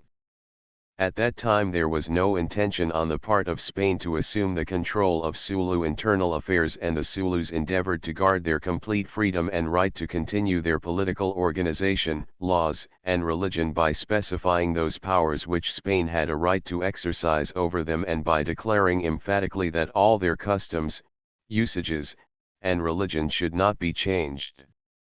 The Sulu word for customs signifies laws, organization, and administrative methods. It is the political, not the social sense of the word about which they were so very particular. The treaty did not entitle Spain to interference, or to institute any measure that tended toward political change or reform in Sulu. The Sultan was left supreme in the exercise of his authority over Moros. The treaty simply secured undisputed Spanish control over Sulu's foreign relations and commerce and incorporated Sulu into the Philippine archipelago in this sense only. It further established peace within the archipelago by checking any possible revival of Sulu piracy. It appears that both distinguished governors, Martinez and Paradu, interpreted the treaty in this sense, and the Sulus certainly so understood it. Two important steps were taken by Spain later than 1878 in order to modify the relations established by the treaty. The first of these steps was a resolution to appoint the Sultan of Sulu or control the succession to this office. This occurred in 1886 when Sultan Harun was declared by the Spanish government, in answer to the requests of Governor-General Terrero and Governor Arolas, as the legitimate Sultan. By this act the Madrid government asserted its right to a degree of actual sovereignty over Sulu internal affairs and backed its assertion with the necessary force and partially carried it through at the hands of Governor Arolas. Jamalul Kiram II finally recognized, to a certain extent, Spain's authority in this matter and accepted her right of approval or confirmation of the election. The second step was an attempt to exact tribute from the Sulus. This was done by a decree issued in 1894 by Governor-General Blanco directing that a census be taken of Sulu and a poll tax of ₹1 per capita be collected. Advantage was taken at that time of the strong desire of Raja Muda Amarul Kiram to become Sultan. Sultan Harun was persuaded to resign, and the measure adopted for the collection of the tribute resulted in the payment of a sum of money or its equivalent by Amarul Kiram and the latter's appointment as Sultan. The scheme was a compromise by which Spain attempted to assume more control over Sulu, and Amarul Kiram secured his appointment as Sultan without having to go to Manila for this purpose. However, the attempt to impose a tribute on the Sulus appears to have failed completely. No census was taken and no tribute was asked in later years. The purpose of Spain, in accordance with her official declarations, may therefore be summed up as follows: 1. Complete control of Sulu foreign relations, 2. Complete control of Sulu commerce, 3. The right to appoint the Sultan, 4. The right to impose tribute on the Sulus. The first two propositions were legitimate and proper. Both could be accomplished and retained by virtue of Spain's naval power, merchant marine, and friendly foreign relations with the European nations. The Sulus had no navy and no steam vessels. Their native boats could not offer any significant resistance and were powerless to oppose the Spanish navy. Ever since 1844 the latter was in the ascendant, and by 1870 it had completely overpowered the Sulu naval forces. Both these propositions were conceded to Spain in the Treaty of 1878 and were justly held ever since. They strengthened the unity of the Philippine archipelago and secured strength and permanent internal peace. The third proposition, the right to appoint the Sultan, was in effect defeated. It was poor policy. At the end of the bloody struggle that arose because of it, Spain retained only the right to confirm the choice of the nation. Had Governor Arolas confined himself to this point, he would have won without a contest and without engendering hostility and ill-feeling toward his government. Had a test of arms been the sole arbiter of the question, Governor Arolas might be said to have won his point completely, for his forces defeated those of the Sulus in every encounter, but the tenacity of purpose, persistence, and patriotism of the Sulus outlived his determination, and what was won by force and cruelty was given up in the end as inadvisable and impolitic. The fourth proposition fell through. The best argument that can be advanced in its favor is that a tribute was actually paid by the Sultan Jamalul Kiram II in 1894 and that the tax was not imposed in later years because of the extensive campaign conducted in Mindanao and the frequent changes of Governor-General, and also because of the Tagalog insurrection of 1896.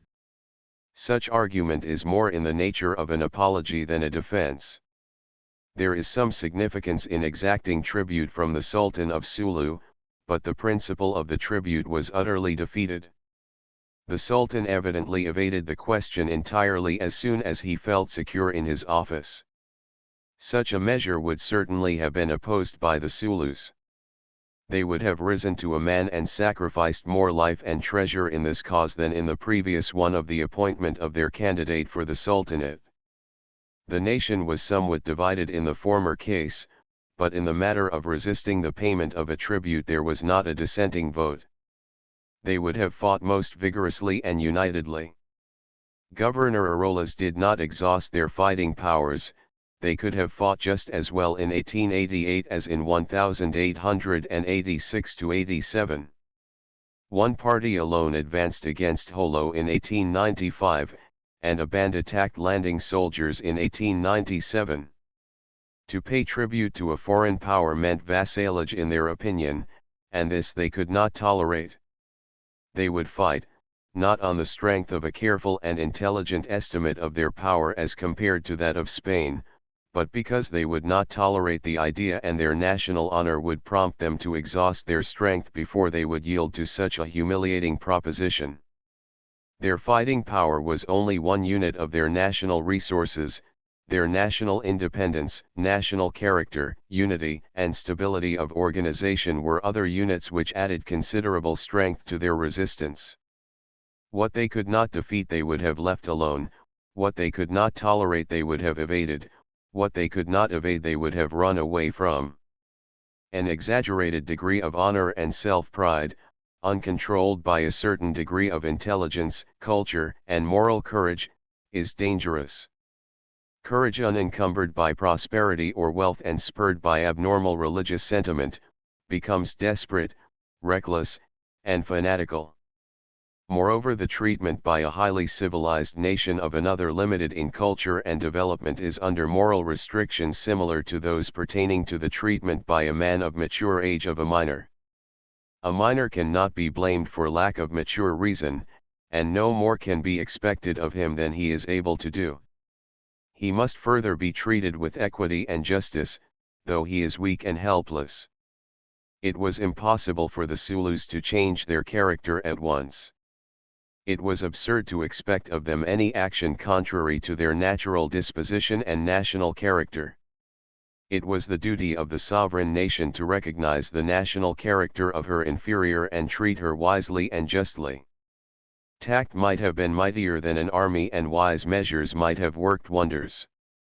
Nations can be educated and can develop like individuals, and force is a poor agent where the carrying out of a certain measure is intended to bring about reform. Spain imposed tribute upon the Sulus without being prepared to enforce its collection and before the Sulus were ready for such a measure and the relation it involved. Granting that the funds derived from the tax were to be used for the benefit of the Sulus, the principle underlying the institution of the tax is repugnant to the people, and no means were used to remedy this feeling or train the people for its tolerance. No savage or semi-civilized nation can be reformed and governed without initial expense, nor can reform be effected in a day, although forces and funds are available in plenty. Resources of Spain in their bearing on the subject under consideration. The resources of Spain may be divided into three divisions: her fighting power, her government machinery or system of government, and her racial influence. Her fighting power includes all the forces of the army and navy which she could bring to bear on Sulu and her ability to support them.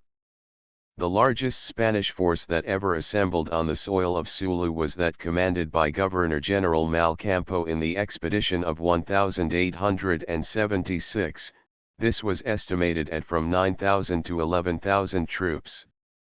In January, 1888, the military forces of the Philippine Islands numbered 12,800 men, of whom 1,400 were Spaniards and the rest natives. Governor Arolas never commanded more than 2,000 troops in his various expeditions and never needed more than that number. A garrison force of 700 men proved sufficient to repulse a general attack on Jolo in 1881. We may therefore safely conclude that a force of 2,000 native troops stationed in Sulu was sufficient for all purposes and considerations. Such a force should have been kept in Sulu all the time. The moral effect of maintaining it would be to suppress any attempt at opposition and to check the tendency to mischief or rebellion. The fact that there is a ready force behind an order or request prompts obedience and conformity, before deceit or plots can have time to grow. Wise measures are more effective and peace is assured. Besides, the honor of the sovereign power is constantly maintained and no chances for disregard or dishonor are allowed. Force back of a wise administrator is a potent factor for good. It need not be used except rarely and when absolutely necessary. Force is evil only when it is allowed to rule the head of the administrator and, like every other agency, it is good only when it is wisely directed. It was therefore necessary and, in as far as it was needed to back a competent administration, it should have been provided. Spain could have easily kept such a force in Sulu all of the time. She had the troops and the means to support them. She, however, did not do this, and only part of the time did the Sulu garrison have the required strength. However, the facility of transporting troops from Zamboanga to Jolo and the preponderance of her naval forces reduced this deficiency to a minimum, and the fighting power of Spain may, as far as our purpose is concerned, be deemed to have been adequate to rule Sulu. The chief weakness in the Spanish regime lay in her system of government. Her government machinery proved ineffective and inadequate. No competent men were educated into the needs of the situation and given permanent charge of Sulu affairs. Temporary military commanders were put in command without the necessary preparation for the requirements of the office. No special ability was needed to conduct an office already organized, to execute laws already established, or to carry out a system of government already laid out, but it required higher abilities to establish sovereignty over a new state like Sulu, lay down a definite, settled, and wise policy, and carry out the regeneration and reform of a nation. Besides two frequent changes in the office of Governor-General, the governors of Sulu were also allowed 2 short terms. More than 13 governors ruled Sulu in the course of 23 years, from 1876 to 1899. Not one of these felt that it was his duty to institute a permanent policy for Sulu, or believed that he was going to stay long enough to carry it through, and that he was going to be held responsible for its conduct, whether it failed or succeeded. The government of a state is entitled to as much consideration as any business undertaking, and there is no reason why it should not be conducted on sound and business-like principles. Such methods as characterized the government of Sulu would have ruined any business establishment and could not have done justice to any nation or body of men it represented. The men in responsible positions trusted the transmission of all official actions and communications to interpreters of limited capacity and strength of character. No governor could speak Sulu and verify the translation of his letters and orders. His knowledge of Sulu affairs and his ideas and opinions were necessarily colored by the opinions or designs of his interpreters. The strength of Spain's assertion and declaration of her rights to rule Sulu, exclude foreign interests, appoint the Sultan of Sulu, and impose tribute on the Sulus was based on the meaning of the word sovereignty, which does not appear at all in the Sulu text of the Treaty of 1878. The Sulu copy of the treaty uses in this connection the word agad, which means follow. In the translation of this document from Sulu into English, a point was stretched and agad was interpreted as obey.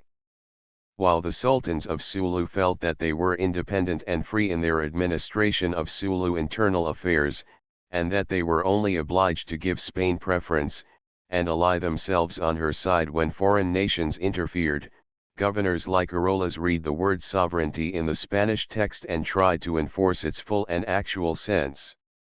The Zulus felt that the Spanish governors were thus transgressing the limits of their authority, and the Spanish governors thought at the same time that the Zulus were unreliable and deceitful, a most undesirable and unfortunate condition of affairs. The missionaries in the northern islands acted differently. They talked the language of the natives and performed their duties creditably and with unquestionable success.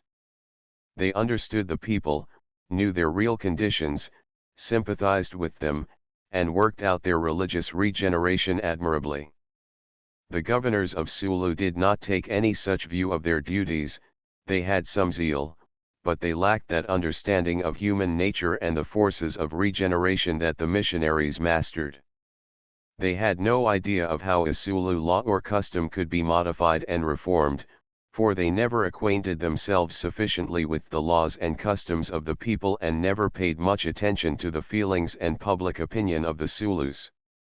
They trusted every measure to force and could not think of reform without compulsion. A missionary who observed the intense fear of demons on the part of some pagan Filipinos converted several of them by means of a picture of hell and Satan, and gradually taught them the principles of Christianity. But the governors of Sulu could never detect any relation between Sulu and Spanish laws and could never find a method of approach from one side to the other. Their form of government failed to adapt itself to the conditions of the country and could neither merge into the Sulu organization nor adapt the Sulu organization to its system. No sympathies bound the two races or the two organizations, and no foundation for unification and subsequent assimilation could be laid.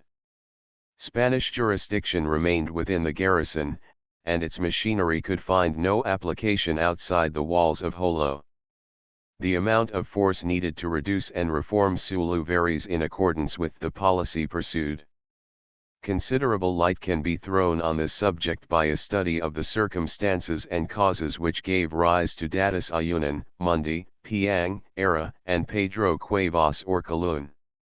Datu Ayunan lived at Tabaran and was much lower in rank and influence than either the Sultan of Bagumbayan or Datu Utu.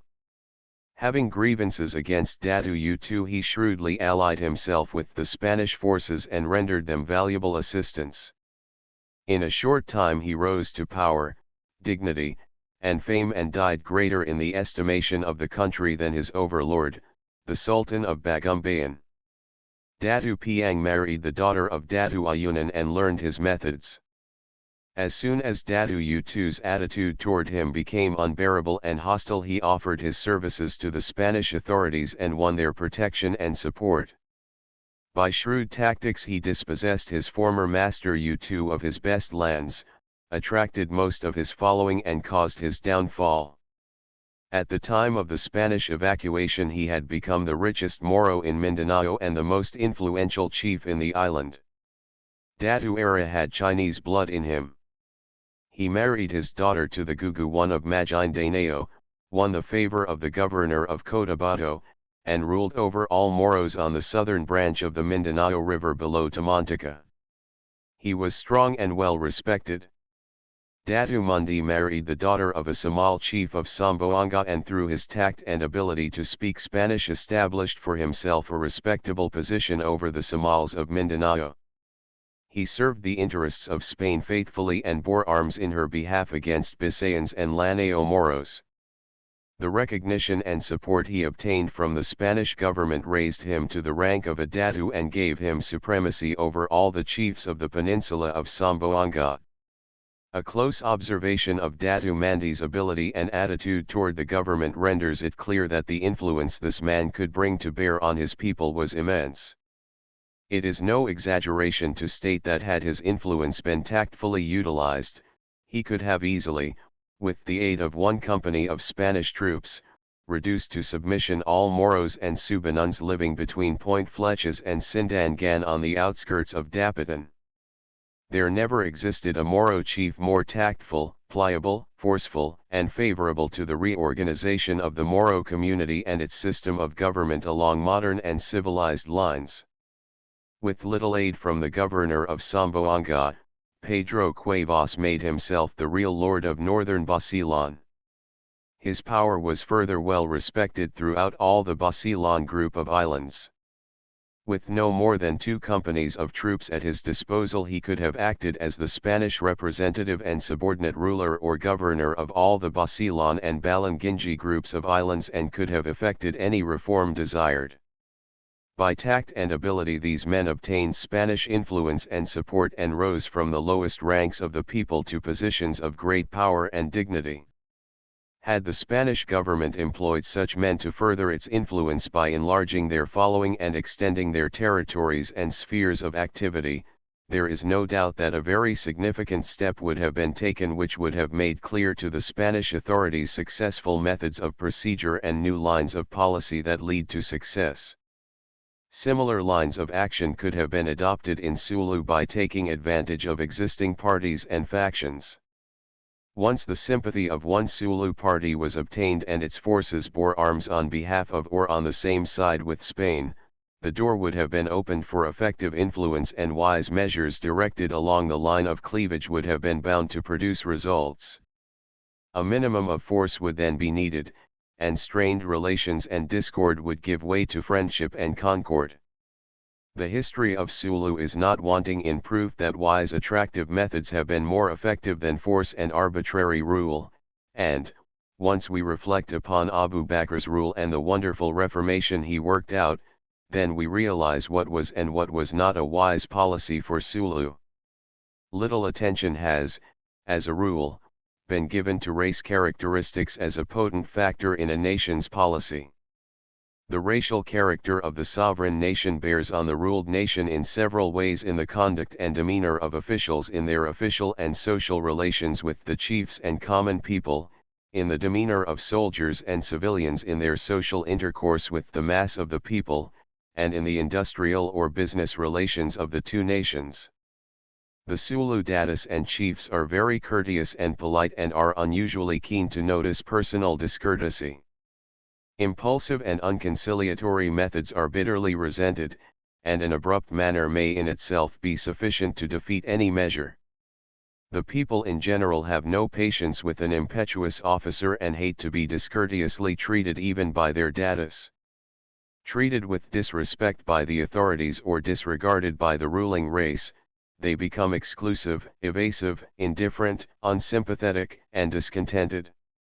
The ruling race can be polite, courteous, and civil in all its social relations with those under it, and yet retain its racial supremacy and social position, and win the respect and submission of the ruled race.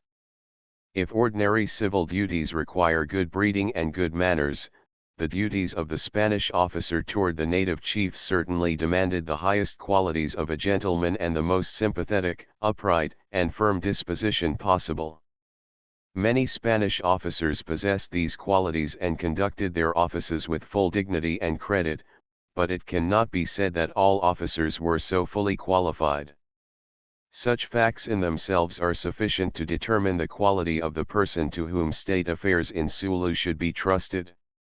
Further, the reform of a nation can never be fully accomplished without the aid of her chiefs and leaders. The cooperation of the natives is a very potent factor for good, and a system of government which aims at the elevation of a conquered nation must find a place in its machinery for the activities of natives of ability and influence. Hence the necessity of successful cooperation with natives and the importance of securing higher qualifications in men holding the highest offices of government. The fewer such officers are and the abler they are, the better and safer the result will be. Such men can overcome racial prejudices and national sentiments and grievances, and by the manner in which they discharge their duties, they can command the approval and respect of the ruled nation, gain its sympathies to the side of the government, and maintain peace, prosperity, and good relations between the governing and the governed nations. However, these results were not obtained by Spain in Sulu. The religion and racial prejudices of the 2 nations were never overcome, and the Sulus maintained a feeling of revulsion and distrust towards Spaniards and Christian Filipinos. Great aid is rendered the government when the ruling race is competent and resourceful enough to utilize the services of the ruled race and at the same time give it sufficient space and latitude for the exercise of its energies and the satisfaction of its ambitions. A most favorable industrial relation can be maintained, if the capital of the sovereign nation can find opportunities to invest in the conquered territory, buy up its crude products, and promote its natural resources. The natives then find work to do, increase in prosperity, and look upon the existence of the ruling race as favorable for their development and progress, but in case the subjugated nation is crowded out of its territories and robbed of its resources by keen competition, greed, or undue domination on the part of the ruling race, hostilities are bound to arise and disaffection extends from industrial relations to politics and may lead to trouble and rebellion. Many Spaniards seemed to regard Sulu as a very desirable country for colonization and offered many suggestions as to the most favorable sites for factories, the best industries that could be developed, and the best methods and means of exploitation. Several farms were started in the vicinity of Jolo, but they were abandoned even before the evacuation of the islands, and no effective step can be said to have been taken by Spain to colonize Sulu except the building up of the town of Jolo itself. This subject has therefore played no important part in the policy exercised by Spain in Sulu and very little can be said in this connection. It must, however, be stated that the lands of the archipelago of Sulu are extremely limited in area and should have been reserved for the Zulus. Perfect disinterestedness should have been exhibited by the Spaniards in this regard. 21 A chief subordinate to a Datu. 2 See Appendix XXIV, on La Torre's views on the policy that should be adopted in Mindanao and Sulu. Appendixes to Part 2. Appendix I The pacification of Mindanao by Ronquillo Sucesos de las Islas Filipinas, Dr. Antonio de Morga, Mexico, 1609. Shortly after Don Francisco Tello had taken over the governorship, news was brought of the death of Esteban Rodriguez de Figueroa in Mindanao by Brother Gaspar Gomez of the Society of Jesus. The latter brought the body for burial in the College of Manila, of which Don Esteban was patron. Juan de Lazara wrote that he had charge of affairs, that he had settled in Tompacan too that he intended to continue the pacification and conquest of the island as should seem most advisable, and that reinforcements of men and other things should be sent him. It was learned that he intended to make an ill use of the government, and would not remain dependent on, and subordinate to, the governor of the Philippines, and that he was depriving the heirs of Esteban Rodriguez of what lawfully belonged to them. It was learned that, in order to make himself safer in this respect, he was sending his confidants to the town of Arevalo in Oton where Don Esteban had left his wife, Dona Ana de Osagura, and his 2 small daughters, with his house and property, to persuade Dona Ana to marry him. This resolution appeared injurious in many respects, and the attempt was made to rectify matters. But in order not to disturb the affairs of Mindanao, the matter was left alone for the present, until time should show the course to be followed. And so it happened that when Juan de Lazaro left the camp and settlements of Mindanao, and came hurriedly to Oton to negotiate his marriage in person, although the widow of Don Esteban had never been favorable to it, Don Francisco Tello sent men to arrest him. He was brought to Manila, where he died while his trial was being conducted. After the imprisonment of Juan de Lazara, Don Francisco Tello immediately sent Captain Toribio de Miranda to Mindanao, with orders to take command of the camp and to govern until someone should agree to continue the enterprise. When he arrived at Mindanao and the soldiers saw that Juan de Lazara's schemes had been defeated, and that the latter was a prisoner in Manila, with no hope of returning, they obeyed Toribio de Miranda and the orders that he brought. In Manila the governor was considering carefully the necessary measures for continuing the war, since the island of Mindanao was so near the other pacified islands, and the island itself contained some provinces that professed peace and were apportioned as encomiendas and had Spanish magistrates, such as the rivers of Butuan, Dapitan, and Karaga, so that it was desirable to pacify the whole island and subject it to his majesty.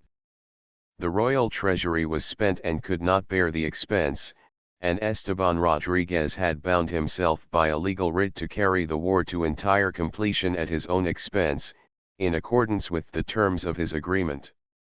The guardian of his children and heirs brought the matter before the court, and refused to fulfill this obligation on account of Esteban Rodriguez's death.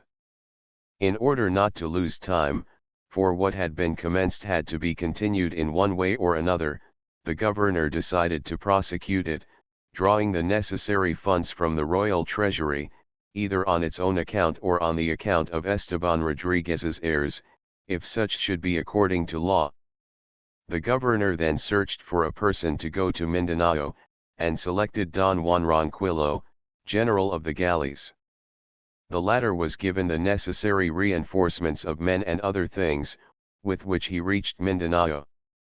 He took command of the Spanish camp and fleet which he found in Tompacan. He confirmed the peace and friendship with the chiefs and people of Tompacan and Lumagan, restored and set in better order the Spanish settlement and fort, and began to make preparation for the war against the people of Buyan. 3 He spent many days in making a few incursions into their land and attacks on their forts, but without any notable result, for the enemy were many and all good soldiers, with plenty of arquebuses and artillery, and had fortified themselves in a strong position. They had many other fortifications inland and went from one to the other with impunity, whenever they wished, and greatly harassed the Spaniards, who were little used to so swampy a country. The latter found themselves short of provisions without the possibility of getting them in the country on account of the war, inasmuch as the camp contained many men, both Spaniards and the native servants and boatmen, and it was not easy at all times to come and go from one part to another in order to provide necessities. Meanwhile Don Juan Ronquillo, seeing that the war was advancing very slowly and with little result, and that the camp was suffering, drew up a report of it, and sent letters in all haste to Governor Don Francisco Tello, informing him of the condition of affairs. He wrote that it would be better to withdraw the camp from Mindanao River, so that it might not perish, and that a presidio could be established on the same island in the port of La Caldera, which could be left fortified, in order not to abandon this enterprise entirely, and so that their friends of Tompacan and Lumagan might be kept hostile to the people of Buyan. Meanwhile he and the rest of the camp and fleet would return to Manila, if permitted, for which he requested the governor to send him an order quickly. Upon the receipt of this dispatch, Governor Don Francisco Tello resolved to order Don Juan Ronquillo, since the above was so and the camp could not be maintained, nor the war continued advantageously, to withdraw with his whole camp from Mindanao River. He was first to make a great effort to chastise the enemy in Buyan, and then to burn the Spanish settlement and fort and go to La Caldera, fortify it, and leave there a sufficient garrison with artillery, boats, and provisions for its maintenance and service. Then he was to return to Manila with the rest of his men, after telling their friends in Tompacan that the Spaniards would shortly return to the river better equipped and in great numbers. Silong Afor and other chiefs of Buyan were not neglecting their defense, since, among other measures taken, they had sent a chief to Ternate to ask assistance against the Spaniards who had brought war into their homes. Thereupon the king of Ternate dispatched a numerous fleet of caracoas and other boats to Mindanao with cackles 5 and valiant soldiers, more than 1,000 fighting men in all, and a quantity of small artillery, in order to force the Spaniards to break camp and depart, even could they do nothing else. When the news reached Buyan that this fleet was coming to their defense and support, they made ready and prepared to attack the Spaniards, who also having heard the same news were not careless. Consequently the latter turned their attention more to the main fort, and reduced the number of men in the smaller forts on Butal 6 River and other posts, mouths, and arms of the same river. These served to strengthen the garrison of the main fort and the armed galleys and other smaller craft, in order to use the latter to resist the expected attack of the enemy. The enemy, having gallantly advanced to the very fort of the Spaniards with all their vessels and men, attacked and stormed it with great courage and resolution, in order to effect an entrance. The Spaniards within resisted valiantly, and those outside in the galleys on the river assisted them so effectively that together, with artillery and arquebuses, and at times in close combat with swords and camp elan, they made a great slaughter and havoc among the men of Ternate and those of Buin, who were aiding the former. They killed and wounded a great number of them and captured almost all the caracoas and vessels of the enemy, so that very few boats escaped, and they were pursued and burned by the Spaniards, who made many prisoners and seized immense booty and many weapons from the enemy. As soon as possible after this, the Spaniards turned against the settlements and forts of Buin, where some of their results were of so great moment that the enemy, seeing themselves hard pressed and without anyone to help them, sent messages and proposals of peace to Don Juan Ronquillo, which were ended by their rendering recognition and homage, and the renewal of friendship with the people of Tompakon, their ancient enemy. In order to strengthen the friendship, they sealed it by the marriage of the greatest chief and lord of Buin with the daughter of another chief of Tompakon, called Dungunlaber. Thereupon the war was apparently completely ended, provisions were now to be had, and the Spaniards with little precaution crossed and went about the country wherever they wished. The people of Buin promised to dismantle all their forts immediately, for that was one of the conditions of peace. Then the Spaniards returned to their fort and settlements at Tompakon, whence Don Juan Ronquillo immediately sent dispatches to Governor Don Francisco Tello, informing him of the different turn that the enterprise had taken. In view of the present condition, he requested the governor to issue new instructions as to his procedure, saying that he would wait without making any change, notwithstanding the arrival of the answer which he expected to his first report, for conditions had now become so much better than before that the governor's decision would be different. The governor had already answered Don Juan Ronquillo's first dispatch, as we have said above, when the second dispatch arrived with news of the successes in Mindanao.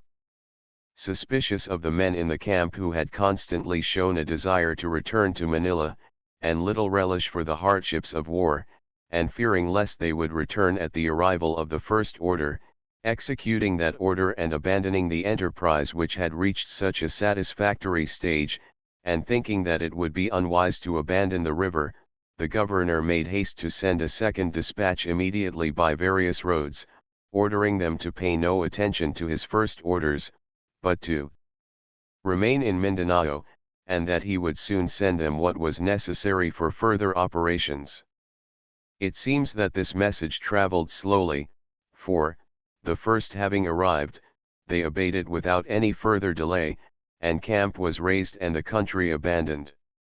To their former enemy of Buin they gave as a reason that the governor of Manila had summoned them, and to their friends of Tompakon they said that they would leave men in La Caldera for their security, and that assistance would be sent them from Manila.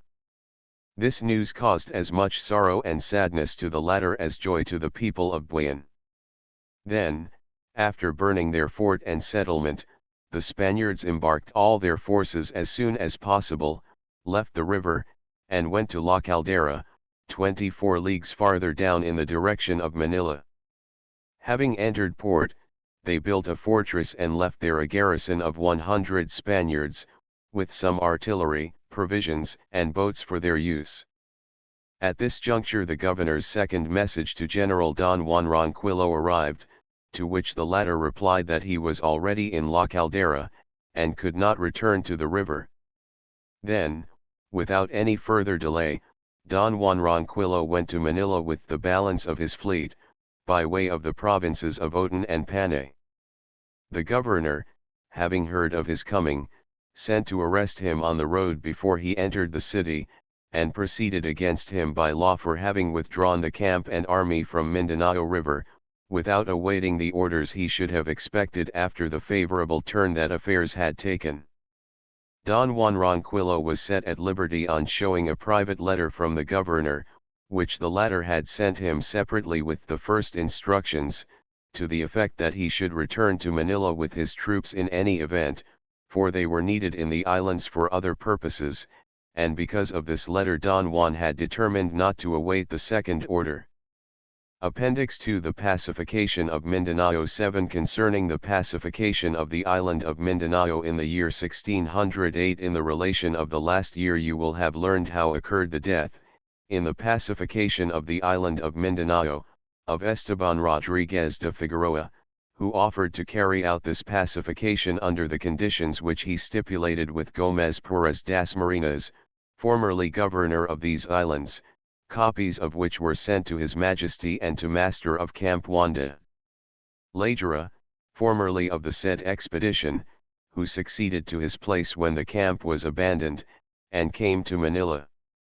Don Francisco Tello, Governor and Captain General of the said Philippine Islands, who at that time had taken possession of the government, was considering how to aid and stimulate the said pacification at the expense of the heirs of Esteban Rodriguez, and with the agreement of the captains and persons who were long resident and experienced in war in the said islands.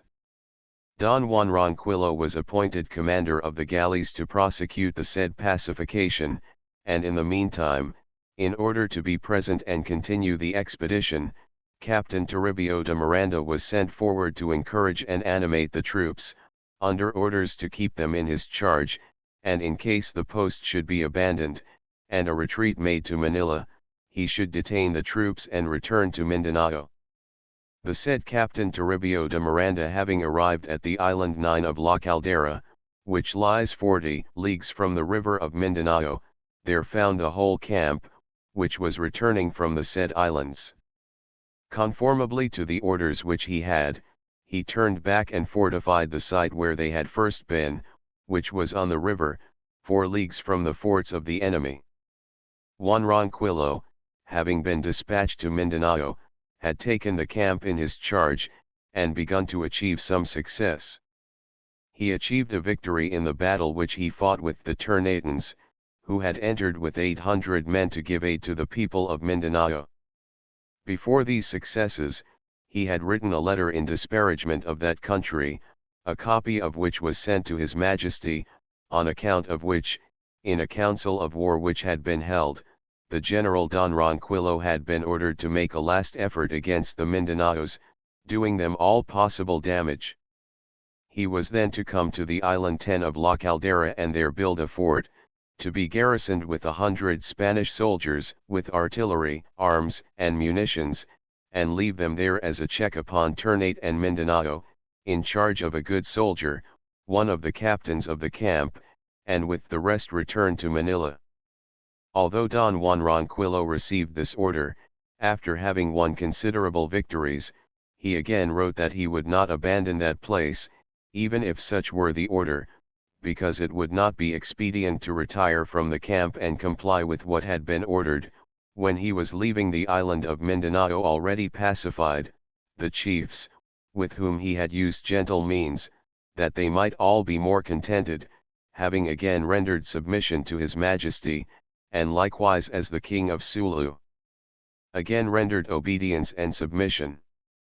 Confiding in this, Captain Cristobal Villagra, whom Don Juan Ronquillo had appointed commander of the garrison of La Caldera, had sent 30 soldiers to the island of Sulu for supplies.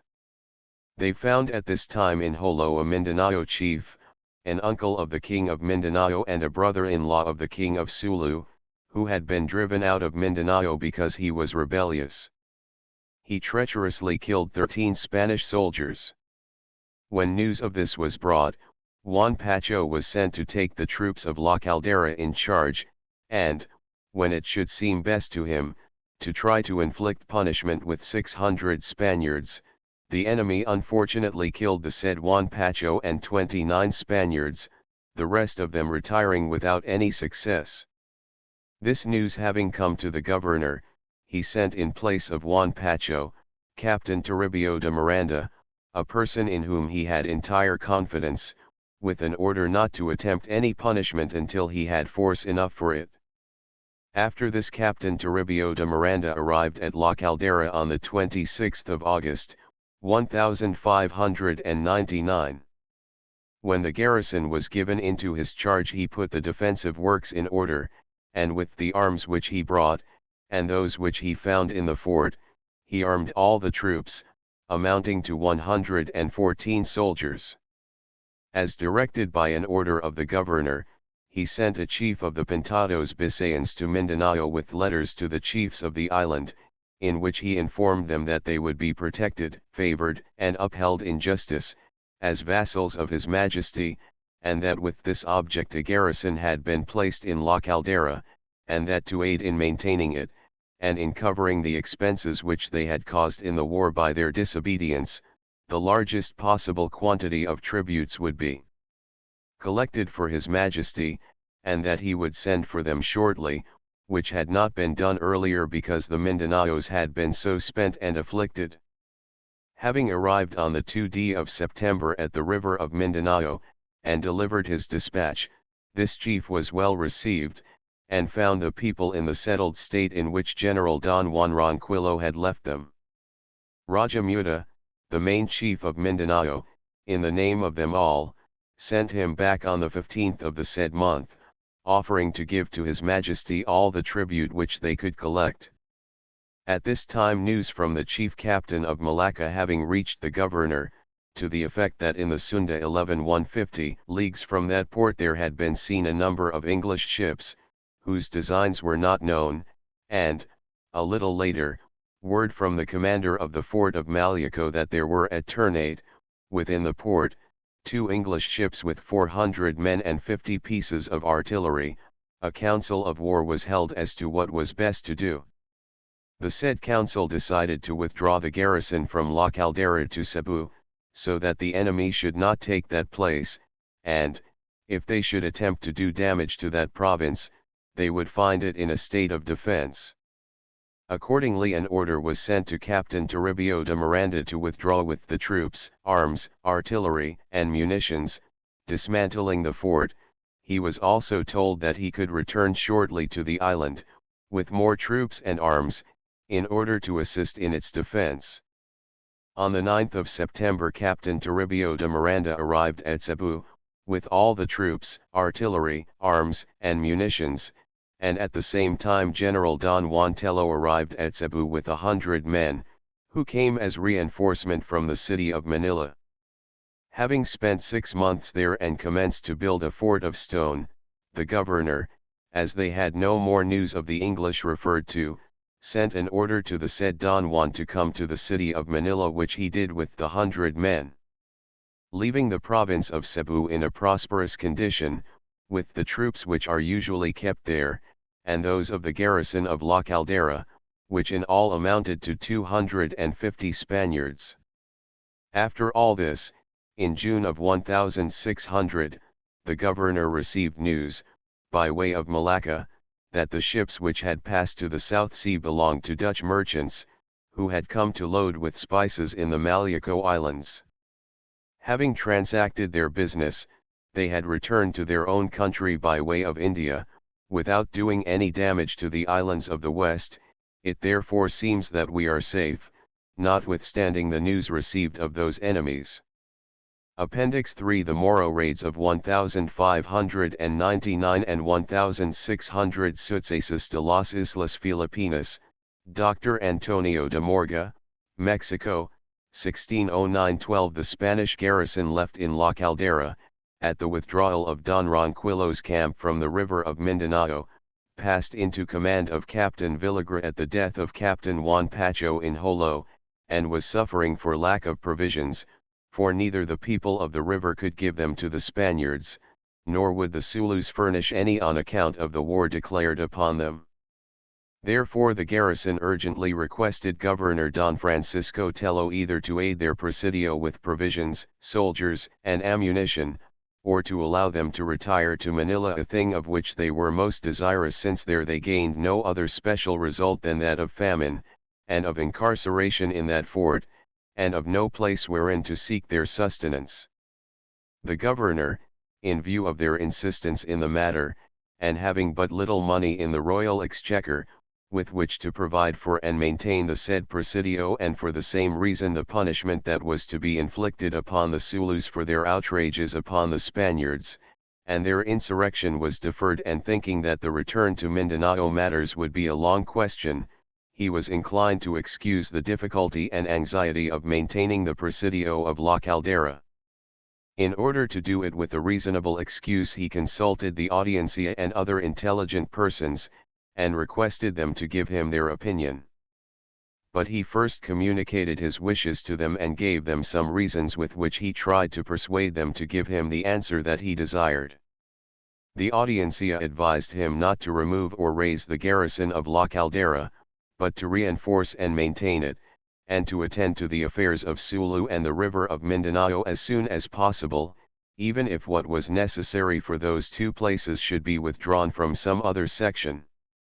They said that this was the most urgent need, and the one which required the greatest attention in the islands, both in order to pacify those provinces and to keep them curbed, lest, seeing the Spaniards totally withdrawn, they should gain courage and boldly venture still farther and come down to make captures among the Pintados Bisayans and carry the war to the very doors of the Spaniards. Notwithstanding this reply, the governor resolved to raise and withdraw the garrison, and sent orders to Captain Villagra immediately to burn the fort which had been built in La Caldera, to withdraw with all his men and ships, and return to Manila. This was quickly done, for the captain and the soldiers of the garrison waited for nothing more than to dismantle the fort and leave. When the Sulus saw the Spaniards abandoning the country, they were persuaded that the latter would return to Mindanao no more, and that they had not sufficient forces to do so. Thereupon they gained fresh resolution and courage, and united with the people of Buyan on the river, and equipped a number of caracoas and other craft, in order to descend upon the coast of Pintados, Bisayas, to plunder them and make captives. The people of Tompacan, who lost hope of receiving further help from the Spaniards, and of the latter's return to the river, since they had also abandoned the fort of La Caldera and left the country, came to terms with and joined the people of Buyan, their neighbors, in order to avoid the war and injuries that they were suffering from the latter. Then all turned their arms against the Spaniards, promising themselves to make many incursions into their territory and gain much plunder. Accordingly they prepared their fleet and appointed as leaders and commanders of it two of the experienced chiefs of the river of Mindanao, called Sala and Silungan. 13 They left the Mindanao River in the month of July of the year 1599, in the season of the vendavals, 14 with 50 caracoas, containing more than 3,000 soldiers armed with arquebuses, camp-elan, carasas, 15 other weapons with handles, and many culverins, and steered toward the islands of Otan and Panay, and neighboring islands. They passed Negros Island and went to the river of Panay, which they ascended for 5 leagues to the chief settlement, where the alcalde mayor and some Spaniards were living.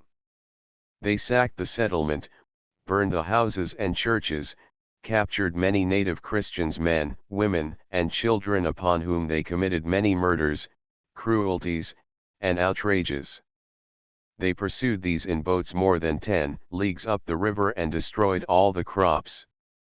For the alcalde mayor, and those who could, fled inland among the mountains, and accordingly the enemy had a better opportunity to do what they pleased. After they had burned all the vessels in the river, they left the river of Panay with their boats laden with pillaged goods and captive Christians. They did the same in the other islands and towns which they passed. Then they returned to Mindanao, without any opposition being offered, with a quantity of gold and goods and more than 800 captives, besides the people whom they had killed. In Mindanao they divided the spoil, and agreed to get ready a larger fleet for the next year, and return to make war better prepared. 16 This daring attack of the Mindanaos worked great injury to the Pintado Islands Bisayas, both on account of their deeds there and also on account of the fear and terror with which they inspired the natives, because of the latter being in the power of the Spaniards, who kept them subject, tributary, and disarmed, and neither protected them from their enemies, nor left them the means to defend themselves, as they used to do when there were no Spaniards in the country. Therefore many towns of peaceful and subjected Indians revolted and withdrew to the Tinguis 17 and refused to descend to their houses, magistrates, and encomenderos. 18 As was reported daily, they all had a great desire to revolt and rebel, but they were appeased and reduced again to subjection by a few promises and presents from their encomenderos and religious, who showed great pity and sadness over their injuries. Although in Manila people regretted these injuries, and still more those which were expected in the future from the enemy, they did nothing but regret them, since the governor was ill provided with ships and other necessities for the defense, and reckoned them with the loss which they had suffered for having raised the camp on the river of Mindanao and dismantled the presidio of La Caldera. As soon as the weather permitted, the Mindanaos and Sulus returned with a large fleet of more than 70 well-equipped ships and more than 4,000 fighting men, led by the same Silungan and Sala, and other Mindanao and Sulu chiefs, to the same islands of Pintados Bisayas, with the determination of taking and sacking the Spanish town of Arevalo, which is situated in Otan. Captain Juan Garcia de Sierra, alcalde mayor of that province, having heard of this expedition and of the designs entertained by the enemy, took the most necessary precautions, and gathering into the town all the Spaniards who lived there and in its neighborhood, shut himself up in it with all of them. Then, having repaired, as well as possible, a wooden fort there, he gathered there the women and their possessions. He and the Spaniards, about 70 men armed with arquebuses, awaited the enemy. The latter, who intended to attack the river of Panay again, passed Negros Island and made for the town of Arevalo, where they anchored close to the native settlement. Then they landed 1,500 men armed with arquebuses, campilon, and carasas, and, without stopping on the way, marched against the Spanish town which was the object of their attack. The Spaniards, divided into troops, sallied forth and opened fire with their arquebuses upon the enemy with such vehemence that they forced them to retreat and take refuge on board their caracoas. So great was the enemy's confusion that many Mindanaos were killed before they could embark. Captain Juan Garcia de Sierra, who was on horseback, pursued the enemy so closely to the water's edge that the latter cut off the legs of his mount with their campilon and brought him to the ground, where they killed him. The enemy embarked with a heavy loss of men, and halted at the island of Guimaras 19 in sight of Arevalo. There they counted their men, including the dead and the wounded, who were not a few, and among whom was one of the most noted chiefs and leaders. Then they sailed for Mindanao, making a great show of grief and sorrow, and sounding their bells 20 and tifas. 21 They made no further delay at Pintados Bisayas, deriving little profit or gain from the expedition but much injury, and loss of men and reputation, which was felt more deeply upon their arrival in Sulu and Mindanao. In order to remedy this disaster, it was proposed to renew their expedition against the Pintados at the first monsoon with more ships and men, and it was so decided.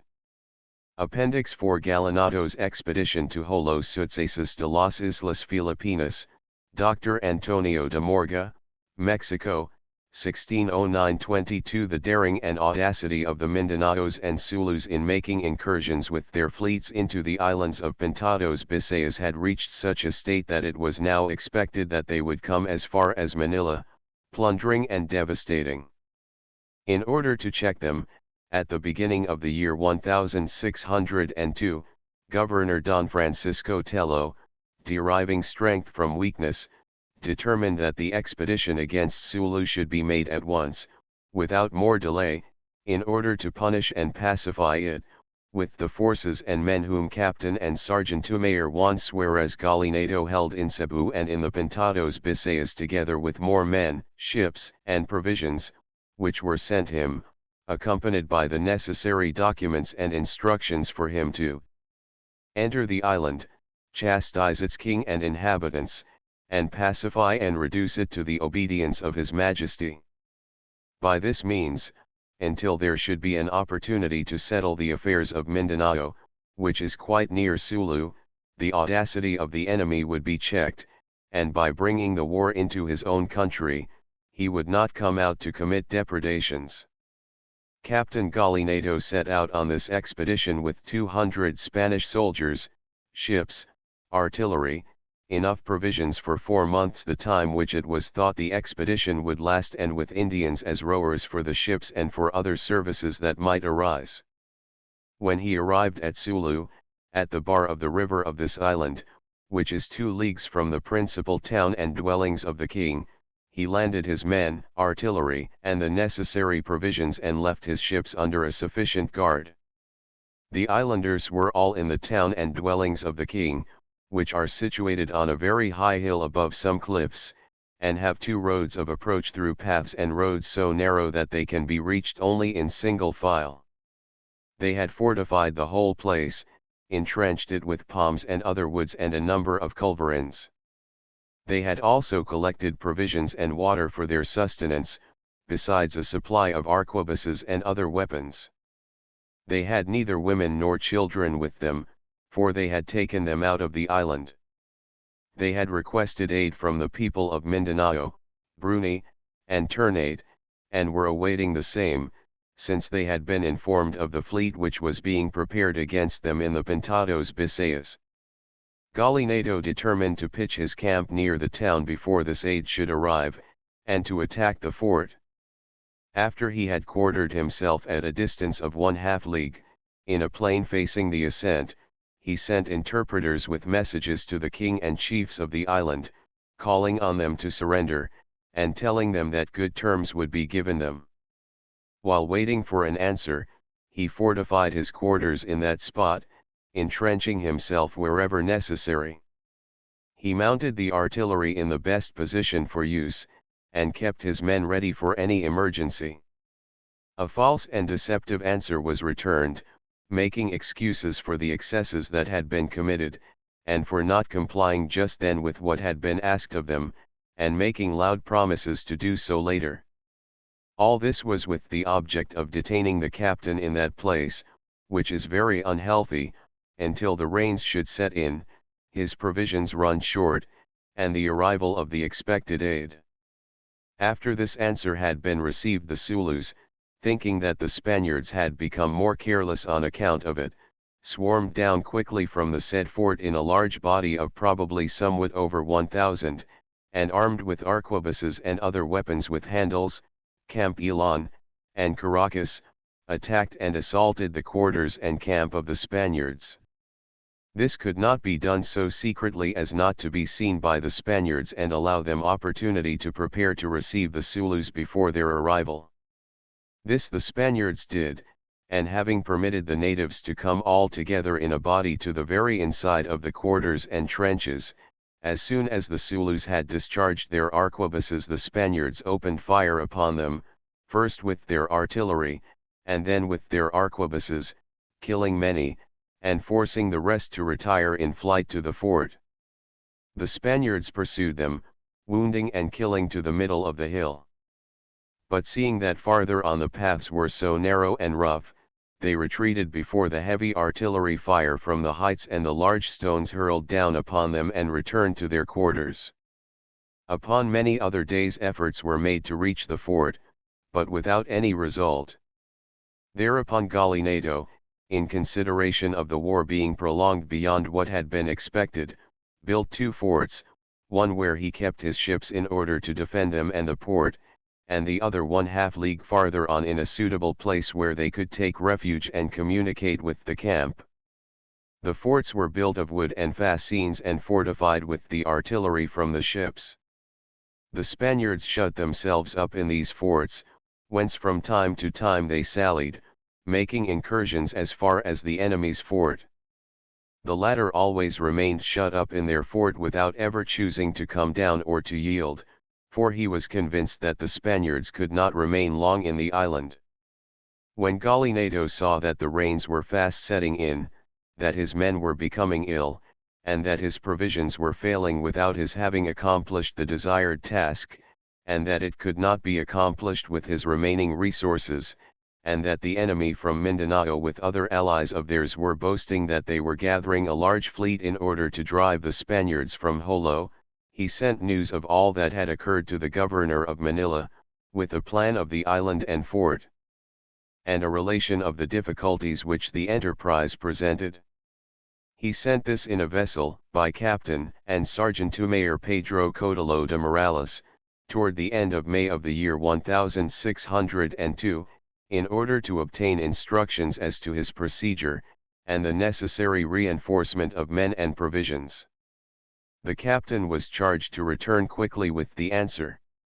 At the same time that Governor Don Pedro de Acuna entered upon his administration, the captain and sergeant-to-mayor, Pedro Codolo de Morales, arrived from Jolo with the advices and report of Juan Suarez Gallinado concerning the state of affairs in that island, whither he had gone with the fleet at the beginning of that same year.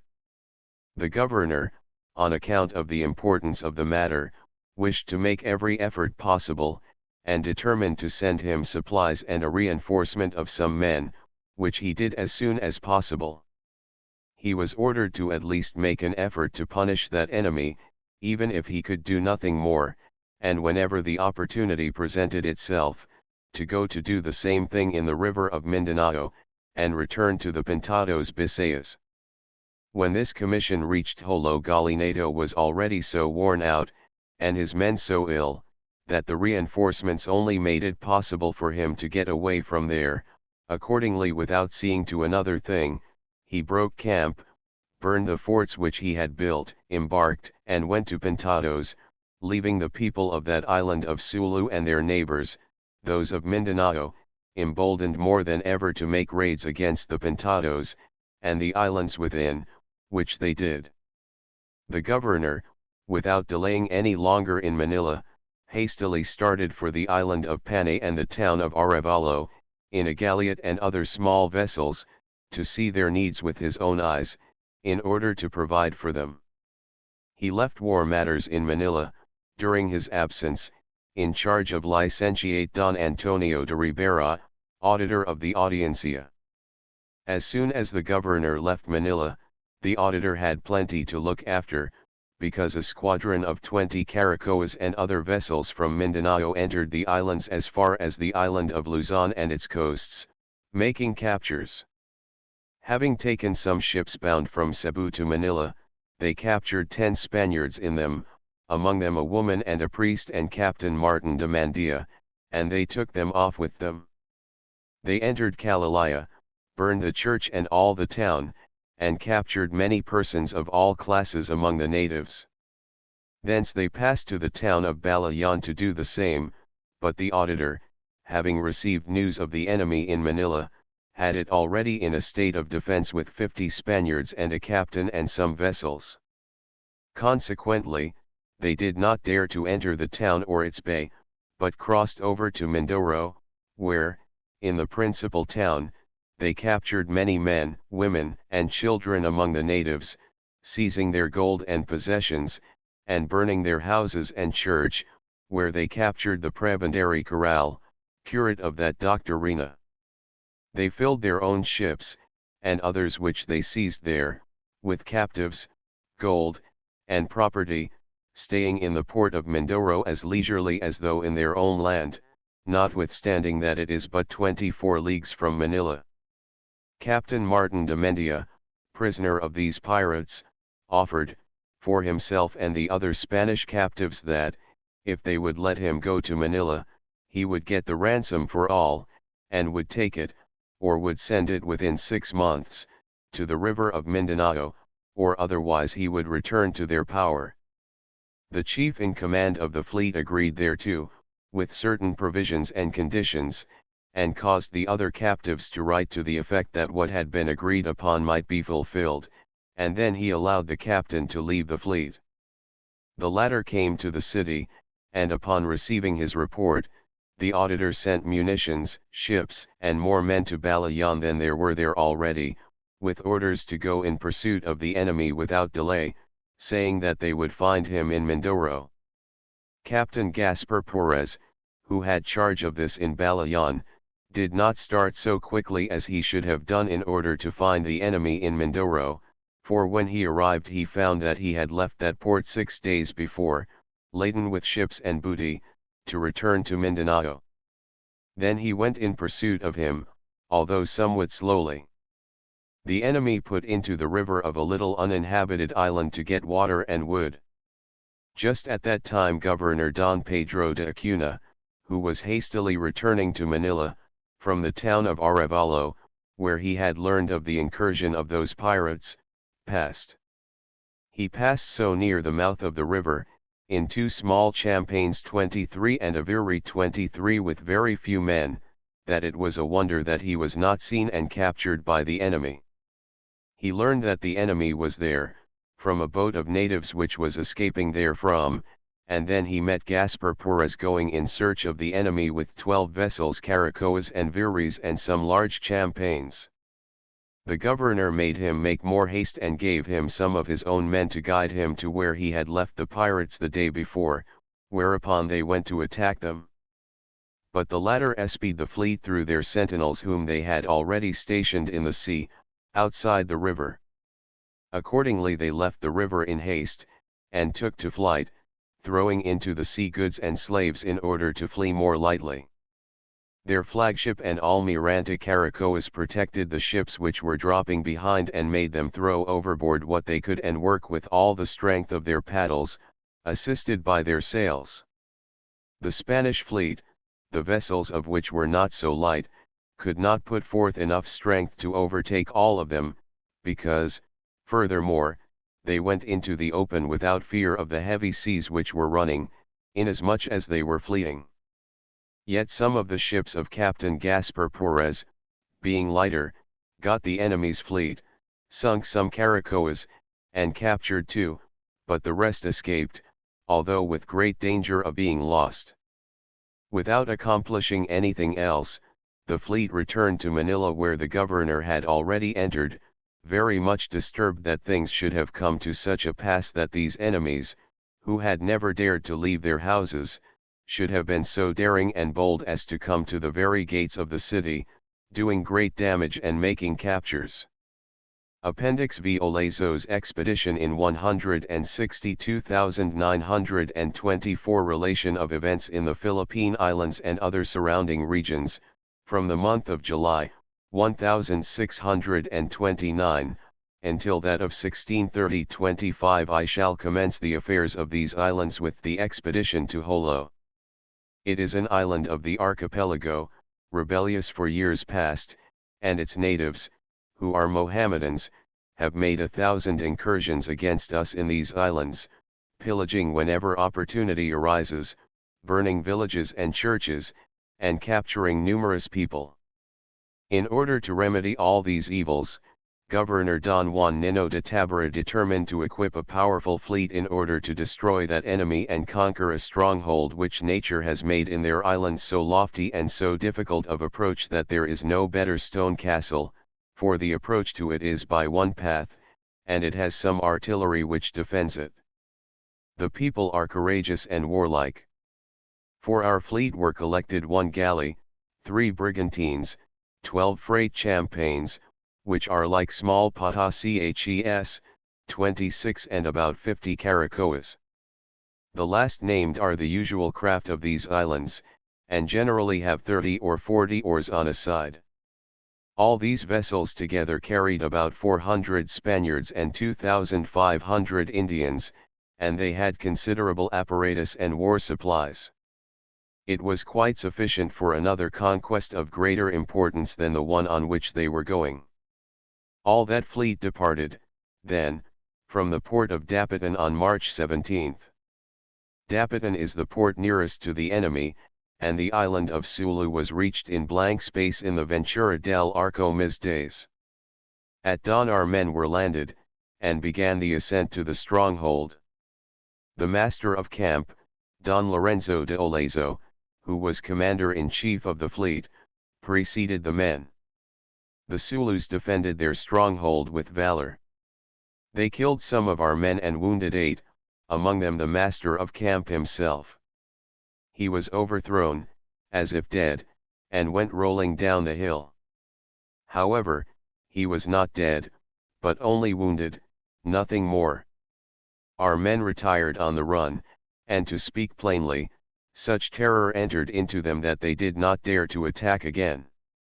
They skirted the island in their craft, entered the villages, burned, wrecked, destroyed them, and killed a few people. They brought back some captives with them whom the Sulus had taken from us. A violent storm overtook them, which compelled them to weigh anchor, and they retired stealthily. Thus so powerful a fleet as that was lost. It was such a fleet that never has one like it been made for the Indies in these islands. The Sulu enemy were left triumphant, and so insolent that we fear that they will make an end of the islands of the Pintados Bisayas, which are the nearest ones to them, and which they infest and pillage with great facility.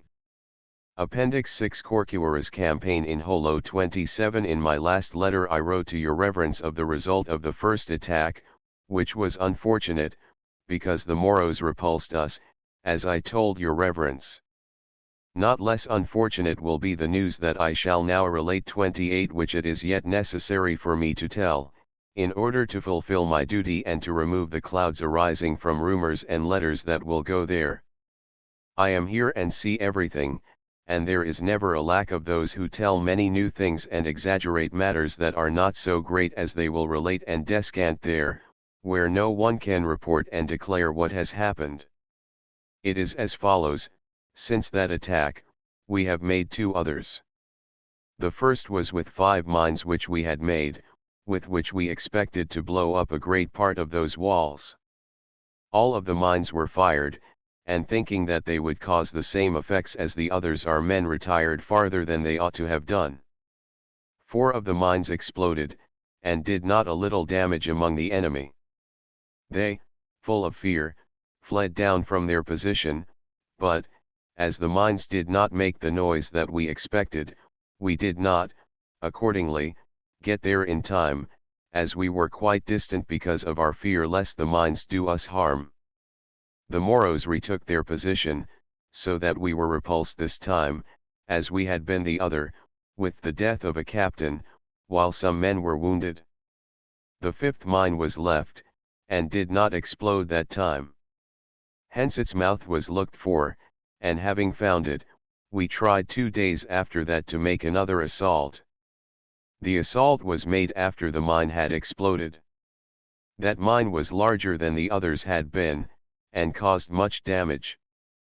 But the Moros fortified themselves again, with greater strength than they had the last 2 times, and defended themselves in their trenches, which had been fortified with many stockades and terraplines, so that we could not enter. We lost some soldiers on that occasion, who tried to show that they were bold and valiant. Among them was the sergeant-mayor, Melon, who was struck by a ball which passed through him and carried him off in 2 days. May God rest his soul. Thereupon, we retired to our posts and endeavored to collect our men and carry away the wounded, who were many. We have lost 4 captains of renown in these 3 assaults, namely, Captain Pimienta, Captain Juan Nicolas, Captain Don Pedro de Mina, and Sergeant-Mayor Gonzalez de Cazares Melon. Besides these 3 assaults, another misfortune happened to us on St. Matthew's Day, which was as follows. Captain Raphael Ohm, going with 46 men and 200 Indians to make Agaro 29, as we say here, and having taken up quarters in a field, where there was a fortified house, arranged his posts at intervals and ordered his men to be on their guard. But since man proposes and God disposes, the posts were either careless, or God ordained it thus, for suddenly the enemy rushed upon our men, who could not unite, as they were by that time scattered through the forest. The enemy, having caught them off their guard, made a pastime of it, killing 26 men, and carrying off arms, powder, balls, and fuses. I regard that event as the greatest of all our losses. Among those of our men killed there by the enemy was Captain Lopez Suarez, a fine soldier. Our men were not disheartened by these reverses, except such and such men. The governor well sustains the undertaking with all his powers of mind and body. He has surrounded the entire hill with a stockade and a ditch, and has sown the ground with sharp stakes so that the enemy may neither receive aid nor sally out from it. At intervals there are sentry posts and towers, so close that they almost touch. There were 6 barracks along it, so that if any tower should be in need the soldiers in them could go to its defense. Some of them have 6 men, others 4, and those which have least 3 men, as a guard. The enclosure is 1 league long and surrounds the hill. I do not know which causes the more wonder, the fort of the Moros or the enclosure of the Spaniards which restrains the Moros, so that they issue but seldom, and then at their peril. We are day by day making gradual advances. Today a rampart was completed which is just even with their stockades, so that we shall command the hill equally with the enemy. God helping, I hope that we shall reduce their trenches, and then we shall advance from better to better. May God aid us, and si Dominus a custodiarit civitatem frustra vigilat qui custodit eam. 30 Father, prayers, and many of them are needed. Will your reverence have them said in your holy college, and excuse me and all of us for what we cannot do. I forward this letter, hoping for its good fortune in the holy sacrifices of your reverence, etc. Holo, March 31, 1638. To the Father Prior of Manila, Pax Christi, etc. I would like to be the bearer of this letter, and to fulfill my desires of seeing your reverence and all the fathers and brothers of your reverence's holy college. That is a proposition for which credit may be given me, but the time gives space only to suffer, and thus do we have to accommodate ourselves to it, and to check our desires, drawing strength from weakness. I must content myself with writing, which would be a pleasant task, if I could do it at my leisure, and not so hastily as I have made known in certain letters that I have sent to your reverence, not losing or neglecting any occasion at which I could write. And so that this opportunity should not pass without a letter from me, I have hastened my pen beyond my usual custom, and have written very concisely and briefly, although I could write at greater length, and give account of many things which I leave for a better occasion. That will be when it is the Lord's pleasure for us to see each other. Moreover, I have no pleasant news to write, since that which I could write would all be to the effect that we have not gained this enchanted hill, and that, at the times when we have tempted fortune, we have retired with loss of some men and many wounded. Continuing, then, in the same style as the last letter, I declare that since the first assault, in which we were driven back with the loss of Captain Don Pedro Mina Pando, Adjutant Oliva, and Alferez Trijita, we have made 2 other assaults. One was on the 24th of March, the eve of Our Lady of the Assumption. The second was on the 28th of the same month. In the first, we trusted to the mines that had been made, by means of which we expected to make a safe entrance. We would have made it had our fear of receiving harm from them matched the little fear of the enemy who, as barbarians, did not prepare for flight, although they knew our designs. Of the 5 mines, 4 blew up, and as was seen, and as we afterward learned here from some captives, there was a great loss to the enemy. As soon as they saw the fire, they took to flight, but our men, being at a distance, could not come up to seize the posts that the enemy abandoned, until very late. That gave the Moros time to take precautions, so that when we had come up, it was impossible to gain a single thing which the mines had given us. On that occasion both sides fought very valiantly. The wounded on our side were not many, and our dead even fewer. Among the later was Captain Pimienta. We were forced to return to our posts without having gained more than the damage wrought by the mines. The loss of those people was considerable, while not few of them perished because of the severity of our fire. But with the opportunity of the fifth mine which remained, which could not have its effect, because the fire channel of the others choked it, the third attack was made inside of 2 days, by first setting fire to that mine, and by arranging the men better than on the day of the previous assault. They were set in array by the governor, who in person came up to these quarters on that occasion.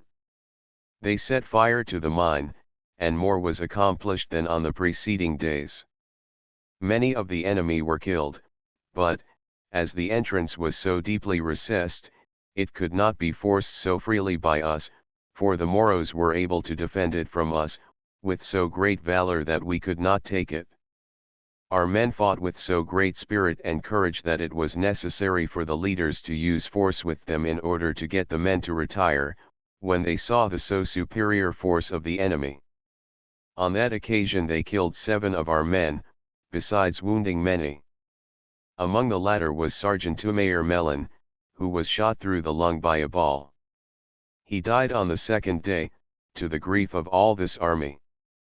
Thereupon his lordship made his men retire to their quarters, and commanded that the fort should not be attacked, but that they should proceed to gain it by the complete blockade of the enemy, as we are doing. By this method, I think that we shall make an entrance into the fort. Already we have one bulwark, which we have made level with their entrenchments, and we are raising our works 1½ varas 31 above them, so that we are dislodging them with our artillery. They are retiring to the interior of their fort. By this means we hope to gain entrance into all their forts, and, once masters of them, I trust by God's help that we shall conquer their stronghold, and that they will humble themselves to obey God and the King. Before those assaults, on St. Matthew's Day, Captain Raphael Ohm went out to make a garo, as they say here, and to overrun the country. In this island the level country is heavily wooded as nearly all of it is mountainous. He took in his company about 50 men, i.e., Spaniards, and 200 Caraga Indians. The captain reached a field, and having lodged in a fortified house, such as nearly all those houses are, for those Indians of the mountain, who are called Guimenos 32 build them for their defense, he placed his sentries and seized the positions that he judged most dangerous. But since non est valentis nec currentis, etc., either because of the great multitude and the wheeliness of the enemy, or, as is more certain, because the sentries were careless, and the other men asleep, the enemy came suddenly and attacked our soldiers with so great fury that they killed 26 men, among whom was Captain Lopez Suarez, a brave soldier. The leader and captain, Ohm, was in great danger. He fought in person with so great valor that, although run through with a spear, he attacked and defeated his opponent, laying him dead at his feet. Few of our men aided him, and many of them retreated immediately, thus allowing the enemy to capture from us 20 firearms, with fuses, powder, and balls. That was a great loss, and it is certain that we have not hitherto had a greater. And if any loss has occurred, it has been due to the neglect and confidence of the Spaniard. Today 2 Basilan Indians came down from the hill to ask for mercy, and for passage to their own country. They say that they are sent by the Datus in the stronghold who came from that island of Basilan or Tajima, and that, if permission and pardon were given to them by the Pari i.e., Corcuera, 130 of them would come down in the morning. We regard this as a trick of that Moro, and, although it may be as they say, we are taking precautions, and are watching for whatever may happen. If they should come, they will be well received, and that will not be a bad beginning to induce others to come from the hill. I shall advise your reverence of such event on the first occasion. What we know that they are suffering within the fort is the disease of smallpox and discharges of blood, together with great famine, because we have surrounded the entire hill with ditches and stockades, set with sharp stakes, which run around it for more than 1½ leagues, and within musket shot of their fort is a sentry post garita or tower in which 3 men and 3 bent ayahs are staying. By that means the enemy cannot enter or go out without being seen, and, when they do that, they are given such a bombardment that scarcely does anyone dare to go outside of their walls. The hill is a beautiful sight, and if it were enjoying holy peace instead of war, it would be no small matter of entertainment and recreation to survey the landscape at times. The Moro does not like to see us, and is looking at us continually from his stronghold and yelling and scoffing at us, as they say sometimes that the Spaniards are chickens, again, that they are Sababis 33, and again, that they will come to set fire to us all, and kill us. The Moro is a great rascal and buffoon. I trust in God that in a little while he will be ready for our thanksgivings for the defeat of the Moros. Will your reverence urge his servants to aid us with their sacrifices and prayers? Those, I believe, it will be that must give us the victory, and that must humble the arrogance of this Mohammedan. His lordship is displaying great firmness and patience, as he is so great a soldier. Already has he almost raised a stone fort on the beach, for he intends to leave a presidio here, and I think that it will be almost finished before he leaves. Nothing else occurs to me. Of whatever else may happen, your reverence will be advised on the first occasion. If I have gone to considerable length in this letter, it is because I have known, one day ahead, of the departure of the Champagne. I commend myself many times to the holy sacrifices of your reverence. This letter will also serve for our Father Provincial, etc. Holo, April 5, 1638. The Moro has returned today with a letter from the Queen and all the stronghold, in which they beg pardon and humiliate themselves. May God grant it, and bring them to his knowledge. I shall advise you of the result. I hear that Daduake is dead. If that is so, then the end has come. Today, the 6th of the above month. Pax Christi. Deo gracias qui dedit nobis victoriam per Jesum Christum Dominum nostrum. 34 I have written your reverence another letter, by way of Oton, telling you that it was our Lord's pleasure to give us a joyous Eastertide, the beginning of what has happened. His Divine Majesty has chosen to bestow upon us an overflowing blessing, by the reduction of these Moros, so that they should come, abased and humiliated, to beg his governor for mercy, for, whether it was the latter's plan to go to treat for peace at Basilan for their men, or whether they should send them all, that they might see how the governor viewed their petition, the following day they came with letters from the Queen 35 for Father Pedro Gutierrez and his lordship. Therein she begged the father to protect her, for she wished to come to throw herself at the feet of the Hari of Manila, and to beg his pardon for the obstinacy that they had shown hitherto. The father answered for his lordship, in regard to the pardon, that if they agreed to do what was right, they would be very gladly pardoned, but that in regard to their coming it was not time, until they would humbly give up the arms which they had taken from us, and the captives, vessels, and holy ornaments, and that, even though the Queen had so great authority, so long as the King did not come, he must declare and show his willingness to accept what the Queen had written. Accordingly, the King wrote to the same father and to his lordship next day, begging the same thing and more earnestly. But he was not allowed to come, which he urgently entreated until they should have given up the arms and other things of which they robbed us. Difficulties arose over this point, as to which of the two things was to be done first. The Moro declared that he wished to treat first of the peace, and the points on which they were to agree, and therefore it was necessary to see the Hari of Manila first of all.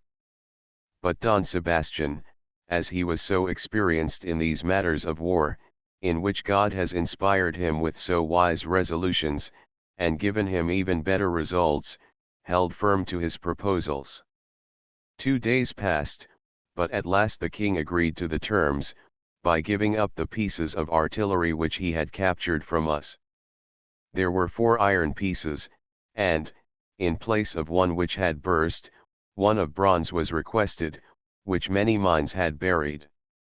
Afterward we found the broken piece, by opening the mouth of one of the mines, and he gave it to us willingly, saying that he had thus brought the broken piece, and that he ought not for that reason to give another in its place, and that which had been asked from him had been bought for 40 basins of gold at Macassar. In order that the Spaniards might see what an earnest desire for a permanent peace was in his heart, and that he was greatly inclined to it, he sent also some muskets, although few and poor ones. In what pertained to the captives, he said that he would surrender those that he had, but that he could not persuade his datus to give up theirs, still he would ask them to give their captives. At most, he sent 11 Christian captives, counting men, women, and children. He had already spent the holy vessels, for, since it was so long a time since they had been brought, he had sold them to the king of Macassar, but he said that he and all his property were there, to satisfy the Spaniards for any injury that they had received. The king petitioned his lordship to allow him to visit him, and his lordship granted such permission for Quasimodo Sunday. The Dadasic were very angry that the king was so liberal, and because he humbled himself so deeply, accordingly, they opposed his leaving the hill to talk with the governor. They tried to prevent it, but the king overruled by the reasons which he gave to the Dadas, and which Father Gregorio Bellin gave to him. His lordship gave hostages for the king, and ordered Captain Marquez and Captain Rafael Ome to remain as such. They asked for Admiral Don Pedro de Almonte and 2 fathers, but that was not granted to them. Finally they were satisfied with the 2 said captains, persons of great esteem and worth, and the king came down to talk with his lordship, accompanied by many chief men. His lordship received him with such display as he could arrange at short notice, under a canopy of damask, and seated on a velvet chair, with a cushion of the same at his feet. Another cushion was placed at his side upon a rug. As the king entered the hall, his lordship rose from his seat, and advancing 2 steps, embraced the Moro king, then he made him sit down on the cushion that had been prepared. Then his lordship also seated himself beside the king in his chair, while at his right side was his confessor, and at his left stood a captain of the guard and the sergeant-to-mayor. Grouped behind the confessor were the fathers who were in the quarters on that occasion. There were 2 Augustinian recollects, and 1 Franciscan recollect, and a secular priest. Then came Father Gutierrez, and Father Gregorio Bellin. The king requested permission to rest a little first, for he came, one of his servants fanning him, Haciendol Pepe, lifting up from time to time the chinana which he wore open in front, in order to catch the breeze, and to enable him to shelter himself from the heat, or to get rid of the fears with which he had come. His chief men seated themselves after him on that open floor, a seat very suitable for such nobility, who esteemed it as a great favor. Then when the king was rested, or reassured from his fears, they began their discourses or bitjuras, talking, after the manner of these people, by the medium of interpreters, namely, Father Juan de Sant Joseph, an Augustinian recollect, and Alferez Matthias de Marmolejo, both good interpreters. The governor set forth his conditions. The agreement made was, first, that the banners of the king, our sovereign, were to be hoisted on the stronghold, second, that the men from Basilan were to be permitted to leave the stronghold and go to their country, third, that the Macassars and Malays were also to leave and return to their own lands, and fourth, in order that the first condition might be fulfilled without the rattle of arms and the shedding of blood, all the enemy were to come down to our quarters, while the king and queen and their family could come to that of the governor. The Moro king did not like this last point, but, as he saw that matters were ill disposed for his defense, he had to assent to everything. But, before its execution, he begged his lordship to communicate the terms with his men and Datus, saying that he would endeavor to get them all to agree to the fulfillment of what his lordship ordered, and that in a day and a half he would reply and, in what pertained to the other conditions, they would be immediately executed. This happened, for the Basilans descended in 2 days with all their men and families, in all, 147. Some 50 or 60 did not then descend, as they were unable to do so. The Macassars refused to descend until they received pardon from his lordship, and a passport to their own country. Therefore their captain came to talk with his lordship, who discussed with him what was to be done with him and his men. The latter are very humble and compliant to whatever his lordship should order. His lordship answered that he would pardon their insolent and evil actions, and they could descend with security of life, and that he would give them boats, so that they could go away. Thereupon the captain, giving a kriss as security that they would come, returned, and immediately began to bring down his property and men. The Malays came with them, for all those peoples had united against the Castilians. They are the ones who have done us most harm with their firearms, and have furnished quantities of ammunition for all the firearms of the Zulus. At the end of the time assigned to the king for answering his lordship in regard to the matters which he had discussed with him, he was summoned, in order that what had been recently concluded might not be hindered, as his lordship had many matters to which to attend. If he would not come, his lordship was resolved immediately to continue his bombardment and fortifications, saying that he would make slaves of all whom he captured. With this resolution, the Queen determined to come to visit his lordship, and, so saying and doing, she summoned her chair, and had herself carried down to the quarters of Don Pedro de Almonte, which is the one located on their hill, and which has given them so much to do. She sent a message to the governor, begging him to grant her permission, as she wished to see him. His lordship sent a message to her, to the effect that he would be very glad to see her, and that she would be coming at a seasonable time. She came to the hall borne on the shoulders of her men, accompanied by some of her ladies and by her Cassis, who was coming with pale face. She alighted at the door of his lordship's hall. He went out to receive her, and with marked indications of friendship and kindness led her to her seat, which was a cushion of purple velvet, and his lordship, seated in his own chair, welcomed her through his interpreter, Alferez Matthias de Marmolexo. She responded very courteously to the courtesies of the governor, for the Moro woman is very intelligent, and of great capacity. She did not speak directly to the interpreters, but through 2 of her men, one of whom was the Cassis, and often he, without the Queen speaking, answered to what was proposed. The Queen petitioned and entreated the governor to desist from entering the stronghold, for the women, being timid creatures, feared the soldiers greatly. And if his lordship was doing it to oblige her and the king her husband to descend, she said that they would descend immediately, with all their people. Thus did she entreat from him whom his lordship represented, and I desired that she should obtain this favor. His lordship answered her that he would do so very willingly, but that he had an express mandate for it, i.e., to gain the fort from his king, and that, if he did not obey it, he would lose his head. I do not wish, said Tuan Baluka, for such is the name of the Queen, that the favor which I petition be at so great a price and danger to your lordship. Consequently, will you kindly grant me 3 days? And in that time I, the king, and our people will descend without fail.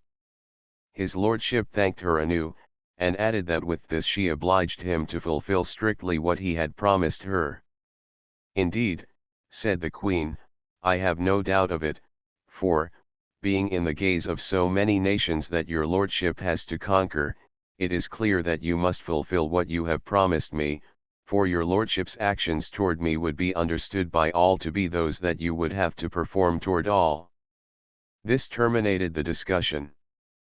His lordship ordered a collation to be spread for the queen and her ladies, and then his lordship retired, so that they might refresh themselves without any embarrassment. Then, having dined, the queen returned to her stronghold with the retinue that she had brought. Before she left the quarters she was saluted by the discharge of 2 large pieces of artillery, which had been made ready for that purpose. She was greatly pleased by that, and the next day began to carry out her promises, by sending down a portion of her possessions. The Macassars and Malays also brought down their property with her, and immediately embarked. I had written up to this point to this day, Saturday, the 17th of this month of April, hoping for the end of all these incipient results and expected events regarding this stronghold. The issue has been such as we could expect from him who has also been pleased to arrange and bring it to pass. Last night the Queen came down to sleep in our camp or quarters, with some of her ladies. In the morning she went to report her good treatment to her people, for she was received with a salute of musketry and large artillery, and a fine repast. All that has been done to oblige her to encourage her people, for they were very fearful, to descend immediately. More than 2,000 have now descended, and our banners are flying on the hill, and our men are fortified on it. May God be praised, to whom be 1,000 thanks given, for he, without our knowledge or our expectations, has disposed this matter thus blinding this Moro and disheartening him, so that, having been defeated, he should surrender to our governor, and give himself up without more bloodshed. We are trying to secure Datuake. If we succeed in this, I shall advise you. Now there is nothing more to say, Reverend Father, except to give God the thanks, for he is the one who has prepared and given this victory to us, and to beg all in your reverence's holy college to give thanks that the college has had, as I am very certain, so great a share in the achievements here. The governor is very much pleased and we all regard him in the proper light. The men are full of courage, and even what was carefully done is now improved. I am the humble servant of your reverence whom I pray that God may preserve as I desire, and to whose sacrifices I earnestly commend myself. Holo, April 17, 1638 Juan de Barrios. All the Sulus descended, in number about 4,600, to the sea. Finding themselves down and outside the enclosure, they all fled, under cover of a very heavy shower of rain, leaving all their possessions, in order not to be hindered in their flight. Many mothers even abandoned their little children. One abandoned to us a little girl who had received a dagger stroke, who received the waters of baptism and immediately died. There is much to say about this, and many thanks to give to God, of which we shall speak when it pleases God to let us see each other. Today, the 19th of this month of April, 1638 Barrios. The governor sent messages to the king and queen by 2 Khasis, asking why they had fled. They replied that since all their people had fled, they had gone after them for very shame, but that they would try to bring them back and to come, and this was the end of the matter. The result was exceedingly profitable for our soldiers and Indians, for the Sulus, fearful because they thought that, if they became scattered, they would all be killed, abandoned whatever they were carrying, quantities of goods, and chests of drawers which our soldiers sacked. Above, in the stronghold, they found much plunder. It is believed that the king and queen will return, but not Datuake, but this is not considered certain. Letter from Sanbongan 36 Pax Christi. I am not writing to anyone else, for the lack of time does not allow me to do so. Therefore will your reverence please communicate this to the Father Provincial, Father Hernandez Perez, Father Juan de Buras, and the Father Rector of Cavite. When our men were most disheartened at seeing that the fortress on the hill was so extensive, and that it was becoming stronger daily, that the mines and artillery had seemingly made no impression on it, that we had been repulsed 4 times, and that our men were falling sick very rapidly, in order that it might be very evident that it was all the work of God, ambassadors came from the hill to beg his lordship for mercy. He received them gladly, and asked them for the artillery that they had plundered from the Christians, etc.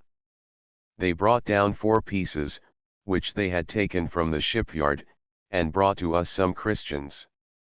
Next day, more than 150 people from Basilan descended, who surrendered their arms, and then about 50 Macassars, who did the same, and all were embarked in the Patesh. Next day the king and queen went down and slept in the camp of Don Sebastian. On the following day, which was the day agreed upon when all were to descend from the hill, seeing that it was already late, the king and queen said that they would go to get their people. The governor granted them permission, and went to a camp that was located opposite the gate of the stronghold. All the Sulus descended, carrying their goods, arms, etc., to the number of about 400 soldiers, and more than 1,500 women, children, old men, etc. They reached the governor's camp, and Don Pedro de Francia told the king that they must surrender their arms. The latter replied that he would surrender them to none other than to the governor. Thereupon, they went to summon his lordship, but the Sulus, seeing that they were going to summon him, fled, under a heavy shower that was falling, and abandoned all their goods. A vast amount of riches, many pieces of artillery, and versos 37 falcons, muskets, arquebuses, etc., were found. The cause of the Moros fleeing was their great fear that they were to be killed. On our part, since Don Sebastian Hurtado held all their stronghold, and had left only 30 men in his quarters, in order that Datuake might not escape, and as that number could not resist so many people, the Sulus were, on the contrary, allowed to go without any firearms being discharged. More than 250 of the Sulus have died, and they were perishing in great numbers from dysentery because the women and children were placed underground for fear of the balls. That and the fear of the mines caused their surrender, for it was impossible to take their fort by assault. The interior strength of that stronghold is so great that the Spaniards were surprised, and all recognize that it has been totally the work of God, and a result of the perseverance of Don Sebastian, whoever said that all must die or capture the stronghold. Somewhat more than 200 Christian and more than 100 Moro women have come from the stronghold during this time. All the Moro women are fearful.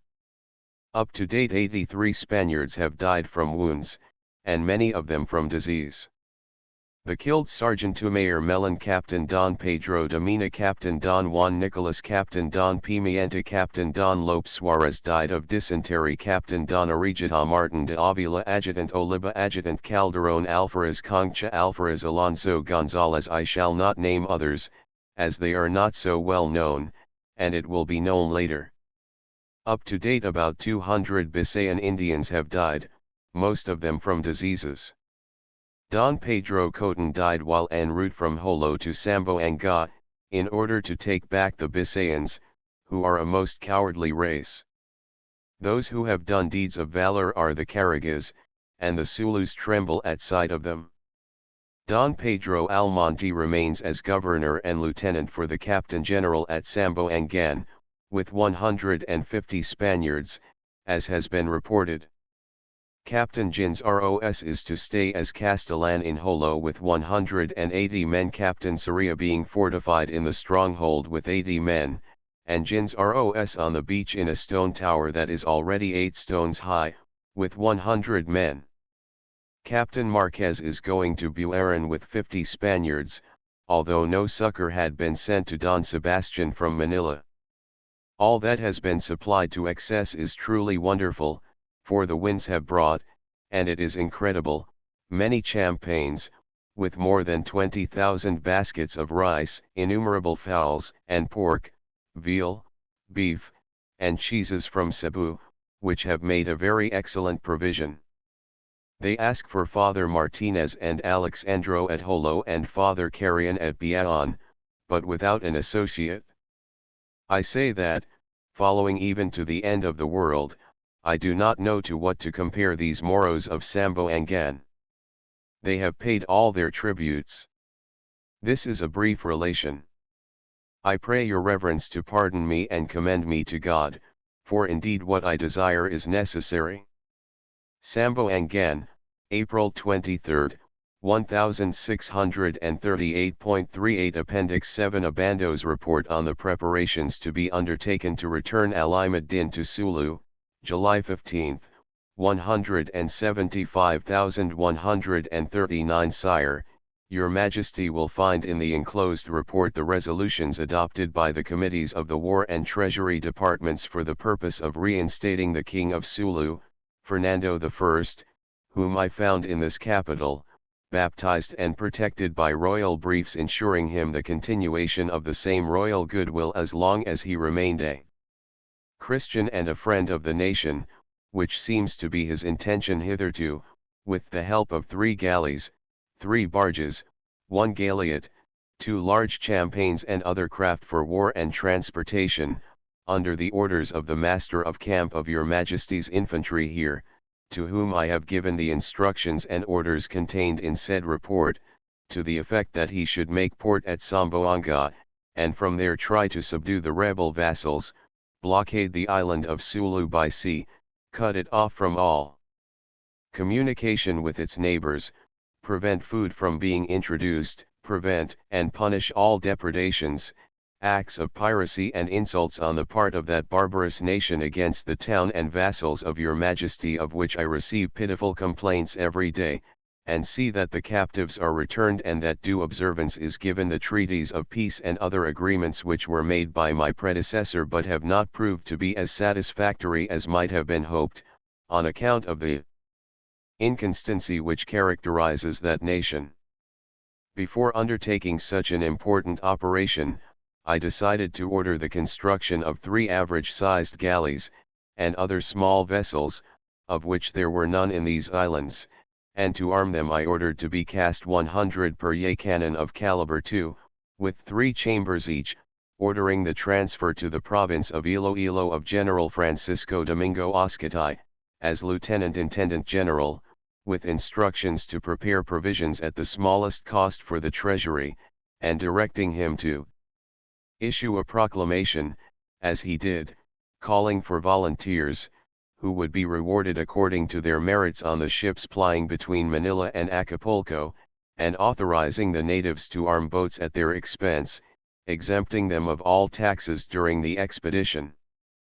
As I was in possession of a rescript of Your Majesty addressed to his Field Marshal my predecessor Gaspar de la Torre, ordering him to reconnoiter the island of Balabac, and Ipilote Bay, and other places of Palawan Island for the purpose of building a fort for the protection of the inhabitants against the people of Sulu, Tirne, and Borneo, and to build 6 galleys with which to fight the Moros, with a report on the same object presented by the province of St. Nicholas of these islands 40 both, of which have been communicated to said committees of the War and Treasury Departments and to persons who had knowledge by experience of the said province and regions. Also, in view of the poor condition of the royal treasury which precluded the possibility of greater expenses, it was decided, in accordance with the opinion of Your Majesty's Fiscal Attorney General in regard to the above-mentioned instruments, to incorporate them to said report, or record, 41 as they are of the same nature, to take, when there was a better opportunity, the proper measures for reconnoitering the most favorable position for the intended fort, and to await the result of the expedition for the reinstatement of the King of Sulu, so as to request him, if the result should be favorable, to withdraw his vassals from the fort of Ipilote, and, if not, to secure the safety of the people of the said island by driving them out, and having already ordered, as I have said, the construction of the galleys, which were necessary and made more so by your royal order, to continue the work until the 6 were built, said work being carried on with the utmost care and economy, which I always bear in mind in my zeal for the service of Your Majesty. I will send your majesty full reports on the progress of these different undertakings, so that your royal orders may let me know your royal pleasure, which will always meet with my humble obedience. God give the royal and Catholic person of your majesty the many years of life which are required by Christendom for the happiness of your vast dominions. Manila, July 15, 1751. Appendix 8 Abando's report on the circumstances attending the attempt to return Alimuddin to Sulu, June 18, 175,242 Sire, in a letter addressed to your majesty last year, 1751, I forwarded a report and vouchers to the effect that I had sent, with the King of Sulu, Fernando I, to the fortified station of Samboanga, a fleet of 3 galleys, 2 feluccas, 2 galiots, and 2 large champaigns, with other craft, under the Master of Camp 43 of the royal troops here, for the purpose of restoring said king to his throne and forcing his rebel vassals to submit, by means of a blockade of the island of Sulu, which would cut it off from all communication with its neighbors and prevent the importation of food to the island, other provisions being made for the purpose of protecting the Christian communities against any further harm on the part of the Sulu people and the Tyrants. 44 I have the honor to report now that the said Master of Camp arrived at Samboanga with most of the fleet, ahead of the Sultan of Sulu, who had been delayed by various accidents, and sailed at once, in order to avoid the monsoon, for the Bay of Holo, where he anchored on the 26th of June of that year, at about 1 mile from the forts. He formed a line of battle, and, noticing 2 Chinese champaigns without flags, that were stationed near the river mouth and were stretching 2 lines to go upstream, he ordered 2 longboats to go and remove them from under the artillery of the enemy. The Holo forts, 4 in number, displayed red banners and opened fire with cannon of caliber 8 to 18 on the boats towing the champaigns. Our fleet answered, and the fire was kept up some time on both sides, until the enemy hoisted the white flag. In order to gain time for reinforcing his trenches, the Master of Camp sent a letter to Prince Hassan, informing him that his only purpose was to restore the legitimate king of Sulu to his dominions, and to have the captives delivered. The prince answered that he had no captives to deliver, that he was waiting for the return of the king, who would do as he wished with them, that he was begging the prophet to send back the king *****. Finding such an answer vain and impertinent, our ships opened fire again, a suburb was stormed and burned, and our men found out that the negotiations were a pretext to gain time to place artillery behind the palisades. The Moros accomplished this purpose and again requested a truce in order to hold a meeting of their leaders and to deliberate as to what should be done. This was granted, and in a second letter signed by the Datus Prince Hassan insisted that the Master of Camp should retire to Samboanga, promising to bring over the captives. As the southwest monsoon was blowing hard and he was short of provisions, the latter decided to go back to Samboanga. The Datus informed their king Fernando in a letter addressed to him at Samboanga of what had been agreed. Prince Hassan also stated verbally that he would bring to Samboanga some captives whom he was going to seek in the woods, and asked the master to leave the port, while he went after the wives and children of the followers of King Fernando, who had been frightened and scattered by the artillery. After a few more answers and objections which showed an utter lack of sincerity, the Master of Camp sailed back to Samboanga. The King of Sulu had arrived there on June 22, and as soon as he heard about the truce requested by his brother Hassan, and other affairs of the fleet, he declared that the prince was his enemy. This statement was believed at the time, but soon afterwards good-sized boats began to arrive one after the other with many of his principal people on the pretext of Prince Hassan's visit to the king, until there were 180 persons, including 32 women between concubines and servants. When the Master of Camp, governor of Samboanga, remarked that all these boats were full of firearms, powder, ball, coats of mail, helmets, and other warlike equipment, that the king of Sulu had secretly sent to his brother Asan, at Basilan, golden buckles and epaulets, and embroidered stockings to make a brilliant appearance at landing in Samboanga, while he feigned to be his enemy, that Prince Asan had failed to keep his word, since he said that he had been unable to get hold of the captives he was to bring to Samboanga, when it was known that he was keeping the said captives in a secret place, 6 of them, including a woman, having escaped by swimming over to the fleet when the latter was at Holo, and reported that the Moros had many captives concealed in the woods, that Prince Asan had written to the king that all the captives seized during the latter's stay in Manila were still in their power, not one having been sold while awaiting the royal commands, and finally, that the king and his brother were secretly dismissing the concubines only, telling them that the master of camp was sending them away with contumely. He inferred that the king was preparing to surprise the fort. This surmise was strengthened by the face that armed men were steadily coming in each day, despite the master of camp's friendly admonition to the king that his followers enter the fort unarmed.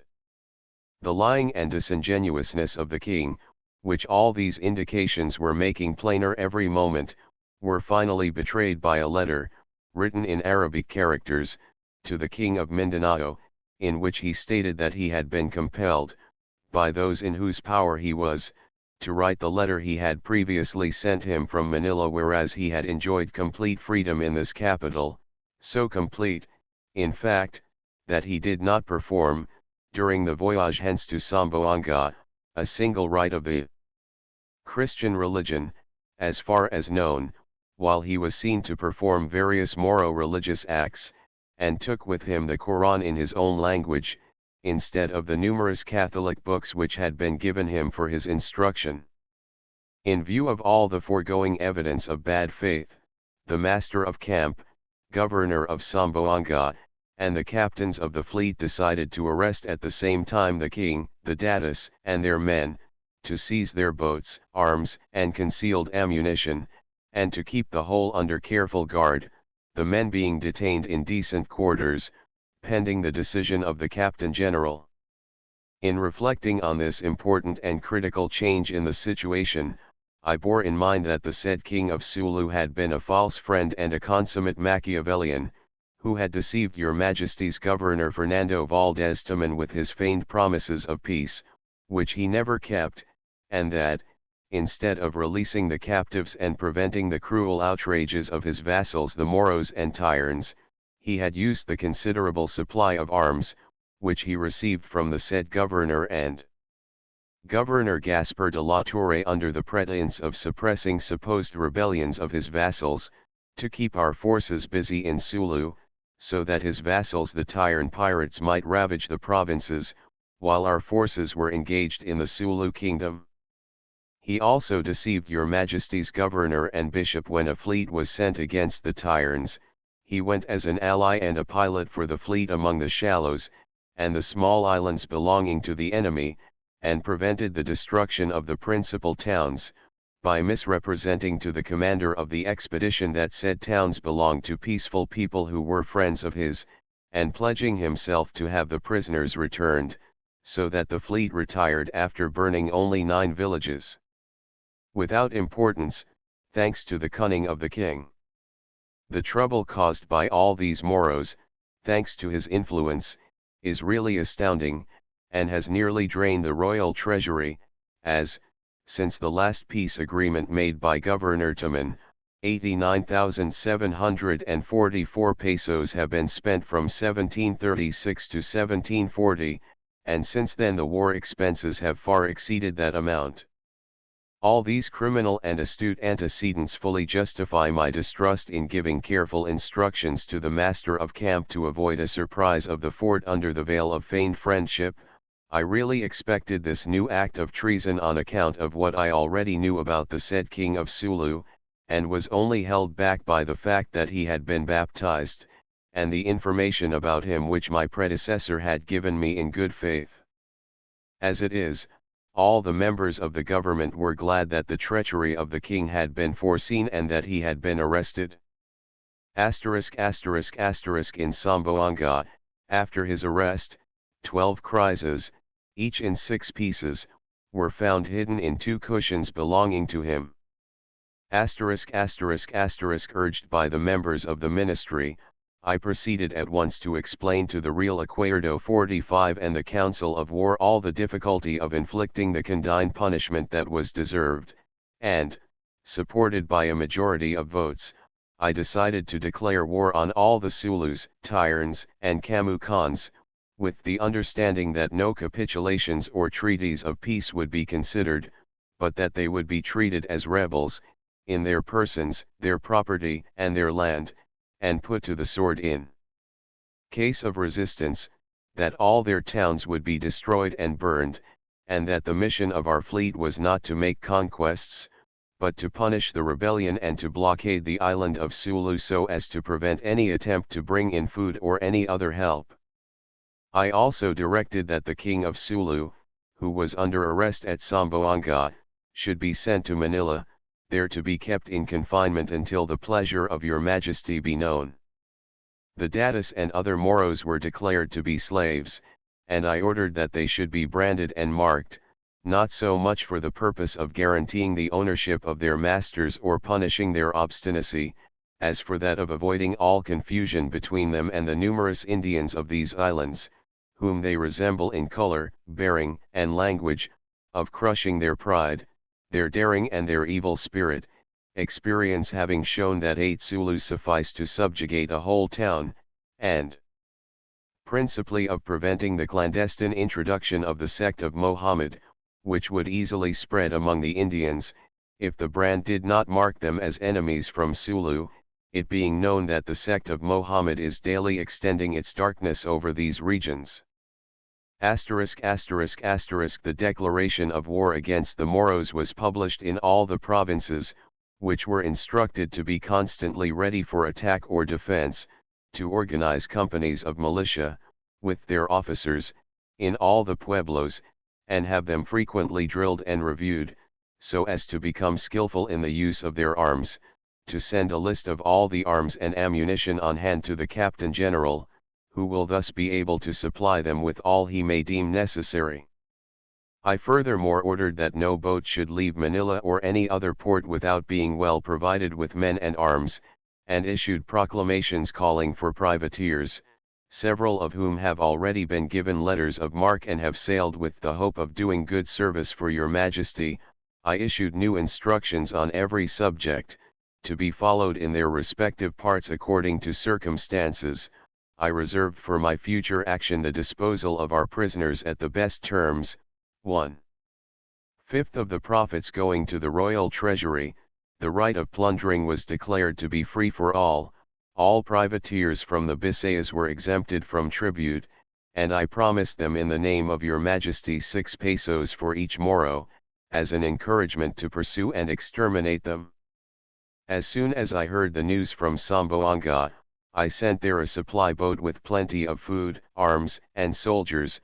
In view of the next campaign, I took on myself the care of relieving from time to time the officers and soldiers *****, and I can sincerely assure your majesty that I have been so provoked and exasperated by the untamable fierceness and the bad faith of the Moros, that I am decided to spare neither work nor efforts in order to punish them thoroughly and to deliver from oppression the Christian communities, so that the glorious name of your majesty may be feared and respected all through my government, in compensation for the gross deceit practiced by said Moros upon my predecessors. I trust, with the help of God, to punish them as they deserve, and will report to your majesty the progress of the expedition. God keep the Catholic and royal person of your majesty many years, as Christendom and the monarchy have need. Manila, June 18, 1752. Appendix 9 Report on the occupation of Palawan and Balabac, April 30, 175,346 Sire, by letter forwarded to your majesty through confidential channels under date of *****. I reported that I had dispatched an ambassador to the King of Brunei, informing him of the arrest of the king of Sulu for his inveterate faithlessness, and pressing him to continue our long-standing friendship and to form a new alliance against the said king as a usurper of part of his dominions, and against all his enemies, and to cede to your majesty the island of Balabac and the territory of Palawan, for the purpose of better waging war against the Sulus, Tyrans, and Kamukans, and that, the desired end having been obtained, I found it necessary to use the new rights acquired by the cession referred to. Consequently, with the view of best promoting your majesty's interests, I resolved to put into execution the idea of an armament composed of our galleys, a tender, 3 feluccas, and 2 champaigns, supplied with 2 Spanish companies of 100 men each, together with another company of Pampanga Indians, which, with the crews, the convicts, and the military officers, number nearly 1,000 persons, for the glorious object of taking possession of La Pampanga in the ceded part of Balabac, and the other adjacent islands, forming this new district into a province called Trinidad, with a separate government from that of the Colombians, for I have appointed a governor to take charge of nourishing this new plantation with the political regulations and royal ordinances which the prudent zeal of your majesty has provided for similar cases, and which, on my part, have been furnished him in the form of brief and clear instructions directed towards civilizing those barbarous natives, so as the better to facilitate the spread of the Holy Gospel. With this in view I am sending 2 reverend Jesuit priests, persons distinguished in politics and mathematical learning, and the military engineer of this place, for the purpose of making an inspection of the capital of Palawan, as well as of the island of Balabac, and its adjacent islands, and of examining their bays, ports, inlets, rivers, anchorages and depths, in order to construct a fort which will be named after Our Lady of the Good End in the most healthful location, secure by land as well as by sea, for the garrisoning of which an adequate force of artillery has been dispatched. It will be kept guarded for the present by a small galley, 2 feluccas, a company of Spaniards, and another company of Pampanga Indians, besides the galley slaves 47 and the suite of the governor, and officials all rationed for 1 year who will number 300, the rest being returned to this capital when possession is once established.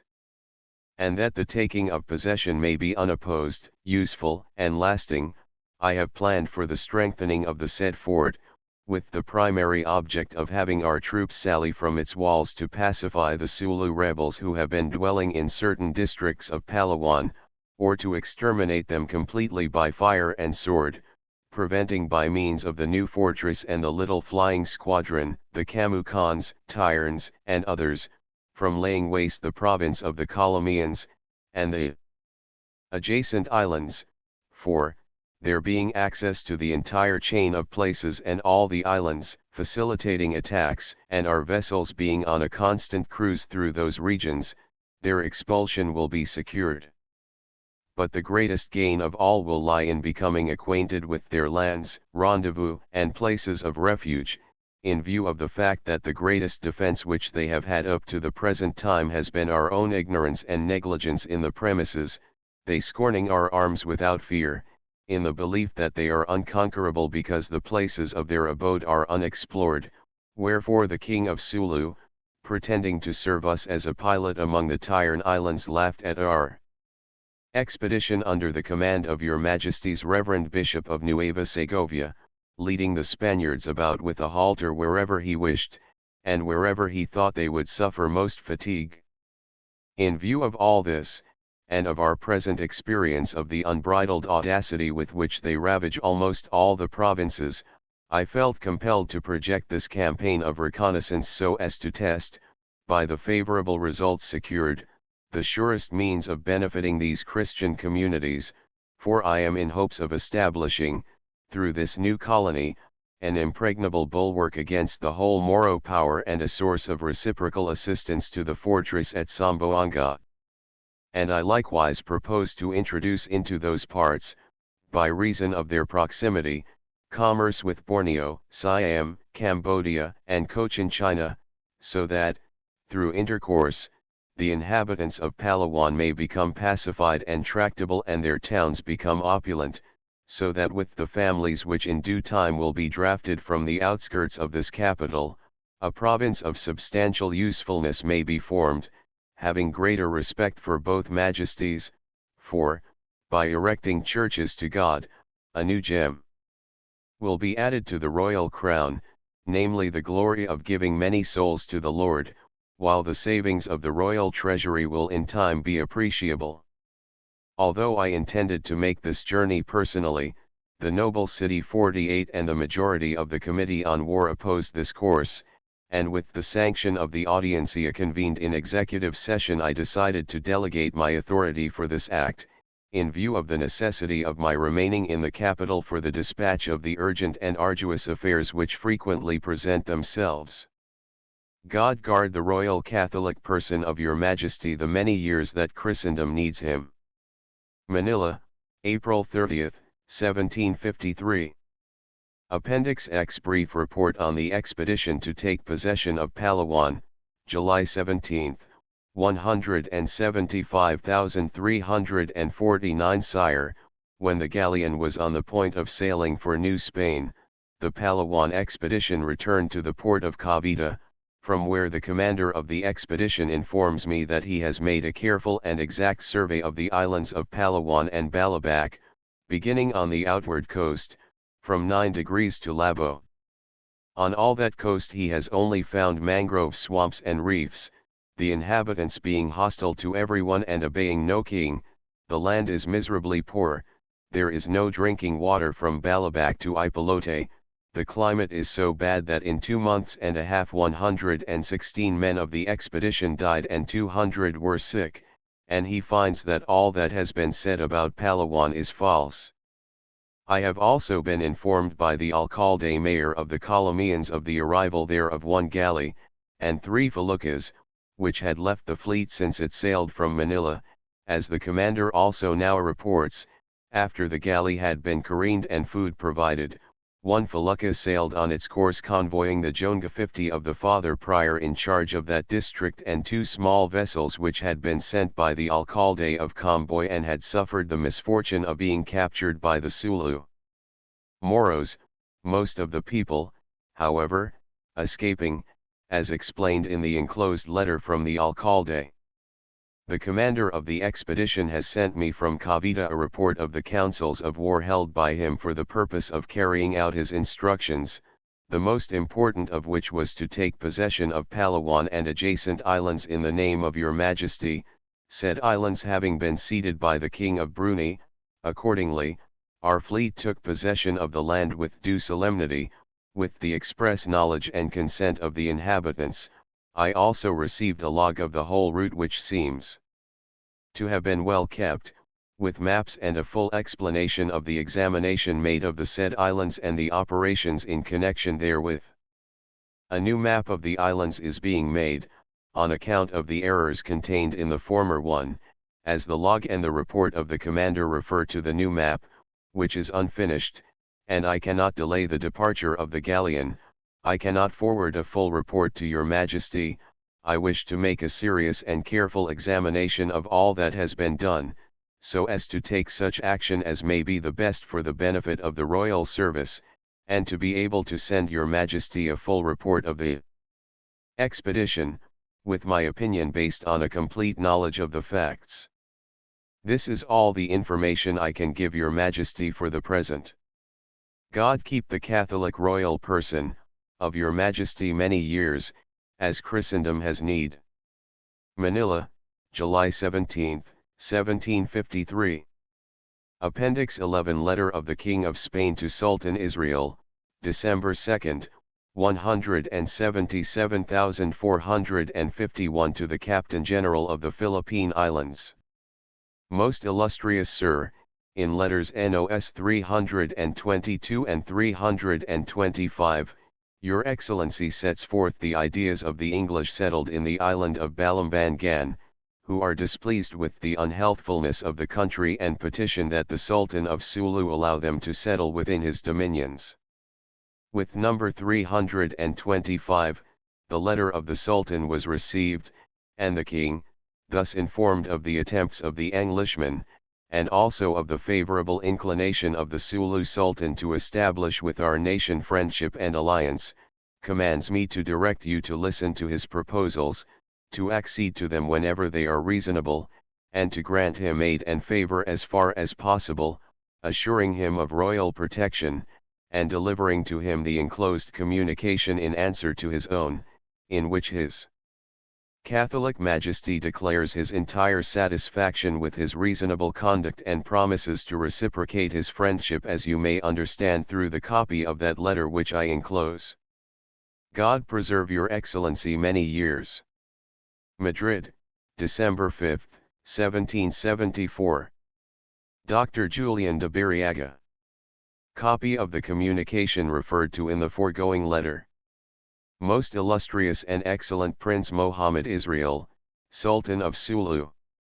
Most gratifying has been to me the announcement, which you conveyed to me in your letter of January 20, of your happy accession to the sovereignty of Sulu, on account of which I offer you many congratulations, wishing you happiness in all things.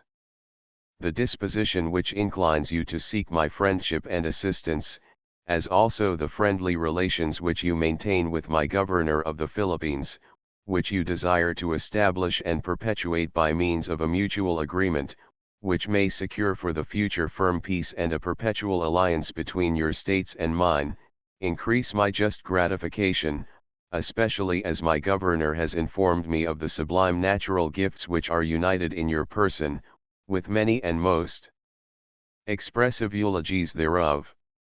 In view of this, and of the constant fidelity which you promise in your letter, I command my good vassal, Don Simon de Anda y Salazar, to listen to your proposals, to accede to them whenever reasonable, and to grant you all the favor and assistance which the forces and facilities to be found there may allow, assuring you of my royal protection, which I extend to you from now on, confiding in your reciprocal friendship, and noble conduct, and desirous of opportunities of favoring you and of proving the interest which I feel in your good fortunes and the earnestness with which I pray God to preserve you many years. Madrid, December 2, 1774. I, the King.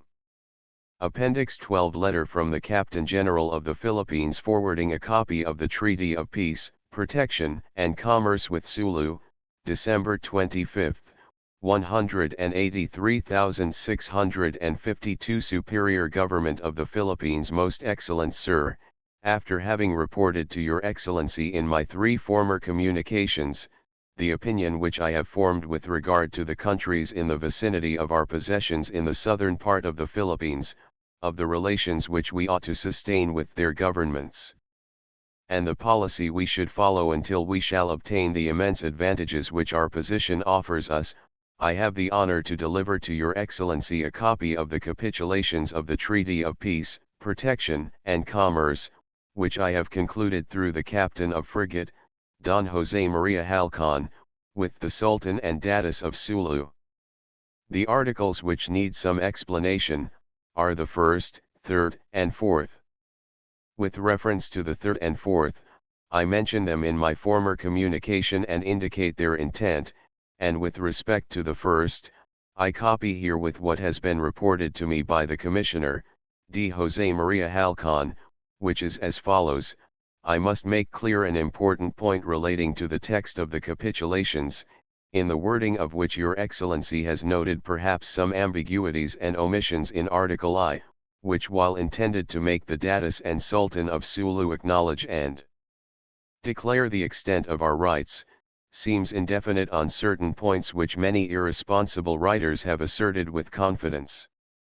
While considering the protection granted the Sultan, I recognized the inexpediency of making the same include the lands which he has lately acquired in Borneo, and of determining definitely the line of the boundary in Palawan, the title to which island, as also that to Balabac and Balambangan, is very disputable, though at present, the lands where we have not established our settlements of the province of Kalamians are included de facto in his possessions. Palawan was ceded to the crown of Spain by the King of Brunei, and Balabac is likewise ceded by an instrument brought back by D. Antonio Fabin when he went there as ambassador under the administration of the Marquis of Abando, which should be in the archives of the Philippine government, but since these cessions were made on an occasion when the Sultan of Sulu found himself in possession of the lands by virtue of a former cession made in his favor by another king of Brunei, such documentary testimony cannot serve as the basis of our arguments, especially since we did not proceed to found any settlements. This matter of the cession of Balabac occurred upon the occasion of a visit to Manila, of Sultan Muhammad Ali-Mad-Din, Fernando I, who, asserting his right to the island, executed and ratified upon his part the gift, at least in word, through D. Manuel Fernandez Toribio, afterward governor of Zamboanga, and the secretary of the government. Our writers have misrepresented the subsequent conduct of the said sultan, and concealed very important facts, but at any rate, the very concealment of the reasons for his fleeing from Manila betokens the lack of liberty in all of the instruments he granted during his stay in that place. Moreover, the facts in the case justify his later actions, which gave occasion for casting a doubt over the legitimacy of our title to the lands under consideration. The true reason for the actions of Muhammad Ali-Mad-Din, beginning with his flight from Manila, was the fact that he had purchased the secret in a copy of the confidential letter which the first minister of the monarchy, Marquis de la Ensenada, wrote to the Captain General of the Philippines on August 28, 1751, discussing the states of Sulu, which document, when brought to his knowledge, could not fail to ruin all of our political moves, and to dispose him to take every defensive measure against our power, for Muhammad Ali-Mad-Din was a man of no mean understanding. This was the origin of the letters which, on September 17, 1763, the said Sultan wrote from Sulu to the King of England and to the English Company 53 ratifying in favor of the latter the concession of the lands which form the Strait of Balabac, in which is comprised the southern part of Palawan from Point Canapan to Point Bililaruan, and this was the origin of their settlements in Balabac and Balambangan which have been abandoned since later events. Such are the antecedents which induced me to draw up the said article with such ambiguity that it may be construed to the advantage of the Crown without giving occasion to embarrassing objections. My aim throughout, most illustrious Sir, has been to promote the national welfare by carrying out the high designs of Your Excellency, who by promoting this enterprise has attempted to open up one of the most abundant sources of wealth in the Philippines. I also deliver to Your Excellency a copy of the capitulations, in which, in consequence of Article 2nd, it has been agreed to determine the duties to be paid by the Sulu vessels in Zamboanga and Manila, and ours in Sulu. For the better understanding of these stipulations, I have thought it expedient to enclose a copy of the explanation with which the said commissioner forwarded them to me. The present tariff rates have served as a basis for the duties imposed upon the Sulu vessels, it being beyond my authority to alter them. With reference to those which shall be paid by our vessels in Jolo, although they may appear to be excessive, it will be sufficient to inform Your Excellency that all of the ship owners who are accustomed to make voyages to Jolo, have been satisfied with the very favorable terms we have secured in the agreement, not only because of the high valuation set on the articles in which payment will be made, but because of the regulation and reduction to fixed rules of the charges, that until now have been arbitrary and never less than the stipulated rates. It is true that they have desired not only a greater reduction but still more their complete abolition, as is natural, but it was necessary to conciliate the two parties, as the Commissioner says. Above all, one of the advantages of importance which our merchants recognize in the relations now established, the benefits of which they have begun already to experience, is that the Sultan and Datus together guarantee the credits left in Sulu as a result of commercial operations, which advantage they have not heretofore enjoyed, but waited on the will and good faith of the debtor, who paid if he pleased and when he pleased, or perhaps never, and there existed no means of compelling him as there now is by recourse to the government. Likewise through the preference they are now accorded, our merchants have gained greatly, as your Excellency will comprehend. In short, there is not one of them who is not well satisfied with the results of the negotiations, and all appreciate the skill and prudence with which Halcon has conducted himself upon a mission all the more delicate and difficult since he has had to treat with a government whose lack of enlightenment and poorness of organization equal the barbarism of its people. Finally, in the answer given by the Chamber of Commerce of which I enclose a copy, Your Excellency will perceive the appreciation which the capitulations have brought him, by having settled the duties to be paid by our vessels in Sulu, as also by having established relations with the government of that island. I trust that Your Excellency will condescend to bring all this to the notice of Her Majesty that she may grant her royal approval. God preserve Your Excellency many years. Manila, December 25, 1836. Most Excellent Sir, SGD, Pedro Antonio Salazar rubricated. The Most Excellent the Secretary of State and of the Office of Gobernation of the Kingdom. Appendix 13 Royal Directions relative to a general policy and the regulation of commerce with Sulu, and the advisability of making Zamboanga a free port, June 23, 183,754 Ministry of the Navy, Commerce, and Colonial Administration. Most Excellent Sir, Your Excellency's predecessor, Don Pedro Antonio Salazar, when he reported in detail, in letters of last December, all that he had done in the Treaty of Friendship and Commerce entered into with the Sultan of Sulu, of the mercantile relations which it behooves us to maintain with the Mohammedan possessions to the south of the Philippines, of the opinion which he had formed concerning the war of enslavement, and other matters upon which Your Excellency will receive due instructions under royal order of this date, forwarded separately and privately, in a very secret manner, a communication dated the 17th of the same month, in which he set forth the policy, which, according to his belief, should be adopted toward the said Kingdom of Sulu in consequence of the said treaty. Her Majesty the Queen Regent, having been informed of all this, and having in mind the remark made in the said communication, that the Spanish possessions in the southern region are frequently oppressed by the alcaldes, on account of the present defective system of administration, has decided to direct Your Excellency to suppress, with strong hand, these excesses of the alcaldes, that they may not disturb the peace happily established with Sulu, exhorting them to moderation and peaceableness, in order that the odium which the Moro race feels toward us may vanish. Noting also among his remarks, his conclusion that while the war of enslavement is undoubtedly an evil, it produces nevertheless the advantage that those provinces are united more closely to the government because of their greater need of the same against their enemies, and that by becoming used to a life of freedom and license, those people become also inured to captivity, from which they could sometimes escape but do not, many preferring to turn to piracy.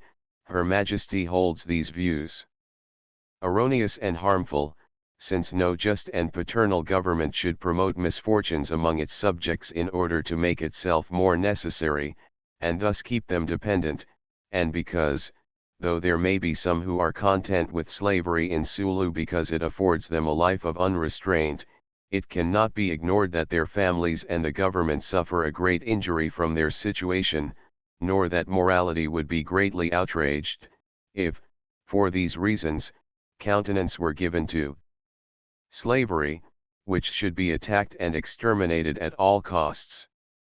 The idea is advanced in the same communication, that in the countries of the southern part of the Philippines, the system of protection, carried to the point of establishing trading houses, will be almost equivalent to possession and control, when once commercial interests are held to be the chief interests, and there is set forth a plan to diminish or even cut off the trade 55 with Mindanao, in order to confine the commerce to our channels. Her Majesty, on being informed of this policy of a protectorate, approves of the same, but desires that it be carried out frankly and faithfully with the Sultan of Sulu, in order that he be convinced, through experience, that the Spaniards are his loyal friends, our authorities keeping it in mind that the conquest of those countries is not to the interest of the nation, but rather the acquisition of isolated military and mercantile stations, which may control indirectly without the disadvantages of great expense and of arousing the hatred of the natives. This alliance or friendship with the Sultan should be such, that in whatever war he may be engaged with his rebellious subjects, he shall be aided in good faith, unless his adversary should be of such strength as to ensure his triumph, for then the useless defense of the vanquished would subject us to the contempt of the conqueror and we should lose the benefits already acquired. In such cases we should remain neutral, under some plausible pretext of impracticableness or other honorable reason. In other wars, waged by the Sultan with other princes, we should attempt to mediate, with the purpose that, by settling new discords, we may obtain advantages from the two or more belligerents, as rewards for the services rendered them, but in the event of having to oppose some one of them, it should be that one who offers us the least advantages, and has the best chances of triumph, because with our ally victorious, the latter may in the treaty of peace execute articles favorable to our commerce, trying always, above all things, so to act that the victor shall not become too strong nor the vanquished brought too low. With regard to the policy which it is best to adopt as a general rule in regard to commerce, Your Excellency should remember that the best system consists in the greatest possible liberty for our merchandise, and in securing, directly or indirectly, for our own merchandise, or foreign goods carried by the national vessels, the enjoyment of greater privileges than those of any other country, in order that they may be preferred and produce greater profits on the markets. In the same letter he submits the opinion that the lack of communication of the countries to the south with the Philippines, is a most favorable political measure for Spanish commerce, and recommends that our relations with the government of Sulu should be strengthened in order to include the same under our dependence at some future time, it being necessary to act with cunning in order to separate it completely from the piratical warfare. Her Majesty commands me to state to you concerning these matters, that the communication of Sulu with the Philippines being purely commercial, should not be restricted, but on the contrary, should be increased in every way possible. Encouragement should be given to the establishment of traders and Spanish trading houses in Sulu, where our good conduct and benevolence toward the natives may bring us profit. But it is always to be borne in mind that the government of Her Majesty does not desire the subjection of other states to itself, but a sincere friendship and a close and useful alliance, and that a just and discreet policy, not crafty nor artful, will accomplish most in withdrawing the Sultan from the interests of the leaders of the pirates. Your Excellency will note in the draft of the communication from your predecessor, to which I make answer, the proposal of various schemes for establishing ourselves securely in Sulu. Such would be the establishment of a trading house there, already agreed upon in the treaty, and posting there a garrison, under the pretext that it is for the safety and greater state of the person of the Sultan. Her Majesty deems indispensable the establishment of the trading house, but it should be done in such a manner as not to cause distrust, and fortified and protected from any sudden attack, using in this the greatest prudence, and remembering that a garrison there, though it might be acceptable to the Sultan, might wound the self-love of the people of the country, and so render odious both the Sultan and his protectors. The most essential thing for the Spaniards, in order to become firmly established, is to make themselves popular, to respect the customs of the people, even with veneration, not offending any one for any reason, treating all with courtesy and decorum, not showing themselves domineering nor covetous, not insulting any one, but being very respectful to women, the old, and children, not scoffing at anything in their public amusements, nor religious affairs, nor in their meetings. It seems to Her Majesty that through these means would be secured a consistent friendship between both countries, and that the most adequate plan for the support and defense of the trading house would be to maintain in the safest harbor a permanent maritime force, in which should be stored all arms and munitions, and sufficient soldiers, in case it should be necessary to defend the building, without arousing the suspicions that would be caused by placing these preparations, concealed or openly, in the house itself, and since for this purpose, for the defense of the country against the pirates, and for maintaining the respect of the people and government of the Protectorate, it is indispensable to keep a well-organized sea force, Her Majesty had determined that you decide the manner of organizing this maritime force, without losing sight of the great economy which it is necessary to observe on account of the embarrassed condition of the peninsula, which needs now more than ever before the assistance of her colonial provinces. Finally, the predecessor of Your Excellency further stated that he was attempting to extend his efforts to the establishing of the Protectorate over the countries subject to the Sultan of Mindanao. Her Majesty approves this policy on condition that in its execution the purposes and measures, which are mentioned above for Sulu, be adopted. Her Majesty, by whose royal order I communicate to Your Excellency the foregoing, trusts in your zeal to realize the importance of this matter, and, regarding the principles of justice and right which direct the resolutions of Her Majesty, to direct all your efforts to the accomplishment of the results desired, carefully reporting your progress in the affair, for the information of Her Majesty and further action. God preserve Your Excellency many years. Madrid, June 23, 1837. Mendizabal rubricated. The Governor Captain General of the Philippines. Ministry of the Navy, Commerce, and Colonial Administration. Most Excellent Sir, the predecessor of Your Excellency, convinced of the important advantages to be derived by the Philippines, in making more intimate and more secure our few and doubtful relations with the island of Sulu, determined immediately upon assuming command, to negotiate with the Sultan of the said place, a treaty of peace and commerce which he considered, in every respect, not only useful but indispensable to the prosperity of the country. After having announced this project in various of his communications, he reported in December of last year, having accomplished the same, and furnished in several communications, an exact and detailed account of the history of his labors in the affair, the reasons which he had for undertaking the same, the benefits which he expects as results, and the measures whose adoption he deems necessary in order that these results may be more certain, and at the same time profitable. There were received from him 7 letters, all marked with the letter A, numbered from 14 to 23, and dated from the 15th to the 29th of the said month, with so many points of analogy and similarity between them, that they should be considered as one only. The first, number 14, is intended to furnish information and data relative to Sulu, and the other Mohammedan islands of the south, without which it would be impossible to know their importance, and to detail the relations which we should have with them, considering them both in relation to commerce and with respect to the war of enslavement. In the second, of a confidential nature, he outlines the policy, which, in his opinion, should be adopted in order to obtain all the advantages which our position affords. In the third, number 16, he states the measures which should be adopted for the benefit of the national commerce in those countries.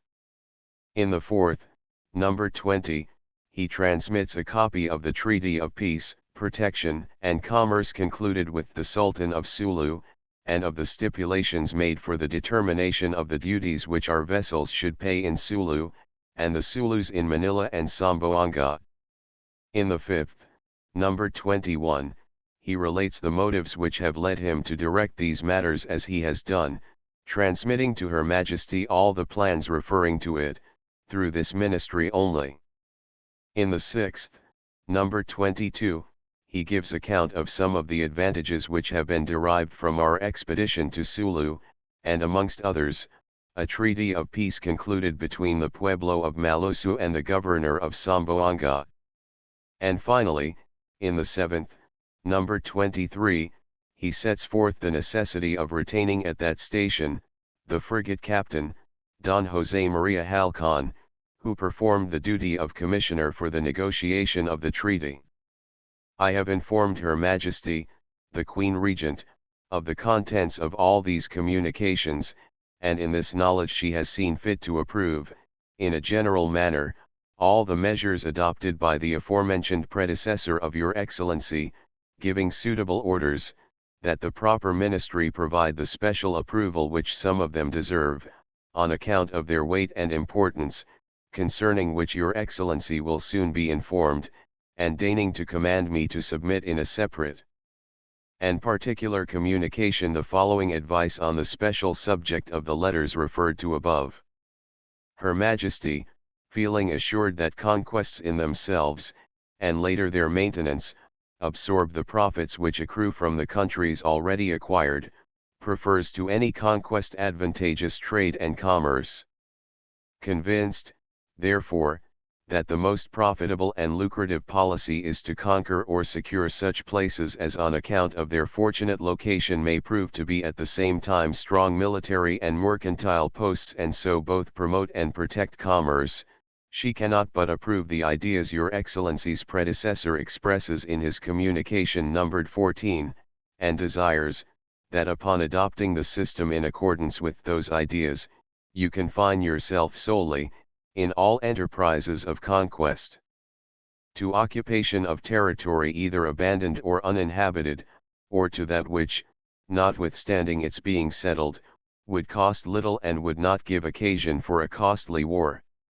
In order to increase our commercial advantages in Sulu, and to raise up rivals to the Portuguese, it would be well to grant protection and reduction in duties to the Chinese junks 56 under the specific condition that they do not sail under the flag of any other nation, without mentioning the Portuguese by name in order not to occasion the resentment of this power, and to secure in Sulu for those who adopt the Spanish flag, a reduction of duties although not as much as that which should be granted to Spanish vessels.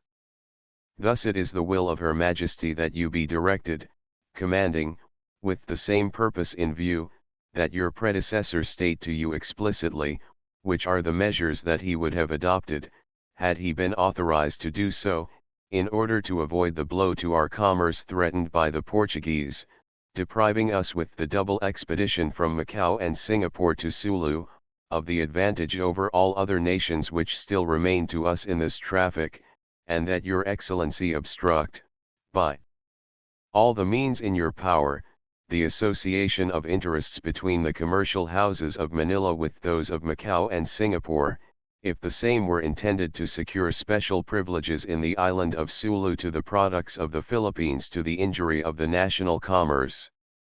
With respect to the matter of the war against piracy, referred to also in letter number 14, Her Majesty approves all the purposes expressed therein by the predecessor of your Excellency, and commands me to direct your Excellency that, without ever recurring to war or the interruption of traffic with Sulu as means of destroying or diminishing piracy and traffic in slaves, you exert yourself to suppress the same and remedy the evil which it inflicts on the Philippines, by the various means at hand, to wit, first, through negotiations with the Sultan of Sulu, in which measures suitable for the accomplishment of the purpose may be concerted, 2d, securing the increase, by the Sultan, of import duties on slaves who are Spanish subjects, and the lowering of duties on slaves of other countries, 3d, requesting of him assistance in driving out the pirates from their haunts of Balangingi and other places,